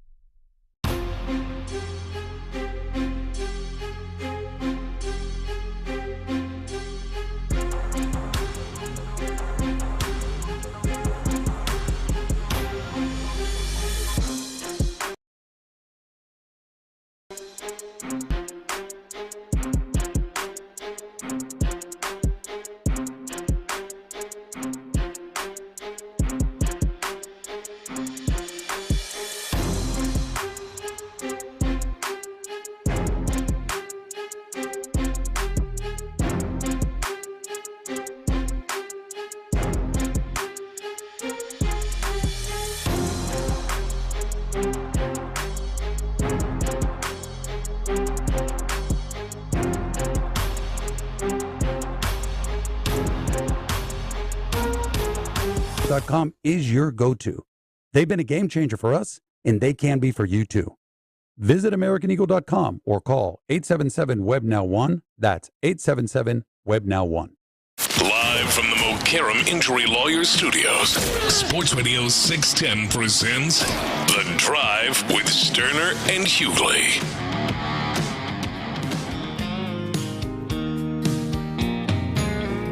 Well, it's been some time. Well, hell, man, let's do it right now. Caller number 6. Caller number 6, 713-572-4610. Caller number 6. Phone lines are open. Tyler will take care of you. You can be the winner of a 4-pack of tickets to see Zach Top. That's who you're listening to right now. That is Tuesday, March 11th at the Houston Rodeo. Caller number 572-4610, Zach Top. You like Zach Top? I see you over here. That's traditional as it gets right there, baby. That is traditional as it gets. And Tyler, you hit the Tracy Lawrence sound gun. Absolutely. He's definitely got the 90s traditional country sound. And then if you really tune in, there's certain notes he gets pretty nasally with. And that's Tracy Lawrence to a T. Ain't no question about it. Hell yeah. He's good. That man's last name is legit Top. Who's Zach Top, huh? Not that. Caller number 6. Shout out. Young fella, 27. Young dude. Up and coming, baby. Yeah. And that sounds traditional right there. There he is. Caller number 6. You have a chance to win those tickets. Tyler will take care of you. Coming in also 5 o'clock hour. If you aren't able to win the tickets for Zach Top, caller number 6. If you aren't able to win those in the 5 o'clock hour, you will have a chance to win a 4-pack of tickets to see John Pardee coming up March 13th, Thursday. You'll be able to do that in the 5 o'clock hour if you aren't able to win these tickets right now. By the way, as I look from the text line, somebody speaking to Tyler's heart, the tenders at Hooters are straight fire. My little man loves the fried pickles. They don't call me tender eating Tyler for nothing. That one gets me a lot. I don't think I have ever, not any of like my family or even Courtney. I don't think we have ever gone into any of those. As a fam? No, or as a fam, or it just me and her. I don't think we have ever gone to any of those restaurants together. Like, I mean, and I almost wonder if Courtney, if you're listening, have you ever gone to a Hooters or a Twin Peaks? Have you ever even stepped foot inside one? I would not be surprised at all if she told me she has never stepped foot in one of those restaurants. That one does get me sometimes. I see, they brought the whole fam out. Old wifey said, let's come on out here. Wife, kids, babies, let's come on out here to the old Twin Peaks or Hooters. Yeah, I mean, look, it's You taking the girls out there yet? No, I ain't taking the girls out there, but if I had a little boy, we'd probably stop through. If I had a little fella, if I had a little tray like you got, yeah, we may stop through there. Hey, Bob, you go out there and play good in that basketball game. Get you about 6-8 points tonight. On the way home, we'll ease by Peaks, baby. I hear they got old Valentine. I hear they got old. Have you and Lo ever? I don't think so. I have picked up Hooters wings. I've picked them up and brought them to the crib. We ain't never going to dine. I don't think we've ever. I don't think so. Text line coming through. My wife won't go. So I see it a lot. Every time we do shows there, I see, like, not just couples, but I see families. Oh yeah. No, look, I think I don't think beer, sports, chicken wings. Yeah, Courtney's all that. I mean, she's not like she'll eat them. I mean, if she will eat wings or tenders or whatever I bring home, but she's not like she ain't leaving the crib to go get it. And like Lo is not the kind that she's gonna be like, hey man, such and such is playing, man. Let's get in front of the TV for 2 hours. Courtney would be Buffalo Wild Wings. It'd be it wouldn't be one of Tyler's restaurants, huh? He just kept calling. I know, he kept calling that like he can't wait till it comes up. Saying it like he was saying restaurant. That's one of those terms that's one of those terms that we talk about. Like, I don't think I've ever heard it. I've been around a lot of guys that like quote unquote restaurants. Yeah. I don't know that I've ever frequently hung around a cat that would refer to those places as a restaurant. Yeah. Yeah, that restaurant. Yeah. That's what it is. No, I think it's. You said you missed it. You were on the phone giving away tickets. I agree. I mean, it's great. I mean, it is accurately put, no doubt about it. But I just don't know that I'd ever heard that. Shout out to Paul, who is our winner. Yes, he'll go see Zach Top. I think you ought to rescind those tickets if Paul was the one screaming at me in the first segment. He sounded too nice. Paul, I'm certain Paul probably was. Go back and check that out. 2:00. Check that number. I want to rescind those tickets, Paul. Damn it. I bet you. How many have you and Megan gone to those type restaurants together? Yeah, we've gone to Twin Peaks a time or two. There ain't no Get doubt. us a nice square meal. No doubt. Text line coming in. As a kid, Hooters was a great sport. No question. Oh, I would use it. There ain't no doubt. I think I may start using it for my nephew just for the hell of it. Hey, Bob, you wanna go up to Peaks? You can go up to Twin Peaks, man. If it's the nephew that I know of, he gonna be. I ain't got but one. Knee deep into some game or some. No doubt. I'll be like, damn, son, you staring at your phone. What the hell's wrong with you? I'm about to say, I know. I understand getting bored at a lot of these places your mama takes you, but damn, son. Yeah, you want to get a kid off video games? Just take him to a restaurant. Hey, Jake got a lot of his daddy in, boy. He's slow motion now. Yeah. All right. The Rockets, they get back at it here after they had it off a little bit after that back-to-back they had against the Timberwolves and the Jazz. By the way, did you see the T-Wolves last night? And I know you made some money with Shea, but damn, they were down by 25 in the second half and came back and beat the Thunder without Edwards, basically. Without Edwards playing. They set Edwards down and they came back and won in overtime in Oklahoma City. That was but like I said, I know Shea got you your money. Oh yeah. The only thing that kept me from a damn perfect night at Best Bets was Ann Edwards deciding to get every damn rebound he could see. Yeah. He wasn't scoring, so he had to do something else. but no, they take on the Bucks here tonight in Toyota. And look, this second half or the rest of the way until the playoffs get started here, and the Rockets, who look like they're in a good spot, pretty clear of the Clippers, who lost again yesterday. It feels like, though, the Rockets do need a spark and need, a hope for somebody to raise their game up a level, raise it up some more. And they do have a lot of young guys, Clint, on this team that you don't feel like have reached their ceiling, and you do feel like they can get better. But, and I want the people to look at this too as well. You can jump in on this on YouTube and Twitch, also on the text line. But at least when it comes to this season, Clint, the rest of the way, yeah, who do you look at this team and say, all right, I can see them not at their ceiling for this year. I can see them taking their game up another level.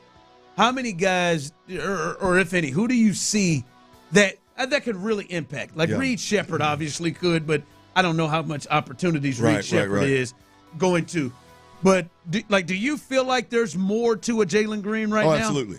You don't think his? That's who I was thinking of. It's between the two. What I would say the two best players have been this year: Jalen Green and Amen Thompson. Along, obviously, the All-Star in that mix, the three best players, Alperen Şengün. But yeah, look, I think when you look at Jalen Green, obviously the low-hanging fruit is Jalen Green being more consistent, right? But also, I think Jalen Green learning from Fred VanVleet. We've talked about Fred, over the last week and how noticeable it's been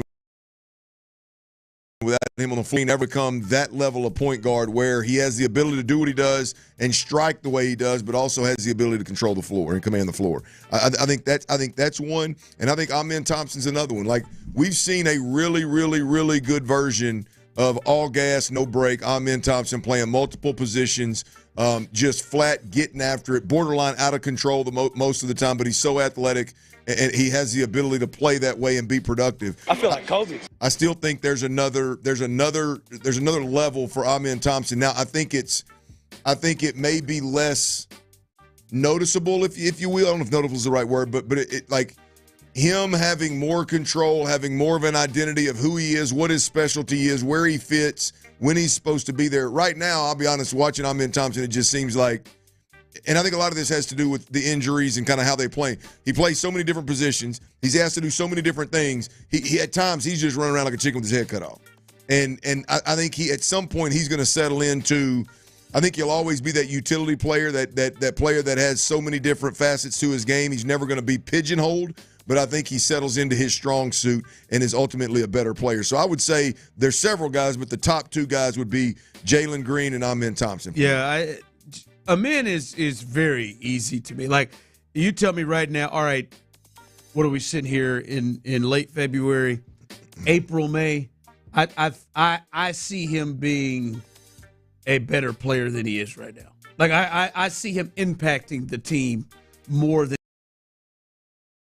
he does right now. We can set aside. I think we've reached a ceiling with Fred. By the way, happy birthday, Fred. Hopefully you get to come back and play on your birthday. The team sorely needs you. But I think Fred, I think Dylan Brooks, I think we know. I think you know what you're getting there. Steven Adams, I think that's where they are. They're very important, but I think you know where they are. If I were to say to myself, fellas, do I think Jalen Green is going to have a different level in May than he is now? Like, am I going to see the ceiling raised to this? I don't know that I am. Like, I think he's a really good player, but I don't know if in a couple of months we'll sit here and look at it and be like, damn, Jalen Green has taken his game from being a really good player to another notch. Mm-hmm. Right? I think him and Şengün, at least for this year, for the rest of the way, I feel like we're probably at where they're going. What we're seeing is what we're going to get, huh? To me, I don't. I just don't. I'm not saying ever. I just like right now. It feels like this is where they are, and people are testing in Jabari. That's a big one there. Can he's been hurt so much? Obviously, missed 22 games, and he is one. To me, him and Amen are the two that I look at and say, I can most definitely look at their games right now today. Because Amen's already done it once this year, where his game has look at those two and say, yep, I can see in May those guys playing at a different level. I can see those guys. I agree. Those guys getting better. I would hope that there's a different level in Şengün and Jalen Green. I just don't know if they hit it this year. I just don't know. Look, I agree with that. I think when I was talking about Jalen Green, I agree wholeheartedly. I think it's a longer term play. Yeah. It's a long term play where Amen Thompson, you bring up Jabari Smith. Those guys, I could see them being different next week. Yeah, different players. A month from now. Yeah. Somebody said Cam. See, Cam, I put Cam kind of in the same, Cam Whitmore, I put him in the same situation that almost Reed Shepherd is in. I just don't know.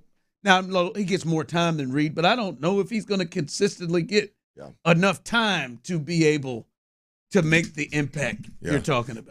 When they get to a point where Tari Easton's playing every night and not playing back-to-backs, right? I mean, it's like, how's that going to impact Cam Whitmore's time? Tari's that's a good one. Tari is somebody that you can see taking it up another notch. All right, what you got coming up in the fourth? All right, man, check it out. DeMeco Ryans speaking from the NFL Combine. There's a ton of audio right there, and we got to play a little love and hate, y'all. What did I like hearing from DeMeco Ryans? What did I hate hearing from DeMeco Ryans? That's next. Before we do that, though, I got to tell you about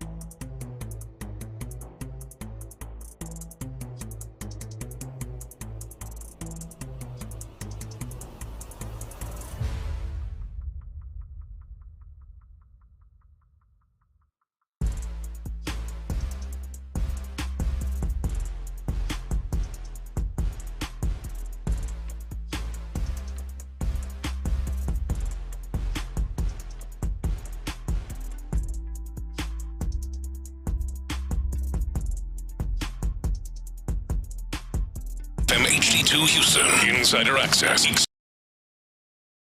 Exclusive context and play here, an Odyssey sports station.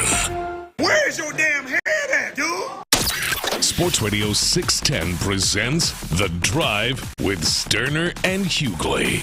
Dive into the mind of former NFL quarterback Clint Stoerner. I like a good time. I like to have a party. I know you do. It's Dirty's Daily. Yeah, it is, and it's one of them old, sorry about that, T. You got me turned off, or we going to rock and roll, Bubba? No, you're good. Go ahead. Oh, man, I stepped on Tyler. Or I can just play now. I stepped on Tyler. Gosh dang it, Ron. It's all right, man. Up, weren't you? I was fired up. I was ready to rock and roll. The but Tyler, search for a perfect show is ongoing. Damn it, man. Had I not checked up, the listener would have never known either, T. My bad, man. Hey, look here. We appreciate you listening on that FM dial. We appreciate you listening on that AM dial. I'm in a little rental rig right now, boys. I've been listening on that old AM dial. I tell you, it takes you back to the old days of Pops listening to Sports Radio 610 back in the day. Now, my dad didn't ride me around in the truck. Or my regular Tuesday. Yeah. That's what you listen to on that 610 AM dial, huh? But if you listen on either of those dials, we greatly appreciate it. Twitch and YouTube greatly appreciate that as well. The Odyssey app is where it's at, though. Y'all download the Odyssey app, AUDACY. Put it on your hip. Put us on your hip. Take us anywhere and everywhere that you go. Couple of updates real quick. Astros prospect Cam Smith, spring training. One, he looks like a defensive end. Two, he hit 2 bombs today. And looked at it, but one opposite, one directly opposite field, and the other one was kind of in the gap. Hit it a long way. Didn't look like he got every bit of it, but he barreled it up enough to get it over the wall. And 2 bombs. Great start for Cam Smith. Can't wait to talk to Sean Pendergast, who is our boots on the ground right now in West Palm Beach, watching these games. Now, I don't know what kind of shape they're going to be in. Pendergast and Payne, they were out there, I think, drinking cold beer, watching the little Astros baseball. So discipline will have been challenged. The guy is drunk. Discipline will have been challenged. Ron, would you be able to stay the course when you called in? Would you be a little bit tipsy? Oh, I'd be tipsy, slurred a little. All right, DeMeco Ryans. DeMeco Ryans is at the combine. The NFL combine is starting.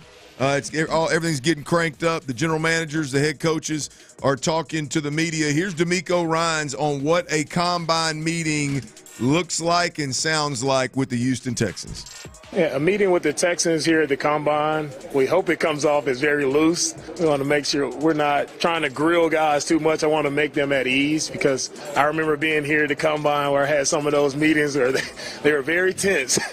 And so I just want to make sure guys are at ease and they're comfortable and we just get to know the person. That's the main thing.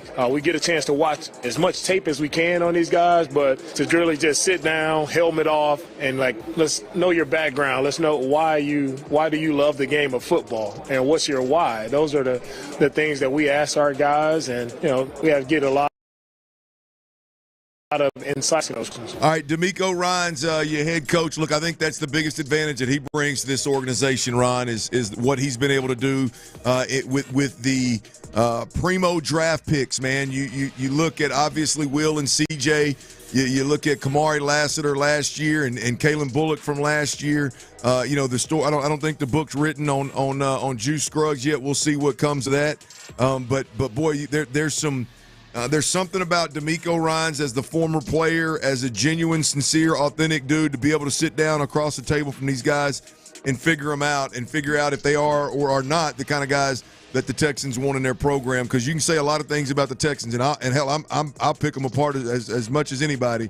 But when it boils down to the quality of individual in that building, the Texans are big time. They've done a hell of a job building that organization. DeMeco Ryans and Nick Caserio have done a hell of a job of building that foundation and getting this team to where, hey man, they ought to be winning if the division's in the shape it is in now, but definitely competing for the division every year and be a legit playoff contender year in, year out with what these guys have built so far. Many coaches in their mind have a feel for what they think they want their type of player to be, what type of culture they're trying to create. Sometimes it doesn't always – they're not always successful in identifying the player that actually matches that. And I think DeMeco Ryans is in his first rate. Yeah. Doing that. Well, I just love, and maybe I'm a little biased because I'm old school as well. Like, there's just something, Ron, today about like all the analytics, all the information, all the data on all these players, whether we're talking on the field or off the field. It could be overwhelming, and you could make it a lot more difficult than it really is. DeMeco Ryans is a guy that has the ability to sit across the table from somebody and get a really, really good feel for who they really are. And I think that's just rare in the world, but it's definitely, I think, rare in coaching circles. And so we've clearly got a good one right there. Well, there's a ton of audio. DeMeco Ryans spoke for several minutes from the NFL Combine. There's a ton of great audio. We're going to play that for you throughout the show, guys. But a little love and hate here. I like to pinpoint whether it's DeMeco talking, Nick talking, CJ talking. What did I really, really like and that he said, and what did I not like, and then let y'all cuss me for being negative. Here's the deal. Both of these are off the radar, guys. I'm going to pull a little audible here, so there's no audio with them. But with social media today, see these coaches, they speak, and then they speak to everybody, and then they get off to the side. And I think that's when the Houston media in particular can really dig in and get to ask not personal questions, but ask their questions specifically to the head coach or the GM. And my like today, I'll say love today because this is really good stuff. This is football horny stuff. I just don't have the audio. Sam Warren from the Houston Chronicle. He asked DeMeco Ryans about retaining quarterbacks coach, how beneficial it was for C.J. Stroud. Ron, you ready? This is what the hell I'm talking about right here, by the way. This is what DeMeco said in response to that question. Again, the question is, DeMeco was asked about retaining QB's coach Gerard Johnson and how beneficial it was for C.J. Stroud. DeMeco responded, "It's mainly about CJ and his interaction with Nick Caley and being on the same page. The play caller and the quarterback have to be on the same page." Ron, one thing, I think that pulls back the curtain and shows us a little bit that there was clearly, without a doubt, some level of not being on the same page, some level of friction between C.J. Stroud and Bobby Slowick. Yeah, if we didn't already know, they've continued. That's wild to me, Ron. That's wild to me that there was as much success as was had on the field, and those guys there was enough friction between the quarterback and the play caller that one of them got fired. Yes, I want to know when it started. The Texans got a few 30 for 30s they can put out. We're going to start with Jack Easterby. We're going to start with Jack Easterby, and we can roll into the tyrant Bobby. That would be a nice little second. Get me interested with the best, which is Jack Easterby, and then hit me with this Bobby Slowick, the tyrant stuff. But here's the deal. I think it gives you a peek behind the curtain of Bobby Slowick and DeMeco Ryans and C.J. Stroud. But number two, DeMeco Ryans is spot the hell on. I don't give a damn about nobody else in that building. I've said it a million times. This is why I was so adamant about how you feel good about a guy that's never called plays, right? I'm not saying you should dislike the guy or have concern or hate the hire or not like the process the way that I am. I'm not asking you to be on my side. I'm simply telling you that this is a huge hire. And DeMeco Ryans is telling you right there, it doesn't matter about the quarterback coach. It doesn't matter about this scheme or that scheme. What matters is C.J. Stroud and Nick Caley are on the same damn page. They see the game through the same lens. And ultimately, those two guys are getting along consistently through adversity and through the good times, Ron. This is, I mean, look, I don't know that it's not rocket science, obviously, but to hear DeMeco Ryans respond to a question about a quarterback coach with this answer, to me, it just tells me that his mind's in the right spot and he's at least got a plan to handle the most important. Yeah, they had to get badass Bobby out of there. Yeah. I mean, ain't no doubt about that. Bobby Badass out of there, whatever Bobby Badass. Oh, that's good. Now we're on to something. There's so much there. Anybody else's fingers hurt? I promise you, every time we start talking about the tyrant, I pull up pictures. Hard to think that over. And I look at Badass Bobby, and I'm just like, I just can't see Bobby Badass doing it. But clearly, they needed to get that cleaned up. Yep. And that is got to be the number one thing for Nick Caley. Yeah. Yeah, and maybe I even think, ahead of the offensive line. Well, look, I think that's a big reason why. Showing me pictures of Bobby Slowick. That look, right? The angry look. I mean, here's the deal: is I think when you look at Nick Caley and you talk about the energy, the vibe, the passion, the hard work, that's all going to get down with C.J. Stroud, no doubt about it. I think specifically the energy, the vibe. I think all that's going to be different from Bobby Slowick, and it's definitely going to be more in the pocket of these young quarterbacks, these young athletes in today's game. Again, the question is, the elephant in the room is if you can't call plays, none of that matters. Getting along with C.J. Stroud and being a guy that needs to conform to make sure that he gets along with C.J. Stroud, that is great. Find that guy, man. It's a beautiful thought in theory. But if you can't call plays, your ass is going to be in trouble. So we'll see if the vibes and the energy and all that stuff around C.J. Stroud and Nick Caley, we'll see if that equates to ultimately a better offensive product. Because we can talk about Bobby Badass all we want, but when it boils down to it, the 2 years that he was in Houston, they put up some decent numbers for a rookie quarterback and a second-year quarterback. Look out! Here he comes, Bobby Badass! Get out the way! That would be Do great. it my way. And you will go to sleep. Put you to sleep. That's the one, guys, that I really like. All right, now I'm gonna give you a little something that I absolutely hate. There ain't no dislike. This is absolutely hate. And again, there's no audio. This is from Cody Stutes on Twitter, which, by the way, Cody does a hell of a job covering this and at everything the team does, stays on top of it, reports it well. Cody Stutes on Twitter. And this is DeMeco Ryans talking about drafting guys for need. And you've heard the whole thing, man. Draft for need, or do you draft best guy available? Here's DeMeco Ryans' response. I don't think you pick a guy just because you have a need, right? Or you don't reach for a guy just because you have a need. Ron, I absolutely hate it. I absolutely hate it. And I hate it for the Houston Texans. The Houston Texans right now have one spot that you absolutely have a need. They've got two other spots, maybe even three other spots where you have a – let me rephrase that. I think the Texans have one spot, interior offensive line, which is you got to have. And whether that's free agent or drafting, I don't care how you get there, you got to do it. You got to have it, right? And then there's a position of need at the wide receiver position. There's a position of need at the interior defensive line position. Then I would probably say safety is going to end up being a position of need for this football team. And they're at a spot where drafting for need is to me, is of the utmost importance. There's been times in this organization where they needed everything, so it didn't matter. You just draft the best guy available, and odds are you're going to need him. But, Ron, you can't go into this draft because there's some good edge defenders out there, or there's some good corners out there, or there's a good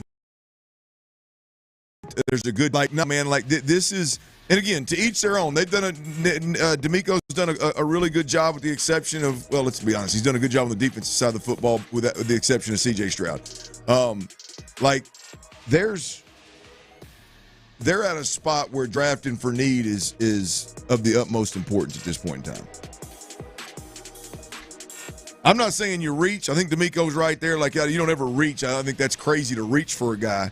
But when your turn rolls around, man, and you got a chance to either move up slightly, move back slightly, or stay where you're at and draft, let's say, an interior offensive lineman, you got to draft an interior offensive lineman because you need that guy. Early on, it's hard to see where they have, and he admitted it, they've got pressing needs. It is hard to see, unless they just do something in free agency, Clint, that really fills the needs of certain positions. Yeah. But it is hard to believe, with the amount of players in the position of needs that they need that are around that. The one thing that I will say that we see all around the 25 area and all these mock drafts, Mel Kiper just did one today. I'll talk about his at some point, maybe tomorrow or something. I hated his selection for the Texans. But there's a bunch of linemen and there's a bunch of receivers in that range. And it would be hard-pressed to think that you're going – backup running back, or you're going receiver or a corner or tight end or something like that. look at what they did last year. They took a tackle when you already had Titus Howard and Laramie Tunsil, and they took a tackle. So it ended up working out because Titus Howard unfortunately had to move to guard. But it ended up working out because your other draft picks stunk so bad and the guys couldn't stay healthy that it was a Band-Aid ultimately at the right tackle position with Blake Fisher. So I don't know. You know me, man. I've never been a fan of the draft best available approach. At some point in time, you want to be an organization where, I'll use your Chiefs for an example. I mean, it's a wide receiver needy football team, and in the first round, you decide you're going to move up and take Xavier Worthy, right? I mean, you got a need. You went and filled that need. You identified a guy, and you went and got that guy, and he ended up being a difference maker for you this year. I don't know, man. I think there's plenty positions of need right now with the Texans to where, boy, that first and second round pick, man, I got to think they're going to slide into one of three positions, right? Yeah, I would think. And the other part is those positions are there. Yeah. There should be players there in that position. Like last year for them, corner was a big position of need, and there were a bunch of them there, and a bunch of them started to go off the board around them, but they got Kamari Lassiter and made that move. I don't think that was just best player available. That was the need that they really had to go with somebody opposite of Derek Stingley. I just hate it. I mean, it makes me cringe when I hear it. You're drafting. We want to just draft for need. Man, really? Caserio seems to have a massive Italian brain. You got some needs. All right, coming up. And Clint said something that maybe rubbed some of you the wrong way. We'll revisit that, and he'll explain himself. That's coming up next. All right, y'all. Clint Stoerner here, and I got to take a minute now. I got to tip my cap to all my fellow Coors Light drinkers.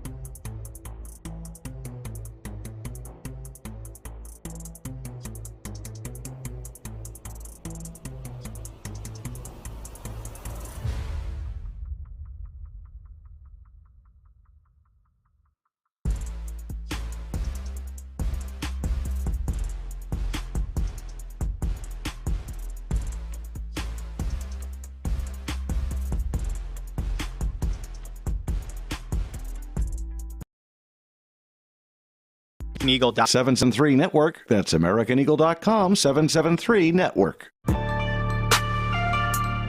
from the Mokaram Injury Lawyers Studios, Sports Radio 610 presents The Drive with Stoerner and Hughley.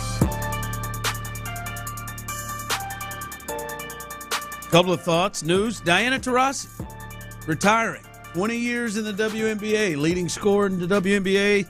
A lot of records there. Retiring in her 40s after 20 years. Shout out to Diana Taurasi. Great career.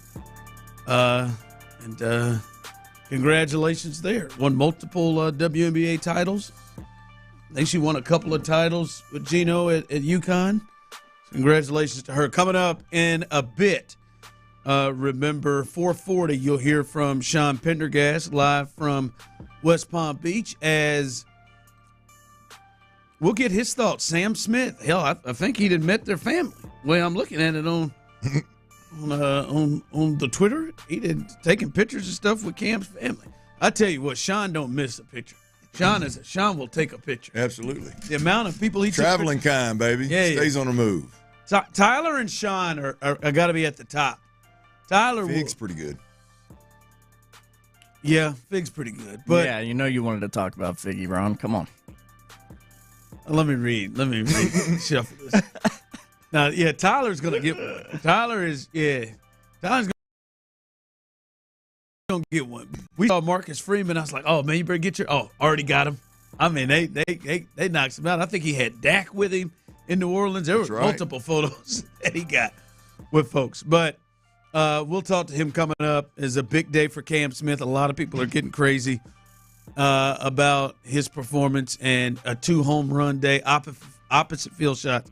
We'll talk to him in a bit. But to start our show today, it was unintentional, but I don't want to put words in your mouth, Clint, so I'll let you describe it. But when it came to C.J. Stroud, we were walking in and the fellas from In the Loop and our crosstalk were playing audio of them talking about CJ and the offensive line having to improve and them showing the offensive line. DeMeco Express showing the offensive line footage of what it looks like when he has a clean pocket to see how great a quarterback he could be.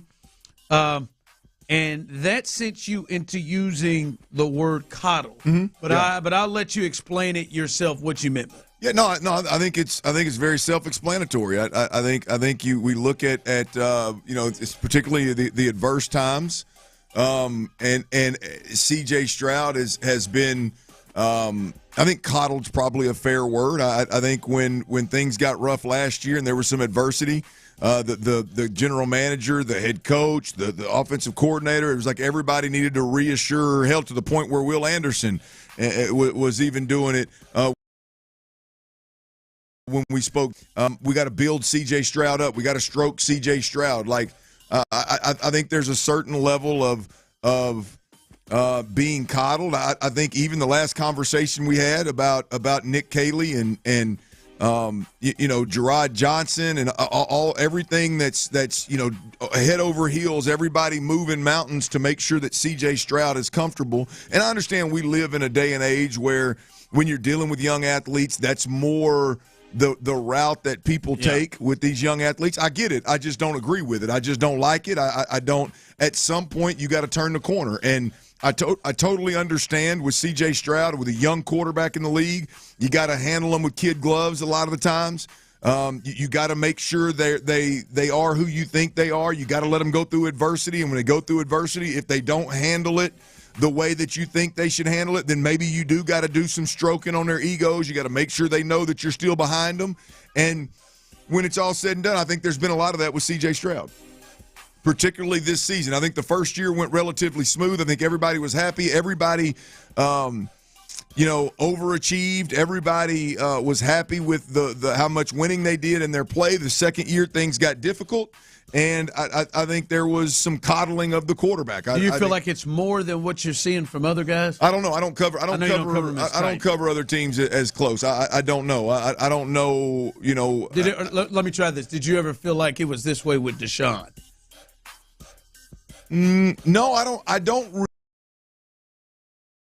remember Brian ever being there are two different personalities, like overstroking the quarterback. I mean, I think it was. I mean, there was times. Look, I came to the conclusion mid-season with C.J. Stroud where I believe he's a fragile quarterback.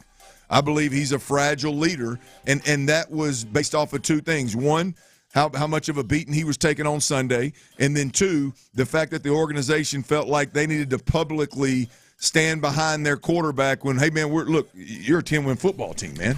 Your quarterback's getting hit. There's a little bit of adversity. It's not like you're threatening to bench the guy. I just think that the next step for this football team is heavily dependent on C.J. Stroud taking the next step.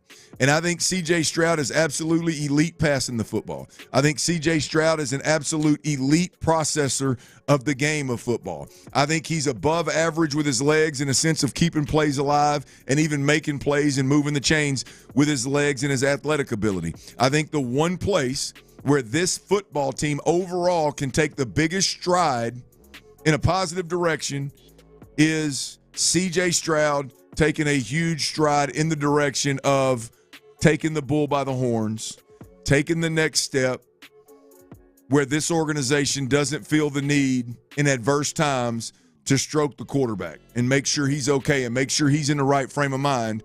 Yeah, I think it's time for that next step to happen with C.J. Stroud. Yeah. And as I see people following CJ weak, I don't get the sense. Why are you weak? Why are you weak? Why you're a weak individual if you just listen to all that and you think I just said he's elite at everything. There's one place where he needs to be better and needs to develop and needs to take the next step. It's unbelievable how weak people are, soft, and how sensitive people are. It's just the reality. If you watch the Houston Texans and you watch C.J. Stroud, and you pay attention enough to where you realize in adverse times he was a fragile quarterback, which all young quarterbacks go through it, but he was a fragile quarterback that needed the organization to stroke him a bit. Oh no. Right? If you watch the Kansas City Chiefs game when Tank Dell blew his knee up and you didn't think, my quarterback's crying, like needing to be consoled to a point where we gave up a couple of series. Really, we lost our poise and we gave up a couple of series there in a very, very, very important game. We don't the like Kansas City Chiefs. Like if you don't watch that and go, man, that dude's got to be the rock. Like he's got to be the one steadying everybody else and saying, hey man, let's pull this thing together, man. Let's get our mind in the right spot. We'll be by Tank's side as soon as this game's over, but let's get this thing right. Like if you watch the Houston Texans and somebody's saying like, hey man, he needs to be the rock in that situation, and if you watch the Houston feel like the organization felt the need to show outwardly, publicly show support to their quarterback when a little bit of adversity hit in the middle of the year, like I don't know what you're watching. I mean, I don't know what world you're living in. No, and I think we've seen kind of this, and I do think a little bit of how DeMeco, his personality is and how he handles things. But I do think this is, to me, the way that they want to handle it, right? I think this is the way they want to approach CJ. I think you hit the nail on the head earlier, Ron. I think right now it's the best, and I agree wholeheartedly. To get the best out of CJ, they feel it's more uplifting, and I think they're probably right with those actions. I think it's been the right approach to this point, right? But at some point, right, the coin has to flip, and at some point the organization needs to not worry about. It's like the least of your worries in adverse situation needs to be the quarterback you're fixing to pay $60 million a year. You know what I mean? Like that's where we need to get. If that hurts people's feelings out there, I'm sorry. Like that's just the reality. That's the growth of young quarterbacks. Like right now in Carolina, they're probably worried about Bryce Young's, mental state and his confidence and all that kind of stuff. Not so much now as they were, midway through the season. But they're probably, because he got benched and because he struggled early on and he hadn't had just the perfect road so far, as they're probably a little worried about. At some point, they got to turn They got to turn to pick, hey, man, this dude's a rock. This dude is the leader of all the alphas in the locker room. This is the dude. It's normal maturity, development, next step, whatever you want to call it. And that's to me where this team can make the most improvement, and that's where C.J. Stroud needs to make the most improvement. Yeah. All right, coming up, Sean Pendergast. We'll go live to West Palm Beach and hear from him and get his thoughts on what he saw. He was there and watched the Astros in their spring training game against the Mets and saw Cam Smith step into the spotlight. We'll talk to him about what he saw coming up next. Mokaram Injury Lawyers, y'all. We talking about them practice.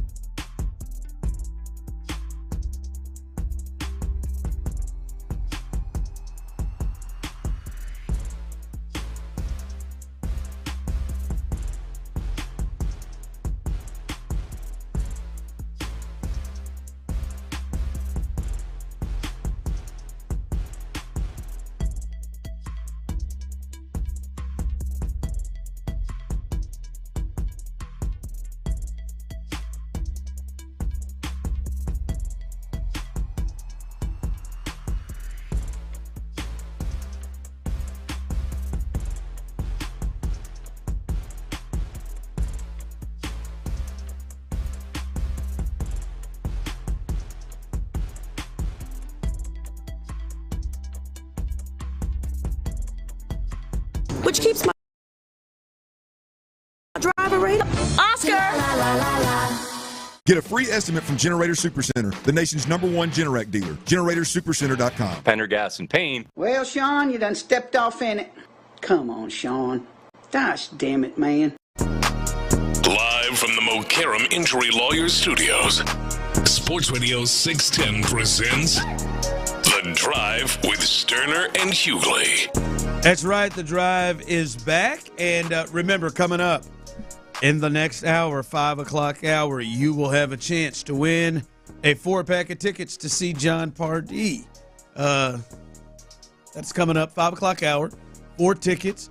Have a chance to win there. We've already hooked up a winner in the 3 o'clock hour. You'll have your chance, final opportunity of the day in the 5 o'clock hour to win a 4-pack of tickets. But let's head out to West Palm Beach as we have the entire team, minus Ben, of Payne and Pendergast.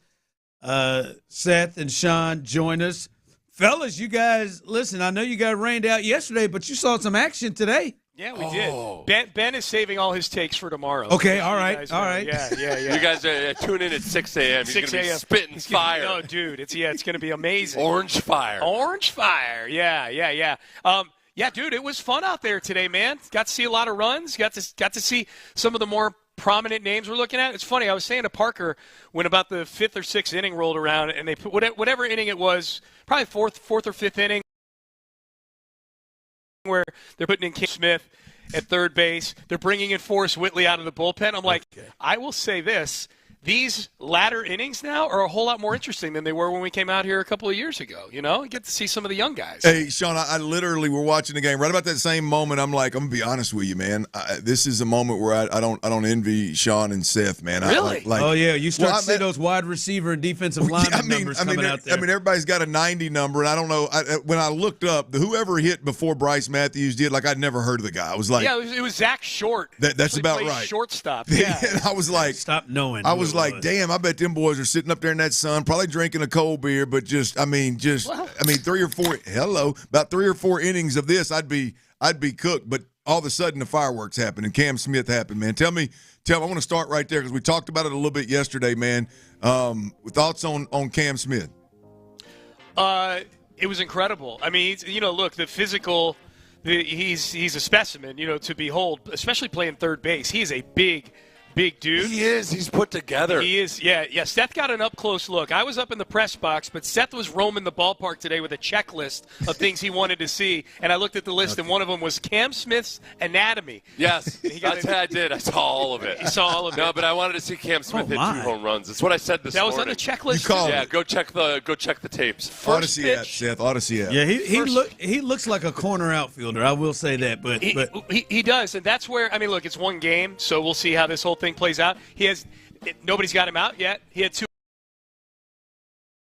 walks on the way. Tell you what, if I was in a bar fight, Alex Bregman or Cam Smith by a mile. I would want him next to me. Alex Bregman, go get the car so we can get out of here afterwards. The first home run was on the first pitch, and that was just a complete that was a shot you expect from a guy that looks like that. The second one, as I'm sure you guys saw, it sounds like you had the game on TV. He kind of muscled it to right center, and it got caught up in the wind. And ended up landing like 3 feet over the fence. But what I would say about that is if it was anybody else that hit it with, same swing, same everything else, it probably gets caught at the front of the warning track because it's Cam Smith. It lands 5 feet into the bushes there. So it was electric, man. And I don't know if you saw on social media, but Seth and I got to meet his family after the game. Yeah. Now I need to be clear here. Yeah. Which one was the mom? Because you said the mom's in the middle. Was she directly in the middle? Directly in the middle, yeah. Damn, the classic definition of middle. The middle. Well, I just when there's 5 people in the picture show. She was the third person over in a 5-person I'm just saying shot. she looked a little too young to be the. I just. That's the age we're at. I know. I just looked. I said the mom's got to be the lady standing next to Sean. Maybe he's talking middle because that lady in the middle that don't look like she gave birth. She don't look like she gave birth to that big joker. Listen, that was either his grandma or his grandma great was aunt. next to me. Yeah, now she's a Cubs fan. Yeah. So she couldn't have been more ecstatic that her grandson and or great nephew was playing. It was a pretty good display for him to put on with his new team. Show, welcome to 40, man. Like that's where we're at now. Like that woman in the middle is old enough to have Cam Smith. I thought the same thing when she said she was Cam Smith's mom. Because so we're walking out of the ballpark, Adam and Sean and myself and Parker, and there was a group of ladies taking a picture in front of the big Astros sign there. Yeah, the logo. And I heard one of them say, like, my arms aren't long enough. And I said, hey, little ladies, so Seth I've got long arms. Seth whipped out his long arms. Yeah. And I took a picture of him, and then I got a selfie with him. Yeah. And then one of them I mentioned something about Cam Smith, and she said, that's my son. Yeah. Yeah. And it was really cool. It was really cool to see like how happy she was to have been able to watch her son, with his new team have that performance. Yeah. I'm going to be disappointed if you guys can't parlay that into a mom segment on the show at some point. Well, we got a show coming up tomorrow at 6 a.m. Tune in and see, baby. Once we get past Ben's takes at 6, we can get into the mom joint. Yeah, we'll get it. Ben's takes at 6, and then we'll start in on the mom segment at 6 o'clock and 30 seconds. Before we get to that boner. I know a lot of people had a lot of excitement on with this. We're talking to Seth and Sean, Payne and Pendergast, live. You can catch them every morning right here on Sports Radio, 6 to 10 a.m. They're in West Palm Beach. I know Cam is the headline today, but obviously we're not sure if he's going to be a huge impact, at least early with this team, or even break camp with them. We know going to be a part of this team. What did you see from them? I know Blanco had a rough go of it on the mound and had a lot of guys that are going to be starters get at bats today. What did you see from those guys? Yeah, I'll real quick, Seth. I'll just say the things I liked. If the guys we know are going to be on the team, Christian Walker, I thought defensively he had a chance to make a couple what would have been difficult plays. That would have been fun to see if he had made those plays. But he was great at the plate. He had a double off the wall, straightaway center field. He had a walk. Like, he made things happen offensively. The outfield is a major issue still. Chaz and Jake were terrible today. 0 for 5 combined with 3 strikeouts. The only good thing that happened, Clint, you'll like this. White Boy Chaz got beamed on the shoulder, and that drove in a run with the bases loaded. You'll come at me about White Boy Chaz. White Boy Chaz stunk in the outfield. Yeah, he had a chance to Seth make a was nice. Right there. He had a chance. I was in the left field at that point, and he had a nice chance to come up and make a play, scooping one up on a short fly ball. He started going backwards on that play. He had a bad read on it. He had a bad read on it. Yeah. You know what? The other thing too is. But Paredes' first at-bat, it was perfect because he walked. That's exactly and it what was he all does. that plate judgment that you would come to see. And while it's at the top of my mind, by the same token, Bryce Matthews, who you're kind of wondering, okay, his judgment at the plate is a work in progress. Man, I was standing right behind home plate when he swung at a pitch that it was like an Altuve swing except 6 inches further out. It was he's got to continue to work on that. Blanco was not great, as you guys point out, 1 1/3 innings, and he gave up absolutely series. Oh my gosh, I wanted to slap every Mets fan in attendance. I bet he I was like, you don't know him. Jose. Hey, Seth, what the hell's going on, man? Left field, behind the plate, chasing iguanas, lifting weights, drinking cold beer. I mean, what are we trying to do here, man? I'm having the time of my life. It's a one-man wrecking crew. Let me tell you this about going to spring training, because I had somebody on Twitter ask me today, like, okay, I'm talking to my son about going. Really, what is so special about it? It's really hard to explain. It's the entire atmosphere. It's so laid back, but you're in a minor league park, basically. You get to just sit down, and honestly, one of my favorite parts of it is the conversations you have with all these Astros fans, especially the retired ones or some of the older fans that have just said, I've always wanted to do this. And you get to really just take in the whole experience, but at the same time, I did about 3 total laps around the ballpark I was watching the game. You were sweating up a storm when you got to the press box. You can go and did I stink? I'm sorry. No. So you go. I'm going to go check out. Wisniewski's warming up in the bullpen. I'm going to go watch him. Yes. And I talked to a couple Astros fans. Right. Then I go back and I talked to what was the name of the guy? Rick. I was talking to Rick, who had a stroke a few years ago, but he's doing great, Sean. That's what I was about to ask. Yeah. And as I was talking to him, that was a little bit later, I was talking to him, and as we were talking about Bregman, Cam Smith hit his second home run. It's serendipity. Because he was. So it's just an awesome experience. And plus, it was 74 degrees and sunny, but with a nice breeze. Yes, it was it's like the perfect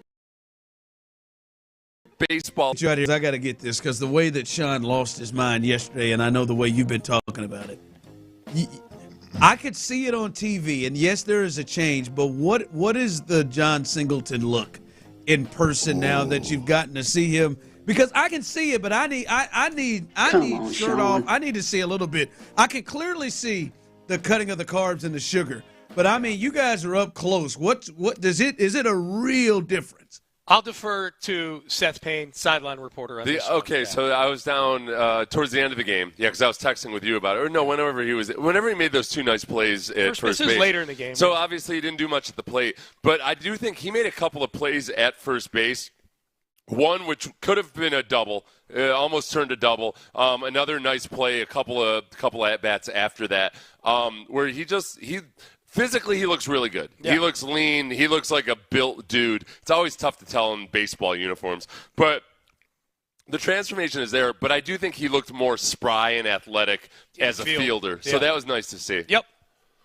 All right. Well, so it's real. It's real, show. I need to see because I need to see a little bit more. I did the way Adam Spolane and the way you lost your mind yesterday as well, Sean. I need to see it.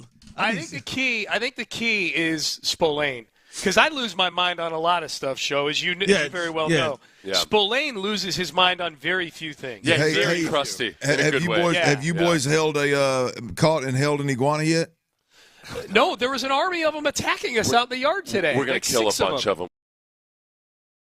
We're going to kill this Airbnb. Yeah. This Airbnb is awesome. It's got everything. It's one of the best. It's got every animal. One of the best stocked Airbnbs I've ever been in. We've got a pool. We're on the water. Yeah. There's a kayak that I'm going to take out later. We have a zoo in the backyard. It's basically Jurassic Park out there from the wildlife standard, but there's no toaster. It's weird. So Sean and I are going to go to Walmart and get a toaster later. Yep. Then we're going to club the crap out of one of these iguanas with the toaster, and then we're going to toast the iguana and leave it for the hosts when we leave. Y'all better put some butter on that bread and put it in that oven. I don't know if it's legal, boys. Boy, that escalated quickly. Well, I don't know when the hell. This will be the first time that ever stopped me from doing anything. We're about to find out. Yeah. All right, fellas. Have a good time. Don't kill any of those damn iguanas. Can we talk to you I'm guys? going to go do my bench test later. Yeah. I saw that, yes. That was with 135. It was the first time I had weight on a barbell in a long time. I'm going to work up to 185 today, and then we'll do 225 tomorrow. He's going to look like John Singleton by the end of the week. Man. There it is. All right, fellas. We'll talk to you. Talk to you guys tomorrow. All right, that is Seth and Sean. Check them out tomorrow as they are live. West Palm Beach tomorrow and every day, 6 a.m. till 10 a.m. Coming up, a little 5 o'clock fire. You will have a chance in the next segment to win 4. Not 1, not 2, not 3, but 4. 4 tickets, a 4-pack of tickets to see John Pardee coming up, Houston Rodeo, Thursday, March 13th. Your chance to win that coming up next, right here live on The Drive. But first, before we get there, fellas, hey, so you want to take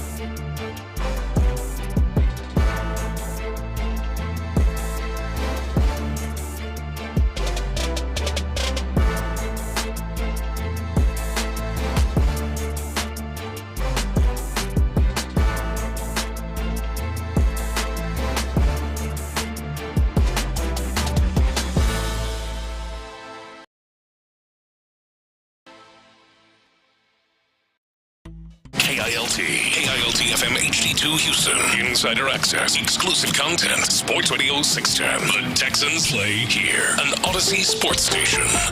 Ladies and gentlemen, get ready. Hold on to your nipples. We have a liftoff.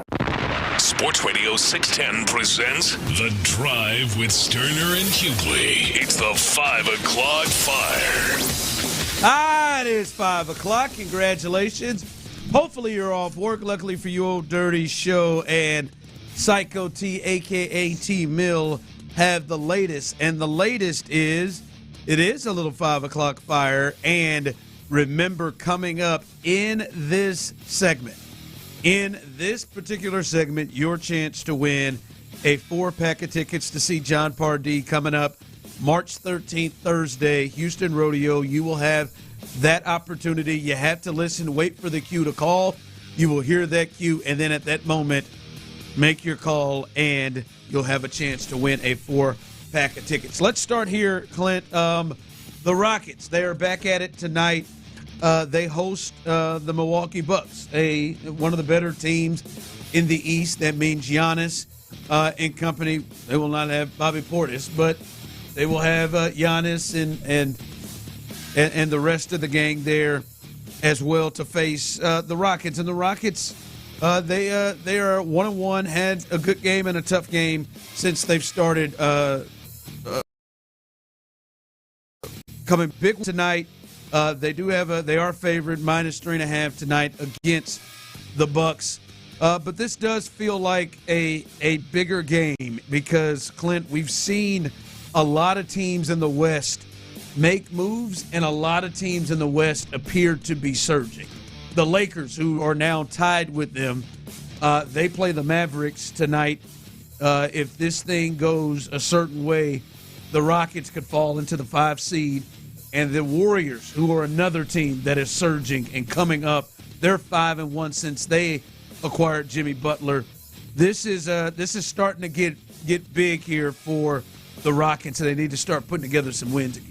Yeah, look, I mean, you got to figure this thing out, and I don't know how you do it when you're playing back-to-backs consistently throughout the 27, 28 games that they've got left. I mean, it's hard. 3 in a row. It's hard to accomplish that when you're so dependent on everybody being healthy.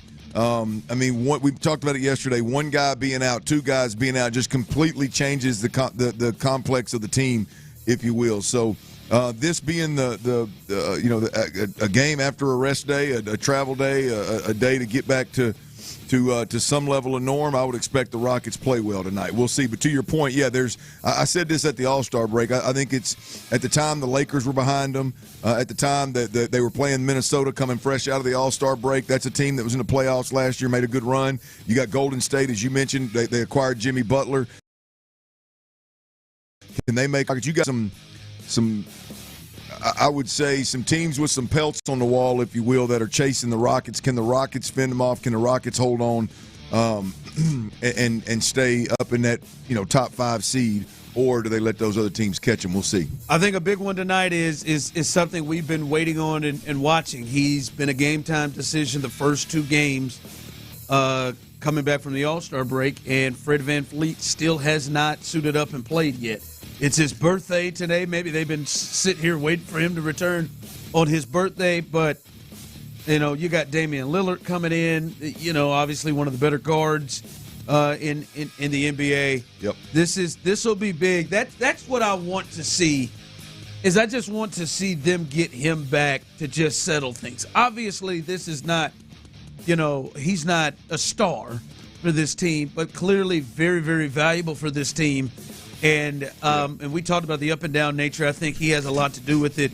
That's the big thing to watch right now. He is still listed as a game time decision to see if he can go in with that ankle again. Since he has had that injury, they've lost 7 games. They're 3-7 right now, and kind of falling down a bit in the standings. They were the 2 seed when he got hurt, and now if the Lakers win and they lose, they could be the 5 seed to Milwaukee. So Fred is a big, big one to watch for tonight. Young team. They play fast. They play out of control at times. They're one of the more physical teams in the league.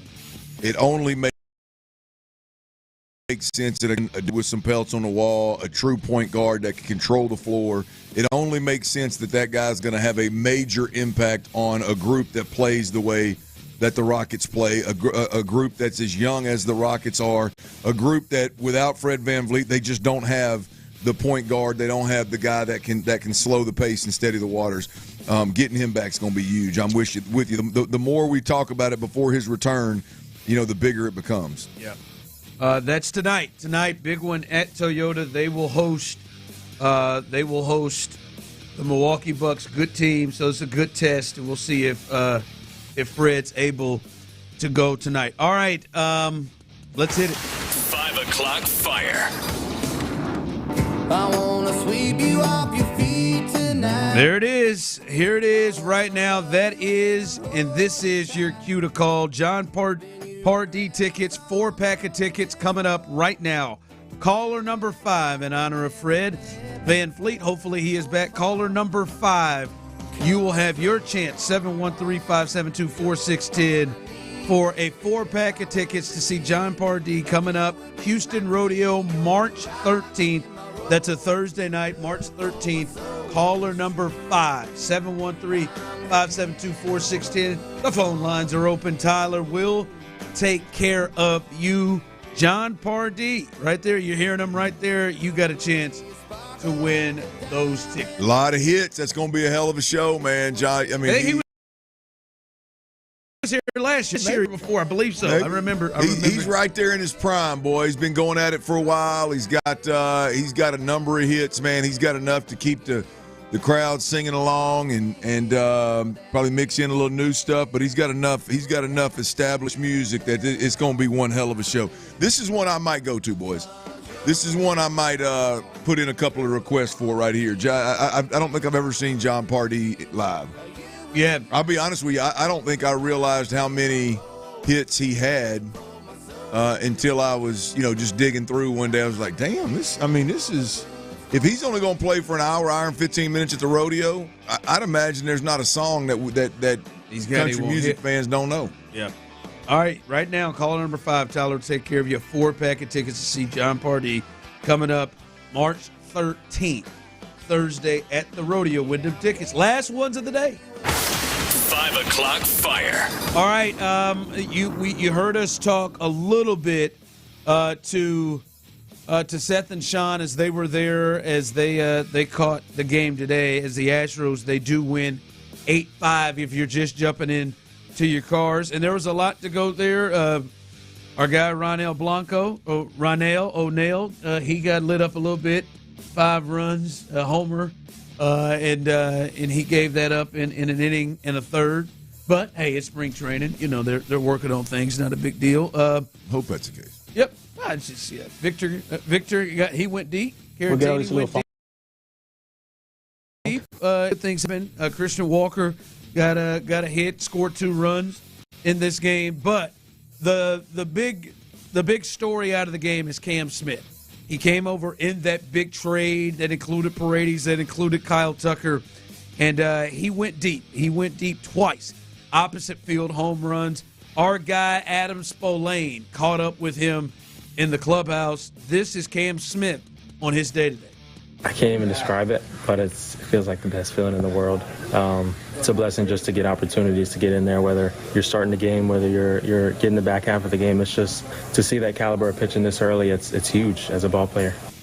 All right, that is Cam Smith, 2 home runs, and when you look at him and you see, just how he is put together, opposite field home runs are not a shock. He's been to the plate 4 times, Clint, in spring training. 2 walks, 2 bombs. That is what he has done, and this is a player that a lot of people are excited about, a player that I believe Dana Brown really wanted to get in this deal, and you can see why early. Playing college ball a year ago, man. He's obviously fast-tracked to the point he's at today, and look, I don't want to put the cart before the horse because it's a couple of days of spring training here, but boy, it seems promising, and he's going to be fun to watch because, as you mentioned, he's an absolute horse. Yeah, I mean, he is built like a defensive end, 6'3", 225. It's put together the right way, and if he can swing it as well as he swung it today, I'm too bomb. But if he can swing it anywhere remotely close to the way he swung it today consistently, it's just a matter of time before he's in the bigs. And we're talking about Cam Smith at third base and not as worried about Bregman. Yeah, we'll see about that. But he did put together a great day, and this is a fun start. And this is, I would say, let's not get to, at least from the Astros' perspective, let's not, as you said, go crazy here. Let's let him, whatever the plan was to me, unless he continues to do something to just say, we got to throw this out the window. Be patient with him. Let him do his thing. As obviously we know baseball is an up and down game, but make sure he's ready whenever you use him. Also news coming from the captain, Joe Espada.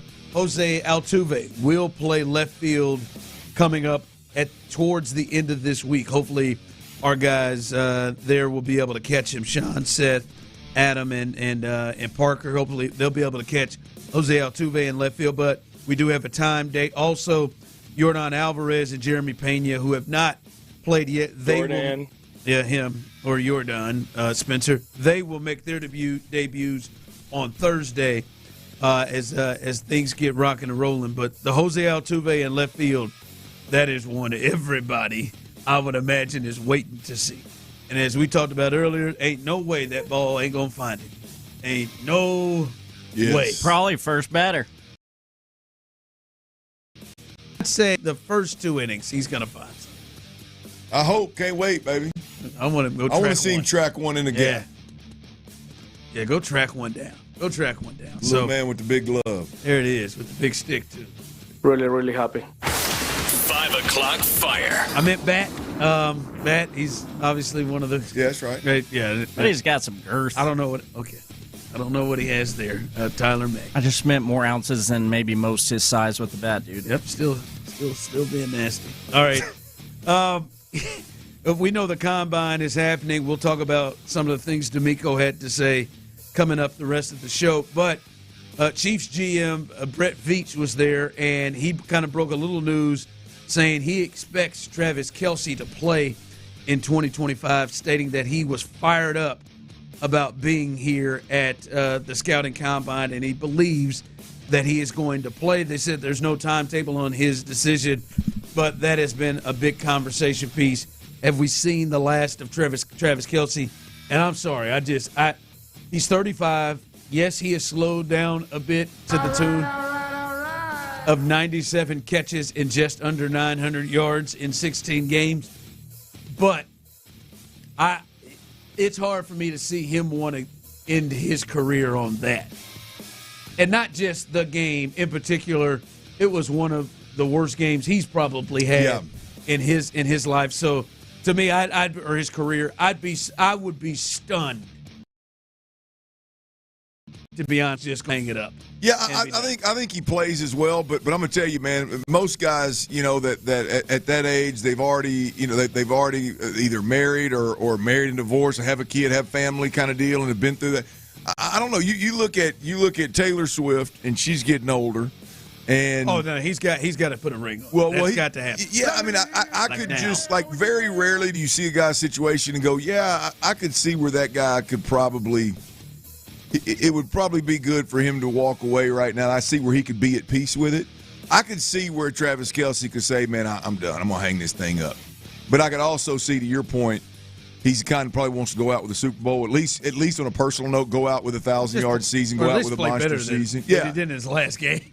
But I bet this is a tougher decision than one would think. You think so? Mm-hmm. Yeah. I mean, it's like retirement for old Travis Kelce, if he plays his cards right, is going to be a little different than retirement for most folks. Yeah, but I mean, I think it's probably always there. Yeah. Right? And I think he plays it's probably more. And you know it, man. You on that kind of winning train? A little bit, man. Yeah, no, I'm with you. It's hard to walk away from that right there. It's kind of hard to walk away from that thing. So that is the latest there with him. 5 o'clock fire. I knew this could be easy. Fellas, we know Myles Garrett wrote that lovely letter talking about his wishes to be traded. And the Cleveland Browns, he does not plan on trading Myles Garrett. And I don't know if he's just saying this, but Clint, I just don't think with the Cleveland Browns this thing's just gonna go easy. I don't know what. I think Myles Garrett, and I don't think and Tyler, you know him better than I do from his days at A&M. I don't know if Myles has it in him to really make this uncomfortable and to really do things that may put him in the bad guy way. Nice guy. But if he wants to get this thing done, he might have to get a little messy. Mm-hmm. Like he might have to just, just skip all these practices. He may have to. Yeah. We'll see. And this is a situation where I believe if I was him, I'd do it. I'd get my ass up out of Cleveland, man. You got it. It's just like Cleveland's like Saquon, man. And now obviously New York looks like it wasn't that New York let Saquon go, but it's that they just plumb ass look silly doing it. Saquon. Like Cleveland could make a move here and sell it as a rebuild move and to recoup a bunch of draft capital that you had to give up when you traded for Deshaun Watson. You got to get cheaper because of that Deshaun Watson contract that's on the books for another at least year or two. Get draft picks. So you could sell this and spin this thing as a, hey, it makes sense for both parties. But sitting here playing hardball with a guy and trying to handcuff a guy to your organization when your organization has been absolute trash, has been since the race for way too long now. I think that's a tough look, man. Yeah, we'll see how this I feel like is going to be a story that we're talking about throughout the offseason is what are they going to do? Are they going to make this thing easy? Are they going to just be hard asses and say no? Stop being a dumpster fire. We are not trading you. You're going to be a Brown for life. We'll see what happens. All right, DeMeco Ryans made a comment about a very, very big position of need with the Texans, and with that comment, it maybe kind of opened up the door to see exactly how different this team's going to be from last year to this year. We'll discuss that coming up next. All right, y'all, check it out. Power outages can happen at any time, folks. We're talking extreme heat, extreme cold, hurricanes.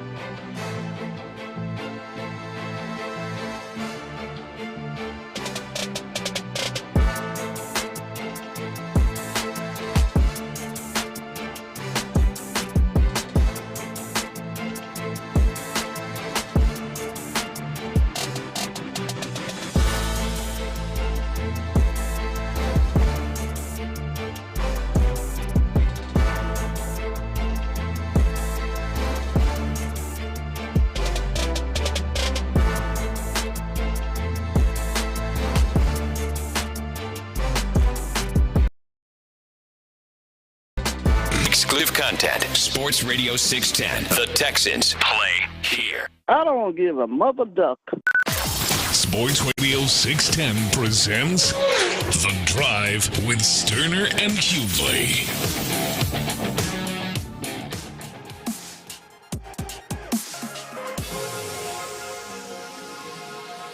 Report from the Chronicle. Danielle Lerner. Fred VanVleet is out for the Rockets tonight. Dylan Brooks is available, and Jayshawn Tate is testing out his back, but will likely play. That's not a very happy birthday. Per Ime Udoka. Tari Eason will start, and Jabari Smith Jr. will come off the bench. My auntie used to say bench. Will come off the bench. Same as how Rockets dealt with it the last back-to-backs. So, let's go, Rocket. There will be no Fred tonight. No Fred on his birthday. No Fred on his birthday. And hopefully he'll kick it. Hopefully he'll do his thing. Hopefully he kicked it last night. Yeah. Hopefully, or to the fans, he was getting treatment 24/7. Yeah, that's right. What he was doing. Hopefully he was. But so that is the latest. Fred is out. Tari Eason back in. He will start. Jabari Smith coming off the bench. Jayshawn Tate looks like he won't, or he will be likely to play as well. So that's the Rockets as they take on the Bucks later on today. All right, this we'll hear from Caserio as well as the Combine is rolling on. And DeMeco, he spoke today, and in particular, he spoke about wide receivers. And as we have talked about, that is most definitely a spot on this team that is a priority and something that they're going to be looking to add in this team, probably both in free agency and in the draft. Here was DeMeco Ryans, the head coach, talking in particular about smaller wide receivers. Receivers under 170 pounds just need to be fast. So a guy like myself can't hit you. But speed is the redeeming quality. I think for smaller receivers, you having that speed, the quickness, especially those guys who are in that slot receiver position, like them being matched up on a lesser cover player, the nickel position, right? They can really make a ton of plays in the game just by utilizing their quickness.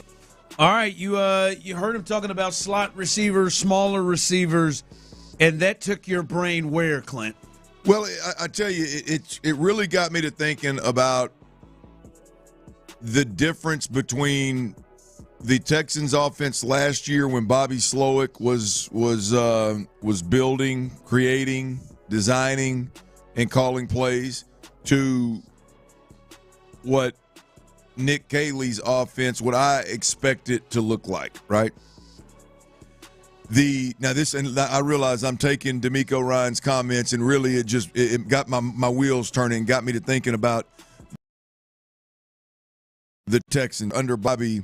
It's all my receivers know everything. Everybody can play every position, and everybody's interchangeable, and we need everybody to first and foremost be able to block, and we're going to cut our splits, and we're going to do this, we're going to do that, right? These comments about specific slot receivers' skill sets and those matchups got me thinking too, because I don't think DeMeco just pulls stuff out of left field. I think there's obviously been conversations about this. This gets me to a spot where I think Nick Caley's offense is going to be different than Bobby Slowick's. We mentioned several things yesterday.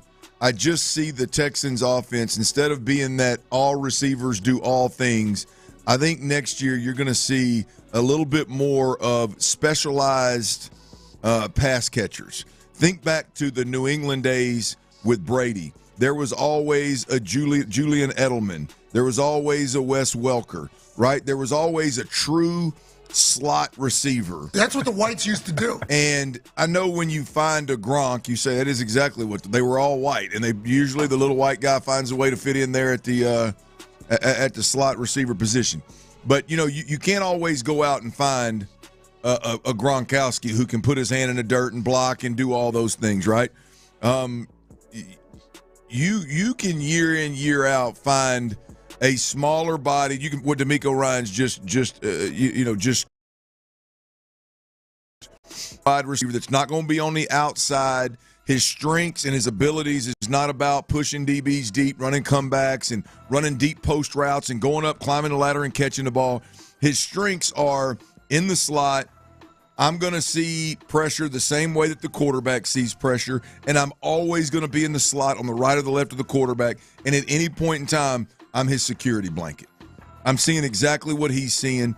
Get me the football. I'm going to be an outlet. I'm going to keep the quarterback from getting hit. A true slot receiver that's always inside, tight to the quarterback in some form or fashion. Now, always is a long time. The majority of the time, he's in there in their basic sets, being that outlet for the quarterback. I think with Nick Caley's offense, I think we're going to see a handful of things that look significantly different from Bobby Slowick's, right?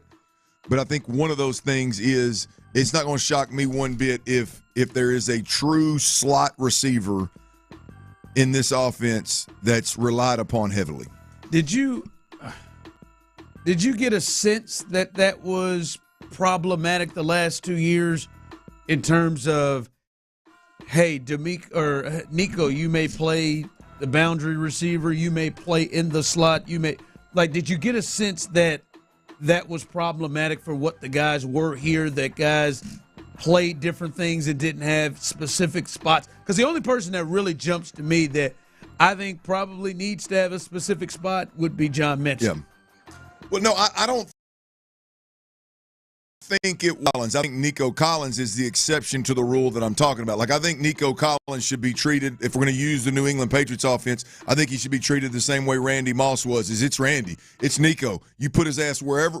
If you got a deep post from the field receiver, put him at the post, put him at the field receiver, tell the field receiver to go to the boundary, get the hell out of the way. I want Nico on the post. If he wants to be a boundary receiver and be my quick outlet on the quick slants and all that kind of stuff, Nico is interchangeable. Nico can do whatever the hell he wants to. Nico is the head of the snake when it pertains to wide receivers. Now, I think what I really like about this for the Texans is I think last year the one-size-fits-all approach at the pass catcher position, not just the wide receiver position. I think if you look at the wide receivers, I think you can attribute a lot of the depth issues and the lack of detail into guys trying to play too many positions with too many responsibilities.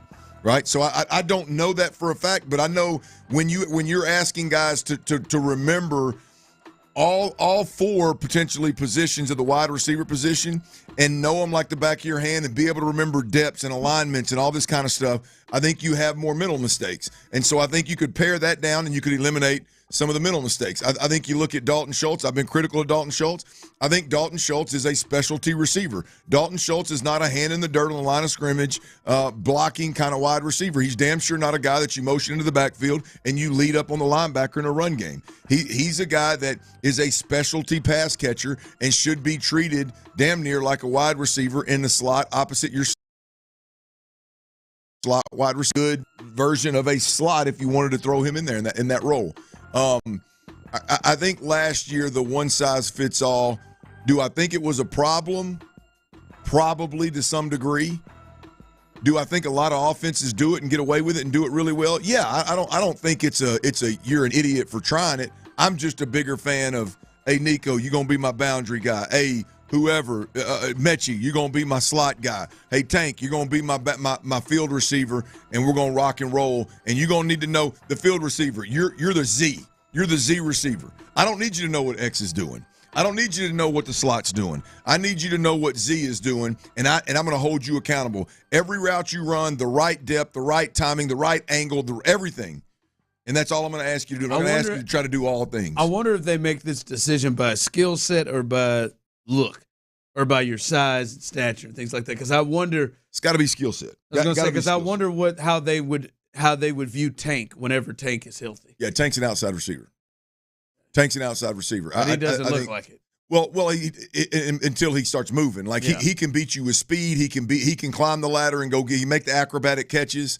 I think if there is one place in Tank's game, like seeing some of the mistakes he makes over the year, and then seeing knowing the system that he came from in college, the air raid system, I would imagine that it's probably better off if you limit what you ask Tank Dell to know, the positions you ask him to know, and just let him play fast. John Mechie, on the other hand, strikes me as the guy that I think it's better fit in the slot. I don't know how high of a level of processor he is. If he sees the game through the quarterback's eyes, that would be a huge plus. But to me, if you just look at these guys, you want to label them immediately, I think a field receiver is Tank Dell. I think John Mechie is a slot receiver, and I think Nico Collins is a boundary receiver. Now, again, you do with Nico what you want to do with Nico. He's got a Nico package, so we're not going to keep him there. But the other guys need to know one position and know it like the back of their hand. Yeah, if that is the case, I totally agree. I think John Mechie is the one who would benefit a lot from this. No question. Just playing that role of snaps. All right, coming up as we continue, T-Mill's best bets. We'll get those to you. Hey, he had a hell of a Monday now. 4 for 5, 80%. See if we can continue to make a little cash for you on Tuesday. We'll get to that. And speaking of Tyler, I'm a bit concerned for Tyler and the Fighting Tylers with what's going on. We'll discuss that coming up next right here live on the Drive. What's up, T-Money? Texans GM Nick Caserio isn't looking for soft football players. We don't want just a bunch of choir boys.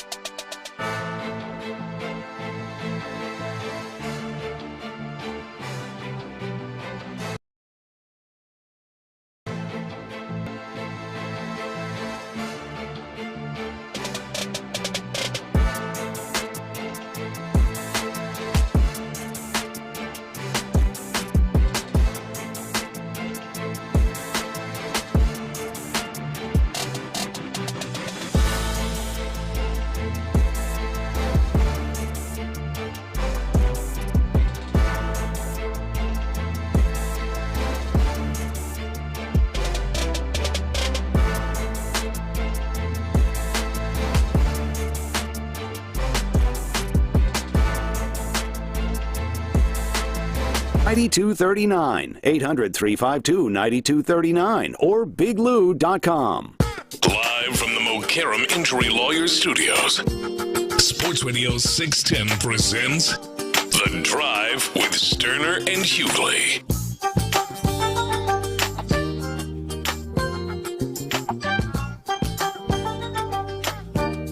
The Drive is live. Coming up in a little bit, The Drive will make you a little bit of money. At least T-Mill will. And I will take all of the credit as The Drive, making you a little bit of money. And if it doesn't, it will be on T-Mills. Hey, thank you, Tyler Milner. Yes, as we do. Right there. T-Mill is he'll have his best bets coming up 4 for 5 yesterday, so stay tuned for that. Congratulations to Ronnie and Alvin, who won the tickets to see John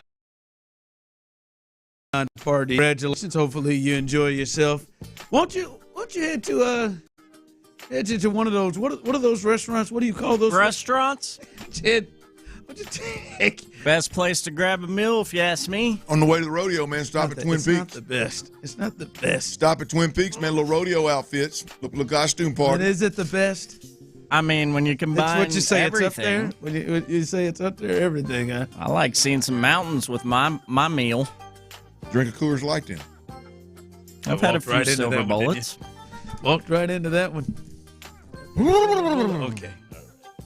Well, I just got to chill, dude. You didn't just get a chill. Everyone on YouTube and Twitch could see that you were motorboating there. Whoa. What? I don't know about that. You were. Literally. At all. There's video evidence, boys. Everything. Yep. You motorboating son of a bitch. You did you? Were they built for speed or for comfort? Built for speed or for comfort? Yeah, I got you. Shout out to Vince Vaughn in the building. All right. Coming up behind us, you will stay tuned. DeMeco Ryans, the head coach, he will be live on All Access. So stay tuned for that. Live from the Combine in Indy. John and Mark will have that for you. So stay tuned for that. That's coming up as soon as we get done. 7 o'clock.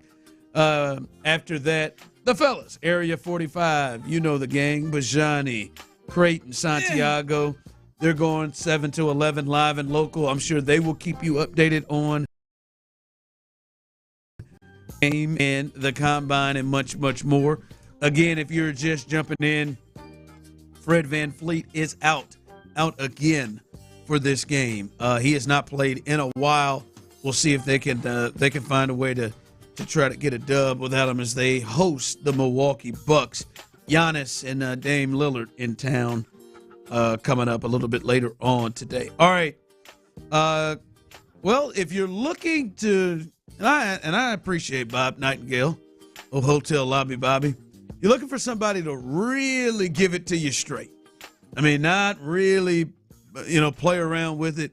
Give it to you straight. There was some intrigue to hearing reports over the weekend that the Astros and Cardinals have started talks back up about trying to get Nolan Arenado here to Houston. And there have been talks about that. There was excitement about it. Here's Bob Nightingale. He was on with Area 45 just last night. This is what he had to say in terms of what he's hearing about Nolan Arenado potentially being an Astro. Is it possible in any way Nolan Arenado may have changed his mind and now want to come to Houston? I don't think he's changed his mind on that. I don't. And I don't necessarily think that's, reunited trade talks either. I think it might have came up, but I've heard there was no, talking to St. Louis people, and John Mozeliak, the president of baseball operations, says there's zero traction. So it doesn't look like, it doesn't make real sense for it to happen now either. Now you're changing everything again. It's one thing to do that with Bregman. It's another thing to do, for the guy that's never played for the Astros before. I mean, like for me, I'm like, well, damn, all right. Good night, Bobby. I mean, that might be it right there. Hell, no traction. Bobby put that one to bed. It sucks to suck. That sumbuck didn't say a trusted source. My man dropped the name and the position. Hey, he said president of baseball operations. He said it, or not that it's likely or it's a long shot. No, baby. Yeah, there's zero traction. What is going on? Zero traction. He did go on to say this and talk about that he thinks what we're looking at, the roster that the Astros have right now, and of course we've seen Cam Smith and all this, but the Astros roster right now, this is potentially what they're rolling with. So if Arenado's not on the table, is it safe to say the Astros are pretty much who they are? They're done making deals? Yeah, I would think so. Yeah, if they have to make a move later on, they can. They've always addressed that later on in the season. So, I mean, that was the whole idea that, hey, Paredes supposed to hit over 30 home runs at third base. That Altuve will play in left field. We'll see how much, but he will play something left field for sure. And go from there. Yeah, it does seem like the next move that would be made is if they were going to do something in season, coming up on the deadline. Yeah, and that's the positive here, and that's I still feel somewhat good about the Astros window being open is I feel like as long as the needs, like when they get through, which again, I think Bob Nightingale just mentioned that they're more than likely through and this is what they're going to roll with. Like at the trade deadline, the Astros' ability and willingness to go make moves and fill voids, if you will, that's been there over the last 7 or 8 years. I kept it real as a true professional myself. We'll see how real you keep it, Dana, at the trade deadline. Necessary. There's hopefully there's no need. Hopefully there's some of these young guys step up and there's no Cam? need. Look, we got people got Cam Smith penciled in at third base right third, now. huh? Well, I mean, look, I hope that the guys that are playing, whether it's Dubon and Paredes and Christian Walker and good gosh, Chaz McCormick, can you get it together? You really didn't like what I heard from Jonathan. That's the most painful thing we heard all day today. But yeah, I mean, look, it's like on the back burner for me, like in the back of my mind, it's always, hey man, the Astros will get aggressive at the trade deadline if need be. And so I don't know how safe that is. I don't know how healthy that is, but that's damn sure where I'm at with the Astros. Yeah. By the way, as Tyler loves to throw in that Dana Brown. You think Dana? What do you think he thinks? You think he killed it this offseason? Oh, 110%. Today, without right now, any doubt. Cam Smith hitting 2 bombs. Two bombs. You think he's absolutely? He kicked back, put his hands behind his head. Oh yeah, you think so? Probably had some peanuts. Baby. Look at this, watching baby. some spring. He is like, man, y'all big Park peanut guys. You know I am. Well, he eats them like a freak. Yeah, but, I mean, are you a fan or is it just at a ball game you do it? I eat Cracker Jacks. I mean, Ryan, you can't tell me. Why does that not surprise me? It's in the damn song. What do you mean? Like it's not outlandish. Like no, it's not. Cracker Jacks. I'm trying to remember the last. It's a kiddie song. How many 35-year-olds you know eating Cracker Jacks? It's not weird. I've seen some Cracker Jacks. I just can't remember. We're not talking about Trey and his friends, Ron. I'm not. It's not weird. It's at the ballpark. It's delicious. I can't remember the last time I had Cracker Jacks though. I cannot. Cracker Jacks. I don't even right now. I don't even know that I can remember what they taste like. Oh, I can. Heaven. They're good. Cracker Jacks and a ballpark wiener are a necessity for me over at the juice box, or I guess now the ice box. More and more weird. The dog is not a necessity. I know that is for a lot of people. A lot of people go out there, get me a dog with mustard. I know a lot of people do that. Ballpark. I've always been nacho. But me too. I'm with you on that. 100%. Always been nacho. Give me that. Brisket nachos. And if you are a dog guy, let's not refer to it as a wiener, there, Tyler. Well, that's what it is. Well, you know that's where he's going. It's a dog. Tasty ballpark wiener. But no, I'm usually peanuts there, but I got to get peanuts there. But I was at Specs the other day, and they had them same peanuts that they have at the ballpark. At Specs, huh? Yeah, I almost picked up a bag. And well, why didn't you? That's too expensive. No, shut up. Stop myself. They probably are. You got over here closer and you saw it $5.99. I'm telling you, man, I get in there and $3.99. $5.99. I am. You're right, Tyler. I can't wait till we get here closer and closer to give me some. That's what I would do if I were Seth and Sean. I'd go out there and give me some pennants. Give me some. Give me a cold one. Have me a good time out there. Getting the salt off that shelf. I thought you meant pennants, like them little flags we used to hang on our wall when we was kids. Pennants. All right. Again, coming up behind us, a succulent Tuesday. DeMeco Ryans will make the Tuesday even more succulent. He will join the fellas on Texans All Access Mark and John will have that for you. Then Area 45 coming behind that. But Tyler, T-Mill's best bet. Let's make some money for the people as you did last night. I'm telling y'all, get some extra cash. Tell my bets. Oh, you a punk. Been on fire. You a punk. How am I a punk? How you ain't going to go Luka tonight? Why you staying away from Luka tonight? I didn't like